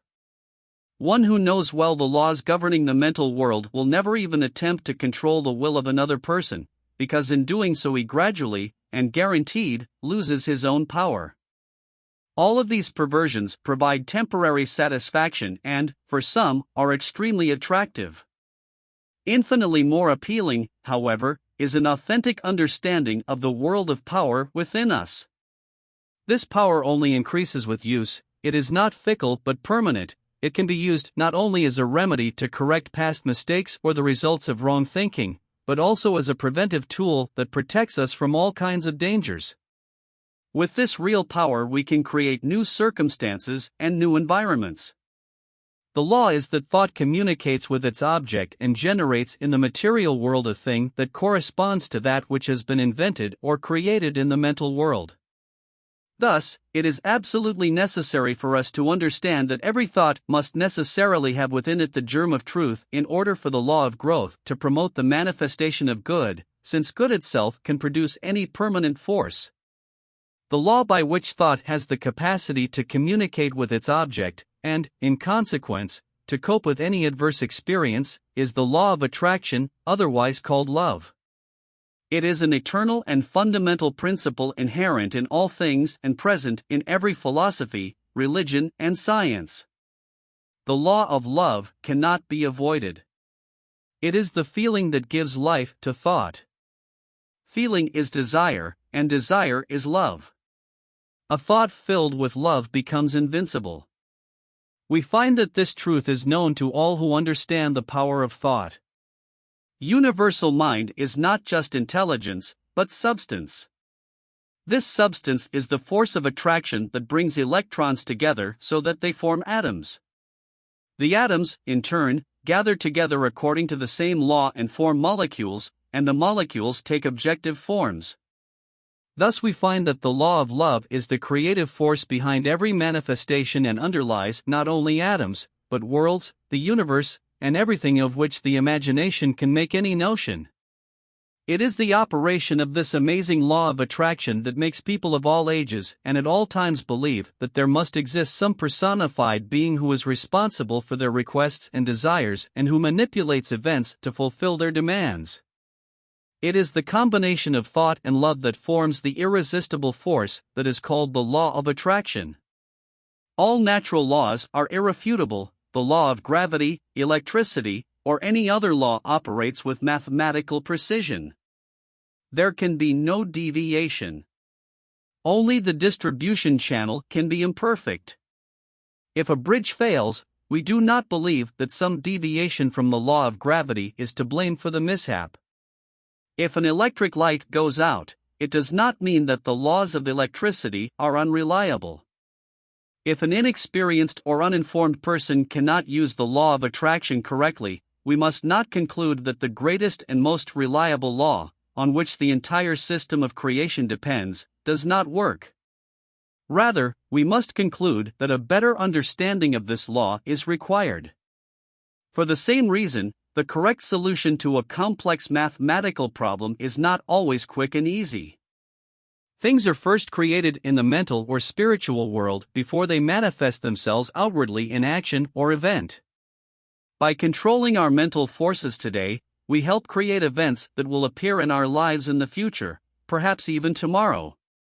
A properly formulated wish is the most effective way to put the law of attraction into action. Man is so created that he needs tools or implements to gain the power of thought. The mind cannot perceive an entirely new idea unless the corresponding vibrating cells of the brain are prepared to accept it. This explains the fact that sometimes we have difficulty perceiving and appreciating a brand new idea. We simply don't have the cells in our brain that can accept it. That's why we don't believe in it. If you are not familiar with the omnipotence of the law of attraction and the scientific method by which it begins to work, if you are unaware of the infinite possibilities it offers to those who are able to take advantage of the resources it offers, then start working on this omission right now and create in your brain the cells necessary to reach an understanding of the limitless powers that can become yours in interaction with the natural law. This can be accomplished through concentration of attention. Intention drives attention. Strength comes after rest. It is through concentration that deep thoughts come to you, you can make wise speeches, and your full potential is revealed. In silence you are in touch with the almighty power of the subconscious, from which all power flows. He who seeks to gain wisdom, strength, or lasting success in anything will find it only within himself, revealing himself. A short-sighted person may think that silence is very simple and easy, but remember that only in absolute silence and stillness can one come into contact with the divine essence, can one know the unchanging law and discover the channels by which constant practice and concentration will lead to his perfection. This week, go to the same room where you practiced before, sit in the same chair in the same posture. Relax physically and mentally, let go of everything. Always do this, never try to do any mental work under pressure. Make sure that not a single muscle or nerve of yours is tense, that you are completely comfortable. Now, realize your oneness with the omnipotence, get in touch with that power, deeply and fully understand, appreciate, and acknowledge the fact that your ability to think is your ability to act on behalf of and express the universal mind. Understand that it will meet all your needs, that you have precisely the same potential as all ever past and future humans, for each is nothing less than an expression and demonstration of the One. We are all parts of the whole, there is no difference in kind or quality, the only difference is in degree. Thought cannot embrace what cannot be expressed. He who first expresses it can only suggest it, but he who carries it out will appear afterwards. Wilson. Questions and answers. What is the best way to achieve any goal? Through a scientific understanding of the spiritual nature of thought. What 3 steps are absolutely necessary? Knowledge of power, courage to take risks, and faith in what one is doing. How does one achieve practical actionable knowledge? Through an understanding of the natural laws. What is the reward for understanding these laws? Awareness of our ability to adjust ourselves to divine and unchanging principles. What is the measure of our success? The degree of our understanding that we cannot change the infinite, but must interact with it. What law endows thought with dynamic power? The law of attraction, which is based on vibration, which in turn is based on the law of love. A thought filled with love becomes invincible. Why is this law irresistible? Because it is a natural law. All natural laws are inexorable and unchangeable and operate with mathematical precision. No deviation or variation is possible. Why, then, is it sometimes difficult to find solutions to our problems in life? For the same reason that it is sometimes difficult to find the right solution to a difficult mathematical problem. The actor is ignorant or inexperienced.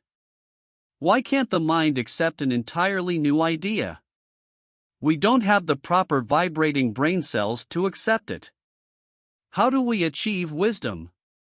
Through concentration, which comes from within and reveals you. Introduction to Part 13. The amazing age of discovery in which we now live owes its breakthroughs to the natural sciences, but the possibilities of spiritual science, which is only now beginning its victorious march, no one can foresee. Spiritual science was formerly the object of manipulation by uneducated, superstitious, mystical people, but now people are interested only in exact methods and facts. We have come to realize that thinking is a spiritual process, that seeing and imagining precede action and event, that the day we have only dreamed is finally here. The following lines by Mr. Herbert Kaufman are interesting in this regard. They are architects of greatness, their vision is in their souls, they look through the veils and mists of doubt and see through the walls of the coming. The drive belt, the steel drill, the screw of the rig are the shuttles of the loom that weave magical carpets out of fuzzy outlines. They are the creators of the empire, who fought for far greater things than the crown, and higher places than the throne. Your houses stand on a land discovered by the dreamer, and the paintings on the walls are visions of the dreamer's soul. These chosen few are the lights that light the way.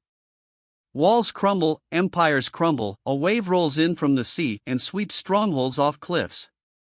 Decaying nations fall from the branches of the tree of time, and only the creations of dreamers live on. Part 13 below explains why the dreamer's dreams come true. It explains the law of cause and effect by which dreamers, inventors, writers, and financiers realize their dreams. It explains the law by which a thing drawn in our minds eventually becomes ours. Part 13. Science looks for an explanation of everyday facts through a generalization of those phenomena that are not so common, and on that basis identifies exceptions. For example, a volcanic eruption releases heat, which is constantly present in the interior of the earth and to which the latter owes much of its structure. Thus, lightning demonstrates an elusive force that constantly produces changes in the inorganic world. Just as dead tongues, which were once extremely common but are now almost inaudible, so the giant fossil tooth found in Siberia, or the fossil found in the bowels of the earth, not only testify to the course of evolution, but also explain the origin of the mountains and valleys that we now inhabit. Thus the generalization of rare, strange phenomena or the formation of exceptions has been a kind of magnetic arrow pointing in the direction of all the discoveries of science made by the method of induction. This method is based on rational inference and experience, and consequently opposes superstition and sweeps aside outdated and obsolete notions. It is nearly 300 years since Francis Bacon recommended this method of investigation. It is to this method that civilized nations for the most part owe their prosperity and the most valuable part of their knowledge. Freeing the mind from limitation and prejudice, as well as from the power of dominant theories, is more effective than the sharpest satire. It is much easier to divert people's attention from the sky and turn it to the earth through amazing experiments than it is to try to do so by pointing out their ignorance.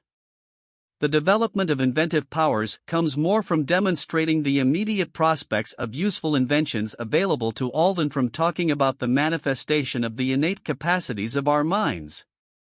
Bacon's method took the spirit and purpose of the great philosophers of Greece and put them into practice through the new means of observation that emerged in his time.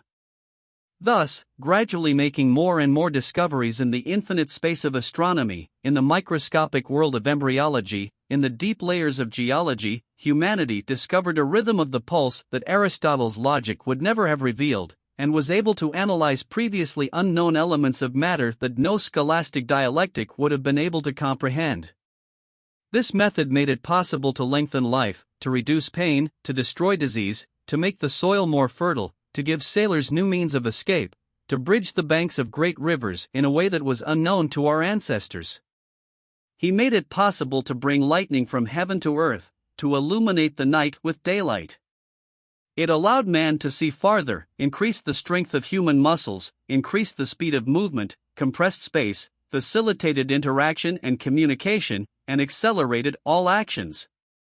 It has allowed humans to sink to the bottom of the sea, to rise into the sky, and to penetrate safely into the deep crevices of the earth. All this is the true nature and possibilities of induction. And the more success mankind has had in science through the inductive method, the more its entire development convinces us of the need for careful consideration of individual facts, using all available tools and resources, before deriving general laws. Grow wisdom in me, which will reveal to me my true good. Strengthen my resolve to do what wisdom dictates. Benjamin Franklin. Questions and answers. What is the method by which natural philosophers attain knowledge and apply it? Thoroughly, patiently, carefully investigate individual facts, applying all available tools and resources, before deriving general laws. How do we make sure that this method is correct? Don't let tyrannical prejudice ignore and distort unpleasant facts. What class of facts is most highly valued? That which cannot be explained by ordinary everyday observation. On what is this principle based? On rational thought and experience. What would destroy it? Superstition, outdated, outmoded notions. How were these laws discovered? Through the generalization of unusual, rare, strange facts and the formation of exceptions. How can we explain most of the strange and previously unexplained phenomena that occur all the time? By the creative power of thought. Why? Because when we know of the existence of some fact, we can be certain that it is a consequence with a perfectly definite cause, and that this cause will operate with unfailing accuracy. What is the result of this knowledge? Will explain the cause of every possible circumstance, physical, mental, or spiritual. How can our best interests be best served? Through awareness of the fact that knowledge of the creative nature of thought brings us closer to the infinite power. Introduction to Part 14. At this point, we have come to the conclusion that thought is a spiritual activity and therefore endowed with creative power. This does not mean that some thoughts have creative power, it means that all thoughts have it. This principle can also be engaged in a negative way, through the process of negation. Consciousness and subconsciousness are nothing but two phases of mental activity connected to one mind.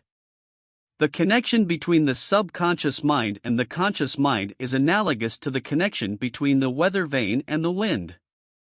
As the slightest gust of wind causes the weather vane to move, so the slightest thought developed by consciousness produces in your subconscious mind an action proportional to the depth of feeling characterizing the thought and the intensity with which the thought is satisfied. Consequently, if you deny unsatisfactory states, you take the creative power of your thought away from those states. You are ripping them out along with the root. You take away their life. Remember that the law of growth governs every manifestation in the objective world, so denying unsatisfactory states will lead to radical change. If you cut off a plant from its root, it will live for a while, but it will gradually begin to wither and eventually die. In the same way, if you separate your thoughts from your unsatisfactory states, the latter will gradually and inevitably disappear. You will find that this way is the exact opposite of the one we are usually inclined to take. Consequently, it will produce results just the opposite of what we normally have. Most people concentrate on unsatisfactory states, so they get the energy and vitality they need to sustain vigorous growth. Part 14. The universal energy, from which all motion, light, and color arise, has none of the limitations that are inherent in many of its origins, for it transcends them. The universal substance is the source of all power, wisdom, and intellect. To realize this intelligence, you must learn about the cognitive capacity of mind. With its help, you can turn to universal substance and bring your actions into harmony with it. This is an area of study that even the most talented scientist in the natural sciences does not attempt, and has not yet begun to explore. Incidentally, few materialist schools have ever approached the light of this truth.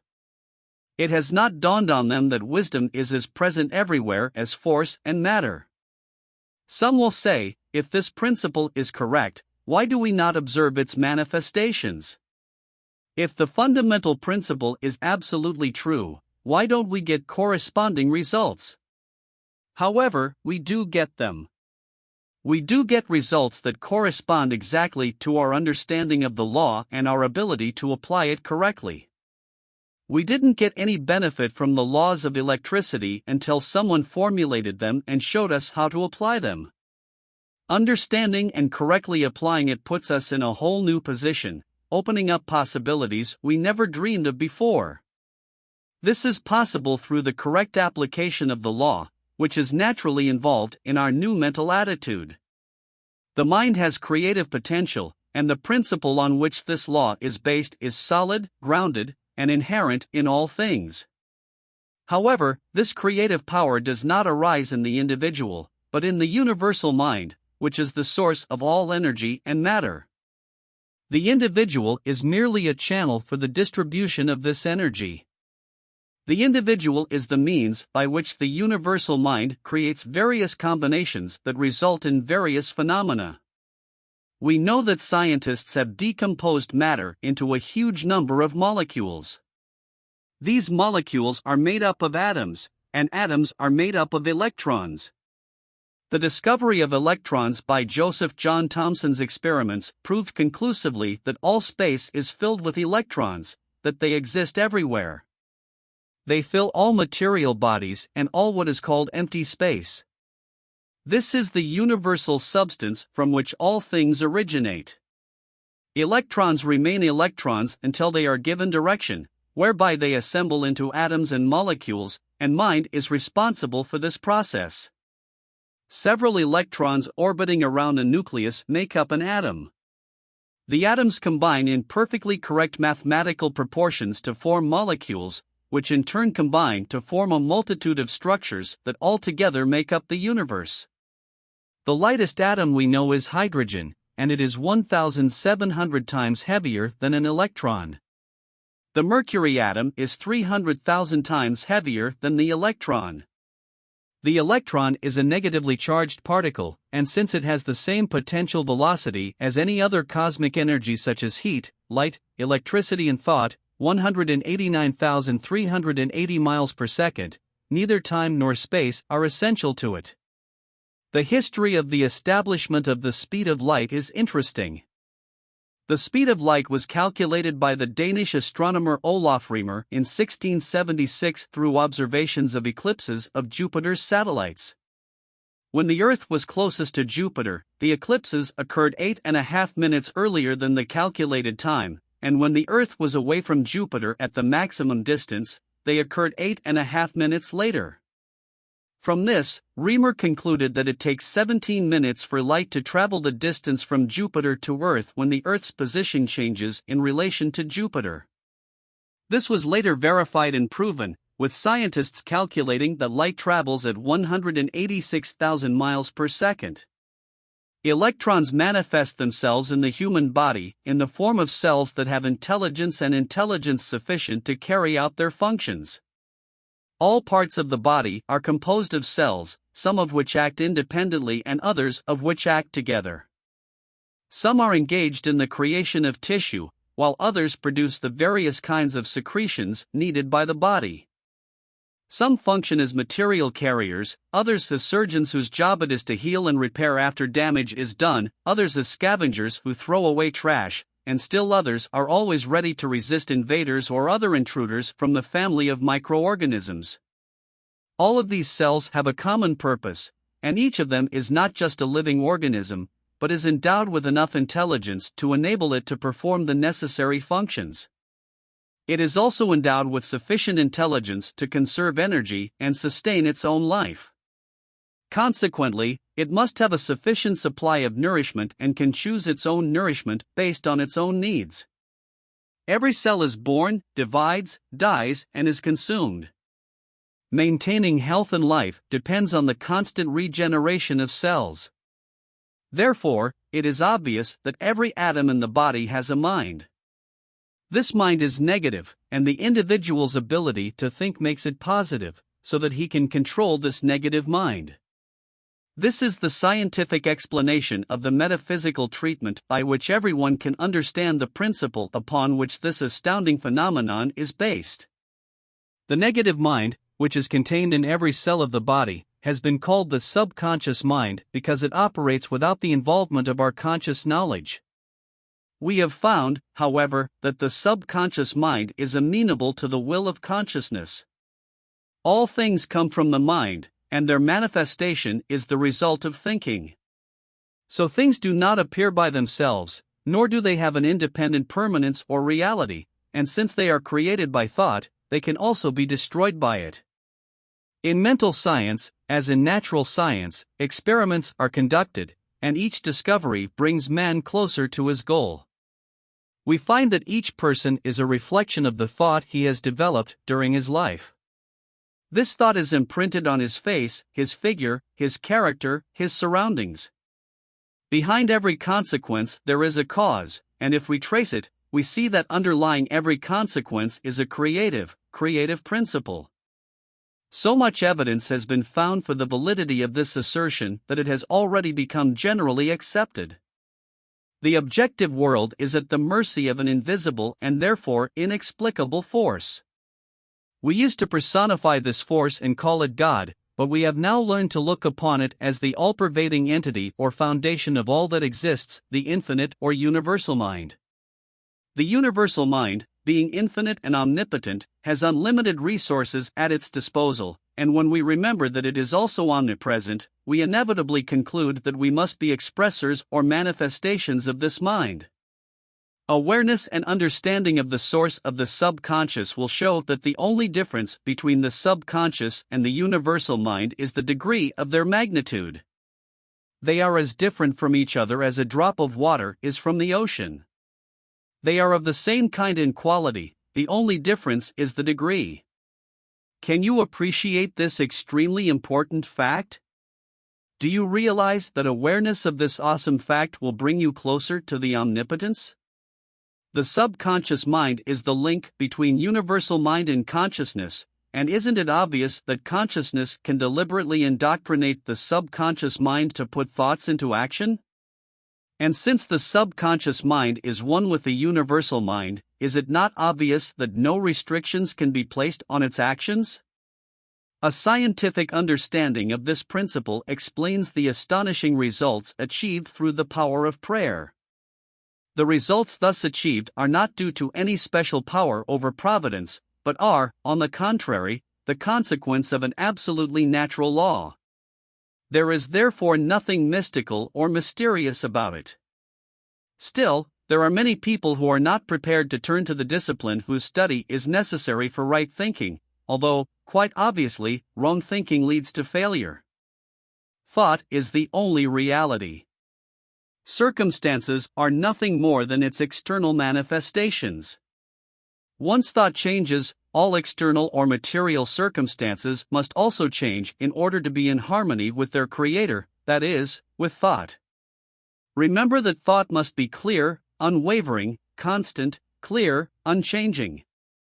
You must not take one step forward and 2 steps backward. You can't spend 20 or 30 years of your life creating negative thoughts and resulting negative states and then expect them to melt away after 15 to 20 minutes of right thinking.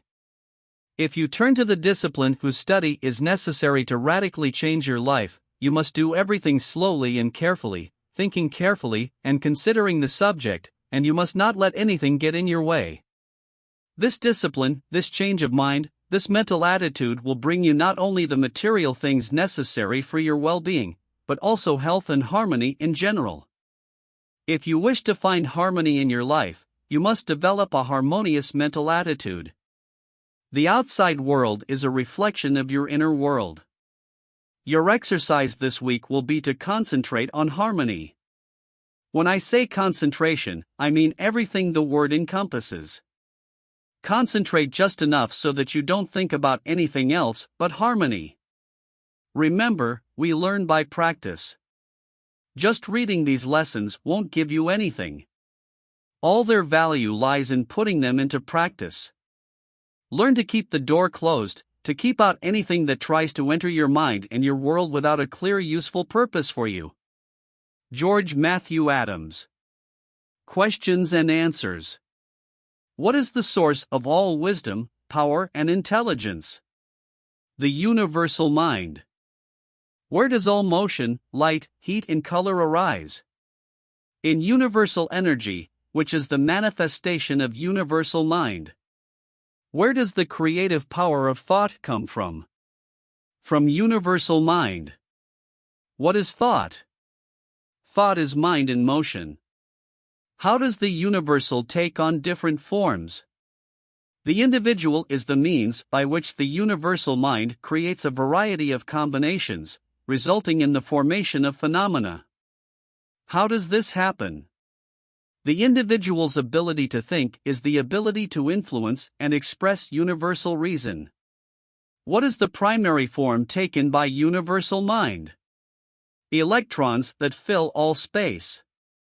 Where do all things come from? From the mind. What is the result of changing thoughts? A change in circumstances. What is the result of a harmonious mental attitude? Harmonious circumstances of life. Intangible thought is the matrix by which the events of our lives are created. Throughout this fruitful century, the mind has been active in all fields, but it is in science that we must look for the thoughts that have shaped all thinking. Introduction to Part 15. Studies of plant parasites clearly demonstrate that even the lowest forms of life know how to use the laws of nature to their advantage. Jacques Locke, M.D., of Rockefeller University, set up the following experiment. Pots of rose bushes are brought into a room and placed in front of a closed window. After a while, the plants wither, and the previously wingless aphids, a parasite that lives on roses, develop wings. After this metamorphosis, the insects leave the plants, fly to the window, and crawl up the glass. Apparently, these tiny insects have realized that the plants on which they previously thrived have died and, therefore, cannot provide them with food from now on. The only way to save themselves from starvation is to grow wings, which they did. Experiments like this one show that omniscience, like omnipotence, is omnipresent, and that the tiniest living creature can make use of it in case of emergency. In Part 15 you will learn more about the law by which we live. It explains that this law works for our benefit, that all of life's circumstances and all of our experiences serve our own benefit, that the power received is proportional to the effort expended, and that happiness is achieved through conscious interaction with the laws of nature. Part 15. The laws by which we live are created solely for our benefit. These laws are unchangeable, and we cannot escape their effect. All the great eternal forces operate in sacred silence. It is in our power to be in harmony with them and thereby find a relatively peaceful and happy life. Difficulties, disharmony, and obstacles in our lives indicate that we not only refuse to give up what we no longer need, but also to accept what we need. Growth is achieved by replacing old with new, good with better. It is an interaction or two-way action because each of us is a complete mental entity, and this completeness or wholeness means that we can only receive something if we give.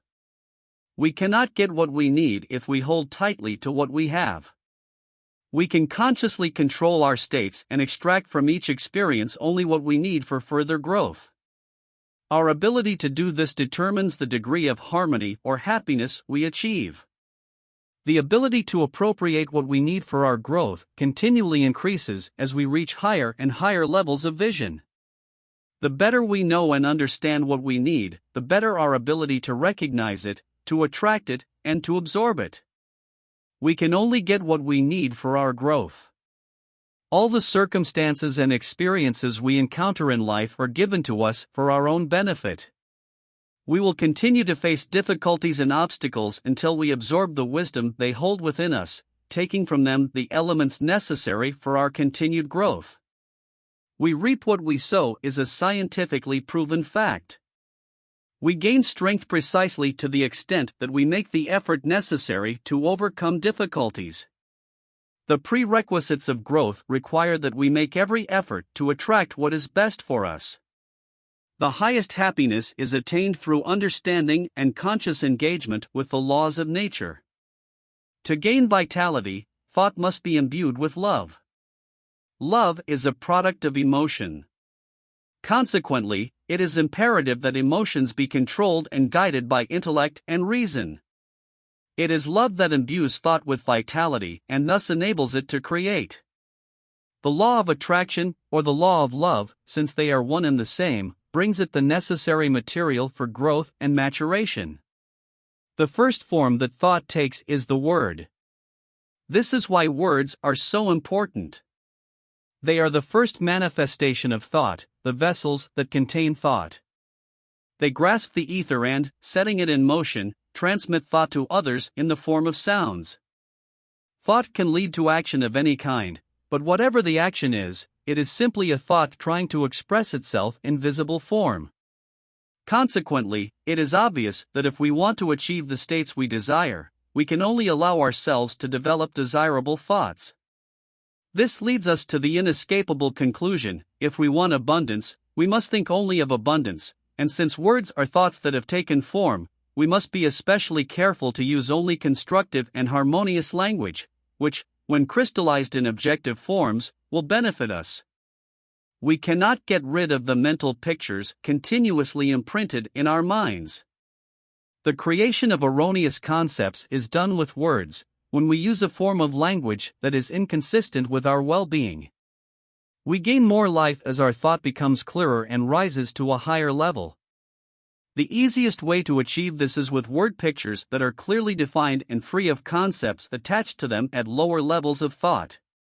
It is with the help of words that we must express our thoughts, and if we wish to avail ourselves of the higher forms of truth, we must use only material carefully and intelligently chosen for this purpose. This amazing ability to clothe thoughts with words is what distinguishes man from the rest of the animal world. With the written word, he can look deep into the ages and see with his own eyes the stirring events that led to the picture of the world that surrounds him now. He has the ability to communicate with the greatest writers and thinkers of all time.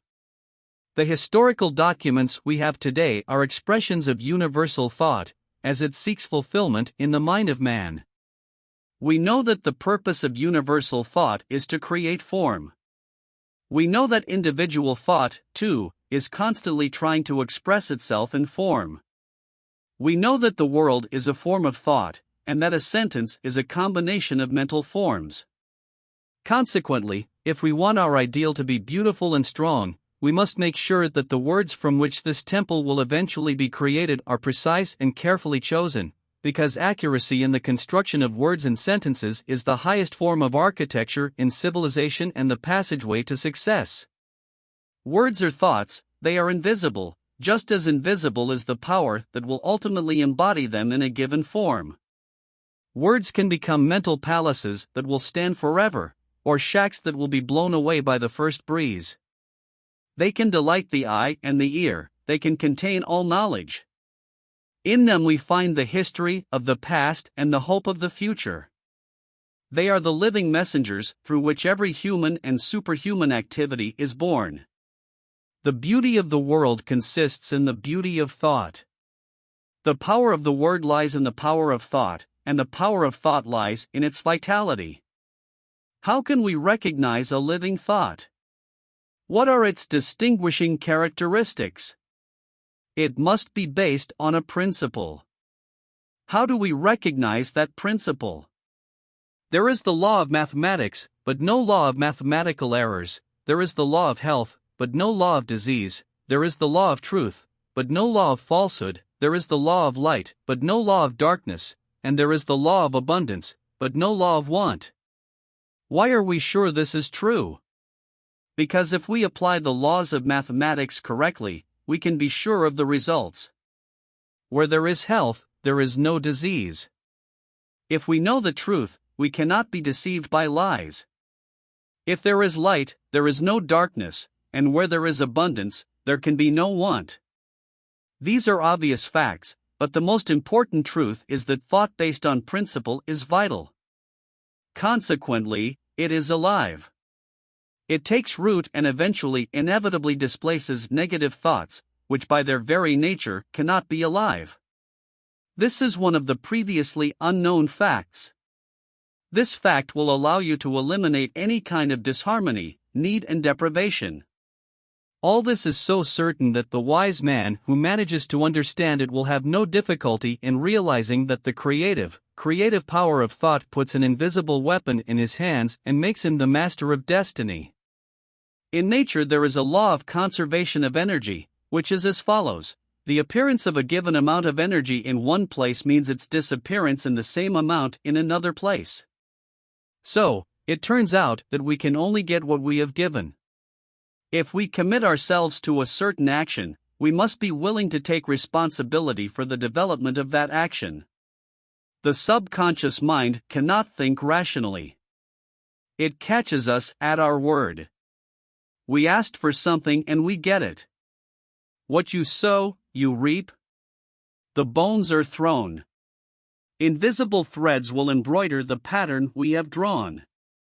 For this reason we must develop insight, so that the thought our mind is occupied with will not contain the mental, moral, or physical germ of undesirable states. Insight is a state of mind in which we can examine facts and circumstances at a great distance, figuratively speaking, the view of a human telescope. It enables us to recognize both the difficulties and the favorable opportunities of any endeavor. Insight enables us to be prepared for the obstacles we encounter. Thus, we can overcome them before they can harm us. Hindsight allows us to plan ahead and point our thoughts and attention in the right direction, rather than turning to dead-end paths that will yield no results. Hence, discernment is absolutely essential to any great achievement. With it, we can discover, explore, and possess any area of thought. Insight is a product of the inner world, and it is developed in silence and with concentration. This week you should concentrate on insight. Take your usual position and focus your thought on the fact that having knowledge of the creative power of thought does not mean mastering the art of thinking. Allow the thought to dwell on the fact that knowledge does not apply itself, that our actions are governed not by knowledge but by habit, custom, and precedent. The only way to apply knowledge is to make a conscious effort to do so. Remember that unused knowledge leaves the mind. The value of information is in the application of principle. Keep thinking about it until you reach a sufficient degree of discernment to form some program for applying the principle to your particular situation. In truth, think all your thoughts. The world's hunger shall be able to quench. Thou shalt not hide the truthful words within thyself. If you can grow a harvest from them, you live a noble, righteous life. And make of your life a symbol of faith. Horace Bonner. Questions and answers. What determines the degree of harmony we achieve? Our ability to absorb what each life experience can give us for our growth and enrichment. What do difficulties and obstacles serve? They are necessary for our mental and spiritual development. How can we avoid these difficulties? By consciously understanding and interacting with the laws of nature. According to what principle does thought manifest itself in form? According to the law of attraction. How is the material extracted by which an idea emerges, develops, and takes tangible shape? The law of love, which is the creative principle of the universe, endows thought with vitality, and the law of attraction brings the necessary matter according to the law of growth. How can the desired reality be made attainable? By supporting and developing only the desired thoughts. How do undesirable circumstances appear in life? It happens when we think of need, deprivation, illness, disharmony, and discord of various kinds. The mental fixation of mistaken ideas is picked up by the subconscious, and by the law of attraction they inevitably manifest in objective form. What you sow, you reap. This is scientifically proven. How can we overcome different kinds of fear, need, deprivation, poverty, and discord? By replacing mistakes with right principles. How do we recognize the right principle? Recognize the fact that truth invariably destroys error. We don't have to huff and puff to cast out the darkness, all we have to do is turn on the light. What is the significance of discernment? It allows us to understand the significance of applying what we have learned. Many people think that our knowledge will work automatically, but that is far from the case. The path is open to everyone here. No matter who you are. The exalted souls have a high way. The low soul falls down from the high. In between is a misty stream. Those who suffer there have not been able to find the way. But there are two different paths. The way high and the way low. It is up to you to choose. Man, and decide. Where does your soul belong, hell or heaven? John Oxenham. Introduction to Part 16. Fluctuations in the universe obey a periodic law. All living things have periods: birth, growth, fruiting, and decline of life. These periods are governed by the law of the seven. The law of seven is responsible for the days of the week, lunar phases, harmonic vibrations of sound, light, heat, electricity, magnetic vibrations, the structure of the atom.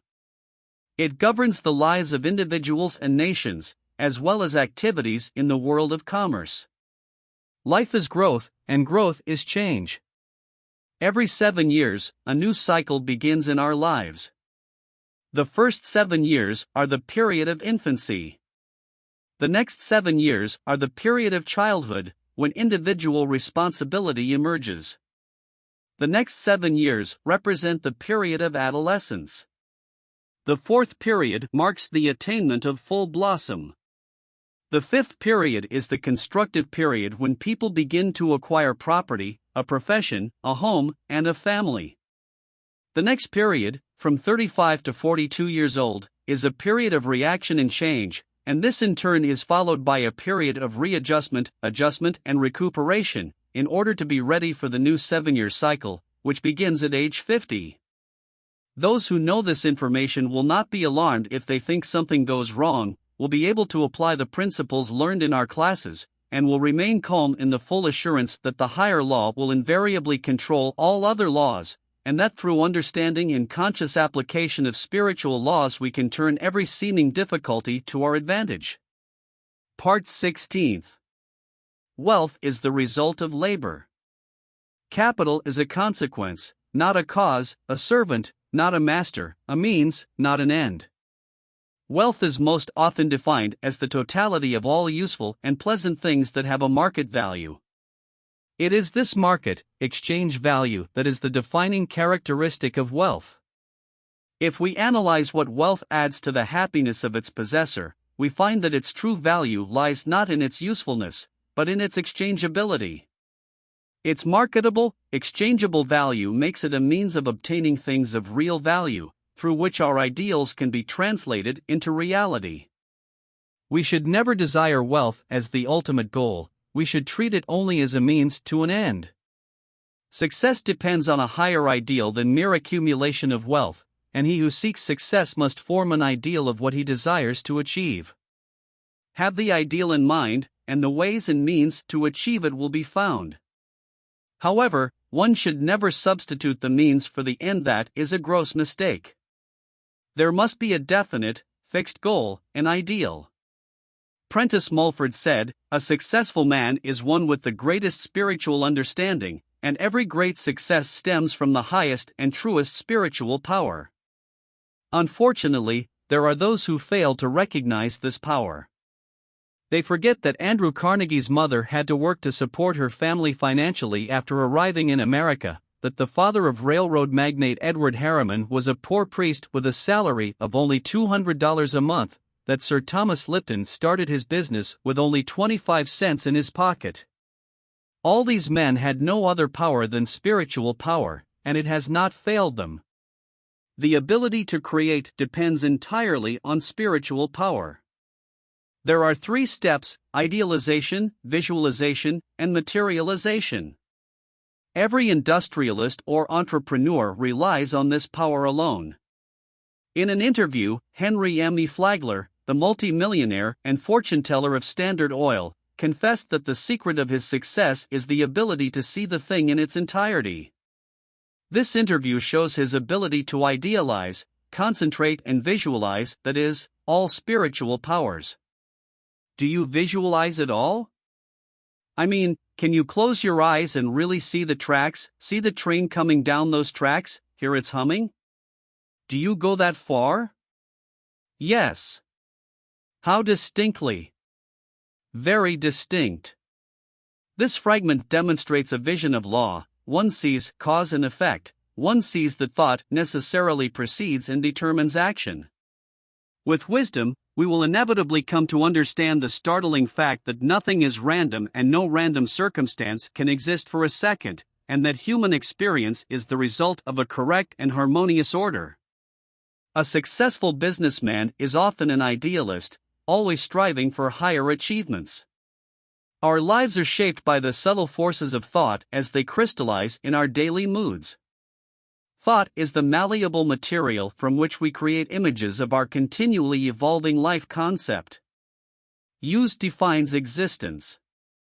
Our ability to recognize this and apply it properly is a prerequisite for all accomplishments.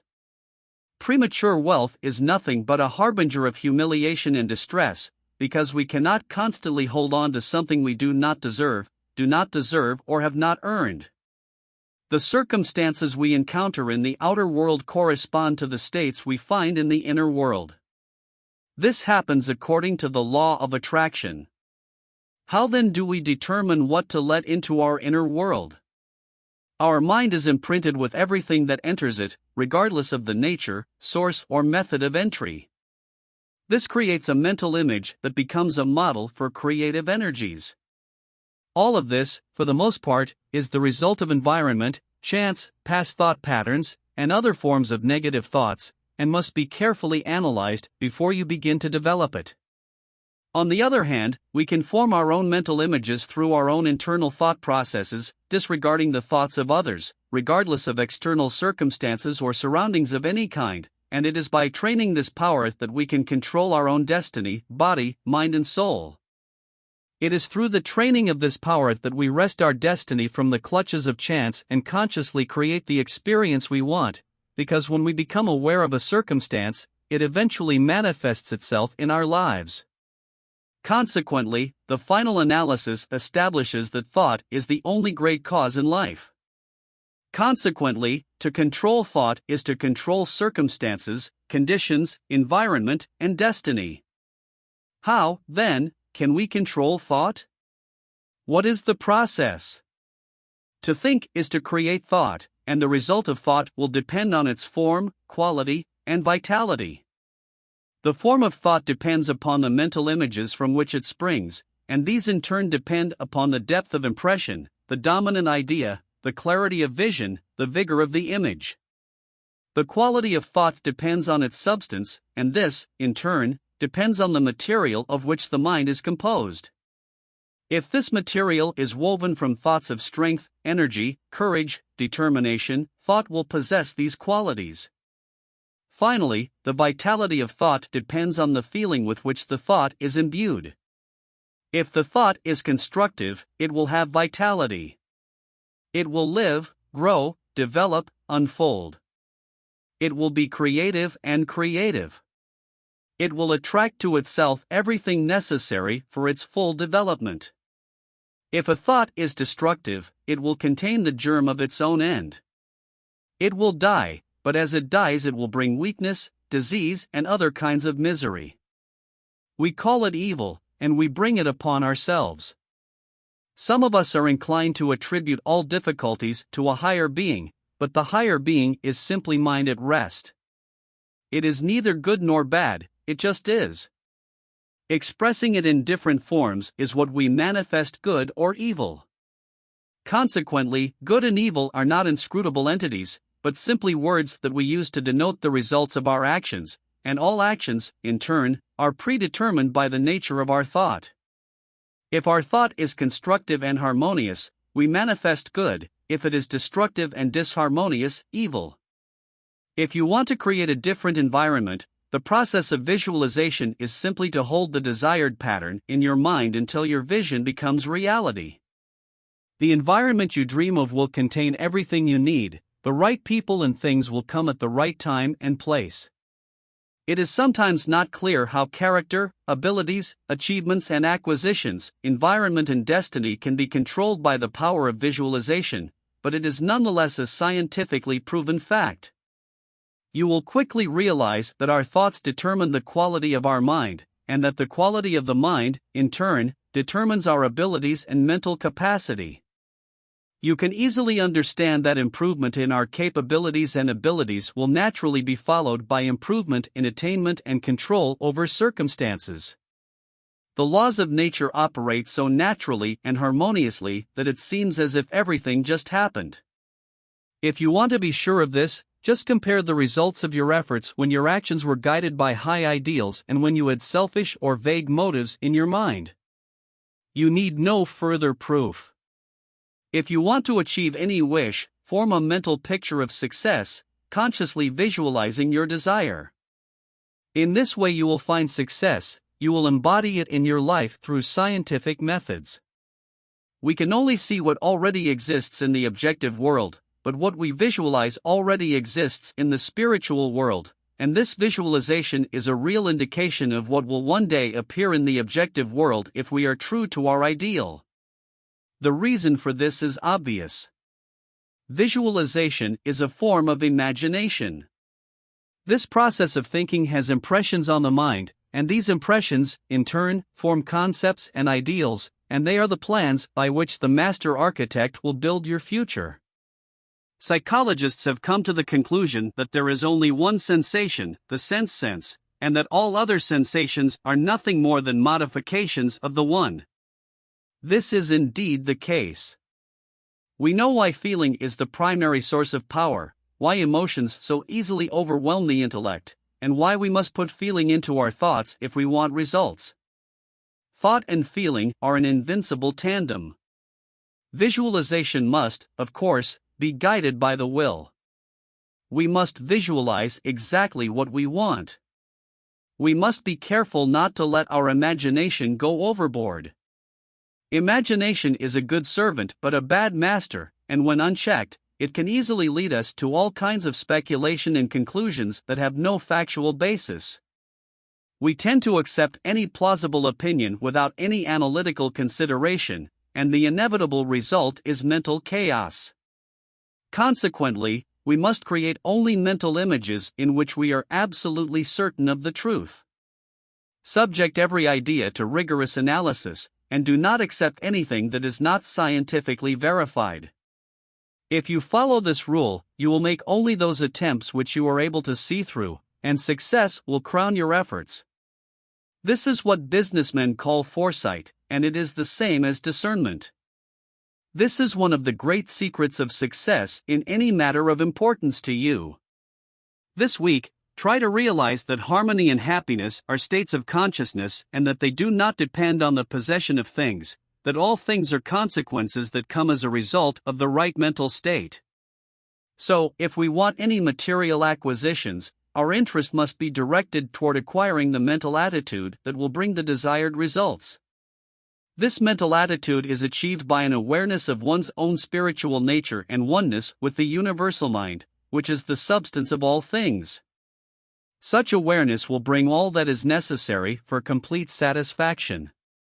This is scientific or right thinking. When we achieve the necessary mental attitude, then it becomes relatively easy to realize our desire as a fait accompli. And when we achieve this, we will find the truth that makes us free from any shortcomings or limitations. Man could create a star and launch it into orbit, and yet he has not done as great a thing as the Lord God, who has made beautiful thought pass through the ages. G. W. Beecher. Questions and answers. On what does wealth depend? From understanding the creative nature of thought. What is its true value? In exchangeability. On what does success depend? On spiritual power. On what does this power depend? From its use. Use defines existence. How do we wrest our destiny from the clutches of chance? Through awareness of the states we would like to bring into our lives. What is the great work of life? Thinking. Why? Because thought is spiritual, that is, creative. And therefore, to consciously control thought is to control circumstances, conditions, environment, and destiny. Where does all evil come from? From destructive thinking. What is the source of all good? Scientific, correct thinking. What is scientific thinking? It is an awareness of the creative nature of spiritual energy and our ability to control it. The best assets of an age are its best thoughts, and it is in the nature of thought to find a way to manifest itself in action. C. N. Bowie. Introduction to Part 17. The image of God that one worships consciously or unconsciously demonstrates the intellectual status of the believer. Ask a Native American about God, and he will describe him as the mighty leader of a great tribe. Ask the pagan about God, and he will tell you about the God of fire, the God of water, the God of this, that, and the third. Ask about the God of the Jew, and he will tell you about the God of Moses, who ruled the people through coercive measures, that is, the 10 Commandments, or about the God of Joshua, who led the Israelites into battle, took away the possessions of the defeated, killed captives and threw cities into the dust. The so-called savages made idols of their gods to worship. However, at least for the most intelligent among them, these images were merely embodiments of certain qualities with which they could mentally concentrate on the qualities they wished to embody in their lives. In theory, in the 20th century we worship the God of love, but in practice we make idols of wealth, power, fashion, custom and conservatism. We fall down before them and pray to them. We concentrate on them, and because of this they are embodied in our lives. Whoever assimilates the contents of the 17th part will not confuse the symbols with the essence. He will be interested in causes and not in effects. He will concentrate on the realities of life and will not be disappointed with the results. Part 17th. We are told that man is put in charge of everything. This power is established by reason. Thought is the activity that controls every lower principle. The highest principle, because of its highest essence and qualities, inevitably determines the circumstances, aspects, and connections of everything with which it comes into contact. The vibrations of the thought forces are the subtlest and, therefore, the most powerful there is. To those who comprehend the nature of the power of thought and its superiority, all physical forces become irrelevant. We are accustomed to viewing the universe through the prism of the 5 senses. Through this experience our anthropomorphic concepts are formed, but true concepts are reached only by spiritual insight. This insight requires an acceleration of the mind's vibrations and is achieved only when the mind consciously concentrates in a given direction. Sustained concentration means an even, uninterrupted flow of thought, and it is the result of patient, constant, persistent and orderly adherence to a system. Great discoveries are the result of prolonged study. It takes many years of concentrated effort to master all the wisdom of a science, such as mathematics. Likewise, the greatest science, the science of mind, is revealed only through concentrated effort. Concentration is often misunderstood. Many believe that it encapsulates the idea of great effort or activity, when in fact the opposite is required. The secret of great actors is that when they portray their characters, they forget about themselves. They merge so much with the image of the character that they mesmerize the audience with the realism of their acting. This comparison will help you understand the true meaning of concentration. You must be so engrossed in your thought, so absorbed in it, that you are conscious of nothing but it. Such concentration leads to intuitive perception and immediate immersion into the nature of the object on which you are concentrating. All knowledge is the result of this kind of concentration. This is how all the secrets of heaven and earth have been revealed.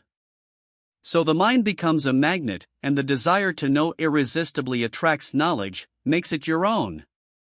Desire is often subconscious.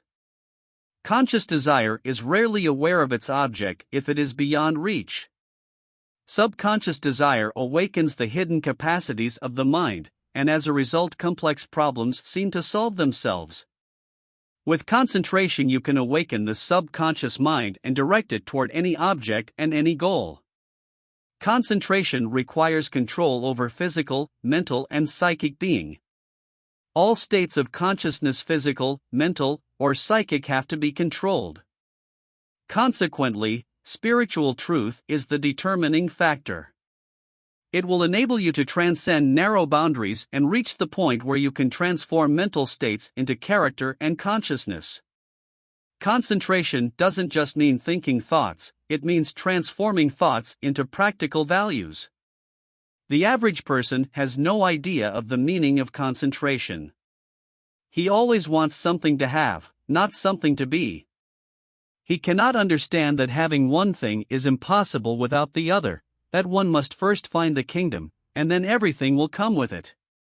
Short-term enthusiasm has no value. The goal is achieved only through limitless and permanent self-confidence. The mind may set its ideal too high, and then it will fail. It will try to fly without prior training, and instead of soaring, it will fall to the ground. However, nothing prevents him from making another attempt.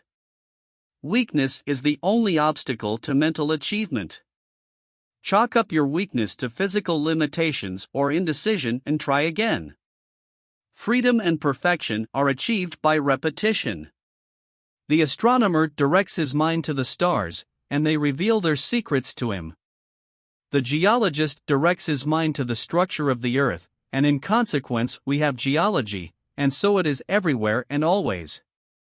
Man concentrates on the problems of life, and the result manifests itself in the multi-layered and complex modern social order. All mental discoveries and accomplishments are the result of desire and concentration. Desire is the strongest kind of action. The more persistent the desire, the more significant the discovery. Desire, added to concentration, will unlock any secret of nature. By being aware of great thoughts, by experiencing great emotions that correspond to great thoughts, the mind is in a state where it appreciates the significance of higher things. Intense, full concentration for a moment and a strong desire to become something and achieve something can do more for you than years of slow, constant forced effort. Concentration will unlock the prison bars of disbelief, weakness, helplessness, and self-abasement, and you will feel the joy of victory. The spirit of initiative and ingenuity is developed through perseverance and constant mental effort. Business teaches the value of concentration and encourages determination of character.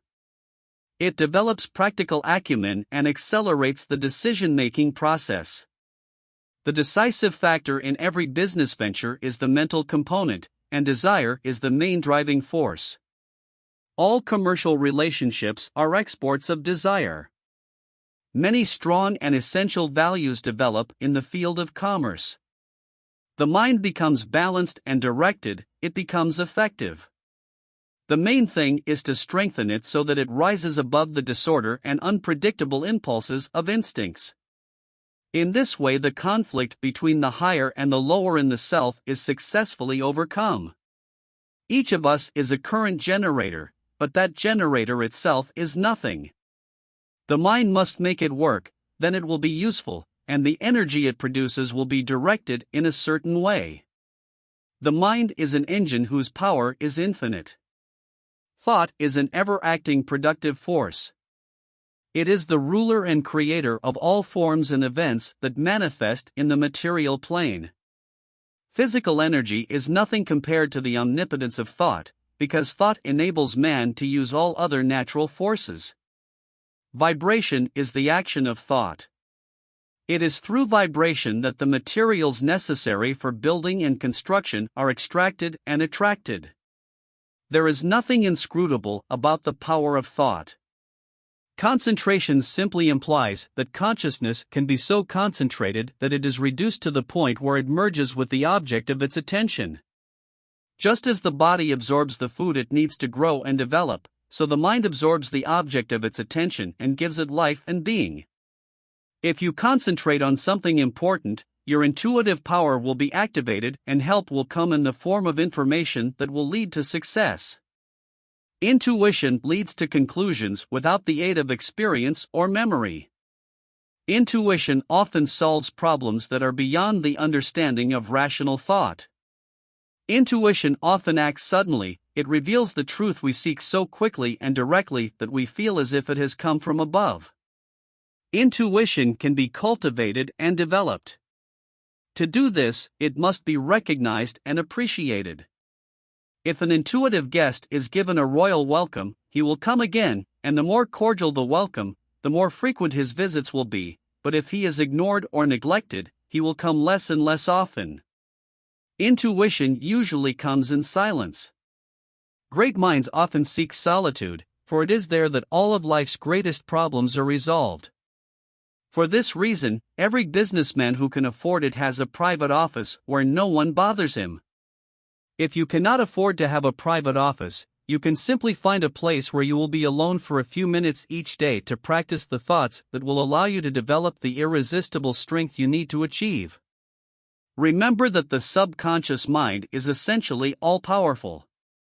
Nothing is beyond its reach when it is given the will to act. The degree of your success is determined by the nature of your desire. If the nature of your desire is in harmony with the law of nature or universal mind, your mind will gradually free itself and gain invincible courage. Each obstacle you overcome, each victory you achieve will give you more faith in your power, and you will gain more and more ability to win. Your strength is determined by your mental attitude. If that mindset is one of success, constant and unwavering, you will attract to yourself from the invisible realm the things you have tacitly demanded. By holding the thought in your mind, you will gradually give it a tangible form. A definite purpose triggers causes that express themselves in the visible world and find the material necessary to fulfill the purpose. You may chase symbols of power, not power itself, glory, not respect, treasure, not abundance, position, not service. If this be so, you will find later on that all your achievements, all that you have chased and strived for, turn to ashes as soon as you reach it. You will not retain any premature wealth or position because it is not earned. We only get what we give, and those who try to get by not giving always find that the law of conservation brings everything into balance again and again. Usually everyone chases after money and other symbols of power, but once we understand what the true source of power is, we can afford to ignore these symbols. A person with a large bank account will find it unnecessary to fill their pockets with gold. So it is with the person who has discovered the true source of power. He is no longer interested in fakes or claims. Thought is usually directed outward, but it can be turned inward, where it will master the basic principles of things, their heart and spirit. When you get to the essence of things, you can understand and control them relatively easily. This is because the spirit of a thing dwells in the thing itself, it represents its essential part, the real substance of the thing.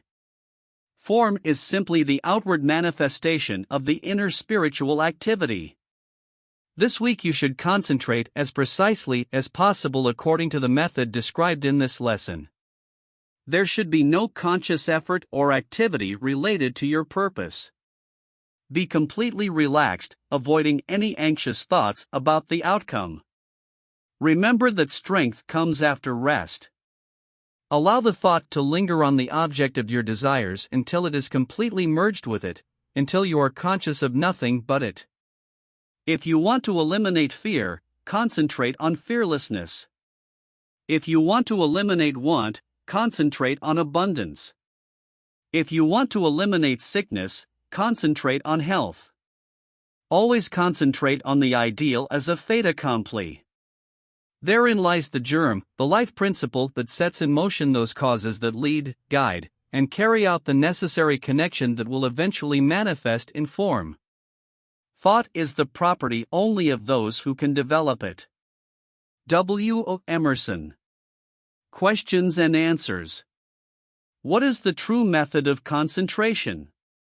To become identical with the object of one's thought, to be conscious of nothing but it. What is the result of this method of concentration? Invisible forces are involved, which inevitably lead to states that correspond to our thoughts. What is the determining factor in this method of thought? Spiritual truth. Why? Because the nature of our desire must be in harmony with the law of nature. What is the practical value of this method of concentration? Thought is transformed into character, and character is the magnet that creates an individual's environment. What is the decisive factor in every commercial enterprise? The mental component. Why? Because mind is the ruler and creator of all forms and all events manifesting in form. How does concentration work? It develops the power of perception, wisdom, intuition, and discernment. Why is intuition superior to reason? Because it does not depend on experience or memory and often solves our problems in ways we have no idea about. What is the result of chasing symbols of reality? They often turn to ashes as soon as we reach them, because a symbol is only an external form of inner spiritual activity. Consequently, until we can possess spiritual reality, the form will slip away. Introduction to Part 18th. To grow, we must receive what we need to grow, and this is possible because of the law of attraction. According to this principle, and only to it, the individual is separated from the universal. Think for a moment what a man would be if he were not a husband, a father, or a brother, and not interested in social, economic, political, or religious life. He would only be an abstract theoretical ego. Consequently, he truly exists only in connection with the whole, with other people, with society. It is this connection that forms his environment. Hence it follows that the individual is part of the one universal mind which enlightens every man that comes into the world, and that the so-called individuality or personality consists only in the way he relates to the whole. This we call his environment, and it appears by the law of attraction. Part 18th goes into more detail about this important law. Part 18th. The world of thought is changing. This change is taking place gradually within us, and it is more important than any other change that has taken place in the world since pagan times. The present revolution in the opinions of all classes of people, both among the higher and most cultured classes of society and among the working class, is unparalleled in history. Recently science has made such great discoveries, discovered such infinite resources, uncovered such incredible possibilities and such unexpected forces that scientists are increasingly hesitant whether to affirm certain theories as established and certain and whether to deny all other theories as absurd or impossible. A new civilization is being born. The customs, creeds, and foundations of the past are gone. Vision, faith, and service take their place. The shackles of tradition crumble and liberate humanity, and as soon as the impurities of materialism are destroyed, thought is released, and truth in all its glory appears before the astonished crowds. The whole world is on the threshold of a new consciousness, a new power, and a new self-awareness. The natural sciences have decomposed matter into molecules, molecules into atoms, atoms into energy, and Mr. J.A. Fleming has only to reduce energy into mind. In a speech to the Royal Society, he said, "In essence, energy may remain incomprehensible to us, except in its immediate manifestation in the form of what we call reason or the force of will. This mind is eternal and primary. It is inherent in both matter and spirit. It is the all-pervading spirit of the universe, providing sustenance and energy. Every living being is sustained by this all-powerful intelligence, and we find that the difference between the various forms of life is mostly measured by the level of intelligence they exhibit. It is the higher level of intelligence that places animals above plants and humans above animals. We find that this evolving intelligence is again determined by the individual's ability to control the way he acts and thus consciously adapt to his environment. It is this adaptation that occupies the greatest minds, and consists in nothing less than an awareness of the existing order in the universal mind, for it is well known that this mind obeys us exactly as we obey it first. It is the awareness of the laws of nature that has enabled us to transcend time and space, soar through the sky and melt iron, and the greater the degree of intelligence, the fuller the awareness of these laws of nature and the greater the power we can wield. It is the awareness of the self as an individual manifestation of universal intelligence that allows the individual to control those fora of intelligence that have not yet reached this level of self-awareness. Yet many are unaware that this universal intelligence permeates everything around them, all ready to be engaged. They do not know that it responds to every demand, and therefore they are dependent on the law of their own being. Thought is creative, and the principle on which the law is based is solid, reasonable, and inherent in the nature of things. However, this creative force does not arise in the individual, but in universal mind, which is the source and foundation of all energy and matter. The individual is simply the channel through which this energy is distributed. The individual is simply the means by which universal mind produces the various combinations that form the phenomena. These, in turn, depend upon the law of vibration. Thus, the various rates of motion in the primary substance form new substances in absolutely exact numerical ratios. Thought is the invisible thread that connects the individual with the universal mind, the finite with the infinite, the visible with the invisible. Thought is the magic by which man becomes a being who thinks, knows, feels, and acts. Just as a properly constructed apparatus enabled the human eye to see worlds millions of miles away, so through proper understanding man can communicate with the universal mind, the source of all power. Ordinary understanding in traditional development has about as much value as a VCR without videotape. It is usually nothing more than a belief that means nothing. The savages of the Cannibal Islands are also convinced of something, but it proves nothing.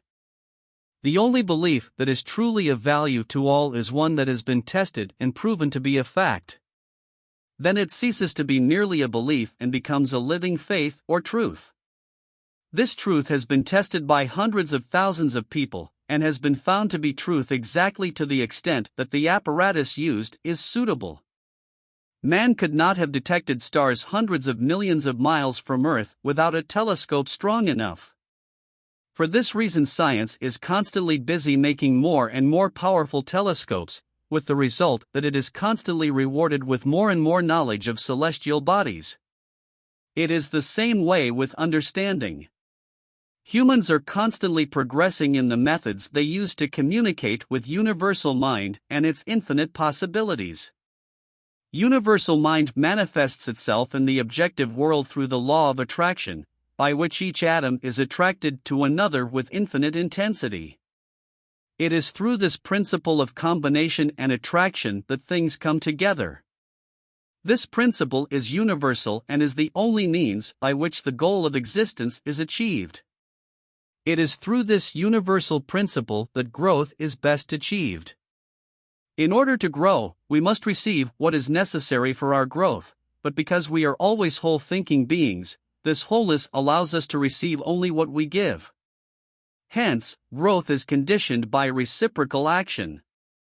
On the mental level, like attracts like, and the mental vibrations respond only within their vibrational harmony. Consequently, it is clear that abundance as a result will only respond to thoughts of abundance. One's wealth demonstrates one's essence. It turns out that the secret of the attraction of external wealth lies in internal wealth. It turns out that the ability to produce is the true source of an individual's wealth. It is for this reason that the one who has given his whole heart to his work is bound to have great success. He will continually give, and the more he gives, the more he will receive. What do the great financiers of Wall Street, the businessmen and industrialists, the statesmen, the lawyers of large corporations, the inventors, the doctors, the writers, do for the happiness of mankind? What does each of them invest besides the power of their thoughts? Thought is the energy by which the law of attraction begins to work, which ultimately manifests in abundance. Universal mind is the static mind or substance at rest. It is through our ability to think that it takes on different forms. Thought is the dynamic stage of mind. Power depends on its awareness. Until we use it, we will lose it, and until we are conscious of it, we cannot use it. The use of this power depends on attention. The degree of attention determines our ability to acquire knowledge, which is another name for power. Retention of attention is the hallmark of genius. The development of attention depends on practice. The stimulus for attention is interest. The higher the interest, the higher the degree of attention. The higher the degree of attention, the more developed the interest, action, and reaction. Start paying attention to something, and soon you will develop an interest in it. That interest will attract more attention, and attention will attract more interest, and so on. This kind of training will allow you to develop the power of attention. This week, concentrate on your ability to create. Look for insight. Try to find the logical basis for the faith that lives within you. Allow the thought to dwell on the fact that physically man lives, moves, and exists in that which sustains all organic life, the air he must breathe in order to live. Then let the thought dwell on the fact that spiritually man also lives, moves, and exists in a similar but more subtle energy on which his life also depends. Just as in the physical world no life will arise until a seed is sown and the future harvest is not different from what its parent brought forth, so in the spiritual world no result will arise until a seed is sown, and the fruit of that seed will depend upon its nature. So the results you get depend on your understanding of the law of the mighty realm of cause and effect, the greatest achievement of human consciousness. There is not a single thought in my mind, it tends at once to turn itself into a force and creates a vast toolkit of means. R. W. Emerson. Questions and answers. What is measured by the difference between different forms of life? The demonstrated level of intelligence. Through what law can an individual control other forms of intelligence? Through awareness of oneself as an individual manifestation of universal intelligence. Where does the creative power come from? From the universal. How does the universal create forms? With the help of the individual. What is the link between the individual and the universal? Thought. What is the principle by which the means of existence appear in life? The law of love. How is this principle put into action? By the law of growth. On what condition does the law of growth depend? On interaction. The individual is always a whole being, which allows us to receive only when we give. What do we give? Thought. What do we receive? Thought, which is substance at rest and which constantly takes different forms according to what we think about. Introduction to Part 19. Fear is a powerful form of thought. It paralyzes the nerve centers and affects blood circulation. This, in turn, paralyzes the muscular system. Thus, fear affects one's entire physical and mental being, one's body, brain, nerves, muscles. There is a sure way to overcome fear. One must become aware of one's strength, one's power. What do we call power? We don't know. Just as we don't know what electricity really is. But we do know that by observing the laws of electricity, we can make it our humble servant, which will light our homes and cities, make machines work and serve us in many other ways. So it is with the life force. Although we do not know its deepest essence, and may never know it, we do know that it is the primary force that manifests itself through living beings, and that, by observing the laws and principles that govern it, we can provide ourselves with an abundant supply of this life force and thus achieve the highest degree of mental, moral, and spiritual development. It is the supreme power because it exists at the highest level and allows man to discover the law by which the awesome forces of nature can be used for the good of mankind. It enables man to discover the law by which time, place, and earthly gravity are destroyed. Thought is a life force or energy that evolves. Over the past half-century, it has led to startling results. The world is now as unimaginable as it could have been 50 or 25 years ago. If such results have been achieved in 50 years by the creation of mental powerhouses, what can be expected in another 50 years? The substance from which all things arise has no limits. We know that the speed of light is 186,000 miles per second, and that there are stars as far away as 2,000 light-years away. We also know that light is waves, so if ether, the medium that transmits light waves, did not exist everywhere, the light from these stars could not reach our planet. Thus, we may conclude that this substance, ether, or raw material, is present throughout the universe. How, then, does it manifest itself in form? In electrical engineering, a battery is obtained by connecting opposite poles of zinc and copper. The current flows from one pole to the other and thus produces energy. The same process occurs when there is polarity of any other kind, and since all forms depend on the frequency of vibration and the relationship between the atoms, if we want to change the external form, we must change the polarity. This is what the causal principle is all about. Your exercise this week is concentration. When I say concentration, I mean everything the word encapsulates. You must be so absorbed in the object of your thoughts that you are not conscious of anything but it. Repeat this exercise every day, setting aside a few minutes a day for it. You take the necessary time to eat the food that satiates the body, so why not set aside time to take mental food? Dwell on the idea that appearances are deceiving. The earth is not flat or static, and the sky is not a dome, the sun is not moving, and the stars are not little specks of light, and matter that once seemed unchanging is constantly moving and changing. Try to realize that the day is coming, it is about to come, when thoughts and actions will be adjusted to the rapidly growing knowledge of the functioning of eternal principles. Silent thought, after all, is the most powerful factor in human affairs. W. E. Channing. Questions and answers. How are the extremes contrasted? They are called by various names, such as inside and outside, up and down, light and darkness, good and evil. Are they different entities?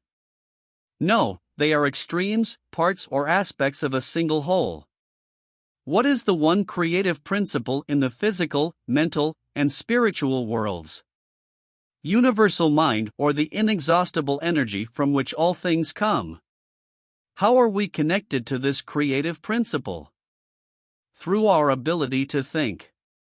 How does this creative principle work?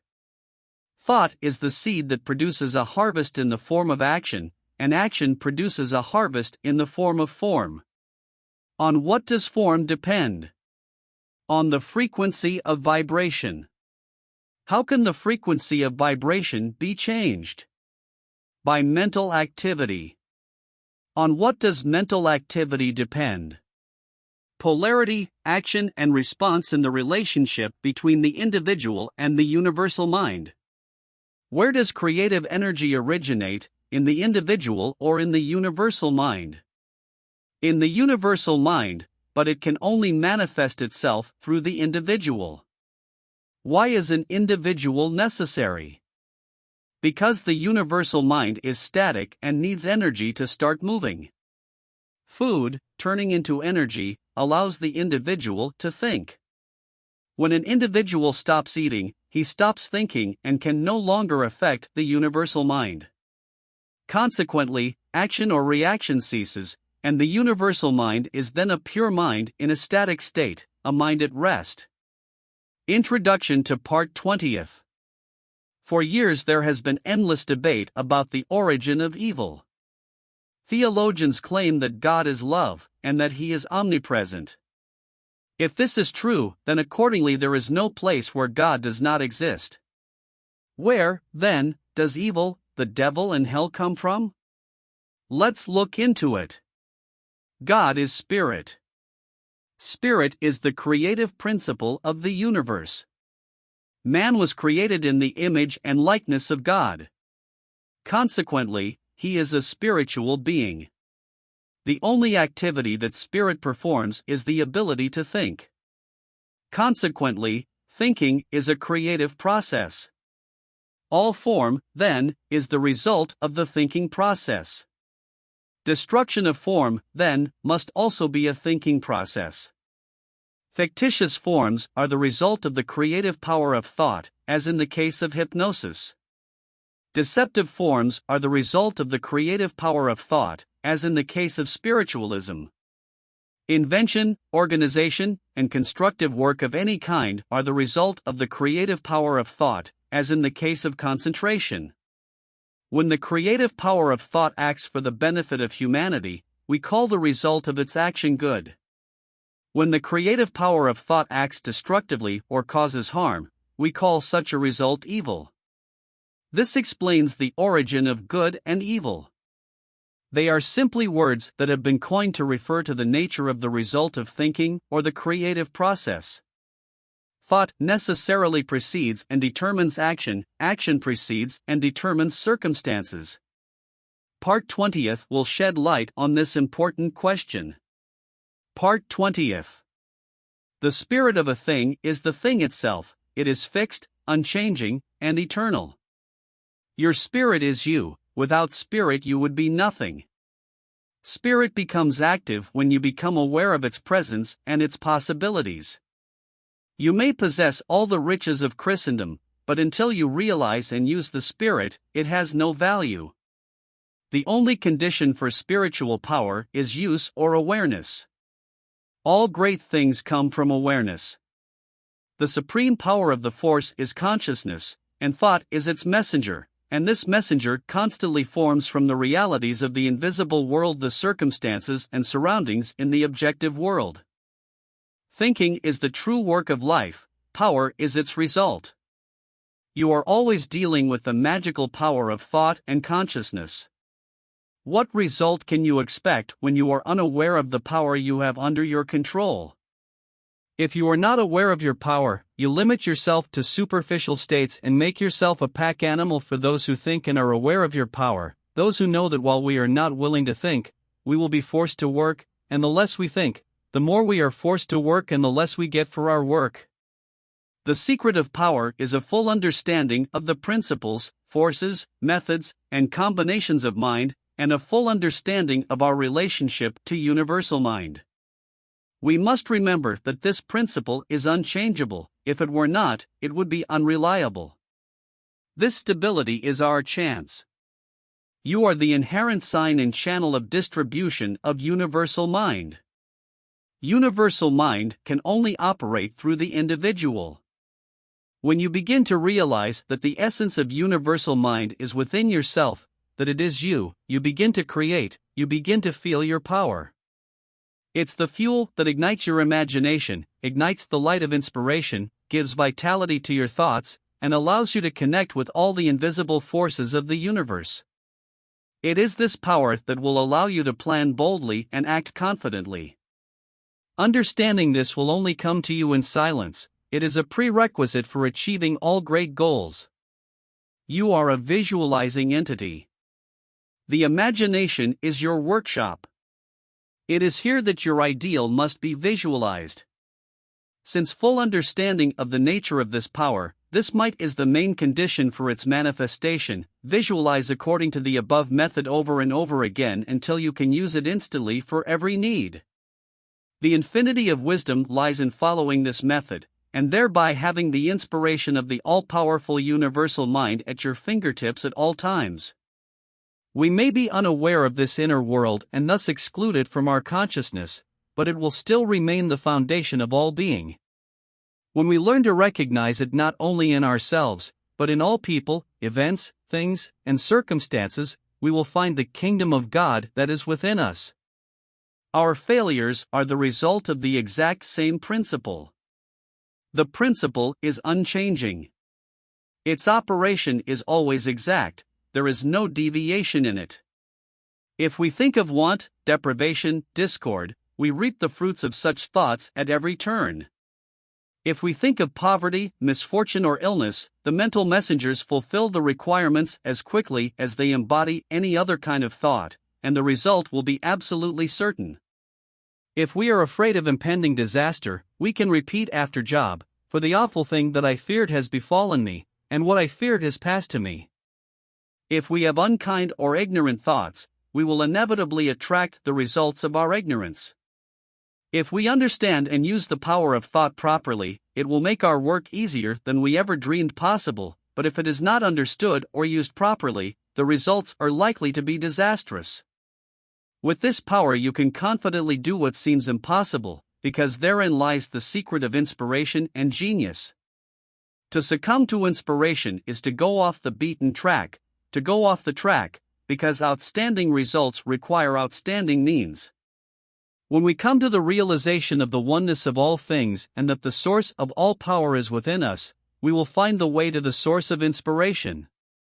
Inspiration is the art of absorption, the art of self-realization, the art of tuning the individual mind to the universal, the art of connecting the right mechanism to the source of power, the art of distributing the formless into forms, the art of becoming a channel for the flow of infinite wisdom, the art of visualizing perfection, the art of realizing the omnipresence of the omnipotence.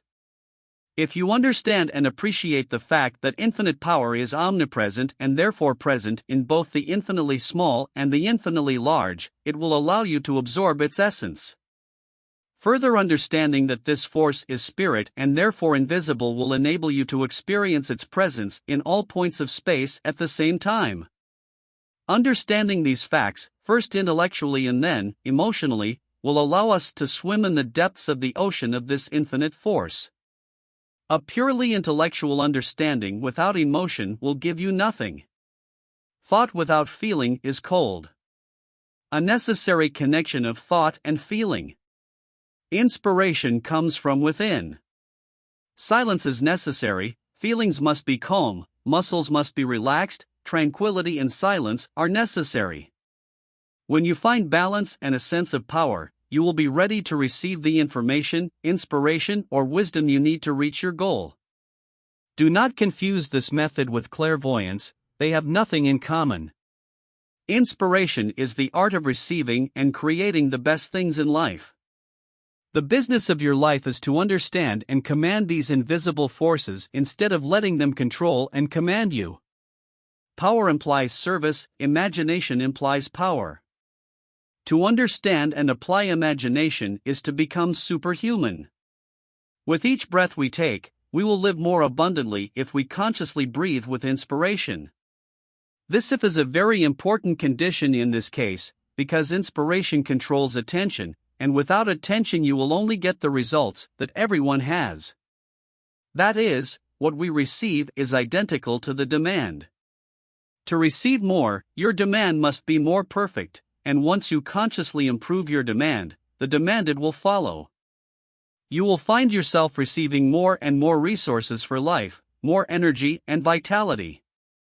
The reason for this is not difficult to understand, but this mystery of life does not yet seem to be fully appreciated. If you manage to do so, you will find that it is one of life's great realities. The Bible says, "For by him we live and move and exist."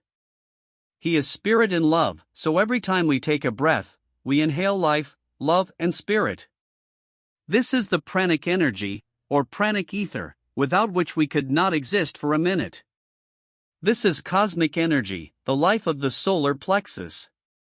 With each breath we fill our lungs with air and enliven our body with this pranic energy, which is life itself, so that we are able to make a conscious connection with all life, all intelligence, and all matter. Knowing your connection and oneness with the principle that governs the universe and the simple method by which you can consciously identify with it gives you a scientific understanding of the law by which you can free yourself from disease, want, and deprivation of any kind. It will enable you to breathe the breath of life through your own nostrils. This breath of life is a superconscious reality. It is the essence of the self. It is pure being or universal substance, and our conscious unity with it will allow us to localize it and thus train the power of creative energy. Thought is a creative vibration, and the quality of the states created will depend on the quality of our thought, because we cannot express powers we do not possess. We must be before we can do, and we can only do to the extent that we are, and what we are depends on what we think.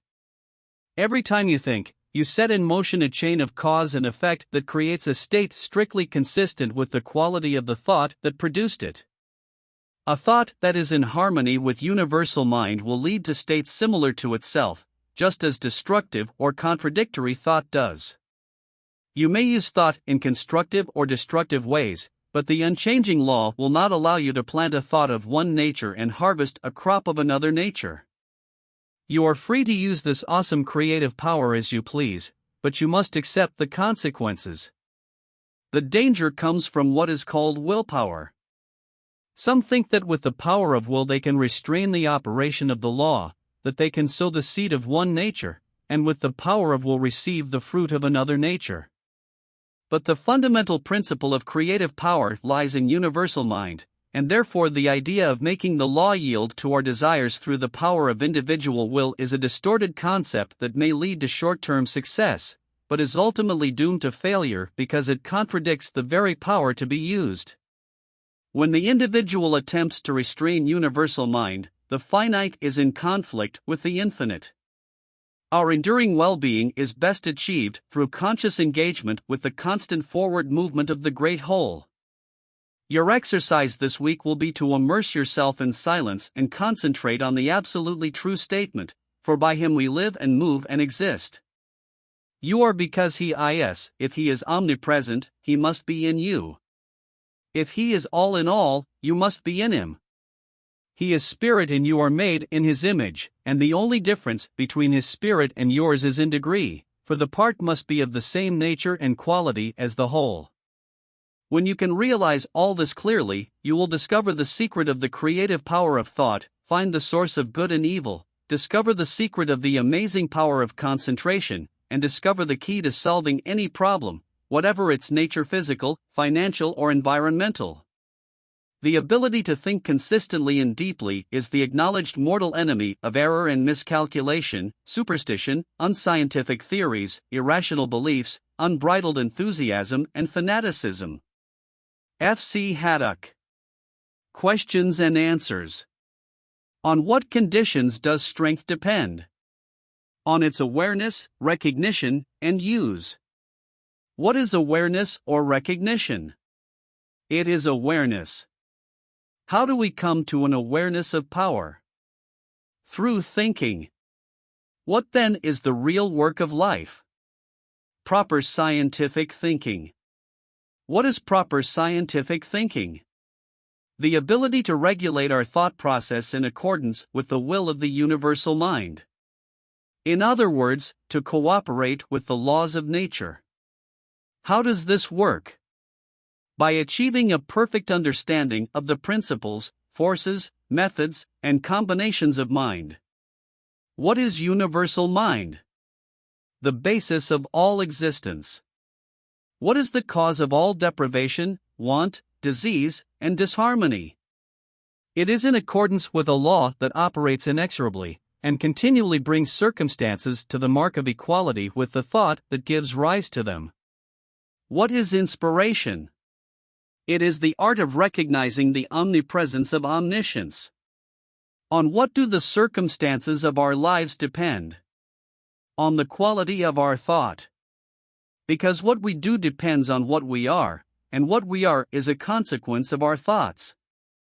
Introduction to Part 21st. It is my pleasure to introduce Part 21st.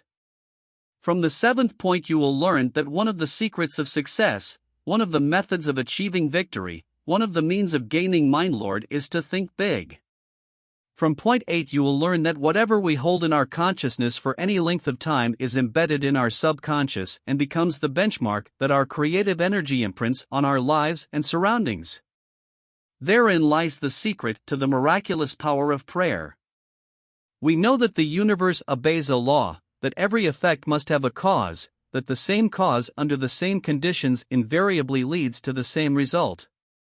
Consequently, if prayer is ever answered, it will always be answered if the proper conditions are met. It must be so, otherwise there would be chaos in the universe instead of a cosmos. Consequently, the power of prayer is based on a law, and that law is definite, precise, and has a scientific basis, just as the laws of gravity and electricity do.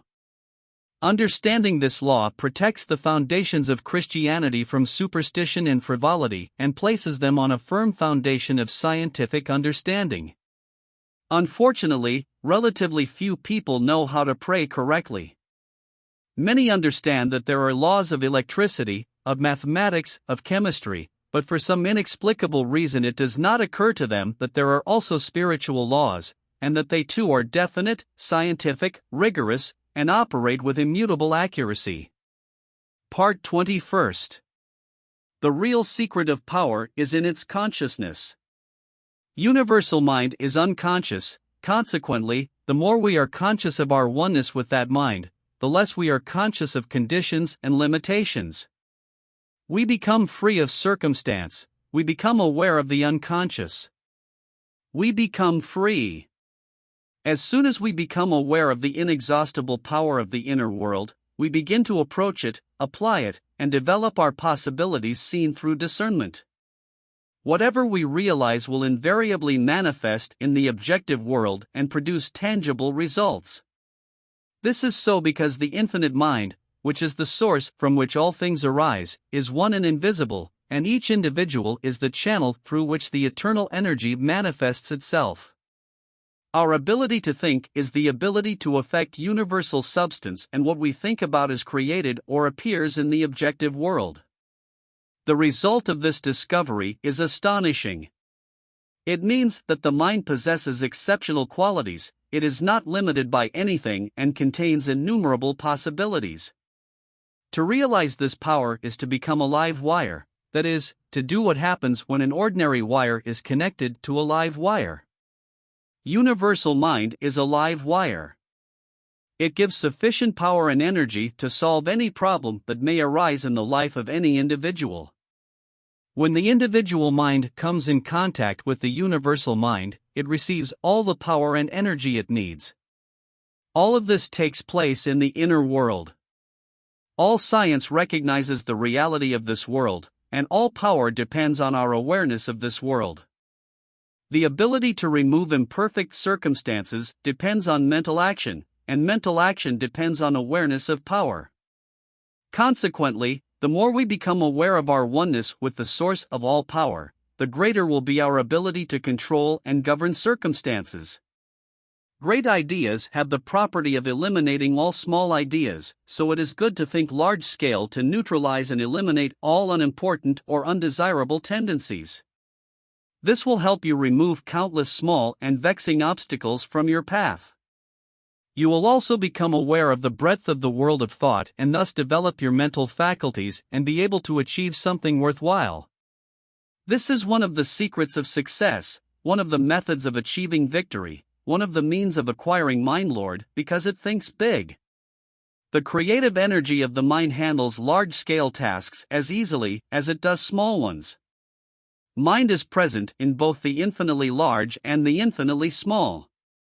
When we become aware of these facts concerning the mind, we will understand how to create any circumstance by creating the appropriate state in our consciousness, because whatever we hold in our consciousness for any length of time will eventually affect the subconscious and become the benchmark that our creative energy will bring to life.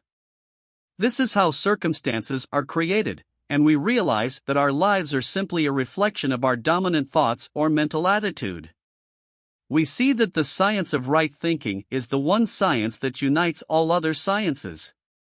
From this science we learn that every thought makes an impression on the brain, that this impression creates mental tendencies, and that these tendencies create character, ability and purpose, and that together the action of character, ability and purpose determines the experience we will have in life.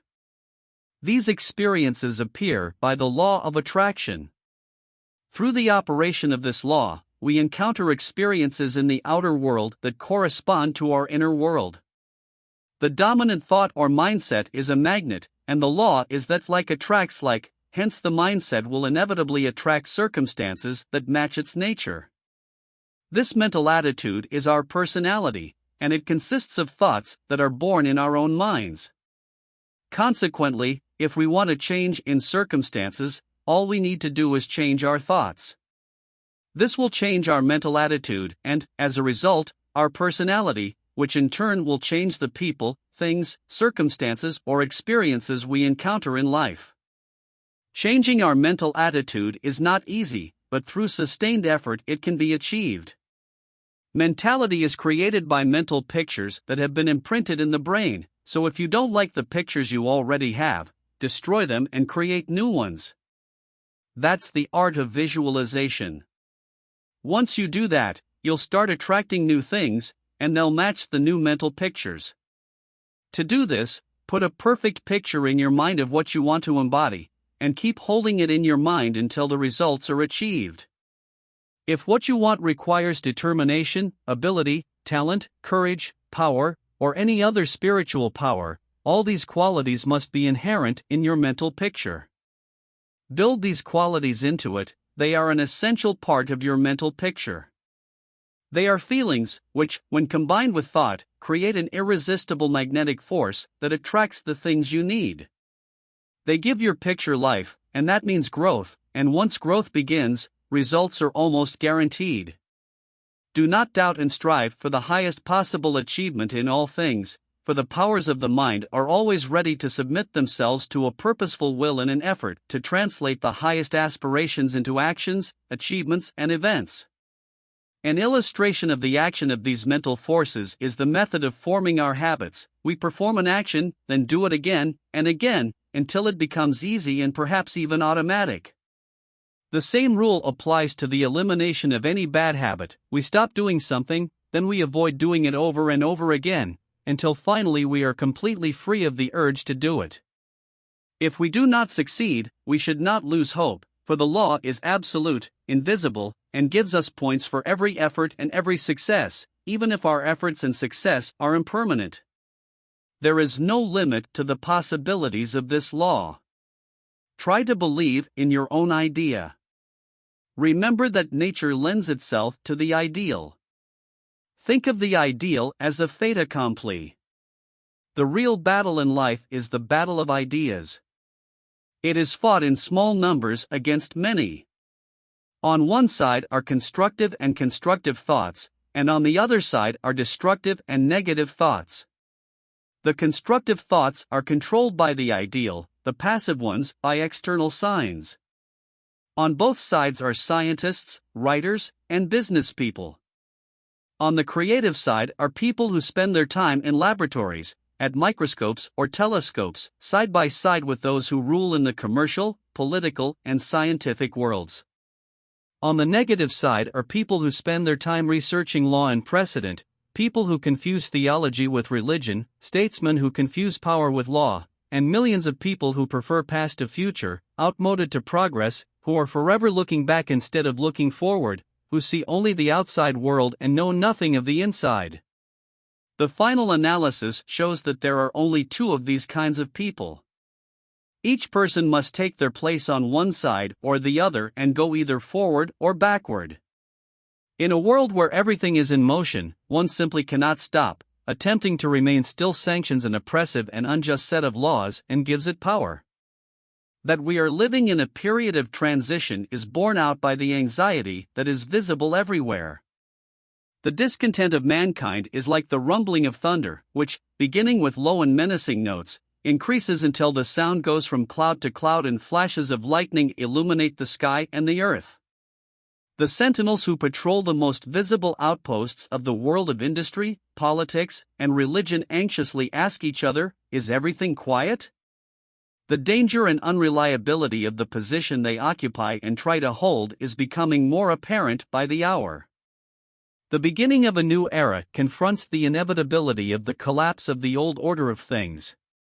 The contradiction between the old and the new, the confusion of social problems, is entirely a question of people's view of the nature of the universe. When they realize that the transcendental power of the spirit or mind of the cosmos resides within each individual, it will be possible to create laws that protect the freedoms and rights of the many, not the privileges of the few. As long as people look upon the cosmic power and energy as inhuman and alien to humanity, it will be relatively easy for the privileged class to rule by divine law, despite all the protestations of public opinion. Genuine democracy, therefore, consists in praising, liberating, and recognizing the divinity of the human spirit, in recognizing that all power comes from within, that no man possesses more power than any other, except those who voluntarily transfer their power to others. The old regime led us to believe that the law was superior to the lawgiver. Because of this, all social crimes based on privilege and personal inequality, as well as the establishment of the fatal doctrine of divine election, occur. The divine mind is the universal mind. It makes no exceptions, it has no favorites, it cannot be actuated by caprice, anger, jealousy, rage, nor is it moved by flattery, cajoling, and sympathy or pleading for what it feels is necessary for an individual's happiness or even existence. The divine mind does not make exceptions or choose any individual, but when an individual understands and realizes their oneness with the universal principle, it appears that they have been chosen because they find the source of health, wealth, and power. This week you should concentrate on truth. Try to realize that the truth will make you free, that nothing can constantly stand between you and success when you learn to apply scientifically correct mental methods and principles. Realize that you embody in your environment your innate mental potentialities. Understand that silence offers always available and virtually unlimited possibilities for realizing the higher concept of truth. Try to understand that omnipotence itself is absolute silence, everything else is change, activity, limitation. Hence, silent mental concentration is the proper method of attaining, awakening, and then expressing the awesome potential power of the inner world. The possibilities of thought training are unlimited, its consequences eternal, and yet few make the effort to direct their thinking in the right direction, which will do them good, and instead leave everything to its own devices. O.S. Marden. Questions and answers. What is the true secret of power? In the awareness of power, because what we are aware of is invariably manifested in the objective world and expressed in tangible form. What is the source of this power? It is the universal mind from which all thoughts emanate, one and invisible. How does this power manifest itself? Each individual is a channel through which the force takes different forms. How can we tap into this omnipotence? Our ability to think is our ability to affect this universal energy, and what we think is produced or created in the objective world. What is the result of this discovery? The result of this discovery is astonishing, for it offers unprecedented and unlimited possibilities. How, then, can undesirable states be eliminated? By realizing our oneness with the source of all power. What is one of the hallmarks of the Mind Lord?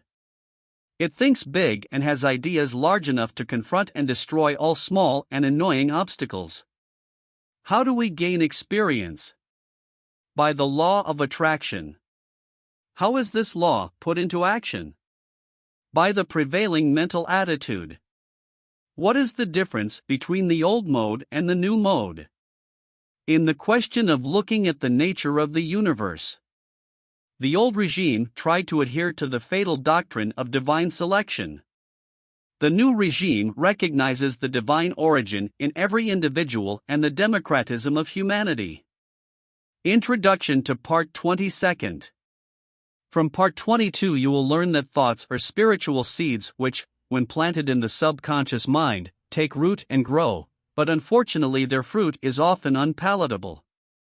Various forms of nervous excitability, paralysis, nervousness and painful states in general are expressions of fear, worry, anxiety, suspicion, hatred and similar thoughts. Life processes proceed in two different ways. In the first, we take and use the nutrient material necessary to build cells. In the second, we destroy and dispose of the waste material. All life is based on constructive and destructive activities, and since food, water, and air are the only constituents needed to build cells, it might seem that the problem of extending life is solved quite easily. As strange as it may seem, it is the second, or destructive, activity that, with few exceptions, causes disease. Waste material accumulates and saturates the tissues of the body, which causes intoxication. It can be partial or general.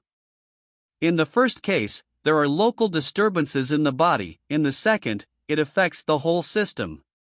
In such a case, in treating the ailment, we must increase the flow and distribution of vital energy throughout the whole system, and this can only be done by eliminating thoughts of fear, worry, anxiety, suspicion, hatred, and other destructive thoughts that break and destroy the nerves and glands responsible for the elimination of harmful and poisonous substances from the body. Nourishing foods and tonics cannot give life, for they are only secondary manifestations in relation to life. The primary manifestation of life and how you can come into contact with it is discussed in the Part 1. Have the honor to present to you Part 22. Knowledge is priceless because by applying knowledge, we can make our future what we want it to be. When we realize that our present character, environment, abilities, physical condition are the result of our way of thinking, we will have some idea of the value of knowledge. If you are not satisfied with your health, look at your method of thinking. Remember that every thought makes an impression on the mind. Each impression is a seed that will take root in the subconscious mind and form a tendency. The tendency will attract other similar thoughts, and before we know it, we will have a harvest to harvest. If these thoughts contain the germ of sickness, the harvest will be sickness, loss of strength, weakness, and failure. The question is, what are we thinking, what are we creating, and what will be the harvest? If you need to change your physical condition, use the law of visualization. Create a mental image of physical perfection, hold it in your mind until it is absorbed into your consciousness. Through this method, many people have recovered from chronic illnesses in just a few weeks. Thousands have overcome and defeated all varieties of common physical ailments in just a few days, sometimes even a few minutes. Through the law of vibration, the mind controls the body. We know that every mental action is a vibration. Consequently, every vibration immediately transforms every atom of the body. Every living cell is affected, and in every group of living cells a complete chemical change occurs. Everything in the universe exists in its inherent form because of the frequency of vibration. Change the frequency of vibration and you change the nature, quality, and form. The vast realm of nature, both visible and invisible, is constantly changing simply by changing the frequency of vibration, and since thought is vibration, we can harness this power. By changing the frequency of vibration, we can create any desired state in our bodies. We use this power every minute. The trouble is that most of us use it unconsciously and therefore get unwanted results. The difficulty is to use it intelligently and, as a result, get only the desired results. However, this is not difficult for you, because we are all experienced enough to know what produces pleasant vibrations in the body and what produces unpleasant and undesirable vibrations. All that is necessary is to take our own experience into account. When our thought is sublime, progressive, constructive, courageous, noble, good, or desirable in any other sense, we set in motion vibrations that produce certain results. When our thought is full of envy, hatred, suspicion, and jealousy, critical or disharmonious in any other sense, those vibrations are triggered which produce results of a different nature. Each frequency vibration, if maintained, crystallizes into form. In the first case, the result will be mental, moral, and physical health, and in the second, discord, disharmony, and disease. So now we can understand something about the power the mind has over the body. The objective mind has a certain effect on the body that is easily recognized. For example, someone tells you something that seems funny to you, and you laugh, your whole body shakes with laughter, which proves that thought controls the muscles of your body. Or you hear something that makes you feel sorry, and your eyes fill with tears, which demonstrates the fact that thought controls your glands. If something makes you angry, and blood rushes to your cheeks, it shows how thought controls the circulation of blood. However, since all of these feelings are the result of the objective mind's influence on the body, the results are only temporary and soon pass away, leaving you in the same state and position as before. Let's consider what the subconscious mind's effect on the body is. Let's say you get hurt, and thousands of cells immediately take over the work. The regeneration process begins. As a result, all the work is done in just a few days or weeks. Let's say you break a bone. No surgeon in the world can fix it. I don't mean fixation with an intraosseous rod or other device for fixing or replacing bones. He can only set the bone, and the subjective mind immediately begins the process of fusing the bone, and after a relatively short period of time it becomes as strong as it was before. Suppose you have swallowed poison. In such a case, the subjective mind immediately detects the danger and makes every effort to remove the harmful substance from the body. Suppose you are infected with a dangerous virus. The subjective will immediately fences off the infected area and takes it upon itself to destroy the infection by absorbing it with the white blood cells, which are designed for this purpose. These subconscious processes usually proceed without our conscious participation, and as long as we do not interfere with them, we get excellent results. But since millions of regenerating cells are intelligent and responsive to our thoughts, they are often paralyzed and immobilized by our fears, doubts, and anxieties. These cells are like an army of workers ready to begin an important task, but every time they get to work, a strike is called or plans are changed, and so it goes until they are finally discouraged by these endless changes and abandon everything. The way to health is the law of vibration. This law is the basis of all science, and it is driven by the mind, our inner world. It is a matter of individual effort and practice. Our world of power comes from within. If we are wise, we will not waste time and effort trying to influence external effects, for the outer world is only a superficial reflection. The real cause can only be found in the inner world. Thus, by changing the cause, we can change the result. Every cell in our body is intelligent and responds to our every command. The cells act exactly according to the plan you give them. Consequently, when the subjective mind has a perfect image in front of it, the creative energies create a perfect body. The brain cells function in exactly the same way.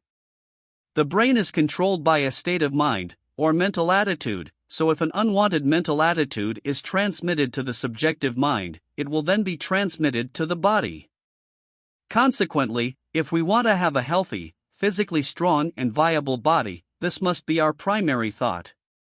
We know that every part of the human body is the result of a certain vibration frequency. We know that mental activity is a vibration of a certain frequency. We know that higher frequency vibration controls, transforms, controls, alters, or destroys lower frequencies. We know that the frequency of vibration is determined by the nature of the brain cells. Finally, we know how to create these brain cells. Consequently, we know how to affect any physical change in the body. Having gained a practical knowledge of the power of the mind, we have come to realize that nothing limits our ability to harmonize with natural law, which is all-powerful. This influence or control of the mind over the body is now more widely understood, and many physicians are beginning to pay close attention to it.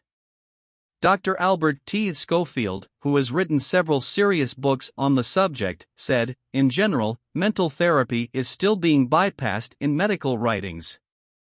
There is no mention in the field of physiology of a central controlling power which governs the body for its own benefit, and the power of the mind over the body is rarely spoken of." No doubt many physicians correctly and well treat nervous diseases of a functional nature, but we contend that the knowledge they demonstrate was not acquired in medical school or from books, but intuitively and empirically. This should not be the case. The possibilities of mental therapy should be the subject of careful special scientific study and teaching in every medical school. We can look at improper or inadequate treatment in more detail and describe the terrible consequences of neglected cases, but this is not an enviable occupation. There is no doubt that few patients are aware of how much they can do for their own recovery. What the patient can do for himself, the powers he can enlist, are still unknown to him. We believe they are far more powerful than most imagine, and will no doubt be used more and more extensively over time. Mental therapy can be used by the patient himself to calm an anxious mind. Feelings of joy, hope, faith and love, induced through regular mental work, with motivation, will divert the patient's thoughts from his illness. This week you should practice concentrating on the wonderful lines from Tennyson, "Speak to him, for he hears, that the spirit may meet with the spirit. He is beside you, breathing together, he is closer than your hands and feet." Then try to realize that when you speak to him, you are in touch with the omnipotence. Awareness and understanding of this omnipotence will quickly destroy any form of weakness or suffering and replace them with harmony and perfection. Yet there are those who think that weakness and suffering are sent by God. If this is so, then every doctor, every surgeon, and every Red Cross nurse is resisting the will of God, and hospitals and sanitariums are breeding grounds for rebellion, not mercy. Of course, these hasty conclusions are ridiculous in themselves, but many still subscribe to this idea. Consider the fact that, until now, theology has tried to convince us of an incomprehensible creator who created creatures capable of sin and then held them fully responsible for those sins. Of course, the inevitable result of such exceptional ignorance was the planting of fear instead of love. And now, after 2,000 years of this kind of propaganda, theology is busy apologizing to the entire Christian world. Now you will more easily understand the ideal man made in the image of God, and you will more easily understand the organizing mind that shapes, sustains, and creates all that is. As Alexander Pope says in Experiencing Man, all things are but parts of an entity of another kind, whose soul is God and whose body is all of nature. Opportunity follows perception, action follows inspiration, growth follows knowledge, high position follows progress. It is always spiritual first, followed by transformation into infinite and limitless possibilities for achievement. Questions and answers. How can weakness be eliminated? Find harmony with the laws of nature, which are almighty. What does this process consist in? In the realization that man is a spiritual being and that the spirit must surely be perfect. What will be the result? Awareness of this perfection, first intellectually and then emotionally, will lead to its manifestation.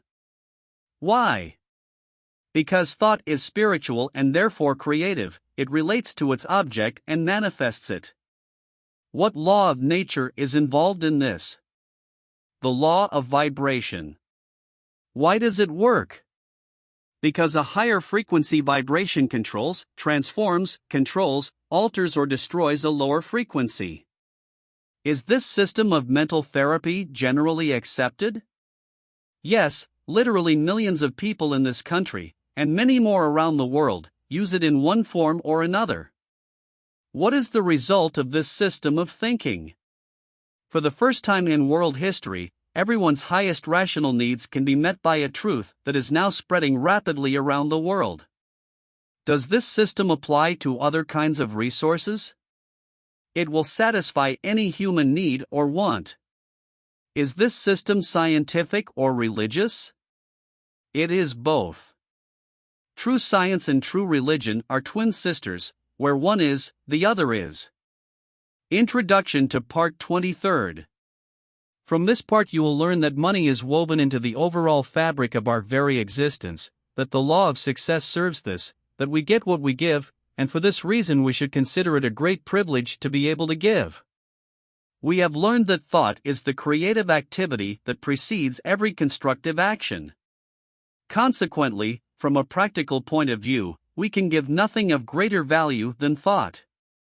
Constructive thought requires attention, and the power of attention, as we have established, is the weapon of the Superman. Attention develops concentration, concentration develops spiritual power, and spiritual power is the most powerful force. It is a science that encompasses all sciences. It is an art above all arts, it touches human life. Mastery of this science and this art opens up the possibility of infinite progress. Yet perfection cannot be achieved in 6 days, nor in 6 weeks, nor in 6 months. It is a lifetime's work. To not advance is to go backward.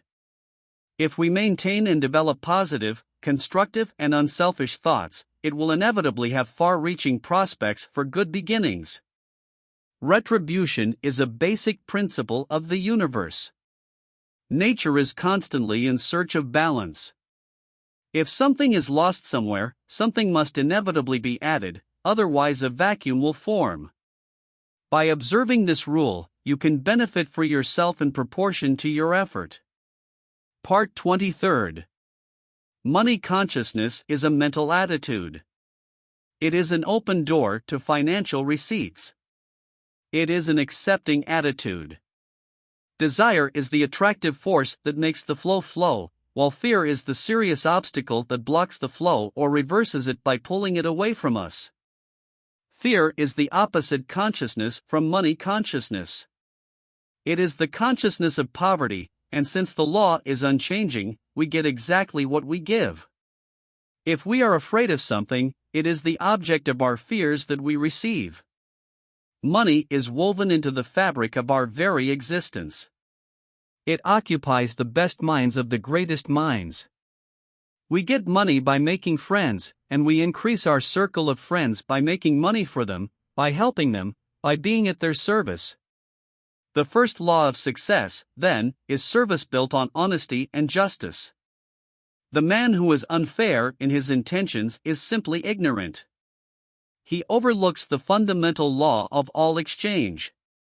He can gain nothing and absolutely will soon lose much.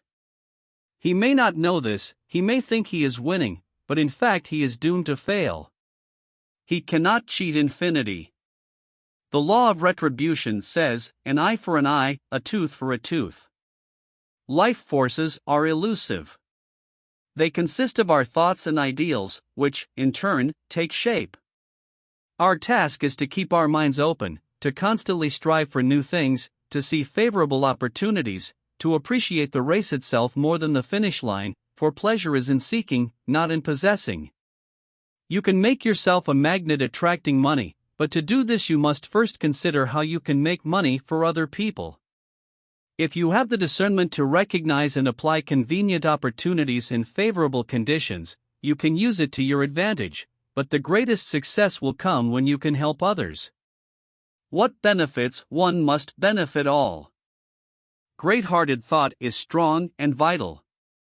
Selfish thought contains the sprouts of decay and decay, it disrupts integrity and disappears. Great businessmen are simply channels for the distribution of wealth. Huge sums come and go, and it is dangerous to stop both their inflow and outflow. Both doors must remain open. Our greatest success will come when we realize that giving is as important as receiving. If we realize the almighty power that is the source of our support, we will align our consciousness with it, it will continually draw what we need, and we will find that the more we give, the more we receive. In this sense, giving implies service. The banker gives his money, the merchant his goods, the writer his thoughts, the worker his skills.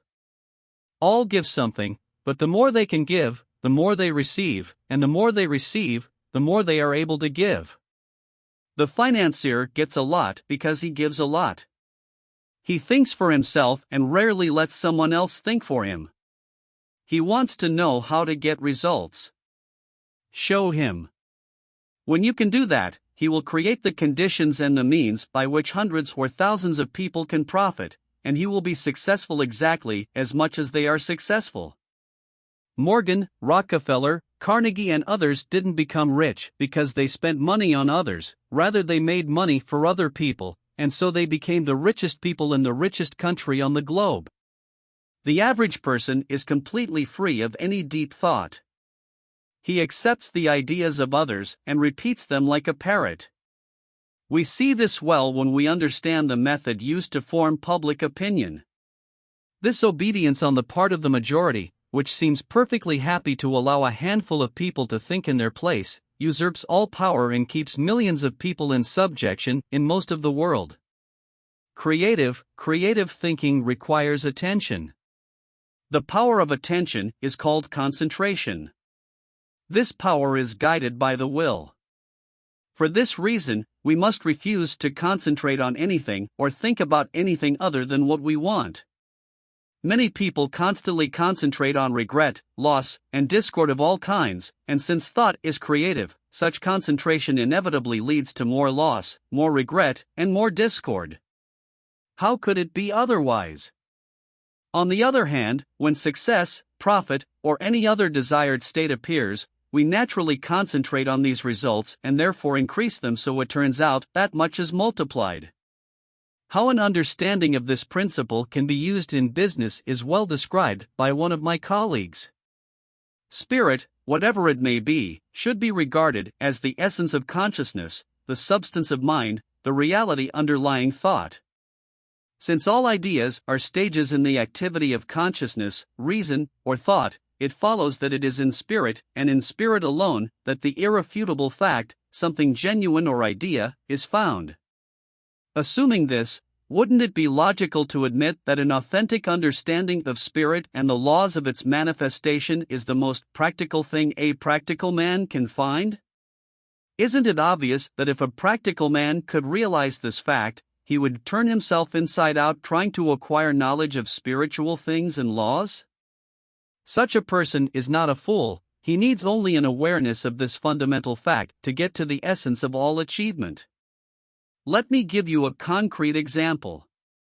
I know a man from Chicago, and I always thought he was a materialist. He has had ups and downs in his life. The last time I talked to him, he was practically broke compared to the state of his affairs in the past. It seemed like he was really on edge. He was no longer young, and new ideas came to him with more difficulty and much less often than before.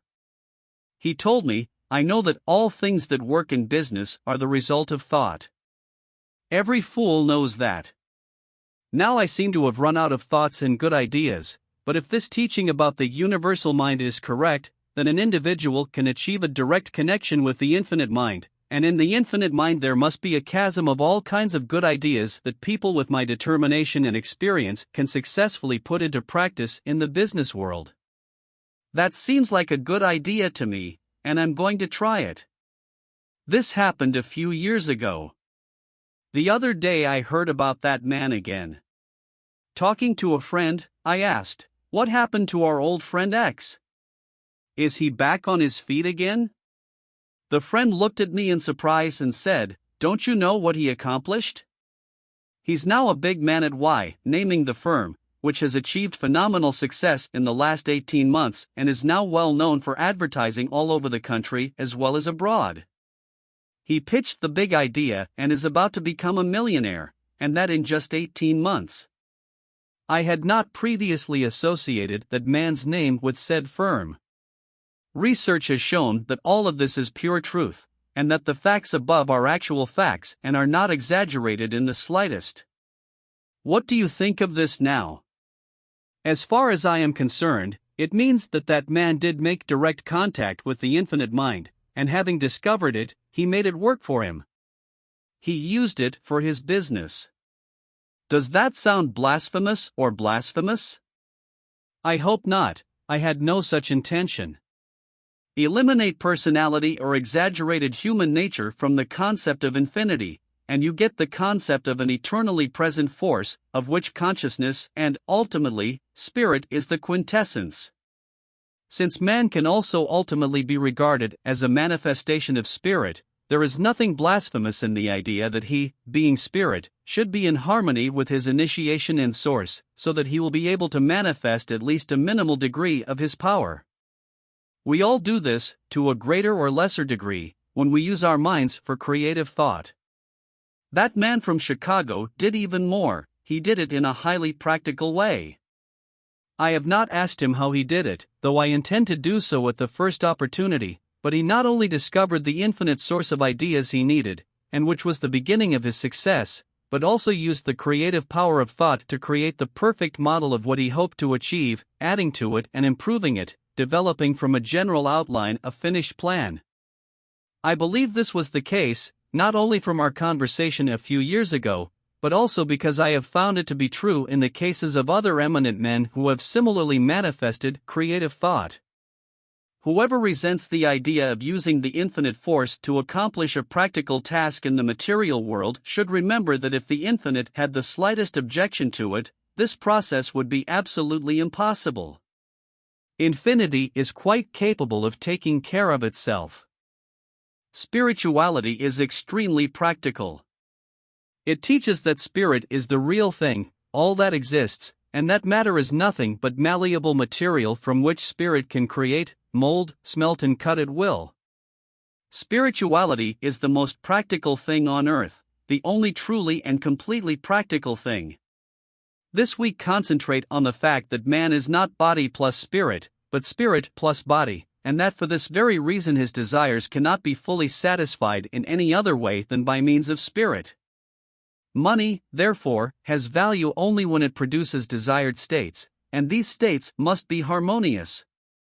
Harmonious states inevitably entail necessary resources, so if any need arises, we should realize that the idea or soul of money is service, and once this thought takes shape, channels of benefit will open, and you will make sure that spiritual methods are absolutely practical.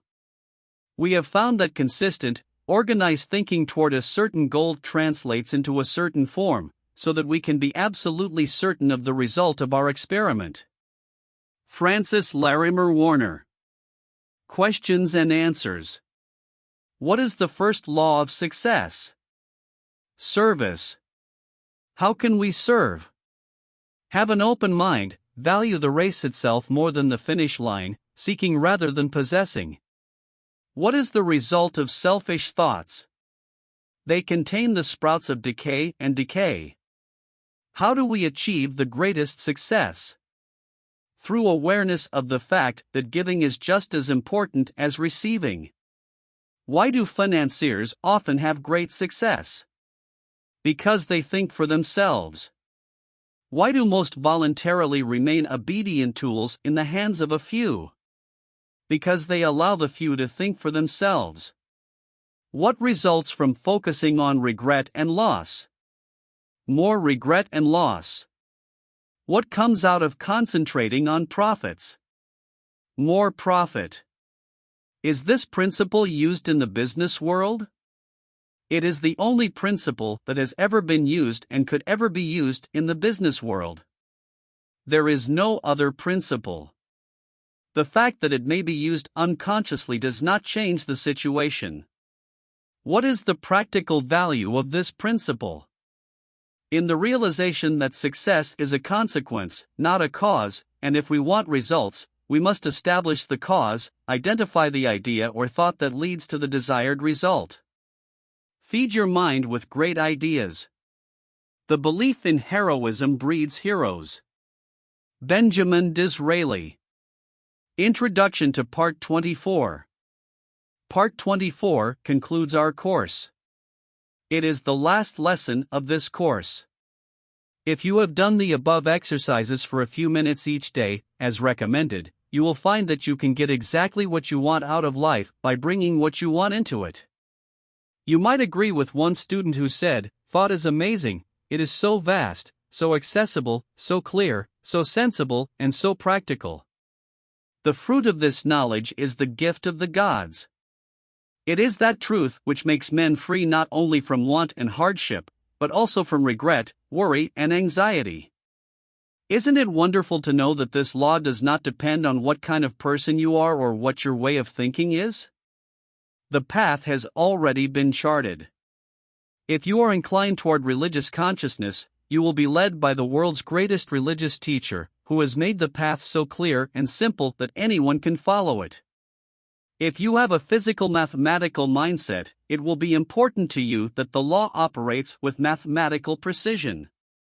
If you are inclined toward philosophy, Plato and Emerson may be your teachers, but either way you can achieve unlimited power. Understanding this principle, I believe, is the secret that the ancient alchemists tried unsuccessfully to unravel, because it explains how gold in the mind can be transformed into gold in the heart and hand. Part 24. When scientists first said that the sun was at the center of the solar system and that the earth revolved around it, it caused immense surprise and consternation among people far removed from astronomy. The idea itself seemed manifestly false, for nothing was more obvious than that the sun was moving across the firmament, and everyone could see it go behind the western hills and plunge into the sea. Theologians were furious, and scientists dismissed the idea as absurd, though in the end the facts and evidence changed the general belief on the subject. We speak of the bell as a sounding body, even though we know that all the bell does is produce wave-like movements in the air. When their frequency reaches 16 Hz, they are perceived by the mind as sounds. Humans are able to perceive sound waves between 16 Hz and 20 kHz.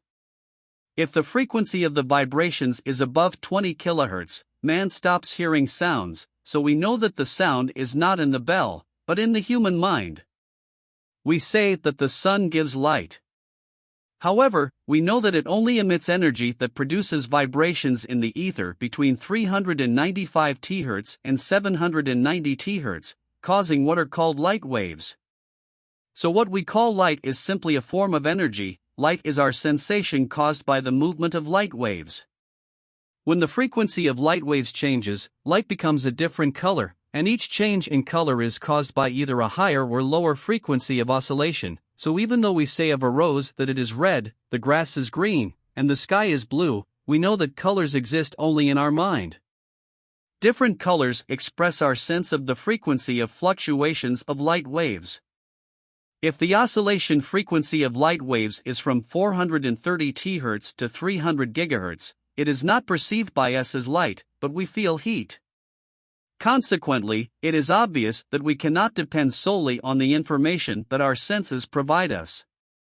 If we trust solely our senses, we would have to admit that the sun moves around the earth, that the earth itself is flat and not round, that the stars are points of light and not huge celestial bodies.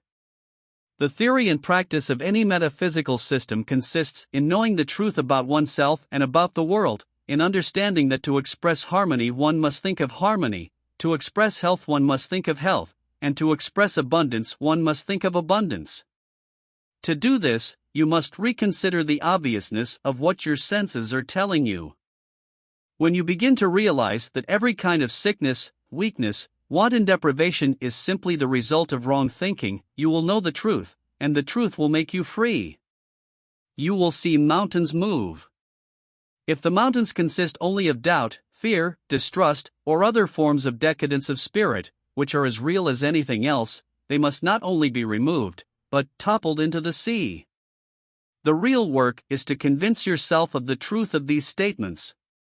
When you succeed in this, you will have no difficulty in thinking the truth, and, as has been shown, the truth contains the life principle and will manifest itself. Those who heal diseases by mental methods have realized this truth and demonstrated in their own lives and the lives of others on a daily basis. They know that life, health, and abundance are omnipresent and fill all space. They know that those who allow sickness or need of any kind to manifest have not yet come to understand this great law. Since all states and circumstances are the products of thought and are therefore of a mental nature, sickness or need are merely mental states in which one cannot comprehend the truth, but as soon as error is removed, these states also disappear. The way to eliminate error is to immerse yourself in silence and know the truth. Since the whole mind is one, you can do this for yourself as well as for someone else. If you have learned to create mental images of desired states, this will be the easiest and quickest way to achieve results. If not, you can achieve results through argument, through the process of convincing yourself of the absolute truth of your statement. Remember, and this is the most difficult to understand and the most wonderful statement, that no matter what the difficulty is or who has it, the patient is yourself. You need only convince yourself of the truth that you wish to see manifest in your life. This is a strictly scientific statement, which is consistent with any existing metaphysical system. No lasting result can be achieved in any other way. Every kind of concentration forming thought patterns, reasoning, and self-involvement are simply methods by which you can become aware of truth. If you want to help someone, to free them from need, hardship, or delusion, the correct method is not to think about the person you want to help. The intention to help is absolutely enough, because by doing so you are mentally connecting with that person. Then you must banish from your own mind all thoughts of need, hardship, illness, danger, difficulty, or any other excitement and anxiety. Once you do this, the result will be achieved, and that person will be free. Remember, however, that thought is creative, and therefore every time you allow it to linger on any non-harmonious states, you must realize that such states are only imaginary, deceptive, they are not real, that spirit is the only reality, and it cannot be less than perfect. All thought is a form of energy, a frequency of vibration. The thought of truth has the highest frequency and therefore destroys all varieties of error, falsehood, and delusion just as light dispels darkness. No error, lie, or delusion can exist when truth appears, so all your mental work consists in understanding truth. This will enable you to overcome any kind of need, hardship, or illness. The outside world cannot give us any understanding of truth. The outside world is relative. Truth is absolute. Consequently, we must turn to our inner world. To train the mind to see only truth is simply to express only true states. Our ability to do this will be an indicator of our progress. The absolute truth is that the I is complete and whole. The authentic I is spiritual and cannot, therefore, be anything other than perfect. It can never have any need, deprivation, or illness. The outbreak of genius is not due to the movement of molecules in the brain. It appears because of the ego, the spiritual self, which is one with the universal mind, and our ability to recognize this oneness is the cause of inspiration and genius. These results have profound consequences and will have an impact on generations to come. They are pillars of fire, marking the path that millions of people will follow. Truth is not the result of a logical operation or experiment, or even observation. It is the product of a developed consciousness. Truth in the thoughts of Julius Caesar was manifested in the behavior of Julius Caesar, in his life and actions, in his impact on society and progress. Your life, your actions, and your influence in the world will depend upon the degree of truth you are able to comprehend, for truth is not manifested in belief, but in behavior. Truth is manifested in character, and a person's character must be an interpretation of his religion or what is truth to him. This, in turn, manifests itself in the character of his acquisitions. If a man complains of the vicissitudes of fate, he is as unfair to himself as if he were denying an obvious and undeniable truth. Our environment, the many circumstances and incidents in our lives already exist in our subconscious, which attracts to itself mental and physical material close to their nature.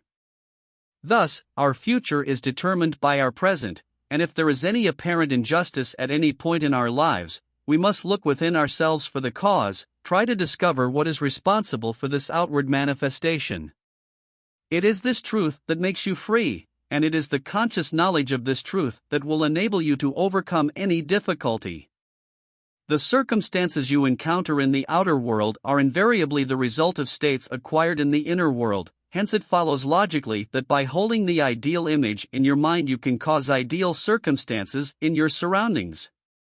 If you see everything inferior, imperfect, limited, these states will manifest in your life, but if you train your mind to see and realize the spiritual ego, the self, which is always perfect and complete, only harmonious, wholesome and healthy states will manifest in your life. Since thought is creative, and truth is the highest and most perfect thought any individual can have, it is obvious that when truth appears, what is false ceases to exist. Universal mind is the totality of all existing minds. Spirit is reason because spirit is reasonable. Hence, these words are synonymous. The hardest thing to realize is that the mind does not exist only in the individual. It is omnipresent. It exists absolutely everywhere. In other words, there is no place where it does not exist. Therefore, it is universal. People used to use the word God to refer to this universal creative principle, however, the word God does not convey the real meaning. Most people understand the word to mean something that exists outside of themselves, when in fact the opposite is true. He is life itself. Without it, we would be dead. We would cease to exist. The moment the spirit leaves the body, we become nothing. Therefore, spirit is really all that is in us. The only activity that the spirit performs is the activity of thought. Since spirit is creative, thought must also be creative. This creative power is impersonal, and your ability to think is your ability to control and use it for the benefit of yourself and others.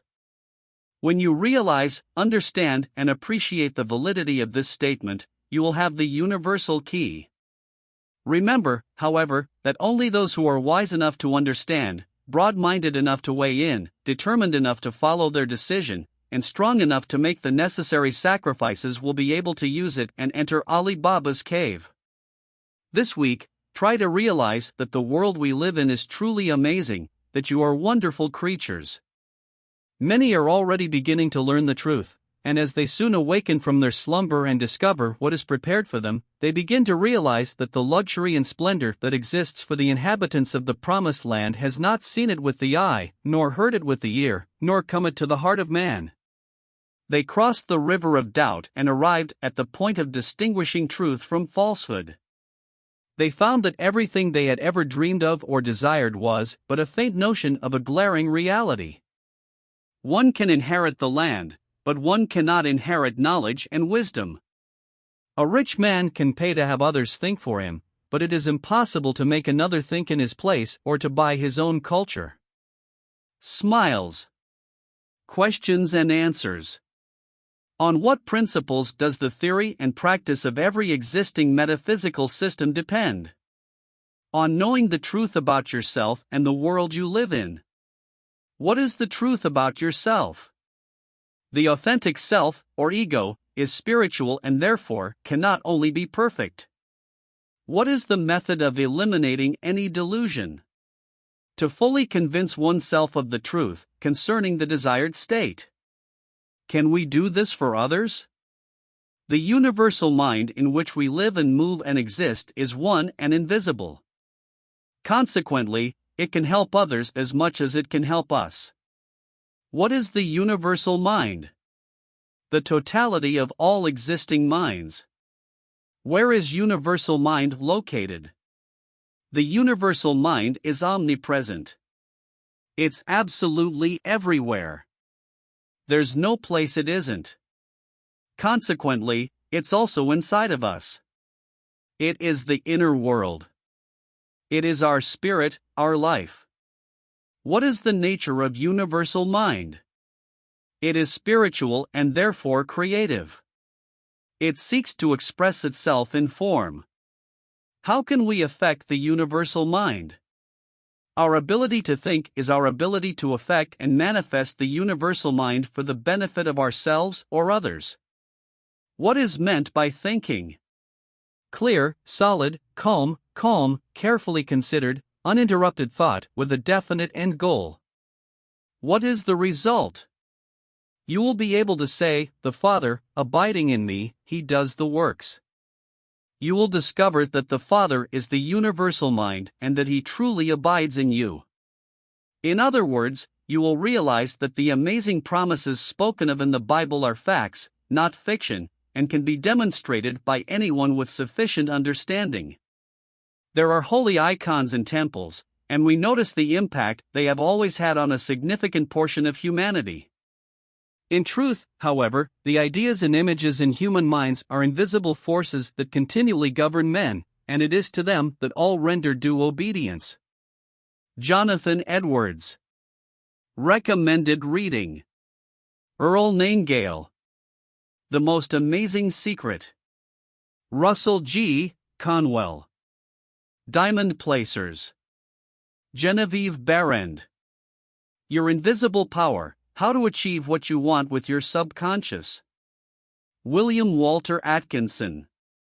Thought Vibration or the Law of Attraction in the Mental World. The Automatic Millionaire. The Science of Getting Rich. 4 bestsellers in one book. James Allen. Man as Thinker. Wallace Deloise Waddles. The Science of Getting Rich. Benjamin Franklin. The Way to Wealth. Napoleon Hill. Think and Get Rich. The best-selling books collected in this book offer advice on how to get money and how to manage it properly. When you see a shooting star, you make a wish. Focus on your dream, and it will come true. There is nothing we can't imagine and make come true. So what are we waiting for? Let's begin our exciting journey into the land of self-improvement right now.